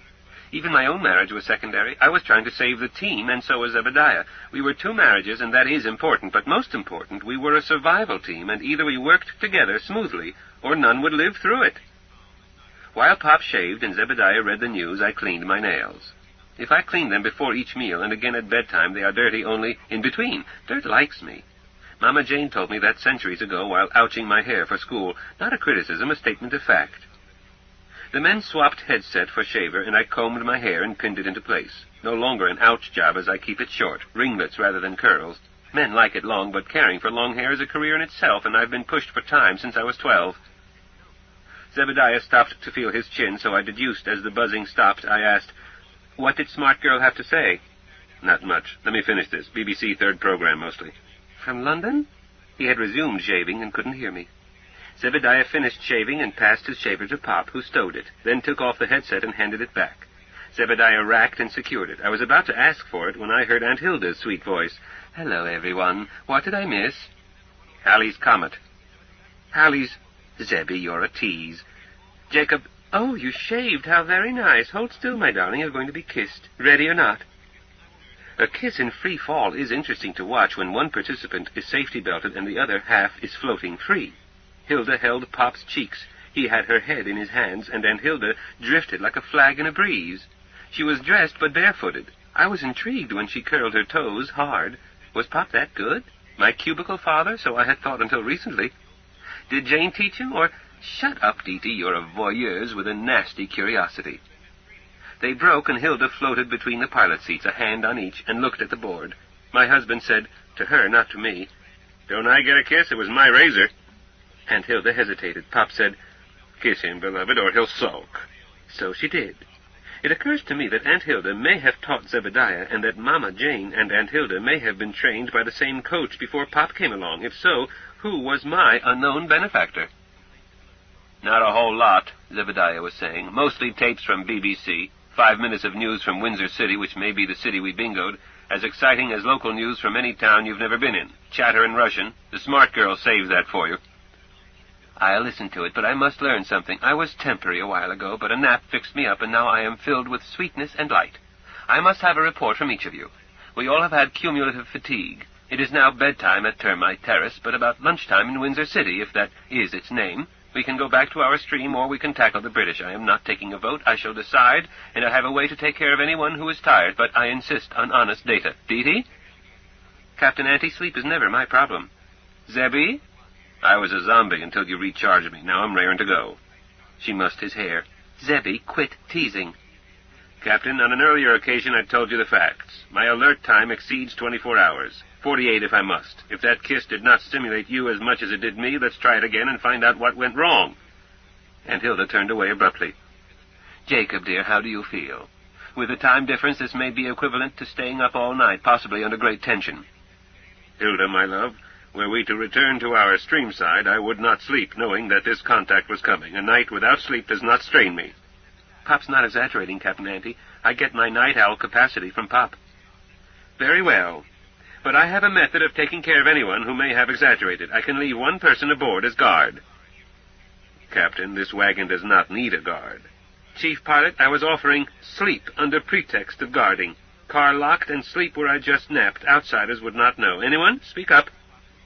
I wouldn't have missed it for a Persian kitten. Did Hilda expect anyone to stay behind? I don't think so. Very well. No firearms. Gentlemen, please hide your pistols and belts with the guns. Aft. Zebby, is there a way to lock that door in addition to dogging it? Sure, tell Gay. May I ask why? No one can break into the cabin without damaging the old girl so much that she won't lift. Conceded, Zebby, but I will be bringing visitors into this space. If anyone is brash enough to ask to be shown beyond the bulkhead door, I shall tell him that is my private compartment. Aunt Hilda grinned wickedly. If he persists, I'll freeze his ears. What's the program for locking and unlocking it? Very complicated. Tell her, lock the bulkhead door or unlock the bulkhead door. Concealed solenoids. If the car is cold, the volts drop back. Goodness, you were thorough. No, ma'am, the Aussies were. But it turns out to be convenient for things we wouldn't like to lose. Captain, I don't trust banks any more than I trust governments, so I carry my safety deposit vault with me. If you cut the trickle charge, it unlocks? Pop asked. Jake, I knew you would spot that. An accumulator across the solenoids, floating. Shut down the car and the solenoids work for another month, unless you open a switch in an odd location. Anyone want to know where it is? What you don't know, you can't tell. He got no takers. Instead, I said, Captain, is a flechette gun a firearm? Will it fit into a zippered compartment in your purse? It fits into a concealed zipper compartment. Keep it with you. No swords, gentlemen, as well as no firearms. We are a civilian party. One thing we should carry, those miniature walkie-talkies, Dee-Dee and I, in our purses, you, gentlemen, in your pockets. If they are noticed, tell the truth, a means of keeping our party in touch. Aunt Hilda suddenly looked stern. This next order should be in writing. Please understand that there are no exceptions, no special circumstances, no variations left to individual judgment. I require Roger Wilco's from each of you, or we do not ground. This party does not separate, not for 30 seconds, not for 10 seconds, not at all. Will the captain entertain a question? Certainly, Zebby. Washrooms, restrooms, bathrooms. If these British behave like their analogues, such facilities are segregated. Zebby, all I can say to that is that I will look for a way to cope. But we stay together until I, the captain, decide that it is safe to ease the rule. In the meantime, we should use that unpopular honey bucket before we ground. Then, if necessary, return to the car together to use it later. That's not subject to discussion. Once we are on the ground, you three, acting unanimously, can hold a bloodless mutiny over this order or any, and Hilda looked directly at her husband, and I will let myself be kicked out without a word. Out of office as captain, out of the car, out of the party. Remain here on Mars 10 with the British if they will have me. No more questions, no further discussion by me or among yourselves. Astrogator. Roger Wilco. Thank you. Please state it in the long form. I understand the captain's order and will comply exactly with no mental reservations. Chief Pilot? I understand. Short form, Dee-Dee defined it. Roger Wilco, Captain. Aunt Hilda turned in the air toward Pop, and I held my breath 3 endless seconds. Jacob? Roger Wilco, Captain. Very well. We will ground as soon as we get clearance, but will not ask for clearance until I've heard the news and translated that Russian. Whereupon I told her that we all intended to put on our best bib and tucker. The time should come out about right, and could we be relieved one by one? As I intended to use that darned thunder mug, when you must, you must. Aunt Hilda frowned slightly. I do wish that I had a jumpsuit in my size. This outfit... Aunt Hilda, your crew is in uniform, but you are wearing the latest Hollywood style. That model was created by Ferrara himself, and he charged you more than you paid for that mink cape. You are the captain and dressed to please yourself. I tell you 3 times. Aunt Hilda smiled. Should I acknowledge and paraphrase? By all means. Dee Dee, I require my crew to wear uniforms, but I dress to suit myself, and when I saw what the world-famous couturier, Mario Ferrara, was doing to change the trend in women's sports clothes, I sent for him and worked him silly until he got just what I wanted, including repeated washings of the trousers to give them that not-quite-new look so favored by the smart set for yachting. When you come back, will you fetch your little shoes, my keds, and the hair ribbon you gave me? They are part of Signor Ferrara's creation. Aunt Hilda, honey, you make it sound true. It is true. You told me 3 times. I don't even regret the $1,000 new bonus I gave him. That man is a genius. Get along, dear. Get. Chief Pilot, you have the con. I want the earphones. I was back in 10 minutes with jumpsuits for self and Pop and clean pilot suit for my husband. I sailed their clothes toward Pop and Zebediah, and Hilda was handing phones back to Zebediah. His suit caught both of them. Whoops, sorry, but not very. What did the Russians say? We're baddies, said my husband. We are? The suit I took off is loose back aft. Wrap it around your pistol and belt and shove them under the sleeping bag. Pretty please? With sugar on it? At today's prices? Yes, beat it. Captain, what sort of baddies? Spies and agents, saboteurs, and other things, and indemnity is demanded in the name of the Tsar and the surrender of our persons, all 12 of us. 12? So they claim, for trial before they hang us. Or else. The or else amounts to a threat of war. Heavens, are we going to ground? Yes. The British comment was that a source close to the governor reports that the Russians have made another of their periodic claims of territorial violation and espionage, and the note was routinely rejected. I intend to be cautious. We won't leave the car unless I am convinced that we will receive decent treatment. Shortly, we were again doing 1-second jumps in a circle around Windsor City. Had Pop not pulled another blunder in handling Aunt Hilda, we would have been on the ground 2 hours ago. Blunder rather than insult, but I'm not Hilda, I'm Dee Dee. My ego is not easily bruised. Before I married, if a man patronized me and it mattered, I used to invite him to go skeet shooting. Even if he beat me, happened once, he never patronized me again. If it's an unsocial encounter, I'm big, I'm strong, I fight dirty. A male has to be bigger, stronger, and just as well trained, or I can take him. Haven't had to use a flechette gun yet, but twice I've broken arms, and once I kicked a mugger in the crotch, and said he fainted. Zebediah was having trouble with traffic control. Request permission to ground. This is Private Yacht Gay Deceiver, U.S. Registry, Chief Pilot Carter speaking. All we want is clearance to ground. You're behaving like those, you know what I mean, Russians. I didn't expect this from Englishmen. Now, where are you? You sound close by, but we can't get a fix on you. We are circling your city at a height above ground of 5 kilometers. How much is that in feet or miles? I touched my husband's shoulder. Tell him 16,000 feet. 16,000 feet. What bearing? We're circling. Yes, but see Imperial House at City Center? What bearing? We are much too fast for you to take a bearing. While you speak one sentence, we've gone around twice. Oh, tell that to the jollies. Old sailors will never believe it. Aunt Hilda tapped Zebediah. He passed the microphone to her. Aunt Hilda said crisply, This is Captain Burrows, commanding. State your name, rating, and organization number. I heard a groan, then silence. 23 seconds later, another voice came on. This is the officer of the watch, Lieutenant Bean. Is there a spot of trouble? No, Lieutenant, merely stupidity. My chief pilot has been trying for 15 minutes for clearance to ground. Is this a closed port? We were not told so by your embassy on Earth. We were warned that the Russians discouraged visitors, and indeed they tried to shoot us out of the sky. What is your full name and your regiment, Lieutenant? I intend to make a formal report when I return home. Please, madam, this is Lieutenant Brian Bean, Devonshire Royal Fusiliers. May I ask to whom I am speaking? Very well, I will speak slowly. Please record. I am Captain Hilda Burrows, commanding space yacht Gay Deceiver, out of Snug Harbor in the Americas.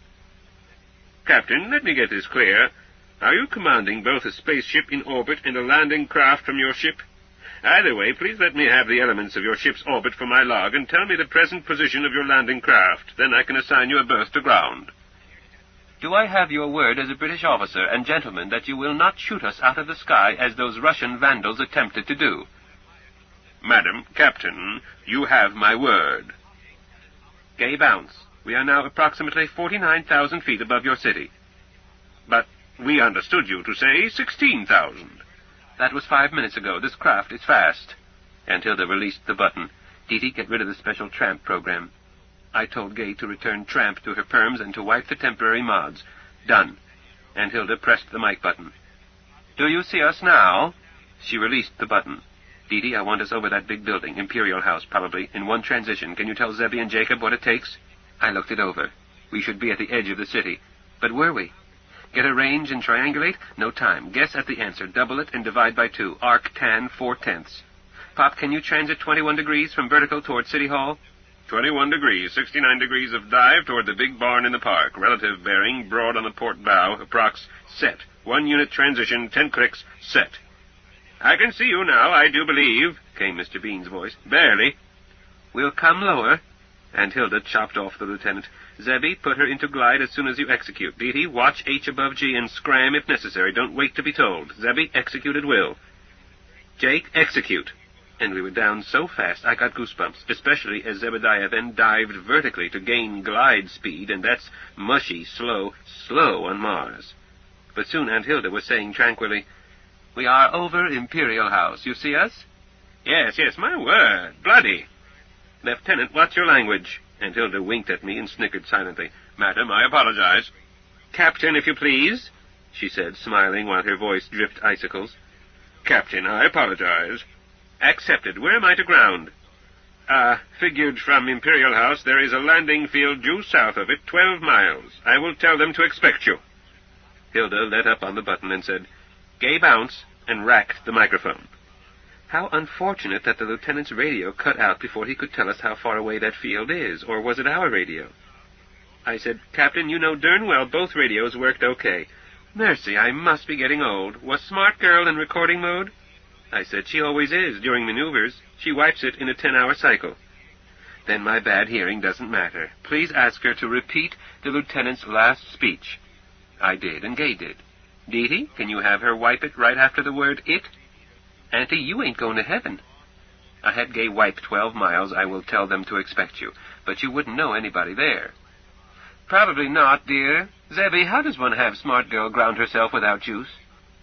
Dee had better go over it again, unless... Jake, will you explain it? It's Dee's caper. I could use another drill. All right, I agreed. Switch off Gay's ears, Zebediah. Gay can make any transition exactly if she knows precisely where her target is, even a jump of less than 1 minimum. I found that out the day we got here when we were testing remote control. The rest came from perfecting the bug-out routine by having her pause and sweep the target, and if it's obstructed, she bounces. And, Hilda, if you intend to ground, we had better not be much under 5 clicks, or we'll have to bounce and start over. I've got air bite, Captain. I'll stretch it. Thanks, Zebby. Dee, you do it. Let us all learn. Okay, I need both pilots. You haven't said where to ground. Wasn't that clear? Due south of Imperial House. I think it is a parade ground. Nothing on it but a flagpole on the north side. Put her down in front of the building, but miss that flagpole. It would take override to hit that flagpole. Zebediah, gun sight the spot you want to park on. I'll talk to Gay. Then put her in level flight in the orientation you want and give execute. Pop, Gay should pause at exactly 1/2 click to see that her parking spot is clear and to recheck distance. That stop won't be long, a fraction of a second, but if she fails to make it, try to bounce. Probably you can't. If I missed in debugging, maybe we'll all be radioactive. Been nice knowing you all. Okay, switch on her ears. My husband did so. Gay Deceiver. Hello, Dee. I've missed you. Unpowered auto-grounding mode. Gonna ground by myself without a drop of juice. Where? New target, code word parade ground, point of aim and rangefinder method. Show him to me. I can lick him. I touched my husband's shoulder. Let her know. On target, Gay. Steady on target. Range 3729, 3700, 3599. Got him, Dee Dee. Zebediah leveled us out, headed us north. Execute. We were parked facing the big front steps. That flagpole was 10 meters from Gay's nose.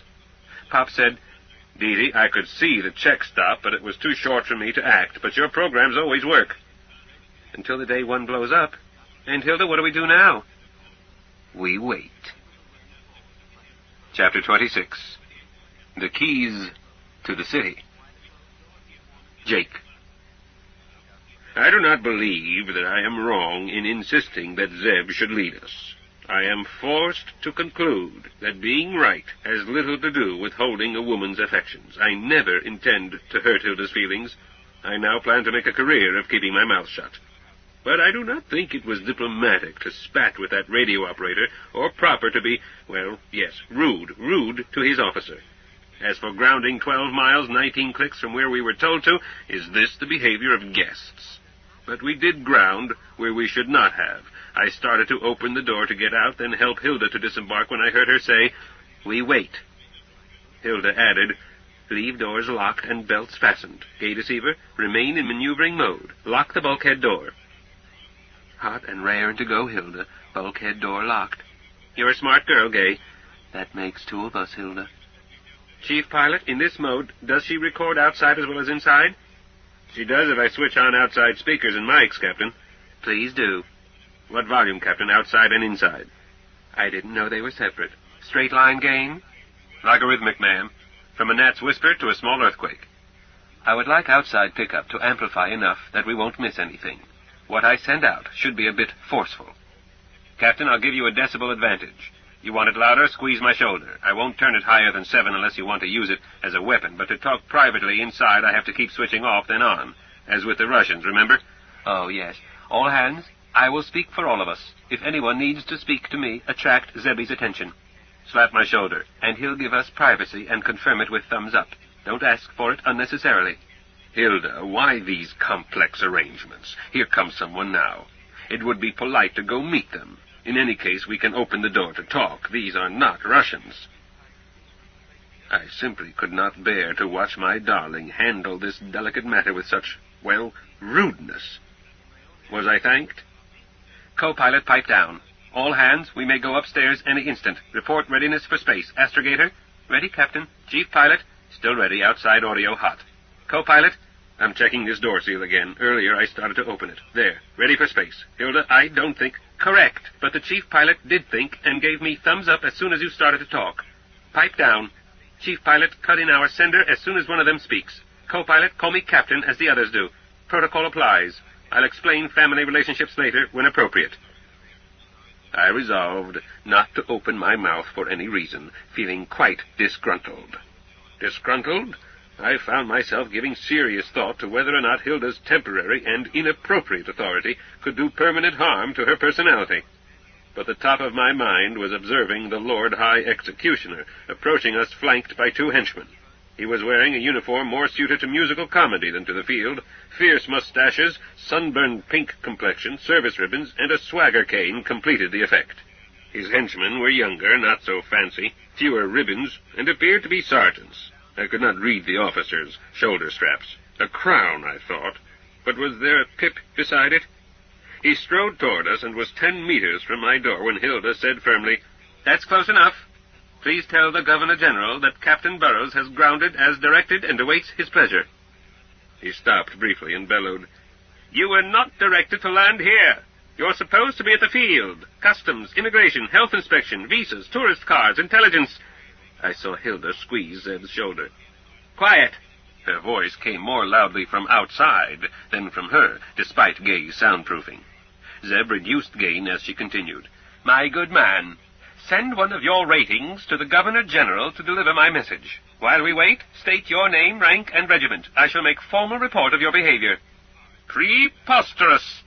Behavior unbecoming an officer and a gentleman, Hilda said with gentle sweetness, since you insist. While you won't tell your name like a naughty boy, others know it. The paymaster, the Governor-General, others. She squeezed Zeb's shoulder. Deliver my message.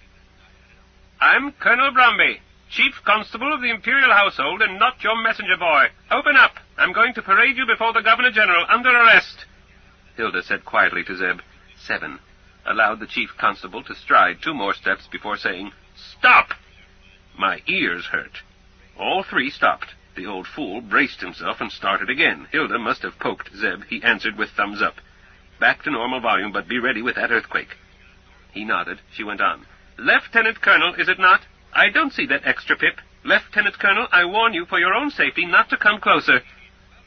He did not answer, kept coming, took his cane from under his arm. His sergeants followed, slowly, at a respectful distance. Hilda let him reach my door. I could see a network of broken veins on his nose, and, for the second time in 2 days, someone started to pound on Gay's door. He raised his cane.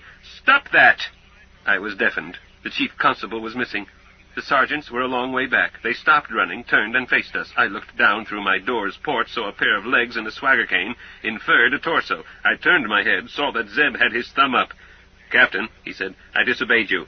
How, Zebby? I gave him an 8. I wasn't sure his heart could take a 10. He looks like an old bottle-a-day man.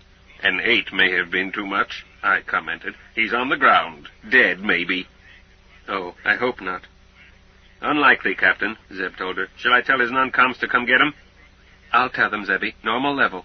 Hilda waited until he signaled, then called out, Sergeants, Colonel Brumby needs help. There will be no more loud noises. The sergeants hesitated, then hurried. Shortly, they were dragging him away. Presently, he came to life, fought them off, sent one chasing back for his cane. The man caught my eye and winked. I concluded that Brumby was not popular. There was now a man standing on the entrance stairs. Perhaps there had been people nearby earlier, but not after the noise started. Imperial House had its ground floor with no doors on the front side. The first floor was the main floor and was reached by wide, sweeping stairs. The man near the top was small, dapper, dressed in mufti. As Brumby reached him, Brumby saluted, stopped, and they talked. Brumby's ramrod stiffness spoke for itself. Shortly, the smaller man trotted down the long steps, moved quickly toward us, stopped about 30 meters away, and called out, In the landing craft! Is it safe to come closer? Certainly, agreed Hilda. Thank you, ma'am. He approached, talking as he walked. I dare say we should introduce ourselves. I'm Lieutenant General Smythe Carstairs, the governor hereabouts. I take it you are Captain Burrows? That is correct, Excellency. Thank you. Although I can't tell, really, to whom I am speaking. Awkward, is it not, chatting via an announcing system? An open door would be pleasanter, don't you think? More friendly. You are right, Excellency, but the Russians gave us so unpleasant, so dangerous a reception that I am nervous. Those bounders, they have been making a bit of fuss over you on the wireless. That was how I recognized your craft. Smaller than they claimed, but an accurate description for a Russian. But surely you don't think that we British wear our shirt-tails out. You will receive decent treatment here. That is pleasing to hear, Excellency. I was tempted to leave. That policeman chap is most unpleasant. Sorry about that. Sheer mischance that he was first to greet you.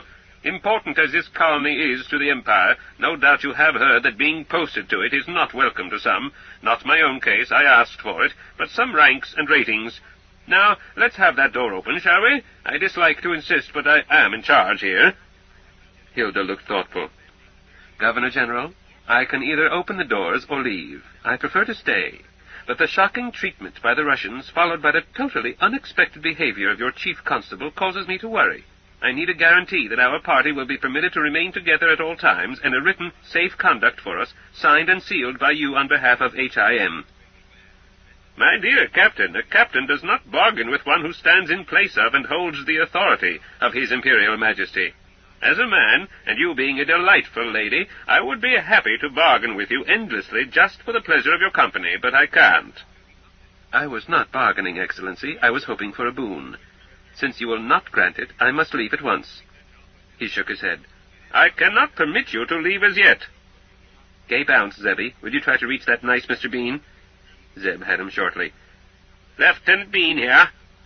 Captain Burrows, Lieutenant. Our radio chopped off while you were talking. No harm done. The important part got through. We grounded where you told us to, due south of Imperial House. So that's what happened. I must admit to feeling relieved. Is your post of duty in Imperial House? Yes, ma'am. On it, rather. We have a small housing on the roof.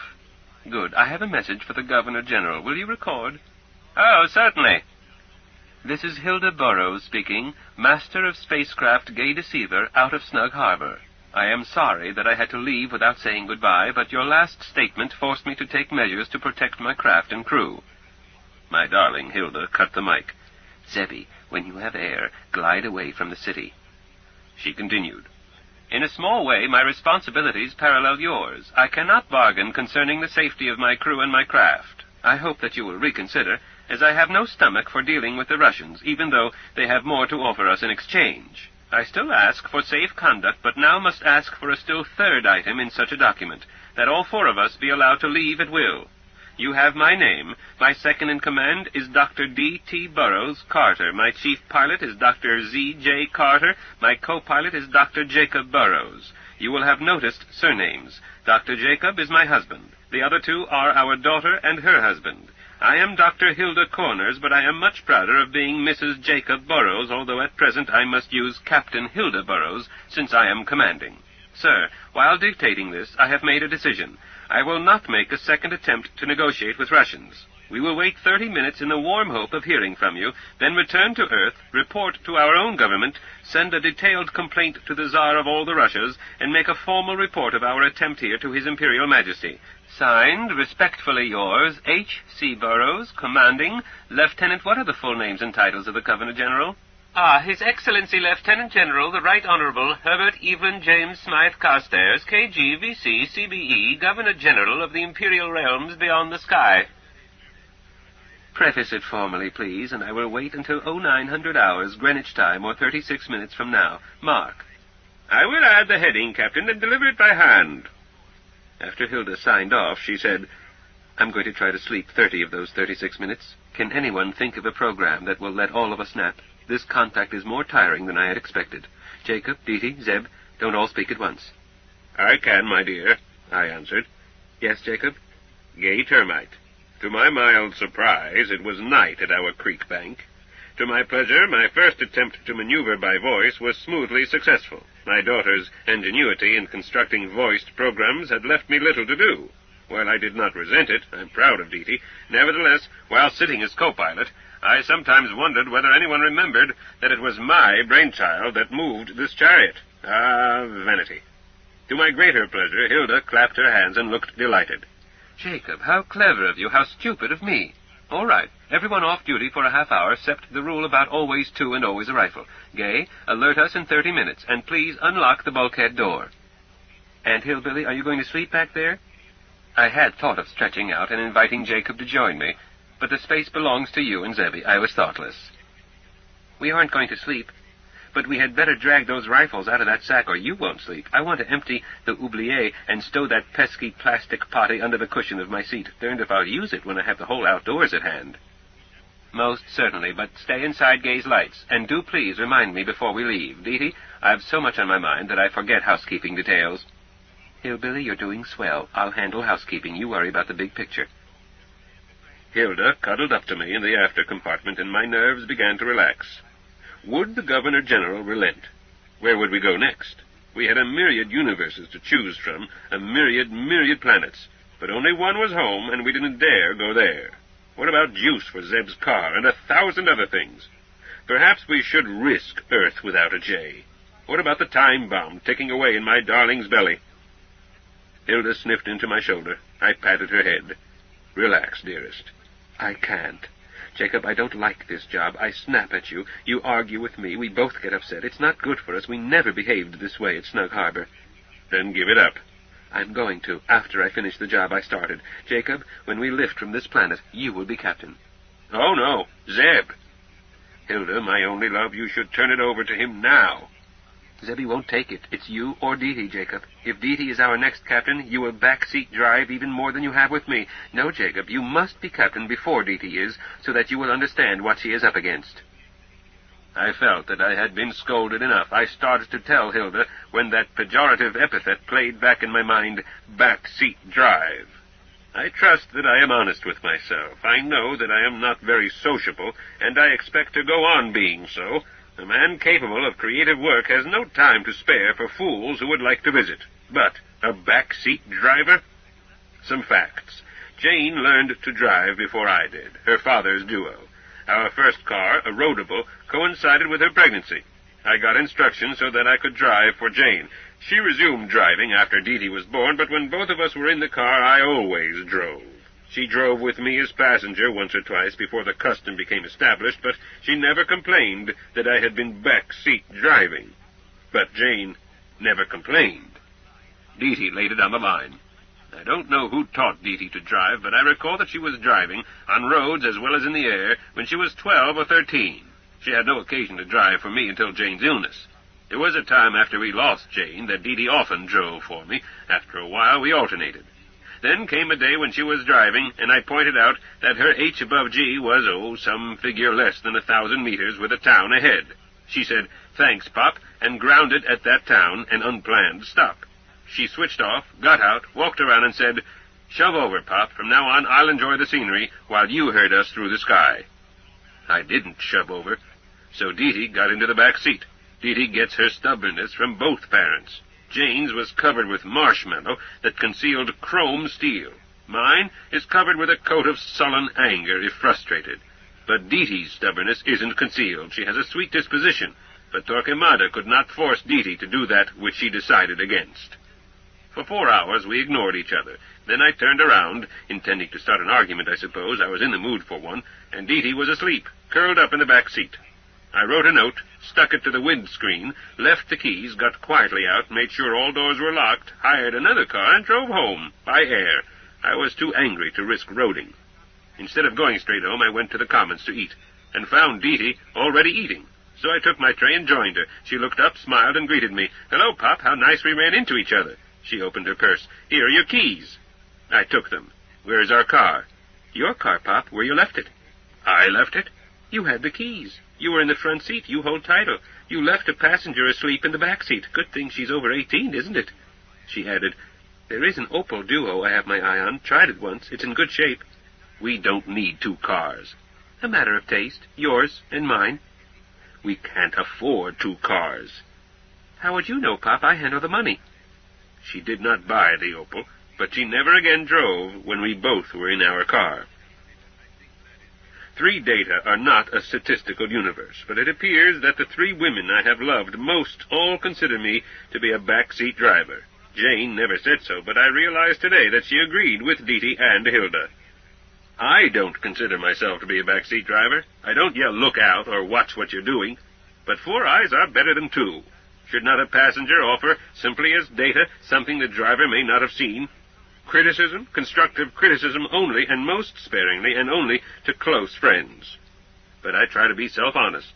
My opinion is not important in this.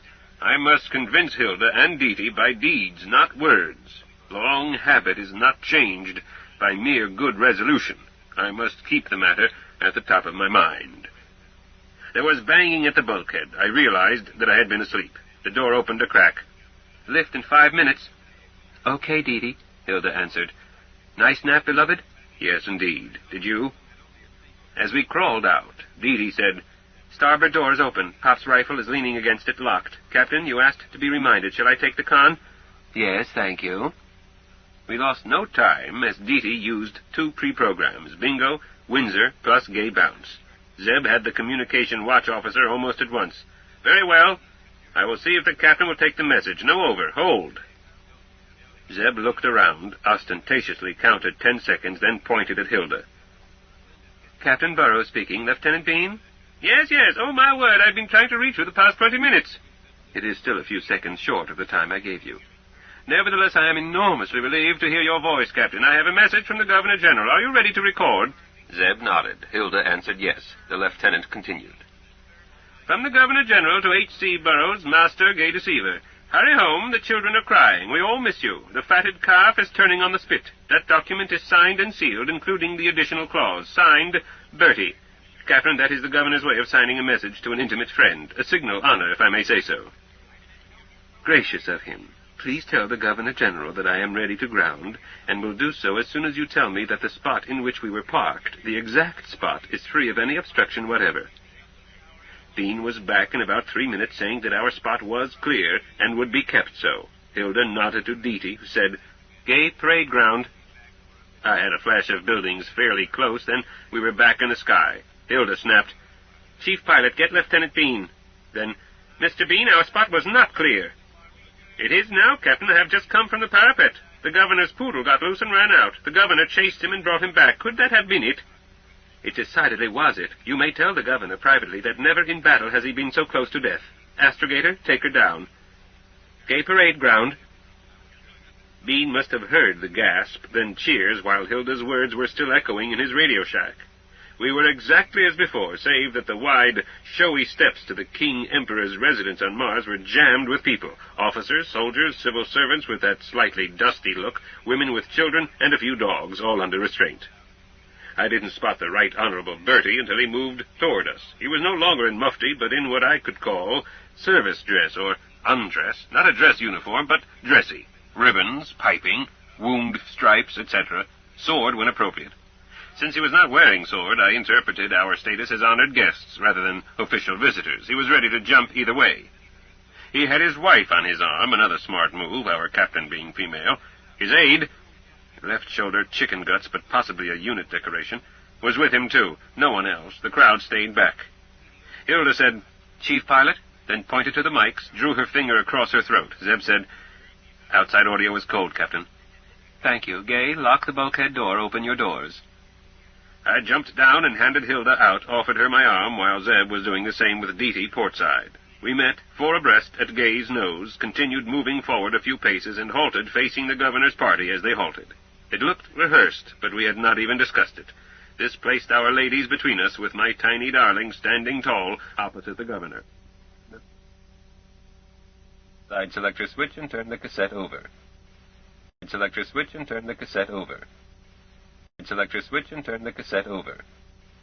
I'd select your switch and turn the cassette over. I'd select your switch and turn the cassette over. I'd select your switch and turn the cassette over. I'd select your switch and turn the cassette over. I'd select your switch and turn the cassette over. I'd select your switch and turn the cassette over. I'd select your switch and turn